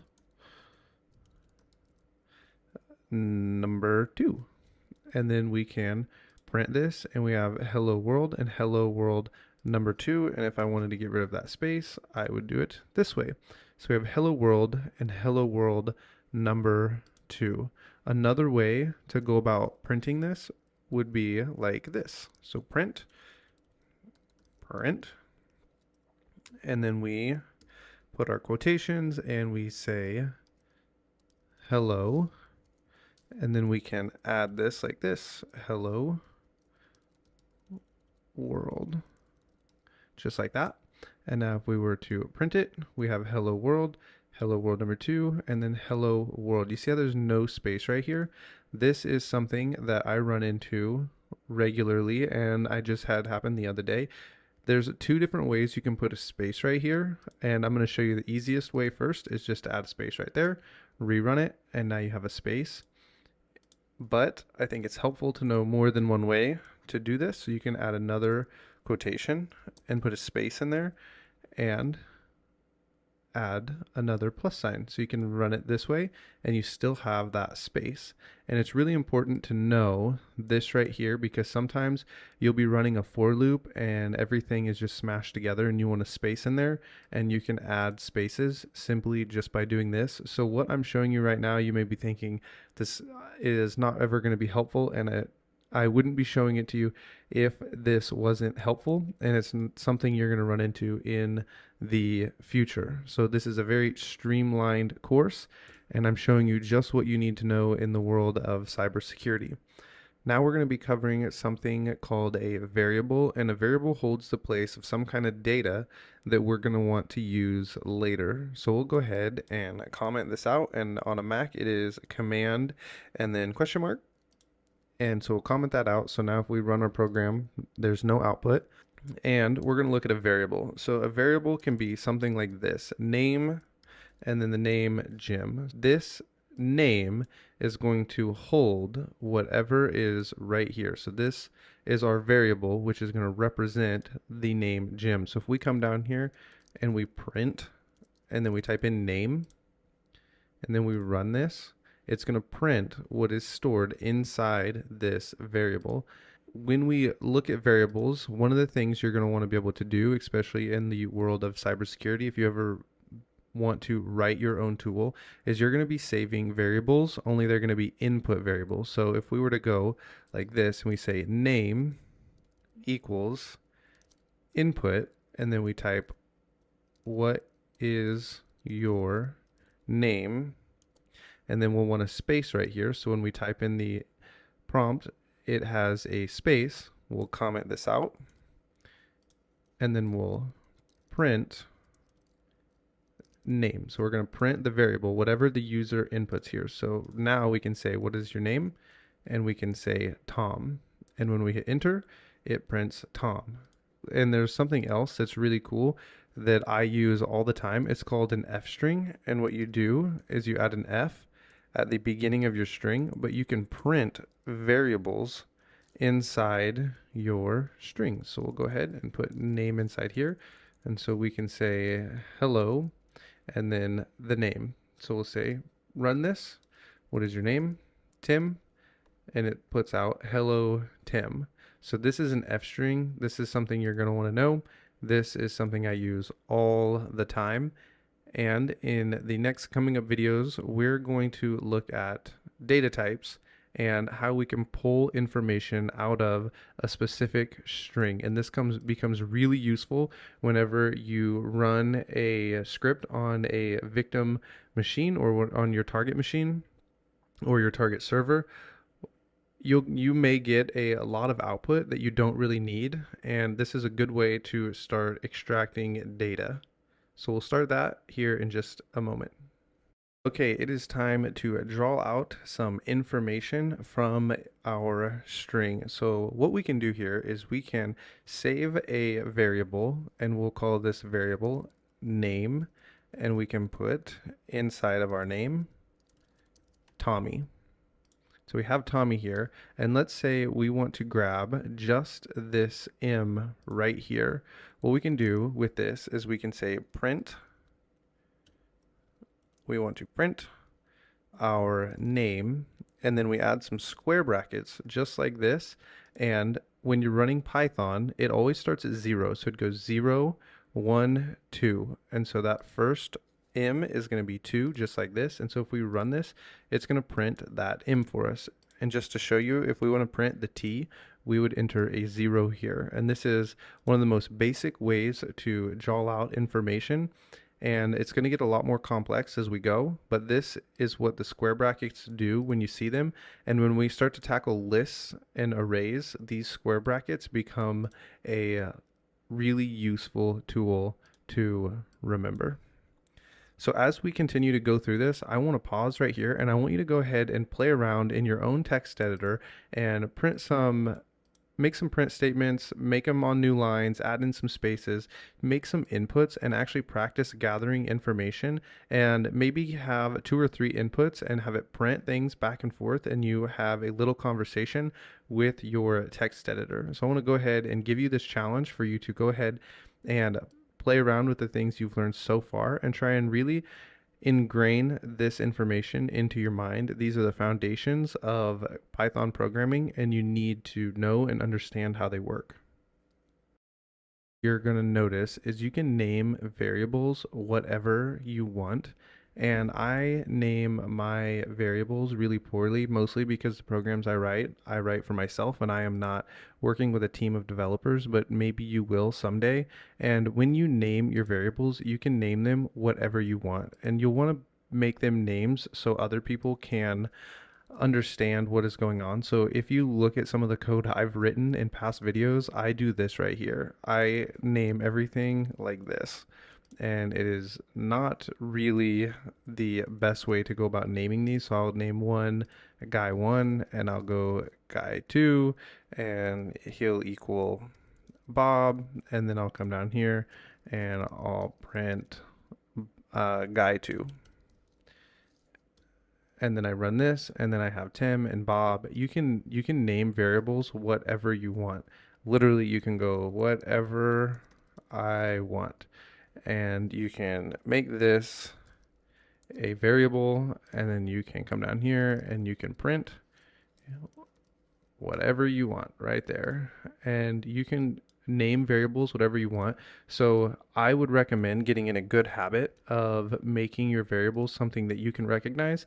And it's a very bad habit that I have, because I make my variables so that people cannot read what I have done.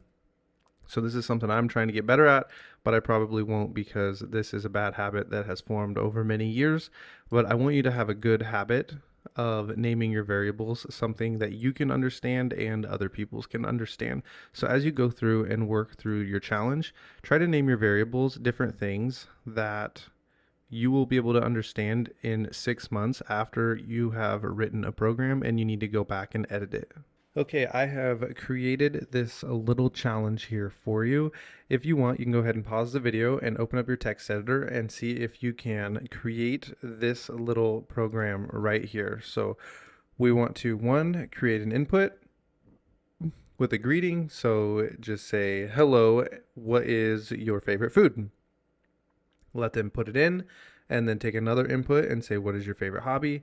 And store that also in a variable. And then we're going to print with an F string their favorite food and their hobby. So if you want to give this a go, you can go ahead and give it a try. If not, we will start it now. So we're going to start out with create an input with a greeting. So we'll just say print hello. And then we're going to take an input, but we got to save it as a variable. So we'll save this as food, and it's going to equal an input. And inside the input, we're going to have the question, what is your favorite food? Question mark, space. I see that we have a typo here on all 3. And then that's going to be saved as their food. Then we're going to say input, and this is going to be, we'll just save this as hobby, and we're going to take in input, and we're going to say, what is your favorite hobby? Question mark, space. And then we're going to print with an F string all of this together, and we'll say print your favorite food is, and then if you remember, we need our F string here, and we should grab our curly braces and say food and your favorite hobby is curly braces hobby. Now when we run this, if we did everything right, it should print for us this final statement after we give these inputs. So we say run, and it says, hello, what is your favorite food? And we'll just say chips. What is your favorite hobby? Running. And it says your favorite food is chips and your favorite hobby is running. So this is a simple input form, and it's going to print out with our variables that we have stored. And this is a good practice, because when you write a program for a tool maybe that you develop in the future, you are going to want to know how to do inputs, so that way you can take the input, save it in a variable, and then later do something with it. So later on in the course, I'm going to give you a practical example of taking input and then running it in a program that is really helpful, and I will cover that when we are ready for it. All right, so we have covered the string so far. This integer is a whole number. So if we say int, we have a number of 7. Floats, we're not really going to use these a whole lot in the world of cybersecurity. They have a point within the number, so 3.14 would be an example of a float. To date, I cannot remember a single time I have used a float in cybersecurity. Usually that's more towards data science or something of that nature. A Boolean is true, false. You will want to remember Boolean. We'll cover these a bit in the future. When we do our while loops, we'll be using the true, false. So these are some of the different data types, and just to get an idea of what these look like, if we save a variable and we make it a float and we say like 1, 2, 3, and then we print this, it will tell us what we have. So we can come down here and we can say print, and then we can put type, and then we can put in our variable, and when we run this, it will tell us that we have a float. And if we put in an integer, it will tell us that we have an integer, and then so on and so forth. We can do this with an int, and then we can also do this with a string. And we can hit run, and it tells us we have a string. Sometimes we will do something like this, and then we have this saved as a string here, and then when we go to add this to something else, we can get an error, and it's because we have a string and we'll be trying to add together a string and a integer, and it won't work. So we'll go variable 2 equals 3, and then when we say variable 3 equals variable 1 plus variable 2, we're going to get an error, and it's going to tell us that you can't add these together. So this is one version of how these matter. Another version of this is, let's say we want to print, and we say we have an integer right here, and we want to add it to a string, and we can go like this, and we say 70. What do you think is going to happen? It tells us we can't add these together. But if we take this and we turn this into an integer, what will happen now? Now it works. So this is the difference. So this is an integer, this is a string, unless we declare it to be an integer. And you can do the same thing with floats, so I'm not going to cover those. And then what happens if we do this right here? What do you think the output will be? And the answer is 7070. So this is the difference between integers and strings and how they work with numbers and data. So if we wanted to, we can turn both of these into integers. And this is the last example. I promise I don't want to bore you with adding these together. And then we say enter, and we're back to 140. So this is a little bit of strings, integers, and booleans, and we'll kind of skip floats because I don't think we'll really need them, but it's worth mentioning so you know they're here. And with that, we will continue on with our next challenge. Okay, so we have these numbers here, number 1, 2, 3, 4, 5, saved as num1, and then num2, and then num3. What I want you to do is to write this to your console, or write this to your text editor, and then I want you to add this variable plus this variable and see what the output is. And then I want you to take the second number in num1, so it would be this 2 right here, and I want you to add it to the second number in num3, which is this 7. So your output should be 9. I want to see if you can figure that out. And then the third challenge is to take num2 and change num2 into a float and print the type to the console, so that way the console tells us that it is a float. So if you'd like to go ahead and pause and give this a try, you can do that now, or we will go ahead and tackle this right now together. So what we are going to do just first is we're just going to print, and we're going to say we're going to turn this into an integer, and we're going to go and write in num1, and then we'll add this as an integer, and then we will say num2, and this needs to be closed off or we will get an error, and this should print it for us. So it tells us here is the total if we add those together. And then the second challenge is to add the second number.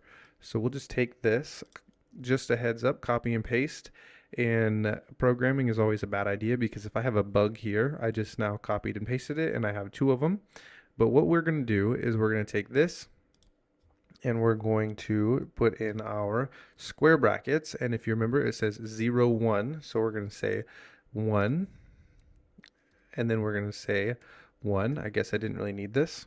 And then we'll print this, and our output is 9. So now we've grabbed the second numbers. And then our third challenge is to change number 2 into a float so that it prints float. So what we want to do here is just say print, and then we're going to tell it we want a type, and we want to print out the type of num2, and then above that we're going to just type in num2. You can do this two different ways. I'm going to do it this way. I'm going to say num2 equals num2, and we'll just go like this, and we'll type float, and we'll close this off. And now if we print this, it tells us it is a float. And we will continue on with our Python course in the next section. Okay, we are going to do a walkthrough of if, elif, and else statements. So this is the instructions for the little program I'm going to write. But when I finish this program, I'm going to give you a challenge to do something similar on your own.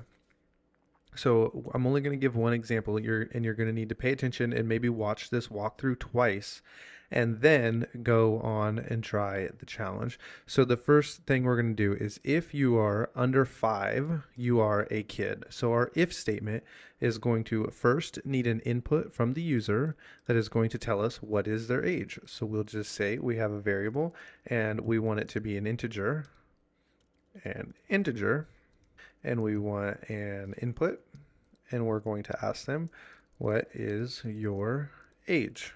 Question mark, space, and we have to have that space, otherwise it's really ugly in the terminal.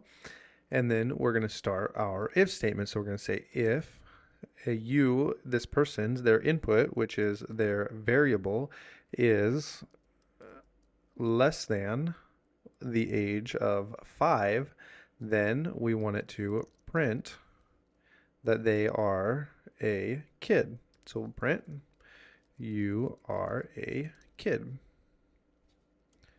Now, one thing we want to do is, if they hit the age of 5, we'll need an equal sign here. Otherwise, I'll just show you. If we say, we'll need an else statement so this doesn't error out. Actually, we'll just let it error out. We'll say, what is your age? And they say 5. And we get no output because this doesn't include 5, remembering that the computer starts at 0 and then it's going to stop at 4. So if we want to include 5 in as yours a kid, we'll need that the variable is less than or equal to 5. Now, if we put the 5 in here, it will print for us, you are a kid. So what we need to do next is we're going to type in elif, because we're going to make an elif statement, and we're going to say the variable is less than 15. And the reason we don't have to worry about anything under 5 is because it will catch this if statement, and then this whole program we write after this will stop, and the computer will actually skip it. So we don't need to worry about adding anything else in here. And we can say, actually, if you are less than or equal to 15, then we are going to print, you are a big kid. And then for the final elif, we will say the variable, and we will say if it is greater than or equal to 21, and that's ugly, and we will say print, and we're going to print you are a bigger kid. And now we're going to put in an else statement, and in our else statement we're going to print anything that's over 21. We're just going to print you are old. So now if we run this and we rerun the program, we run it and we say how old are you, and we say 3, we get your kid. If we say 13, we get your big kid. If we say 18, we see you're a bigger kid. And if we say you are 44, we get you are old. Now, because we're going to be using this as a tool for us to be able to write tools and modify tools, I'm not going to cover this because I think that it's not really necessary for cybersecurity. But if somebody were to run this and they put in the letter A, it's going to crash our program because the letter A that is not a number, it's not an integer. So what we'd have to do is we would have to make this so that if they put this in and it was an A, it would print, enter a number, and then rerun. But we're not going to do that because it's not really necessary for cybersecurity. It's just something to be aware about. Now, what's coming up is your challenge. Let me delete all this and I will write up your challenge for you in the next section. Your challenge here is to take the temperature from the user and then tell them if it is less than 20 degrees, you need boots. And this is from the US, so I'm running in Fahrenheit, not Celsius. And if it's less than 30, you will need a coat. If it's less than 70, you will need a jacket. If it's over 70, it is nice outside. So take this input or take this information and make a program with if, elif, and else statements. Okay. So here is how I would go about doing this. I would take an input and it will say, what is the temp outside? And this will need to be an integer because we're going to be comparing this as a number. So we'll say if var is less than 20, then we're going to print you need boots. And we'll say elif var is less than 30, print you need a coat. And then we're going to use one more elif here. Elif var is less than 70, print you need a jacket. And then finally we'll do else, and it's above 70, then it's nice out, and we don't actually need to put anything in there because this is an else statement. So everything that's above 70 will automatically print it is nice outside. So when we run this, if we put 12, we need boots. If it's 22, we need a coat. And if it is 65, we need a jacket. And if it's 85, in my opinion, it's perfect outside. So this is the if and the elif and the else statements. We're going to be moving into for loops, and later we're going to look at nested if statements, and they'll look something like this. If it's less than 20, and then we can say if var is less than, we'll say it's greater than 25, then we can print you need boots, and then we'll print something like gloves. So nested if statements look something like this, and you can have nested if statements just so you're aware of it. So if we say it's 26, it will, oh, because we're hitting this one, we'll say this is 15. So if we say that the temperature is 16, we hit you need gloves and you will need boots. So this is a nested if statement. We'll cover these a little more in the future. I don't know how much you will need these nested if statements. I use them every now and then, so it's nice to know that you can run nested if statements. But for now, we're going to move on to our for loops. Before we get into for loops too far, I want to show you why for loops are important, and I also want to show you why lists are important, which we're going to be going over here in just a minute after we get the basic understanding of a for loop. So this is a program. I've shown it before.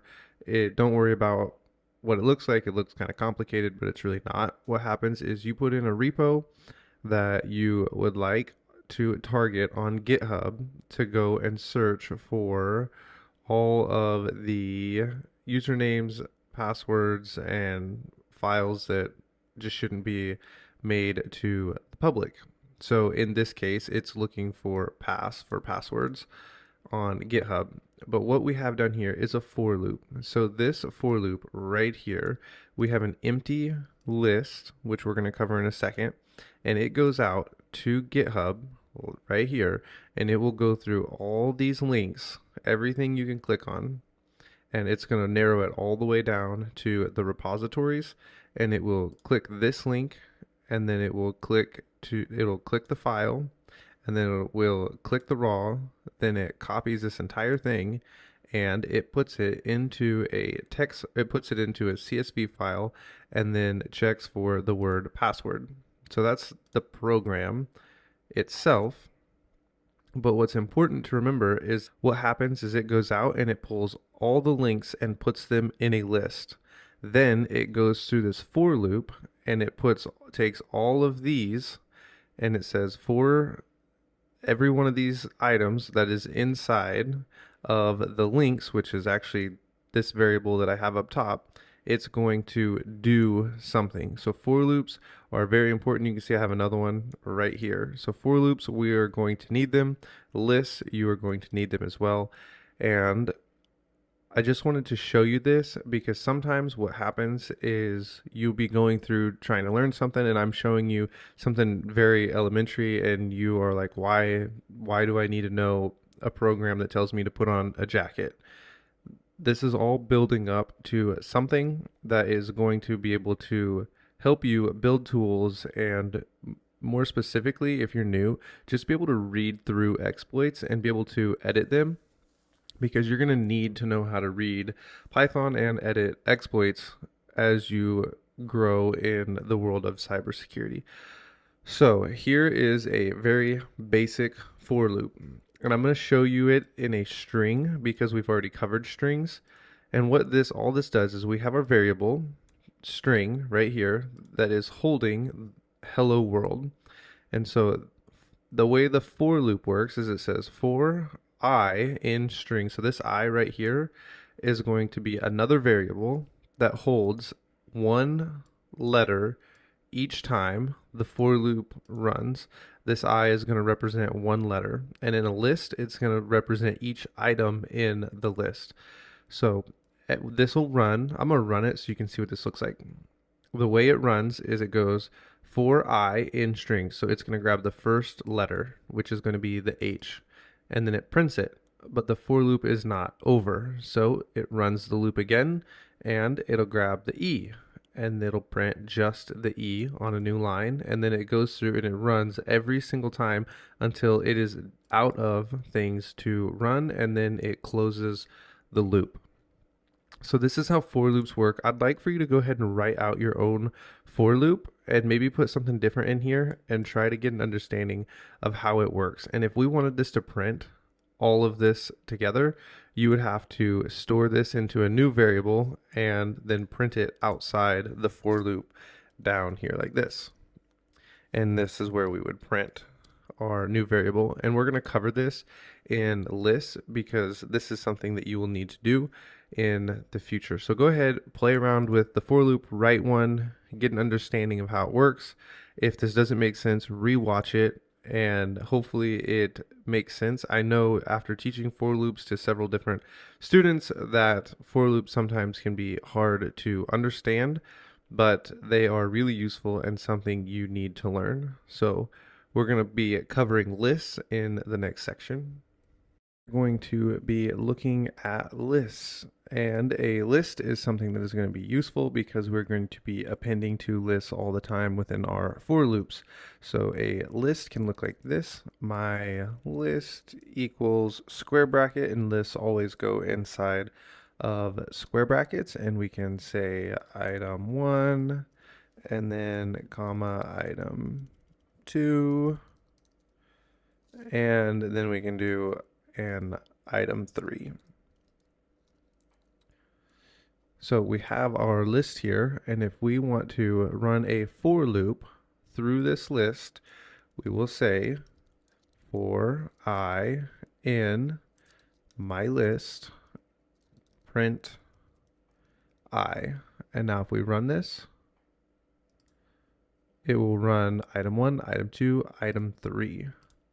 So this is a list. We will be using these in the coming lessons, and they will be helpful for you in the future. As you've seen in this program, I have 2 lists right here, and they are used regularly to append to. So lists is something you will need to know. So go ahead, make your own list and see if you can loop through your list, and maybe try and just print something like this later. Just print the item 2, so you'll have item 1, 2, 3, and then print number 2, and see if you can remember how to do that. If you have forgotten, it would look something like this.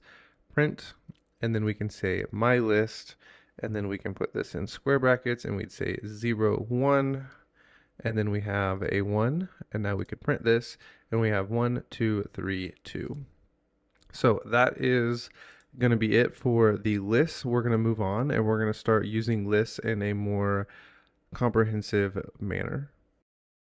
So we're going to try a while loop now, and the way we're going to do a while loop is by using a Boolean. I like to set a variable and then set it to true, and then at the end of the while loop I will set it to false. So the way this works is make a variable, and we'll just say variable, actually we'll name it on. That's a good way to name the variable, and we'll say on equals true, and then we'll say while on, and we'll make a variable, and we'll just call it variable because I don't know what to name it, and we will take an input, and we will say continue running while loop, and then we will put y, we'll put a y or a no. So would you like the while loop to continue, yes or no? And then we can say that we can go do something like this, and then we can set a variable up here and say I equals 0, just so you can see how many times this is running, and then we'll say I plus equals 1, and then this should just continue to run, and then we'll put an if statement, say if the variable equals in, then we'll say that on equals false, and this will kill our for loop. So now if we run this, it'll say, would you continue running the while loop? And we will say yes, yes, yes, and then when we say no, it'll kill the while loop. I forgot to print our I so that we could see this. So now we can say, would you like to continue? Yes, yes, and you can see our variable, every time the for loop runs, our I gets added to 1. So our for loop has run, now it says 7 times, 8 times, 9, 10, and then when we're done, we can say no, and we can end it. Okay, we are going to be starting functions, and just to be clear, I have not pre-written any of the code we're about to go over, or mostly anything we've gone through in this course. That's why you've seen me make mistakes. And so as we start functions, I'm going to try and make this a little more realistic for us so that when we are thinking through functions and writing code in the realm of cybersecurity, you can start to get an idea of how this can be used. So we're going to start with functions, and a function just calls something very specific that we want to happen. So we can just say, we'll call it my function, and then the way your function is going to start is with a def my function, and then we close it off like this. And then down here, we want our function to do something very specific. So we can say print, and then we can say it worked. And the way a function gets called is usually somewhere further down inside the code. Something happens and it triggers this function back up above it for it to actually do something. So what would happen in order to call this is we would just say my function. Now when we run this, when the computer reaches this right here, this closing bracket right here, I usually like to think of this as the call sign for the function. So if we run this, it's going to print it worked.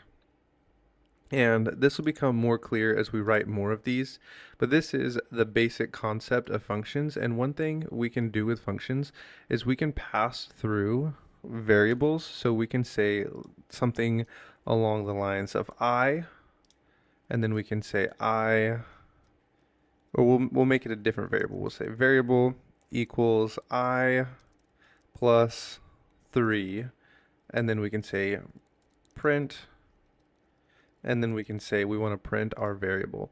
And so in our function, we can pass information through like this. So when we say my function, we can now say input, and then we can say, what would you like to add? And because this is a string, we're going to need to make this into an integer. I guess we can go and make it an integer right here, and we can say int. And then we can close this off. Now when we run this, it's going to ask us what would we like to add, and we can say 3, enter, and it'll say 3 plus 3 equals 6. So this is a very basic function. So we take some kind of input right here. This is where we call our function. So now this function is being triggered, but we want to pass something into our function, some kind of variable or some kind of information that we've grabbed somewhere else. And what happens is it can now use this inside the function. This, you may be thinking, like, in what case would I possibly ever need to use this? And so I'm going to just show you my GitHub dumpster diving tool, once again, that I've used multiple times on this channel. This right here, where it's grabbed a repo, I call this function, and it's going to loop through to see every single file inside of the repo. Is it a Python file? Is it a JavaScript file? Is it an XML file? And what happens is when I pass this repo through, it now is able to use this variable that has come from somewhere else inside this function. And then I do the same thing up here. I pass through a variable inside of a function. So this is really important to know, and you will use it. And we're going to go ahead and give another example. And actually, before we give another example, I want you to try and write your own function and see if you can get it to take an input. So let's take the input and make it the first letter of your name. So I'll write out the instructions. You want the, we'll say, first letter of your name, and you want to take this as an input. So we'll say input, and then you want to call a function that adds your first letter to the rest of your name. So here's your instructions. You're going to make a function, and then it's going to take a variable, and that variable is going to be the first letter of your name, and then you're going to add that to the rest of your name. So I hope this makes sense, and I'll go ahead and walk you through what this would look like. So we'll go def my function, and then we're going to call this function. We're going to pass through, let's use I as our variable, so that stops giving us, whenever this is giving us an error and I can't stand looking at it, I type in pass and that will not give us the error, and we'll come back and delete that in a second. And we're going to call my function, and we're going to take another input, and we're going to say what is the first letter of your name, question mark. Now we can delete this, and we're going to come back up here, and we're going to use this, and we're going to say that my function, and we're going to take this input, and it's going to be a pass through as I. And so down here, we're just going to say my first name is Ryan. So we will say we'll call it the variable equals I plus, and then we can put the rest of this inside of a string, and we can say something like this, and then we can print our variable. So when we run this, if I put an R in here, it'll print out my name. So I hope you're able to figure this out. Maybe try to come up with another way to write a function and practice writing functions and see if you can get the hang of it. And in the next section, we're going to go over something that will show you how this can be really helpful in building your own tool.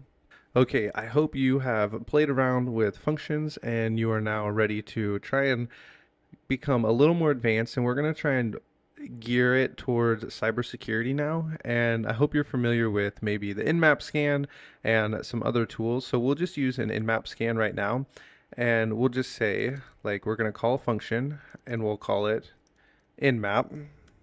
And this is going to take a variable, and we'll actually call it the IP because we're going to take an IP address. And the way I like to run my Nmap scans is with they'll look something like this: Nmap -a, like this, and then we're going to pass in the IP address, and then I like it to be verbose. Now, in order to get this to run, we would have to import a module called OS, but we're not ready for that. So this is just to show you how the functions will work. And so I will wrap this entire thing inside of curly braces. I got dashes in here that shouldn't be there. I don't know why I did that. And then we'll wrap this inside curly braces. This is not supposed to be inside curly braces. That is supposed to be inside of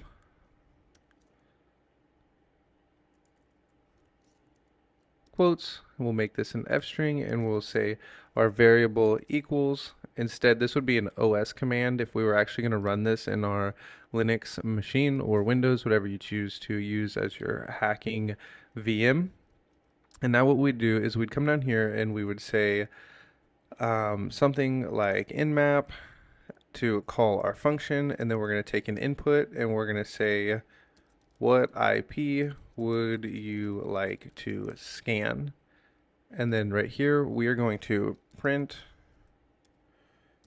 running Nmap scan against, and then we will put in the IP address, and this will need to be an F string. So the way this, sorry, that will not be the IP. That will be against the variable. So it will tell us that it is running the Nmap scan right here.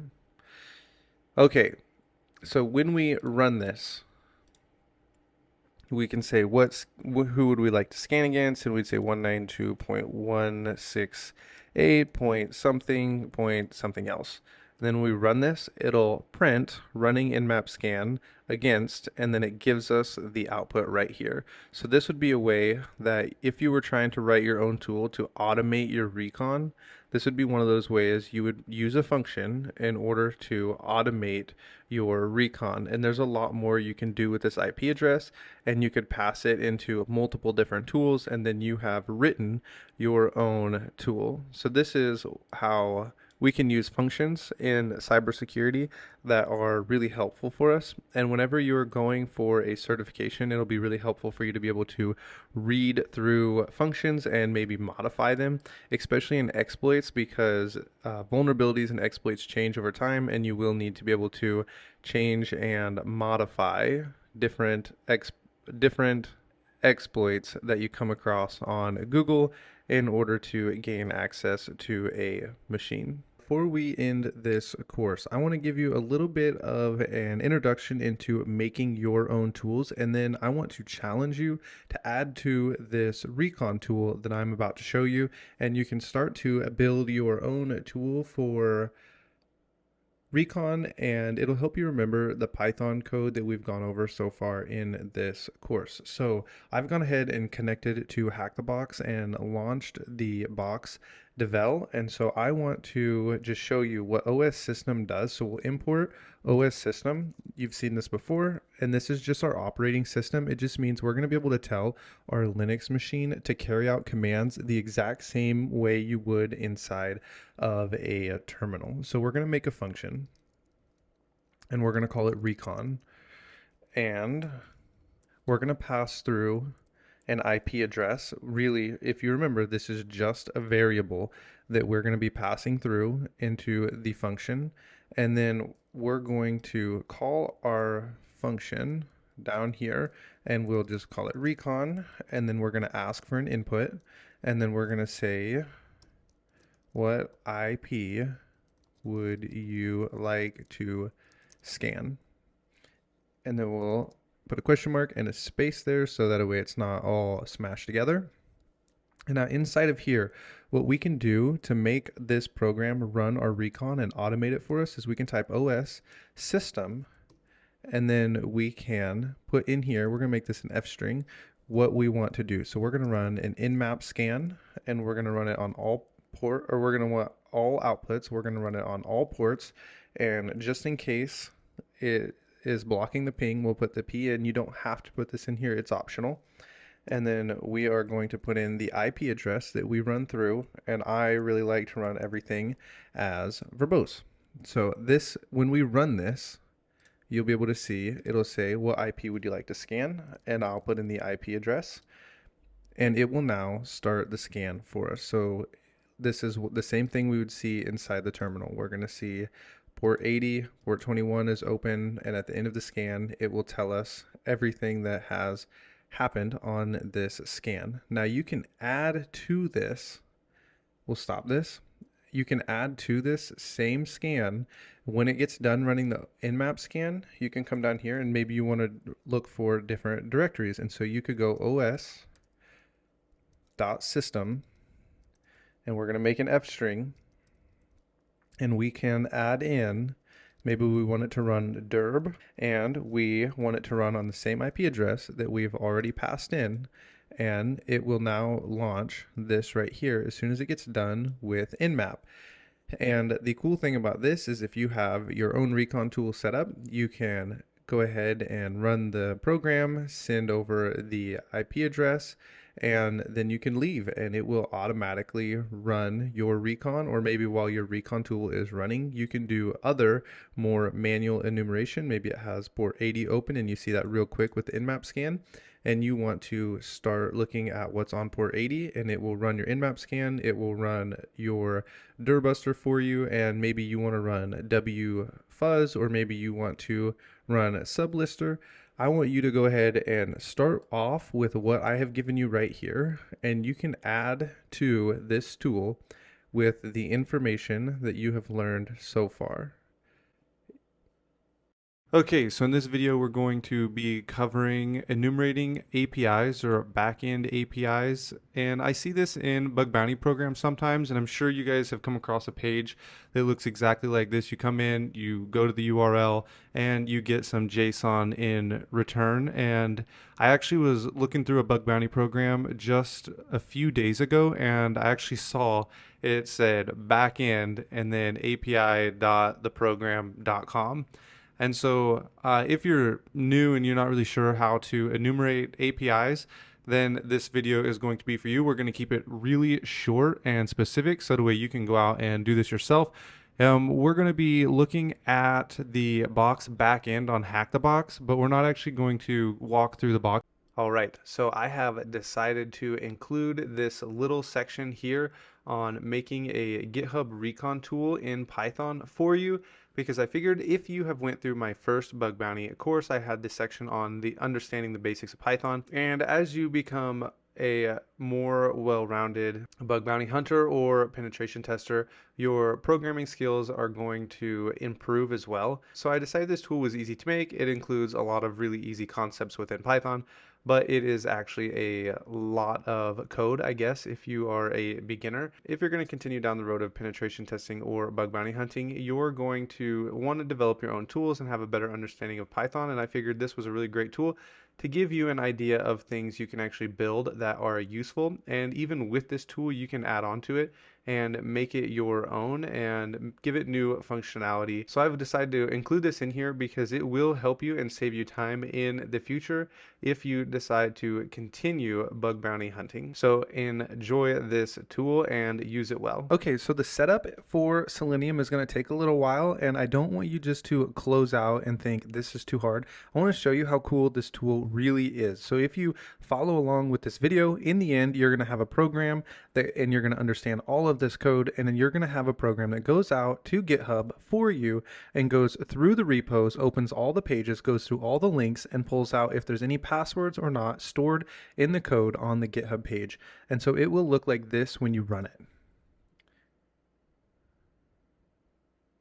And it automatically went through all of those links on GitHub. It pulled down this page right here. It says a password was found at this link. And so if we click on this link, it'll take us to this page right here, and we can look at this and we can go to the raw and we can type in password, and right here it tells us it has found password, and the password is admin, and it found this on this GitHub page. So that is where we're going. And if this tool looks like something you would like to add into your bug bounty or penetration testing arsenal, then you can stick around and go through and make this tool with me. We start with our program and using Selenium. There's a few things that you have to do, and I'm going to walk you through installing this both on Mac and Windows.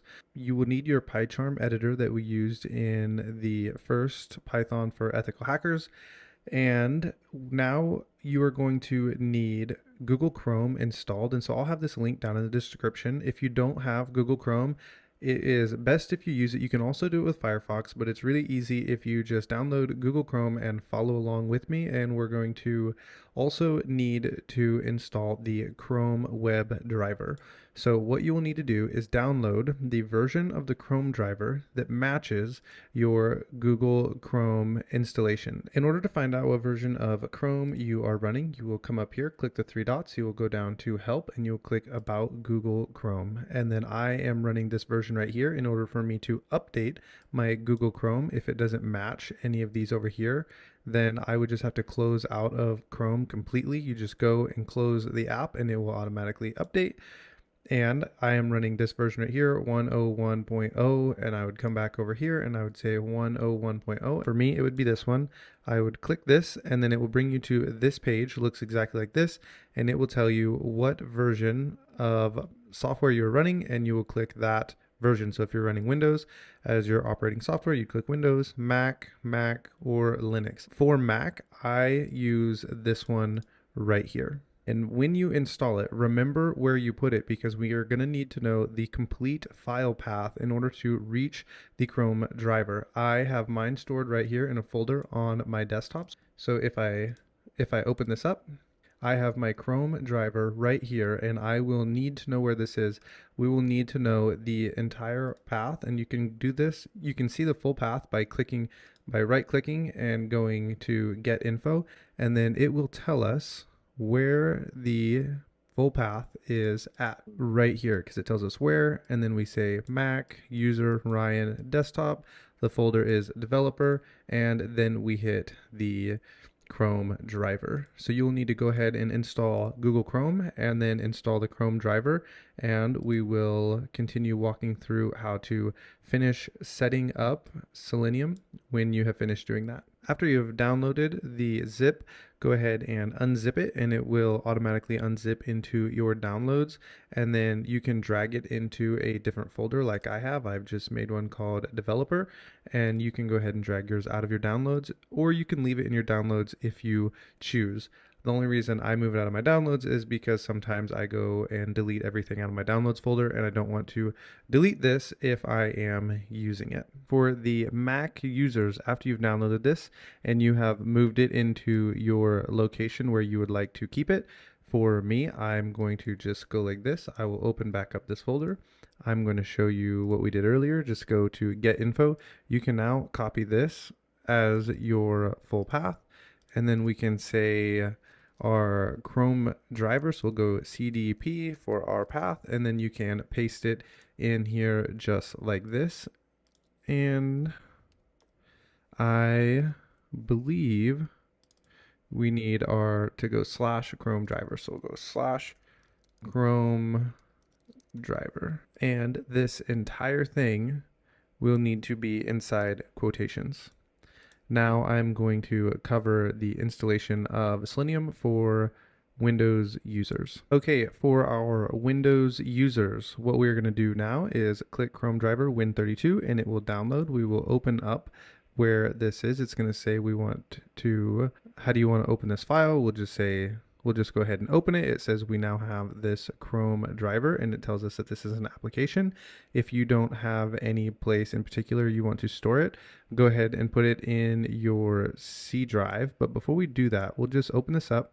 We will make a new folder and do the same thing we did on the Mac, and we will say developer, and we'll just leave this here, and we can go back to our downloads where we grabbed this folder and we extracted our Chrome driver, and we're going to put this into the developer. Now the reason I had you do that is because when you look at the location of where this is stored, it is really simple to get to. It tells us that it is in C/developer. We can copy this. We will put it inside of a string, and then we will put slash, and now we will do the same thing we did on the Mac, and we will say the Chrome driver path, and now we have that stored as a variable. Sorry to my Windows friends, I forgot to mention that when you run this Chrome driver, you will need the .exe in order to get the executable to run, and pretty much everything from this point on is going to be the same as I run it on my Mac. If you have any problems, please let me know in the comments and I will try to help you out. Okay, we are ready to install Selenium. So the way we're going to do this is we're going to import Selenium just like this, and because I have done it before and I have already installed it on my Mac, this is here and ready for me. But what you may need to do is it will have a red squiggly line and it'll pop up a window like this, and you're going to click install or import. I can't remember which it is, but I think it's install, and you'll click install, and it will take just a second to go ahead and install that. And then what you're going to want to do is type in from Selenium, and then we're going to import the web driver. Now that you have installed Selenium and typed in from Selenium import web driver, we're going to initialize our web driver, and we're going to type in driver equals webdriver.chrome because that's the browser we're using. There are other browsers if you've chosen to go that path. And now we're going to type in our executable path. And the reason this is yellow is because this has to be capitalized like this. And we're going to type in executable path, which I believe is actually deprecated. And I have not gone back and read the documentation for the new way to run this without the executable path, but we're going to type in CDP. It's just going to give us a error when we run this, or it's just going to give us a warning saying that this version is deprecated for running the web driver, but that's okay. We will get our program to run without it. It just means that they are not updating the executable path like this anymore. And now what we're going to do is type in driver.get, and we're going to type in something like www.google.com And then once this is done, we're going to want our driver to close the window. So you can type in driver.close, but I don't like to use driver.close personally because it just closes the window, but we will be still running the Chrome down here in our browser. I want it to quit. I want it to close that window all the way out to save on my memory space on my Mac. So we're going to type driver.quit just like this. And if you run this like I will and you are on a Windows, it's automatically going to run for us. It should open without any warnings and give us google.com, and then it will close this page for us. All right, the reason this is giving this error is because we need to type in https://google.com. Now when we run this, it should open up Google for us and close the file. So that is how we run it. But if you're on a Mac, if you're on Windows, that worked for you and you didn't get any problems. If you're on a Mac and this is the first time you've ever ran Selenium, you're going to get a little error that pops up with a window and it's going to say move to trash or cancel or close. You're going to click cancel or close. Out of your two options, you're going to come up here, you're going to go system preferences, you're going to go security and privacy, and right here it will say that you tried to run a Chrome extension and it was blocked. You will click allow. If you're not allowed to click allow, you can unlock it by clicking this and typing in your password to unlock your Mac, and then click allow, and then you can relock it. Then when you close out of this and you rerun it, it will give you the option to open anyway, and you'll have a new pop-up, and you will just click open and it will begin running and working for you just like this on your Mac. Now it is time to begin some of our web scraping. Okay, so we are at our screen and it looks like this. I've decided to go ahead and show you how to get rid of this deprecating warning. So when we run our program and it runs this right here telling us that the executable path has been deprecated, just in case they stop using this in the future, I want to go ahead and show you the way to get rid of this. I'm going to use running the executable path because I believe that it is faster, and I might be wrong, and that's okay. And you can run Selenium however you choose. You can run it the deprecated way or the current version. I think they're at version 4 if you choose. But we'll have to import a few more services from Selenium. So we'll go from selenium.webdriver.chrome.service import, and then we're going to import service, and then we're going to need to import the Chrome driver manager. So we're going to go WebDriver manager.chrome, and we're going to import Chrome drive manager just like this. Now I'm going to comment this out because I'm going to use it as we go through, but you can delete this if you want to use the non-deprecated version, and I think you're still going to get these red inputs down here, or these red warnings that's going to tell you like it's installing the newest version of the WebDriver every single time you run it, but that's okay. And we're going to type in s equals, and then we're going to type in our service, and then we're going to run our Chrome driver manager, and we're going to call this, and then we will call the install function. And the reason we're going to do this is because every time you run this service, it is going to check to see what version of Chrome you are running. So we'll just comment this out so we're not getting this warning. And this dot needs to go, I did this wrong, we'll go like this. All right, it is not wanting to work for me, so we'll close it off manually, and then we're going to hit dot install. Right here, we're going to call this method, and then we have to close off this whole line here. And now we're going to turn this over to our driver, and it's going to equal the WebDriver.chrome, and then we're going to use the service, and it's going to equal s, just like this. Now, if we uncomment our driver down here, we'll have no errors, and when we run this, it will now work for us. and it's going to tell us we're using, this is the version of Google Chrome that we're using. If you remember, we checked our version earlier and then we installed the Chrome driver, and it tells us we have the Chrome driver that matches our version and it is found in cache. So it now works. This is the non-deprecated way to run this tool.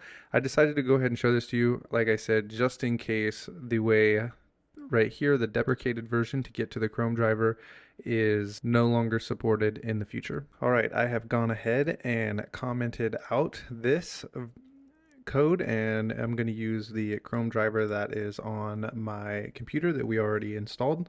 There's one more thing we're going to need to import in order to not get any deprecation errors, and that is the by. We're going to import by. So we're going to type in from selenium dot WebDriver dot Chrome, or sorry, not Chrome, dot common, and then we're going to use by, and then we're going to import, and then by like this, if I can get back there, like this. And this is another update with Selenium. The way I originally learned Selenium, we didn't have to use this, but they have updated it again, so we will need to use this by module here. So what we're going to do is open up Amazon, and I'm going to show you how this scrapes. If you've ever wondered why you have to answer questions to make sure you're not a robot, you're going to find out in this course. So if we come over to a web browser and we type in Amazon, and we go to Amazon, and let's say we want to buy a new drill bit. So we just say we want a drill set. Okay, we're getting a drill set, not a drill bit. And we click on this drill, and we really want this drill, but we don't want to pay $43 for it. We want to pay $38 for it. We can actually set up our web driver to go out and check this price for us. So what we would do is we would inspect this, and we can look for the class right here, and it's going to tell us that it's 43. So you could set this up. Let's say instead of 43.99, we don't really care about the 99 cents, and we just want it to be less than 38.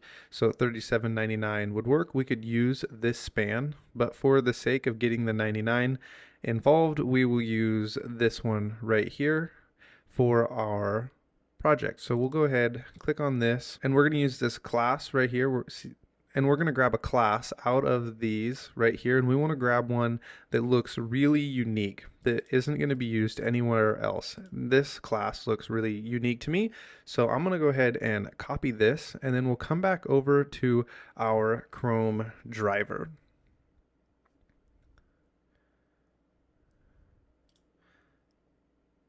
And underneath of our google.com, we're going to type in price equals, and then we want the driver to scan through all of this source right here, the HTML, and we're going to tell it we want to find an element, and we want an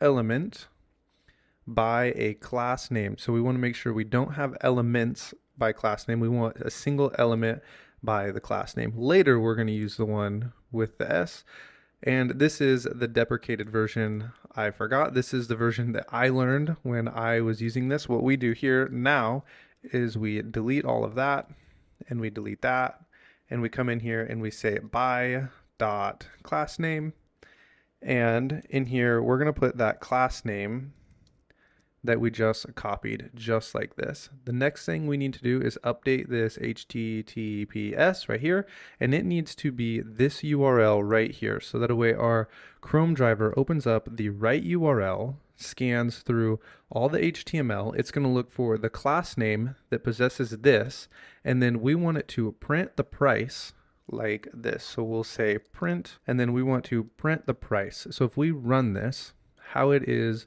right now, I'll show you what our output is. It gives us this as our output, and this is not helpful. So what we need to do in order to grab the plain text is type in text.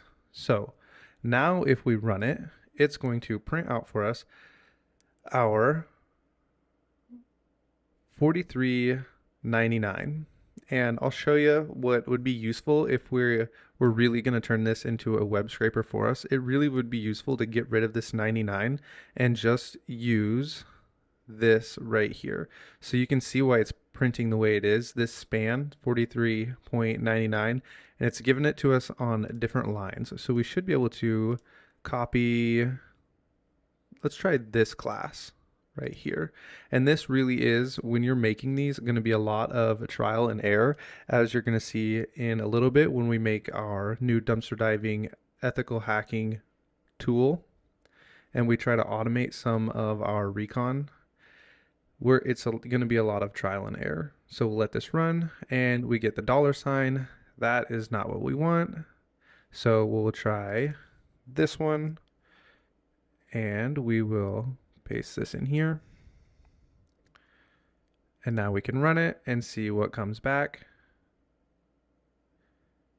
And we grab just the 43. So now if we wanted this to run, say every 20 minutes to see if Amazon has updated their price and brought it down below $38, we're going to put all of this inside of a function that is going to get called every 20 minutes. And we're going to have to import a new module for this.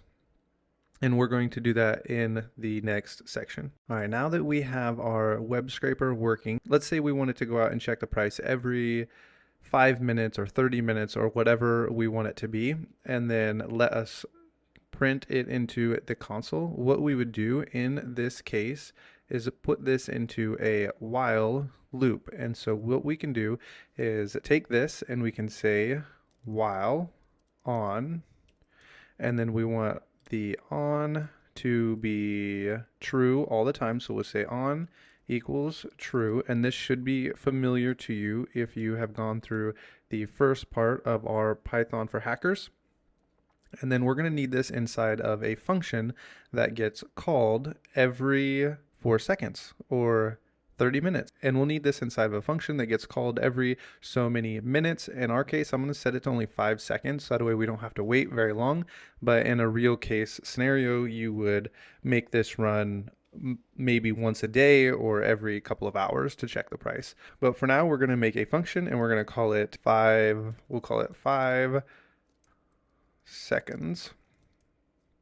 We'll call our function, and then we will need all of this to be inside of our function. And now we need to call the function like this, and we will say 5 seconds, and then we are going to take this and we need this to sleep. So we'll say time.sleep, and you will need to import time up here if you have not already. And we're going to say sleep for 5 seconds. Now when we run this, it's going to take 5 seconds. It's going to launch our driver, go out, check the price, and print it down here in our console for us. And then once it gets done doing that, it's going to wait 5 more seconds, and then it is going to launch the browser again and check the price for us. And it will do this for all eternity because we are inside what's called an infinite loop. There's no way for this loop to end. And so it's just going to keep on going and printing for us the price until we stop the program. So this isn't really helpful for us in the world of hacking. So we're going to stop here. I just wanted you to get this concept down of using Selenium, setting up functions, using a while loop. If we were to use this completely for our daily use, we would have to make an if statement and say if the price is equal to or less than $38, then we would import another module and we would have it send us an email or a text message saying the price is ready for us to go and buy it. But we're not going to finish this out because it's not really going to be helpful for us in the world of hacking. So we'll move on to building our actual tool for hacking. Okay, I have cleaned out my text editor here just to get it down to the bare bones of what we are going to need as we build this tool. I have put this right here. This is the GitHub repo that we're going to be going through and dumpster diving for. Now this should work for any GitHub page if we program this right, but I made this GitHub page just for us to test against to make sure our tool is running. I didn't want to spam an actual GitHub account that is in use. So this is just a GitHub account that I made for the purpose of showing you how to build this tool. So what we're going to make in the end is a tool that when we run it, it runs what target would you like to run against. And so we're going to copy the URL of the GitHub page that we want to scan. And when we run it, it's going to go out to GitHub. It's going to click on the repo. It's going to click on the code. It's going to go to the raw, and then it is going to tell us a password was found inside this page. And so what you could do is just copy this or click on it, and it will take you to this GitHub page, and you can search for where this password was used. So we're going to make a very basic program just like this one, and I hid a lot of the code. It's down there. I didn't want you to get a head start. So as we make this tool, when we're done, it's going to be very basic, but I would challenge you to make it your own and add to it different files that you want it to search for different keywords. Make it print the entire line where the password's found, so you don't actually have to go out to this page and check it. These are things that I've done with my tool that I've made just like this. And so I want to show you guys how to get started making this tool and then add on to it and make it your own. Okay, as we go through building this tool, there are a few things we're going to do at the beginning that I'm going to tell you to change at the end to make the entire tool work well for you. So what we're going to do at the beginning is we're just going to get rid of this right here because we want to put in our repo that we're going to be scanning against. And I'll leave that GitHub repo up unless it ends up getting taken down by GitHub because it is getting scraped over and over and over by people from all over. But until then, I'm going to just leave this GitHub page up for you guys. So we'll just put that inside of our GitHub page, and now we can comment this out and it should open up that page for us and then quit, and it did. So there it ran. And what we're going to do in the end is we will change this and we will make this an input, but we're going to cover that at the end when we get to that section. Now that we have it, so it'll open up this page for us, we want it to grab something for us by an element. And because usually there's a bunch of repositories in here, we're going to just use the repositories instead of getting the element by, let's say, the class name. Get the element, we're going to make it get elements by class name, and I'll show you what I mean in just a second. So we'll go in here and we will say we need this class titled repo. Okay, and this is what these will be titled as for us, and we have this anchor tag right here. So what we're going to do is we'll do the same thing we did in the last one. We're going to say that the repository, and we'll name this as, we'll call this our res for resources, and we're going to turn it into a variable, and it's going to get for us all the repos by the class name. So we'll say driver.find element, and then we want this to be an S. And the reason we want this to be an S is because we want to find all the elements and we're going to store them inside this variable. Now for this cause, there is only one right here, but this should work with many repos if you scan a GitHub page with many elements with the class name of repo. So we'll continue and type in by.class name. We don't want a class, we want the class like this. Class name, and the class name is repo, just like this. Now if we run this, it will go and it will click this page and then it will close. So what I want to do is I'm going to add in time.sleep, and we'll make this 2 seconds so that we can see what's happening, and then we'll make another time.sleep right here so that you can see that it clicks onto the next page. So we'll run this, it's going to open, wait 2 seconds, and then it's going to open this repository right here and close. So now what we need to do is make a for loop so that way we can print the repos that are on this page. And in this case, there's only going to be one, but we're going to go ahead and make this for loop, and we'll say for I in all these listed resources, we want to print, and we want to print I.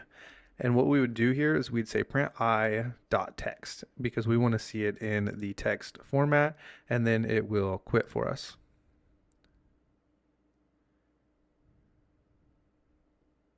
I should have gotten rid of the sleep for us. And I see I spelled that wrong, and that's okay. I made that repository late at night, and it's all right that it isn't quite right. It's still a repository, and we can still scan against it.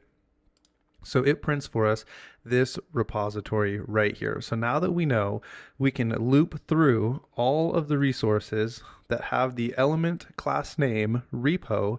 We need to figure out how can we click on those, and there is a click function that we're going to use later, but right now I want us to go through and see how we can do this a different way. It's going to be a little more complicated, but it's always best to know there are multiple ways to do something, especially in the world of coding and in the world of hacking. All right, because we're not going to use the click function, we need to see what happens when we click on this link right here. Now, this is something in cybersecurity that you're going to need to always do. When you're testing a page, not that we're testing GitHub, but when you test a page, it's always good practice to click and see what happens, how to use the page to see what's going on. And what we're going to do is check out this URL. So this is the URL that we start out with, and since it just changes the repo name as into the new directory, what we're going to need to do is take this directory and put it into a new link and get our WebDriver to open this up. Since we know we can run this, and I'll go ahead and comment out these times sleep because we don't need those no more. Since we know we can run this and we can get it to scrape all of the repositories and then print them down here, now we can just save these into a list, and then we can loop through that list and get it to append that to our URL. This is a little more complicated than the click function, but it's helpful because we will need, so that way we can get it to open every single repository that we go through in the future when we go through a page that has a lot of repositories on it. So what we will end up doing is making a list, which you've seen in the past. And if you want, you can pause the video and see if you can figure out how to make a list on your own if you remember. And so I'm just going to name our list as links, and we're going to make it empty. And what we are going to do now is we're going to take this and we're going to say links dot append, which I don't think you've seen before, and we want to append I. So now if we take this and we move it over and we print, we need to append I.text, so that way we get it right, I.text. And now we print the links right here. We should get the repository to print from our list. So we'll run this and give it a test. And it says we have repository and we have the brackets, and it is inside the list. So what we will do now that we have this list is we're going to make another for loop, and we can comment this out because we don't need that to print every time. And in this for loop, we're going to name it for L for the links. Inside the links list, we're going to make a new variable, and we're going to call it next page. And this is when I tell you my variable naming becomes very poor because I'm not very creative. And we're going to make this an F string, and we're going to call the repo. And if you remember, and we're going to call the repo, but we need to first name it something. So we need this URL to be assigned to a variable. And so we'll just call this our repo. And at the end, we're going to change this because this is going to be an input, and we're going to make this a string, just like this. And now we have this repo right here, and we'll add a slash so that way we don't have to later. Actually, we'll delete the slash and we'll add it down here in our string, give us some practice with that. So we're going to take this repo, and because it's a variable, it needs to be in an F string with these curly braces, and we're going to add in our slash, and then we will add in another variable, which is going to be our L. So what would happen if we had a bunch of repos? This is going to go through all of the links, which we saved right here as our resources. It's going to get all the links. This for loop is going to run through all these links, and it's going to put them into our list that we have called links. And if you remember, this is where our repositories will be saved. Now we need to loop through there, and in this for loop, it's going to loop through our links, and it's going to give us a new URL. So what this URL will look like after it runs through this second for loop is it will look like this, and it will come out with our repository that I spelled wrong, and it's going to open up this page, and it will go and click this link for us. So this is the repo we want to attack. It will click this, and it will bring us to this page. So let's go ahead and try this. We're going to run this with a sleep command when we are ready. So what we need to do at this point is store our next page in a new link, and we'll just call this our final link. So we'll just call it flink, and we will save this into a list, and then we're going to append our new URL, remembering what this one right here is going to look like, because it's going and looping through a second time of this links, and it's making our new URL that we want to test, which is going to be this one right here, and we will tell this to append. So we're going to do flink.append, and we want to append the next page, and we're going to want it to append to the next page right here. So as we have this next page, if we print this, I'll show you what it looks like. So if we print this, we can say print, and then we're going to print the flink, and we'll just go ahead and pull this back here, and we will run this, and it'll show us what our new URL looks like. I accidentally left this slash. That's okay. The browser would have just deleted this second slash. So now if we run it again, it's going to spit out for us this new link. And if you copy this link or just click on it, it will take you, we'll just click on it, it'll take you to this page. And so that is how far we have gotten. So now we have moved with Selenium from this page to the next page, and where we're headed is inside this main.py, and then we're going to go into the raw. And then we want to know if in any of this there's a password or some kind of keyword. And so I'll just show you. If we type in command find and we type in pass, we'll see this password admin. We're going to make our program go through all of these words and all these lines inside this text and pull down the password for us. So that's where we're headed. But right now we got a few pages more we need to move. We are right now on this landing page right here. So we'll try and figure out how to make it open this page and then go into the raw and then search for the password. So we'll keep going in the next section. Okay, it is time to call our first function. So we can go ahead and comment out this print statement right here, and we can call our first function. And we're going to call it above our for loops, because we need our function to be called above where the function needs to be located above where we call the function. So we will call this function, we'll just call it a loop, because we're going to loop through all the links. So we will call it like this. We'll say loop, and then we're going to pass in the next page, because that's what we want to go searching through in this function. So this is red because we haven't declared our function, and we'll declare it up above, and we will say def, and we'll call it our loop, and then we're going to pass in a function. We'll actually just call it our next page, so that way we understand what's happening. Next page, and we have to add in our 2 dots there. And now what do we want to do now that we can get to the next page? Now there's a couple of things we need to do. The first thing is we need to open that new page. So we're going to type in driver.get, and then we want it to open that next page. So let's see what happens. We can come right here. We'll just not run the time function and have it sleep and see what happens. So we'll run this and see if it opens the page and we can see it, or it goes too quick. It went too quick. So we'll stop right here and we'll say time.sleep, and we'll sleep for 2 seconds. So that way we can see if it actually opened the next page, and it opens the next page, and then it quits.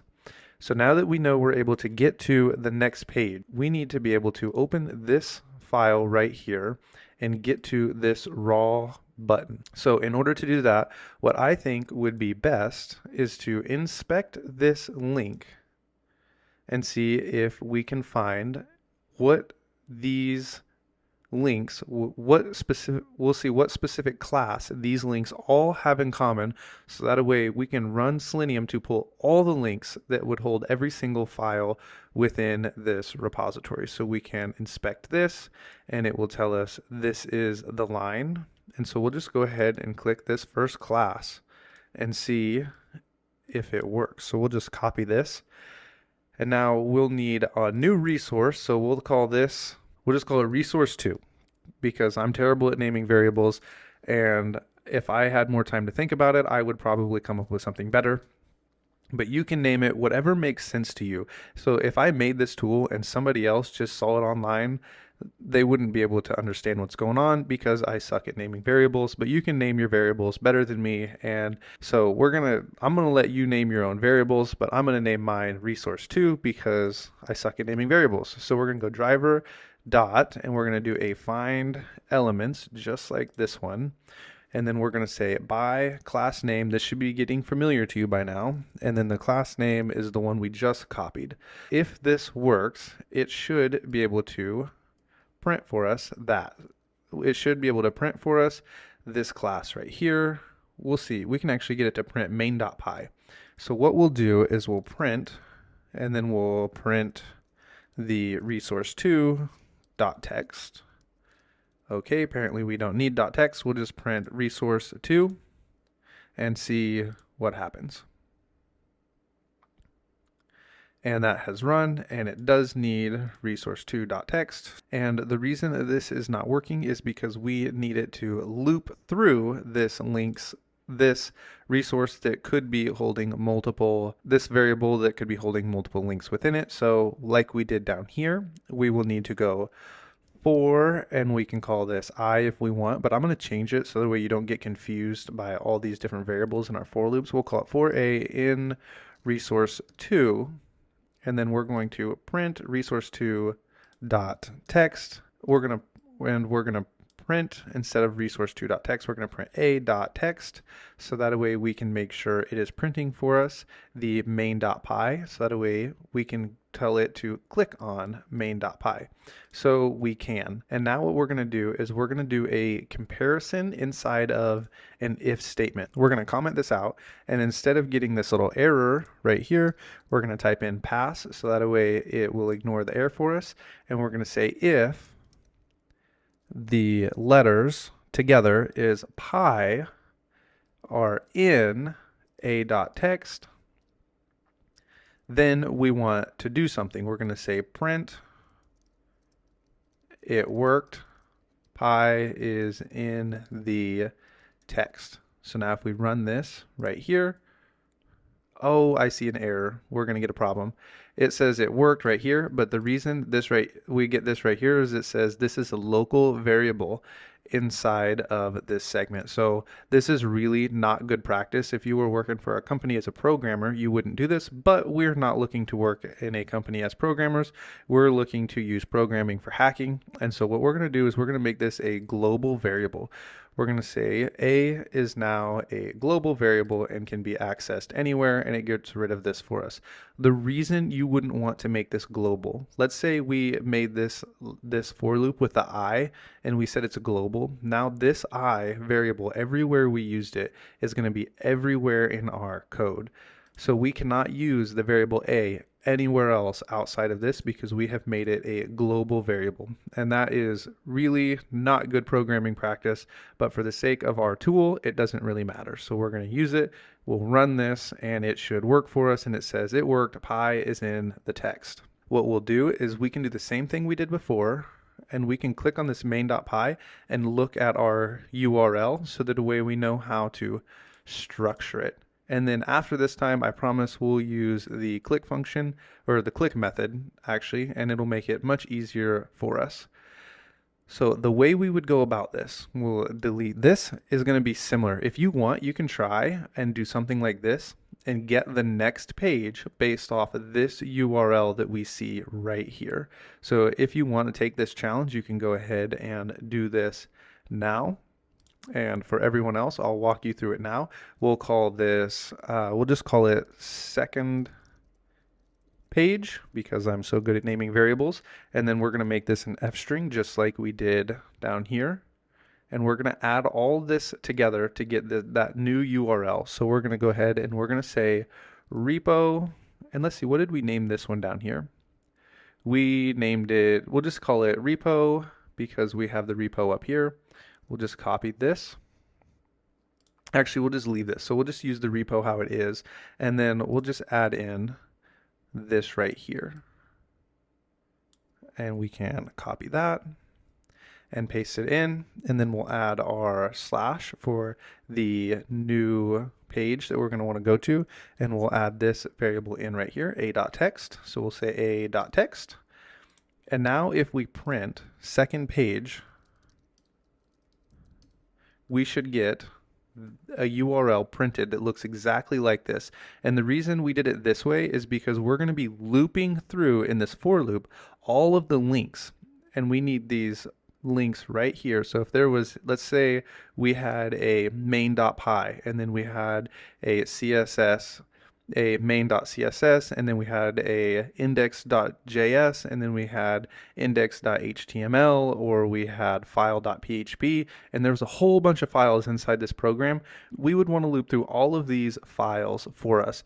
So what we're going to do is set it up this way so you can add to it. So as an example would be like if JS was in a.txt, then it would do the JS instead of py for us. So that's actually a challenge for you.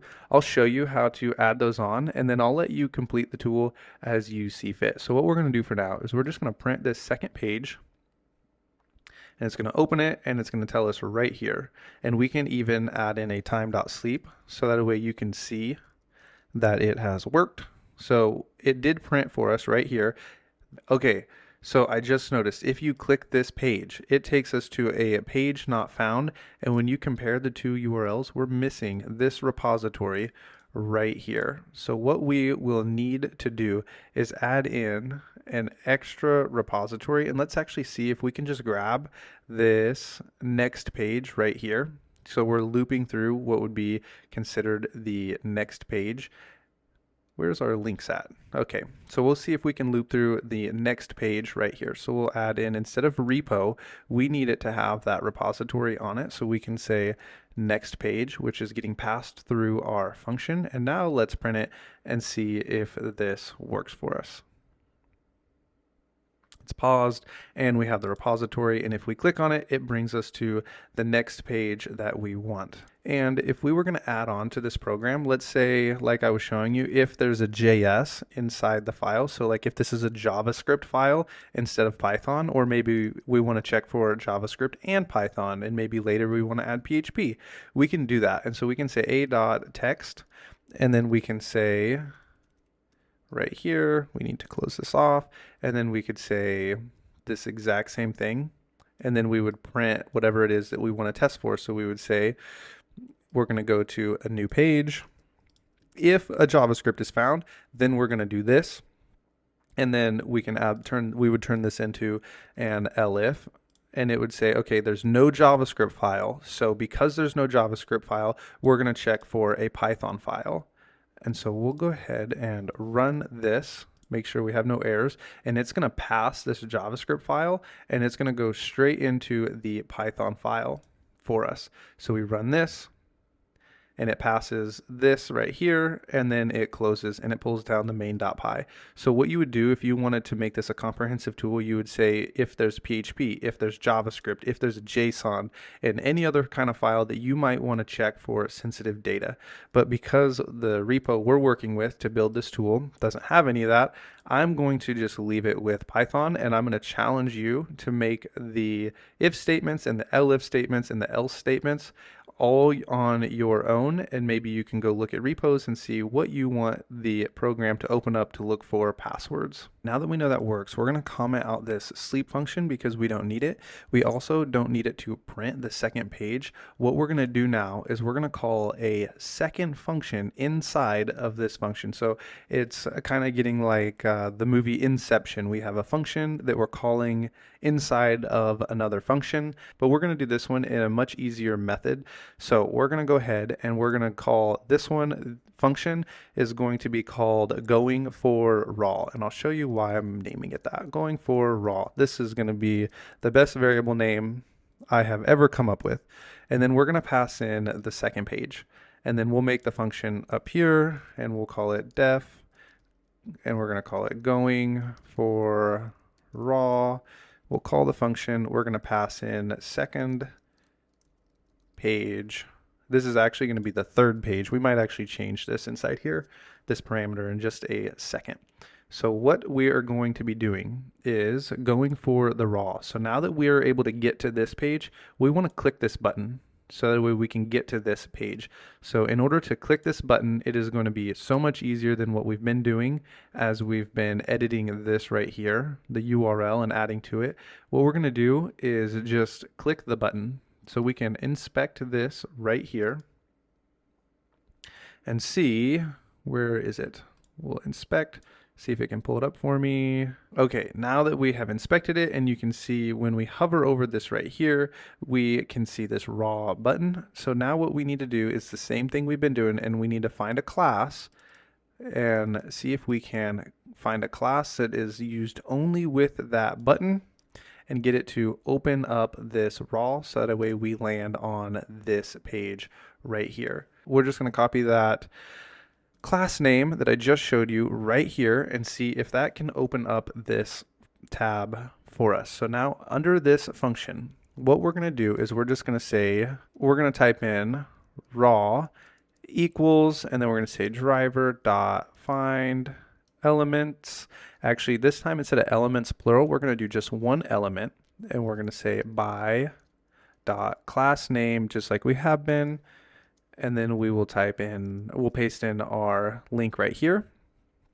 And now what we're going to do is something really simple. We're just going to say raw dot click, and it's going to click that button for us. And then what we'll do is we'll come over here, we'll click this. Okay, now that we're able to get to this page, we're going to tell it that we want the page source. We're going to want it to right click and say view page source, and then we're going to grab all of this inside of an F string and then see if we can find a password in it. And what that's going to look like is something like this. We want the HTML, and we're going to say driver dot page source. That way it grabs the page source for us, like I just showed you, as the same as right clicking it and view page source.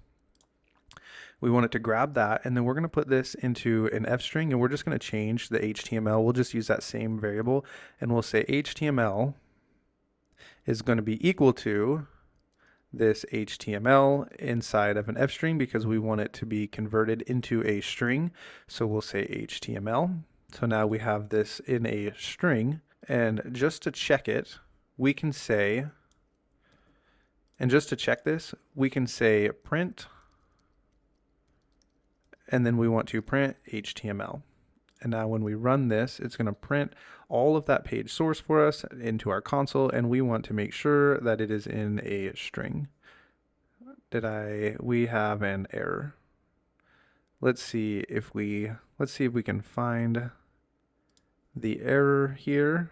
We need to use driver.get, and then we need to get the second page right here. So now if we run this, it should work.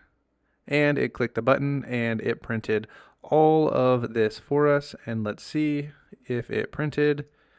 Here we have the tags for us.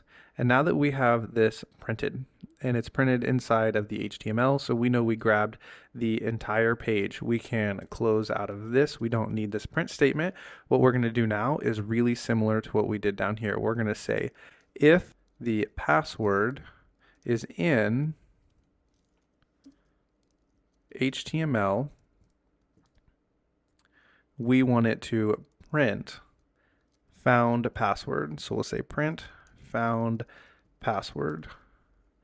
And now we can run this. And if it finds the word password inside of the HTML, it's going to print found password. And if we wanted to, we can turn this into an F string, and we can get it to print for us the actual URL where the password was found. And we can say something like this. We'll make this an F string and say we want to print second page. So it'll say found the password, and it'll print the page for us.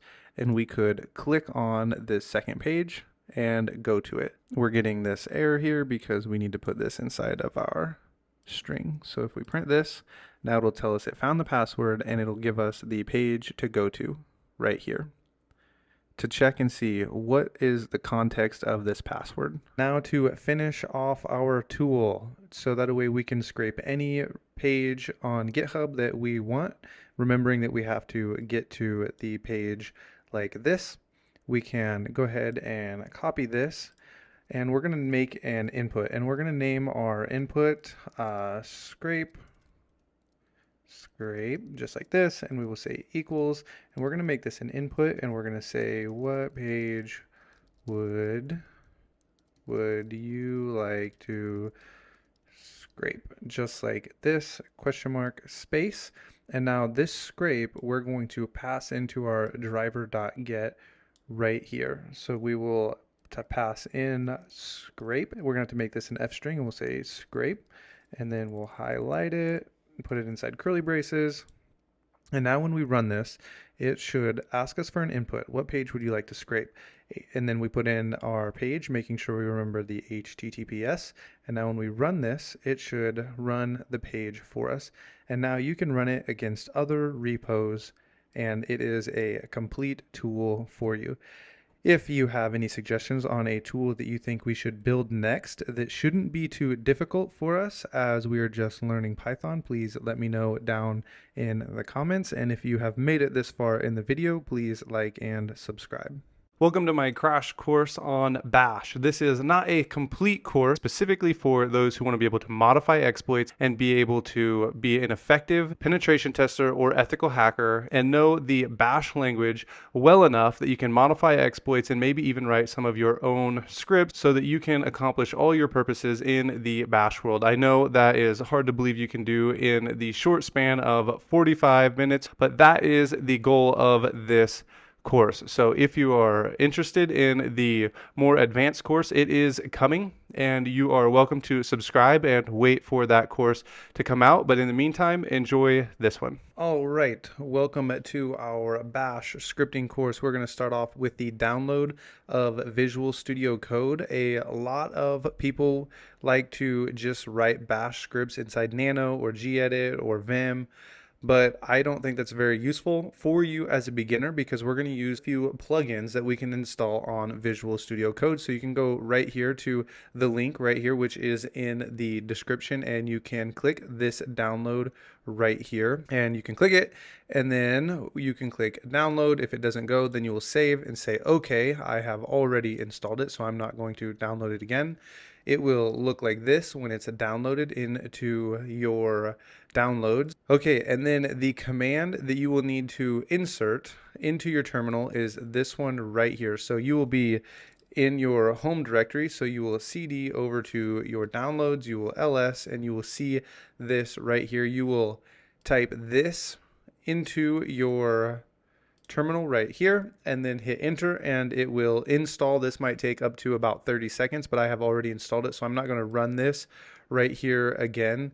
And just for reference, if this is not the exact same file that you have, you can just type in sudo apt install, and then you can type in your slash, and then just start to type in code like this, and then hit tab, and it will auto complete that for you, so you don't have to go through and type in all of these numbers in. So once that is done installing, you can come over to the drop down and type in Visual Studio Code, and it will be right here, and you will launch this, and this is where we're going to be writing our code. Now, some of the plugins we're going to be installing is shellcode, and you can come over to your little bar right here, and you will click this one right here, and you're going to search, and we are going to search for shell check, just like this. and install this top one, you can click it. I already have it installed. You'll be able to click install just like this right here. Then we're going to use shell dash format just like this. It'll look like this, and you will click install. Then we're going to want shellman, and it is right here, and you will install. And then we want bash debug just like this. You can click on that and click install. And now our text editor is up and going, and it is ready for us to open up a file and get started. So now what we're going to do is make a folder on our desktop. We can come back to our terminal and type in cd desktop, and now we can make a directory, and we'll just call this bash, and then actually we're going to name that something else. So we'll move bash and we'll call it bash scripts. And now if we ls, we have bash scripts right here, and we can cd into bash scripts, and then we can touch, and we'll call this file.sh, and we're going to name a bunch of different files as we go through and write programs. This is just to get us started. So now we'll open our folder, we'll go to desktops, we'll go to our desktop, bash scripts, and then we'll want to open up the whole folder, and it will have our bash file in here. Now, in order to get this started, we'll just type in bash and hit enter, and it's going to give us our shebang up here. Without going into too much detail here, what we're going to do instead of running the default that our plugin uses for us is we're just going to run a bin bash, and you're going to see this a lot, and I don't want to confuse you with a bunch of environmental variables. So we're just going to run bin bash. And if you want to, you can go read about why we would run bin bash instead of user bin env bash. And so this is how we're going to run this. And then just to make sure everything is working, we can type in echo and then say hello world, and then we'll hit command save. And after we type in hello world, we'll come down to our terminal, and this should be in our bash scripts. You can ls, and it'll tell us we have our file right here. You can type in bash file.sh, and it prints hello world for us, so we know everything is up and going and ready. All right, now that we know we have everything working, let's go ahead and cover a few things that we have typed in here. So when we see this right here, this is the hash and the exclamation point, which can also be considered as a hash, and a bang, which is where the shebang comes from. And this tells the Linux machine when it runs this file, it's going to be running it as a bash command. So that's why when we come in here and we type in bash, and then we run this bash with this file, it's going to execute everything after this as bash. And so then we have this echo, which if you're familiar with Python, it looks like we would run a print statement like this, and then we would put our text in here, and then we would say hello world. So the echo is the same as the print in Python. And so when we run this, that's why we have this hello world printed out at the bottom.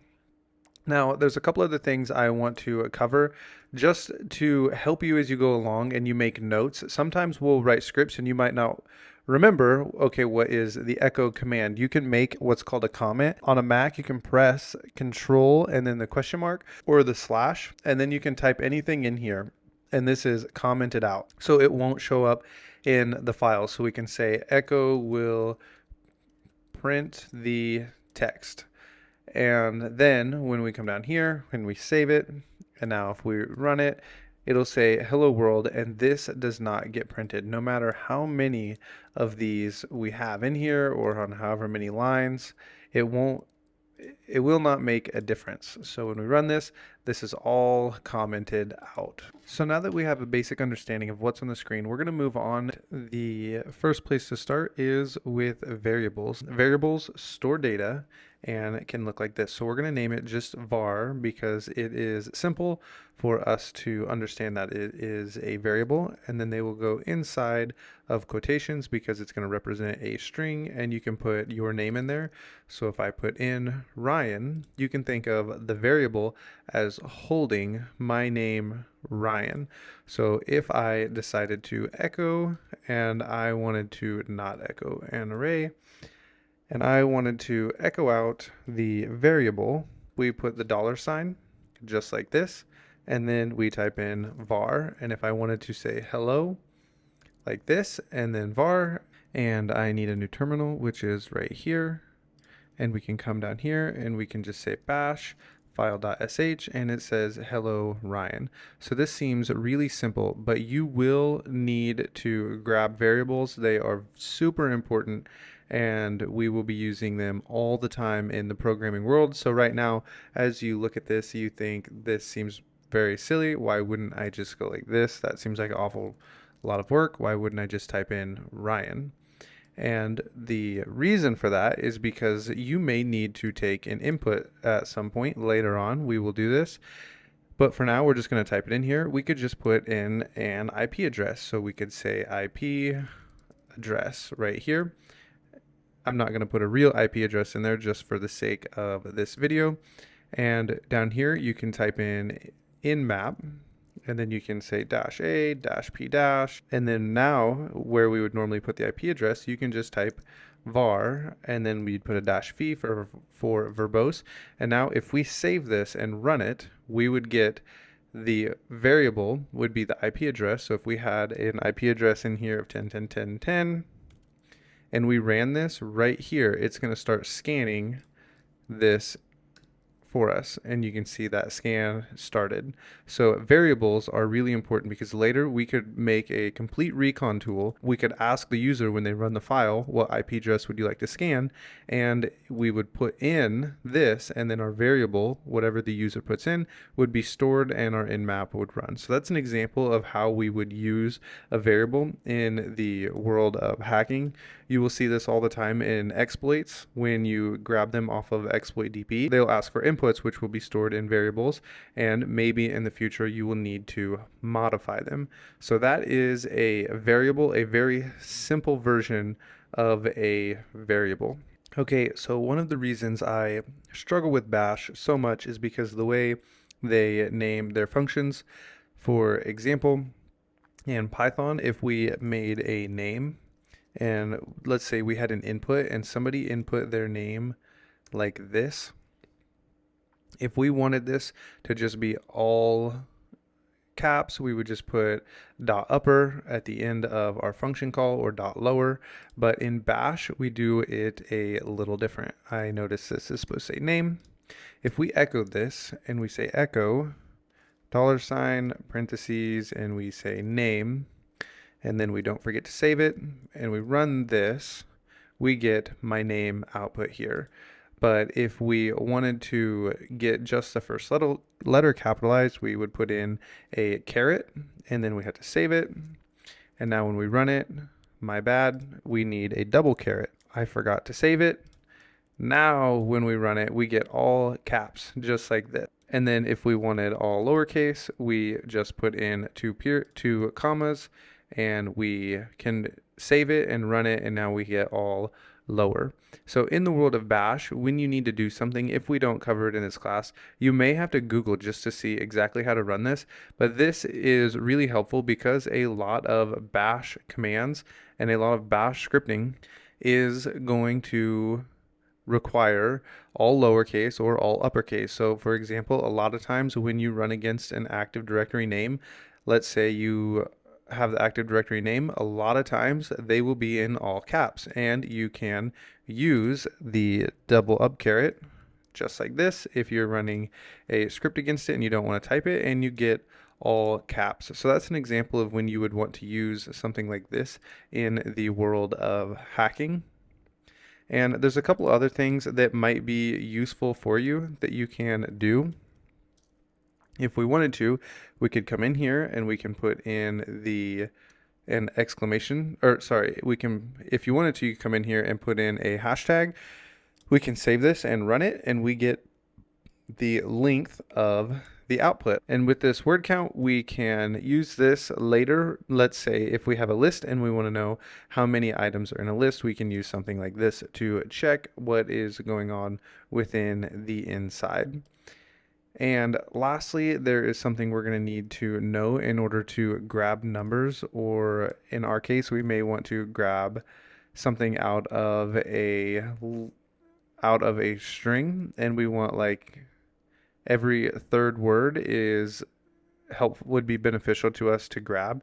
If we have something instead of name, let's give this as num equals 1, 2, actually we'll start at 0 because bash, all programming languages start at 0 when they start counting. So if we come down here and we echo, we say $, our parentheses, and then we say num, we should get our number, our string of numbers put out down here. But if we wanted to grab numbers out of here, we would do something like this. It will be the variable right here. So we'll have the variable and then the offset, meaning how many over would we like to start. And then we have the length, meaning at what number would we like to stop. So in here we can say colon, and if we wanted to grab numbers 1 and 2, you would say 0, 1, 2. So a lot of times you won't start at 0. So for example, we would say 0, 1, 2. So if we wanted to grab the 2 and the 3, we would say something like this, 0, 1, and then 2. And then if we save this and we run our file, we get number 2 and 3. But for the sake of this not being super confusing, we'll start with 0, 1, 2, 3. But what you just have to remember, in the world of programming, computers start at 0, and this is our number 1. So 1, 2, 3, just like this. Or in this case, it'd be 0, 1, 2, 3. And if we got rid of this, we would have to say 0, 1, 2, 3, and so on. So I hope that makes sense and you are able to grab numbers out of this string, and maybe you can go ahead and try and practice with grabbing numbers. You can also do something like this. You have to have a space in order to run a negative offset, but let's say we wanted to go backward 4 and then we want to grab the next 2 afterward. We can save this and you can run something similar to this and you get a totally separate set of separate numbers. And I do use this every now and then. It's not super common and you might see it in the future, so it is something worth noting and keeping it in your back pocket. Okay, I want to show you that we can save commands inside of variables and then we're able to run them inside of our scripts. This will be helpful in the future. So you're probably familiar if we come down to our terminal and we type in pwd of seeing our present working directory. But we can save commands inside of scripts and then use them. So for example, we can say directory equals, actually we can say current, we'll say cur-dirs for our current directory equals, and then we say $, and then we put our parentheses and we say a pwd. Now if we come down here and we echo a variable and we say current directory just like this and we save this out and then we run our script, we get our present working directory down here. So another example of this is if we said time and we said equals and then we put in date inside of here, we could say echo and then we want to echo a variable, but before that we could say the current time is, and this is going to give us our time and date. And if we save this and we now run our script, it tells us that we messed this up because we didn't write in the time right here, and we save that. Now we run it, it tells us the current time is Saturday, June 4th at this time. So that's how we can save commands inside of variables. And this is going to be helpful in the future whenever we have to write specific scripts and use them with commands that are already within our Linux machine. So from here, we're going to move more into working with numbers, and the numbers will matter when dealing with things like IP addresses, or sometimes you may want to print a word list that you want to use as with a fuzzer that has numbers on the end of it. And we're going to be covering this in the coming up section. Okay, we're going to be covering some numbers and adding them together and using a sequence of numbers in order to grab a range of IP addresses or possibly even make a password list with numbers, but with Bash, this is a little different than other programming languages. So you can either take this whole block right here that we've already written and comment it out, or you can just delete it like I'm going to. If you want to, you can save it and keep it as notes for later. So within Bash, if we say something like other programming languages, x equals 4, and then we say y equals 8, and then we echo. And the thing about Bash, when we want to add these together, it's going to require a little different syntax than you might think. So we use $, then we have double quotes, and then we would say $x plus $y. And now if we save this and we run it, we get 12 down here. And I believe within Bash, you don't even actually have to have the $, so we'll give this a try right here, and it still gives us 12. And this works with also, we have minus, and you can run divide and other commands like this. So if we run division, we have 0, which is right because 8 doesn't go into 4, and Bash won't give us any decimals, and it won't give us any negative numbers, which is really interesting. So if we say y minus x and we save this, we now get 4. If you want to run something such as a calculator within Bash, you have to use BC, but I'm not going to cover that for the sake of this course. I would rather tell you just use a calculator because it's going to be a lot easier than using the command line to run some kind of math. So this is how we would use variables and numbers within Bash, but when it becomes useful for us is when we want to create a list of, say, numbers. So if we say echo month, and then we put curly braces, and then we say 1.12, when we run this command, it should print month 1, month 2, month 3, and so we'll save it, and I'll show you what this looks like. So we have the output like this, and this may seem like it's not very useful in the world of hacking, but let's say we have an IP address, and we want to create a list to scan against in the future, and maybe we're creating some kind of tool that is going to take an input of an IP and the range. We could say we have a subnet of a 124, so we'd say 255 through 1 through 255. Then we save this, and then we run it. We now have all of these IP addresses. I forgot to put a point right here, and now we'll save it, and we'll try this again. And now we have all of these IP addresses, and we have this list that has a complete range of IP addresses for our range. So this is a helpful way to know that we can append numbers to something preceding it. So this will be helpful in the future. I don't use it a whole lot, but it is helpful to know that it is available for us if we ever run into any kind of problem. Okay, I want to cover something called special parameters because it is something you're going to run into in the world of cybersecurity. So we'll clear this and we can comment this out. And the reason you're going to run into this is when you run a tool or some kind of exploit that requires input from the user, say us. Whenever we want to run this, it'll ask for a IP address that we want to attack and a port to connect back on. You may see it say that you didn't enter everything required. And an example of this is if we say if, and then we go square bracket, and then this right here is a special parameter. So this is going to tell us that we need right here 2 inputs from the user when they run the file. So we have this if, and then it's going to be a then, and then this will be tabbed over, and we'll echo need more parameters, and it'll tell us echo usage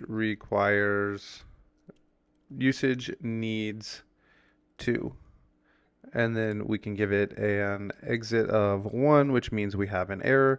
And then for Bash, instead of an if else or an if or an elif like Python, it uses an fi, and we can run it like this. So we should be able to now save this. Okay, we should now be able to save this after putting in those spaces, and it should run for us. So if we run this, it'll tell us you need more parameters. But if we run it and we say, let's just use 1 space 2, these are going to be 2 inputs from us, and we run it, it doesn't give us any issues. In fact, we could have it print script worked, but in this case we'll just leave it so that way you can see we didn't get any exit code. It needs 2 inputs from the user in order to execute. So with that, this looks really scary, but really what I wanted you to see was this is the special parameter that tells the file that we need, that bash will tell us that we need 2 inputs from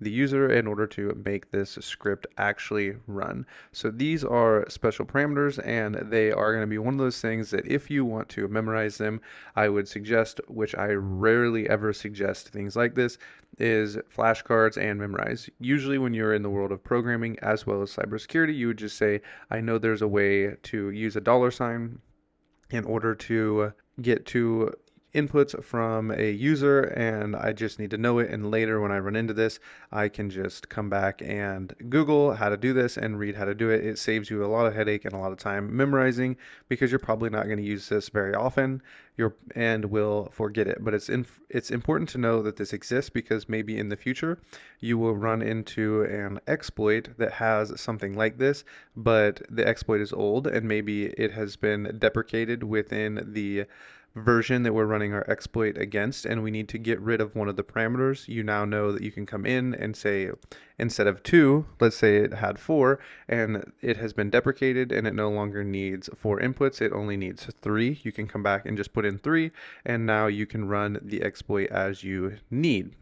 So this is the reason I would suggest trying to remember that this $hash has this specific special parameter function, because it is something you may run into in the future and need to know how to modify. We're going to ignore the if statement for now, and we're going to look at a different way to take input from the user, and that is with the read command. So you can just say something like this, read, and then we can say maybe we want an IP address and we want a port number. We'll just leave it at that for now. So we can go enter, and then we could say something like echo, and it is going to be with a variable. The variable is IP. Then we can come back here to the front, say something like the IP. We'll say the target IP is, and then we'll have that IP, and then we'll say echo with another, that was with the text. That's okay. We can just add our variable in later. We can say the connection port is, and then we'll go $, curly braces, accidentally 2, curly braces. We will say the port, and then close off our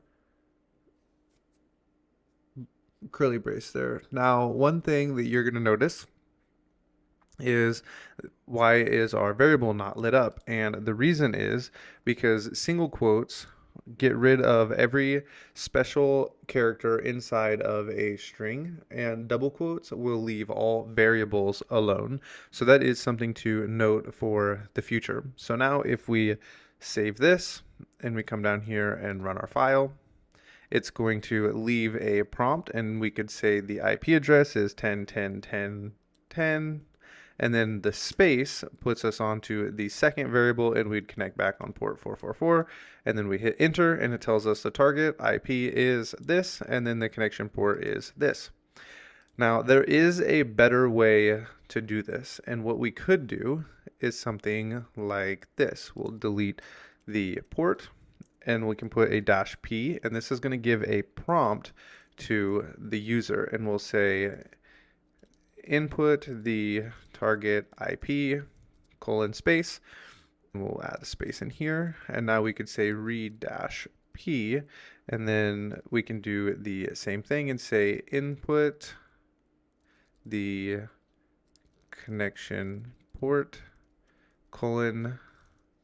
:space, and then we can come in here and put in port. Now if we save this and we run it again, we have a prompt down here, and then we hit enter, and then it asks us for a connection port, and we put in our connection port, and then it prints out for us the target IP port, or the target IP and the target port. So this is how you take input. I like this a lot better because it is user friendly and it's really simple for us to read what is going on, and this way we cannot skip, say, an input. And if we put in an empty input as our port, then we would have an error with an if statement. And we'll cover that in the coming section. Before we move into our if statements and loops, we need to understand conditional statements or conditional operations. So we will comment out this code right here. I hit the wrong button. We'll comment out this code right here, and we will see things like this. You'll see a -eq, which is going to be an equal to, or maybe we will see something like a -ne, which is not equal to. You can see something like a -gt, which is going to be a greater than. I'm going to go ahead and comment this out so it stops suggesting things to me. So we'll see a -eq, a -ne, the -gt, which is greater than, and then a -lt, which is less than, or a -geq, which is greater than or equal to, which is the one we probably will be using the most, and then a -leq, which is less than or equal to. These will be really helpful when running our for loops, and so it is helpful to know. So let's give a look at these in action. So the way we would write this is, if we wanted to give a statement, we'd put our brackets, and there has to be a space in between the bracket and the first number. So we would say if 2, and then we'd say -eq is equal to 2, then we're going to have it do something, and we would tell it to echo that the statement is true. And the way we would do this is by adding the colon and then say echo and then $, and then question mark. And the reason we're using the $, question mark, is because it's going to return a Boolean. So a Boolean is something that is going to be true or false. So it's going to return true, which is going to be equal to 0. And if you're from another programming language, then you will know this is not normal for most other programming languages, but Bash, true is 0 and false is going to be equal to 1. So this is going to return true or false in the form of a 1 or a 0. So when we run this, we'll save it, and now when we run this, we should return back a true statement. 2 is equal to 2, but if we change this to 3 and we save it and we run it, we get a false. This is not true. So this equals right here only works with integers, which is numbers. It is really important to remember that it only works with numbers. So we can do something like this, and we can say not equal to. So is 3 not equal to 2? Delete this, and it returns true. So we have this true given to us right here. When we run something like is 3 greater than 2, and we'll save this, we can run it and we get a true. Is it less than 2? And we will get a false. This is really helpful when we run our for loops. In the future, you will run into this, you're going to see it, and is something to be aware of. Okay, we can also look at conditional operations for strings. An example of this would be, we'll uncomment this, would be something like this. So we'll use an equals, and we'll say the word is equal to word. And now if we save it and we run this, we get it is false because I spelled it wrong. Save, and we run it and we get a true. So this equals is used for strings, and if we want to say a not equals, you put a bang in front of it or an exclamation point, and then if we save and run this, we will get a false because it says they're not equal, but they really are equal. So if we take off the end of this word, save it and we run, they are not equal is true. So this is helpful, especially if you're running a script that you are looking for a specific keyword within a text that has been fed in through an input. You can check to see if they are equal and then have it do something afterward. So now we're going to move on into if statements, and we're going to see how this plays into writing our if statements. Statement off of what we already have here. We'll just make this a word and we'll make this equal to, and then the way if statements work is you start an if statement with if, and you can also use an else, but when you're done with the if statement, you write in fee, just like this. So we can do if this is true, then do this portion of code. Else, if it's not true, do this portion of code, and then when the script hits fee, it will exit. So if we come in here and we just say if word equals word, we're going to tell it then we want it to do something. So we can come down here and say echo, and we're going to use echo a text, and we'll tell it to echo words match. And then we can come down here and tell it else. We can do an else, and we can tell it to echo a text, and we'll tell it does not match, just like this. I accidentally clicked the debug, but we're not going to mess with that right now. And then we're going to close this off. Now, if we save this, come back to our terminal, and we run the file, it tells us the words match.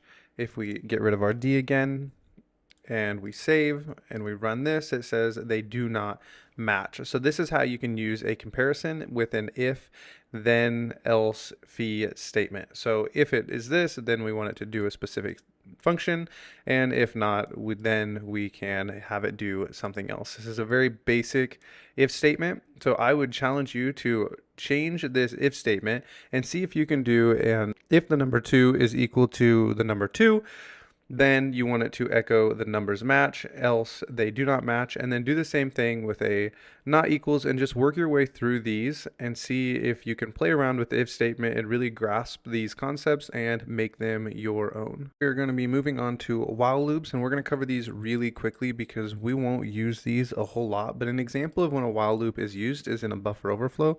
When we want to crash a program, we're going to send it so many bytes until it crashes.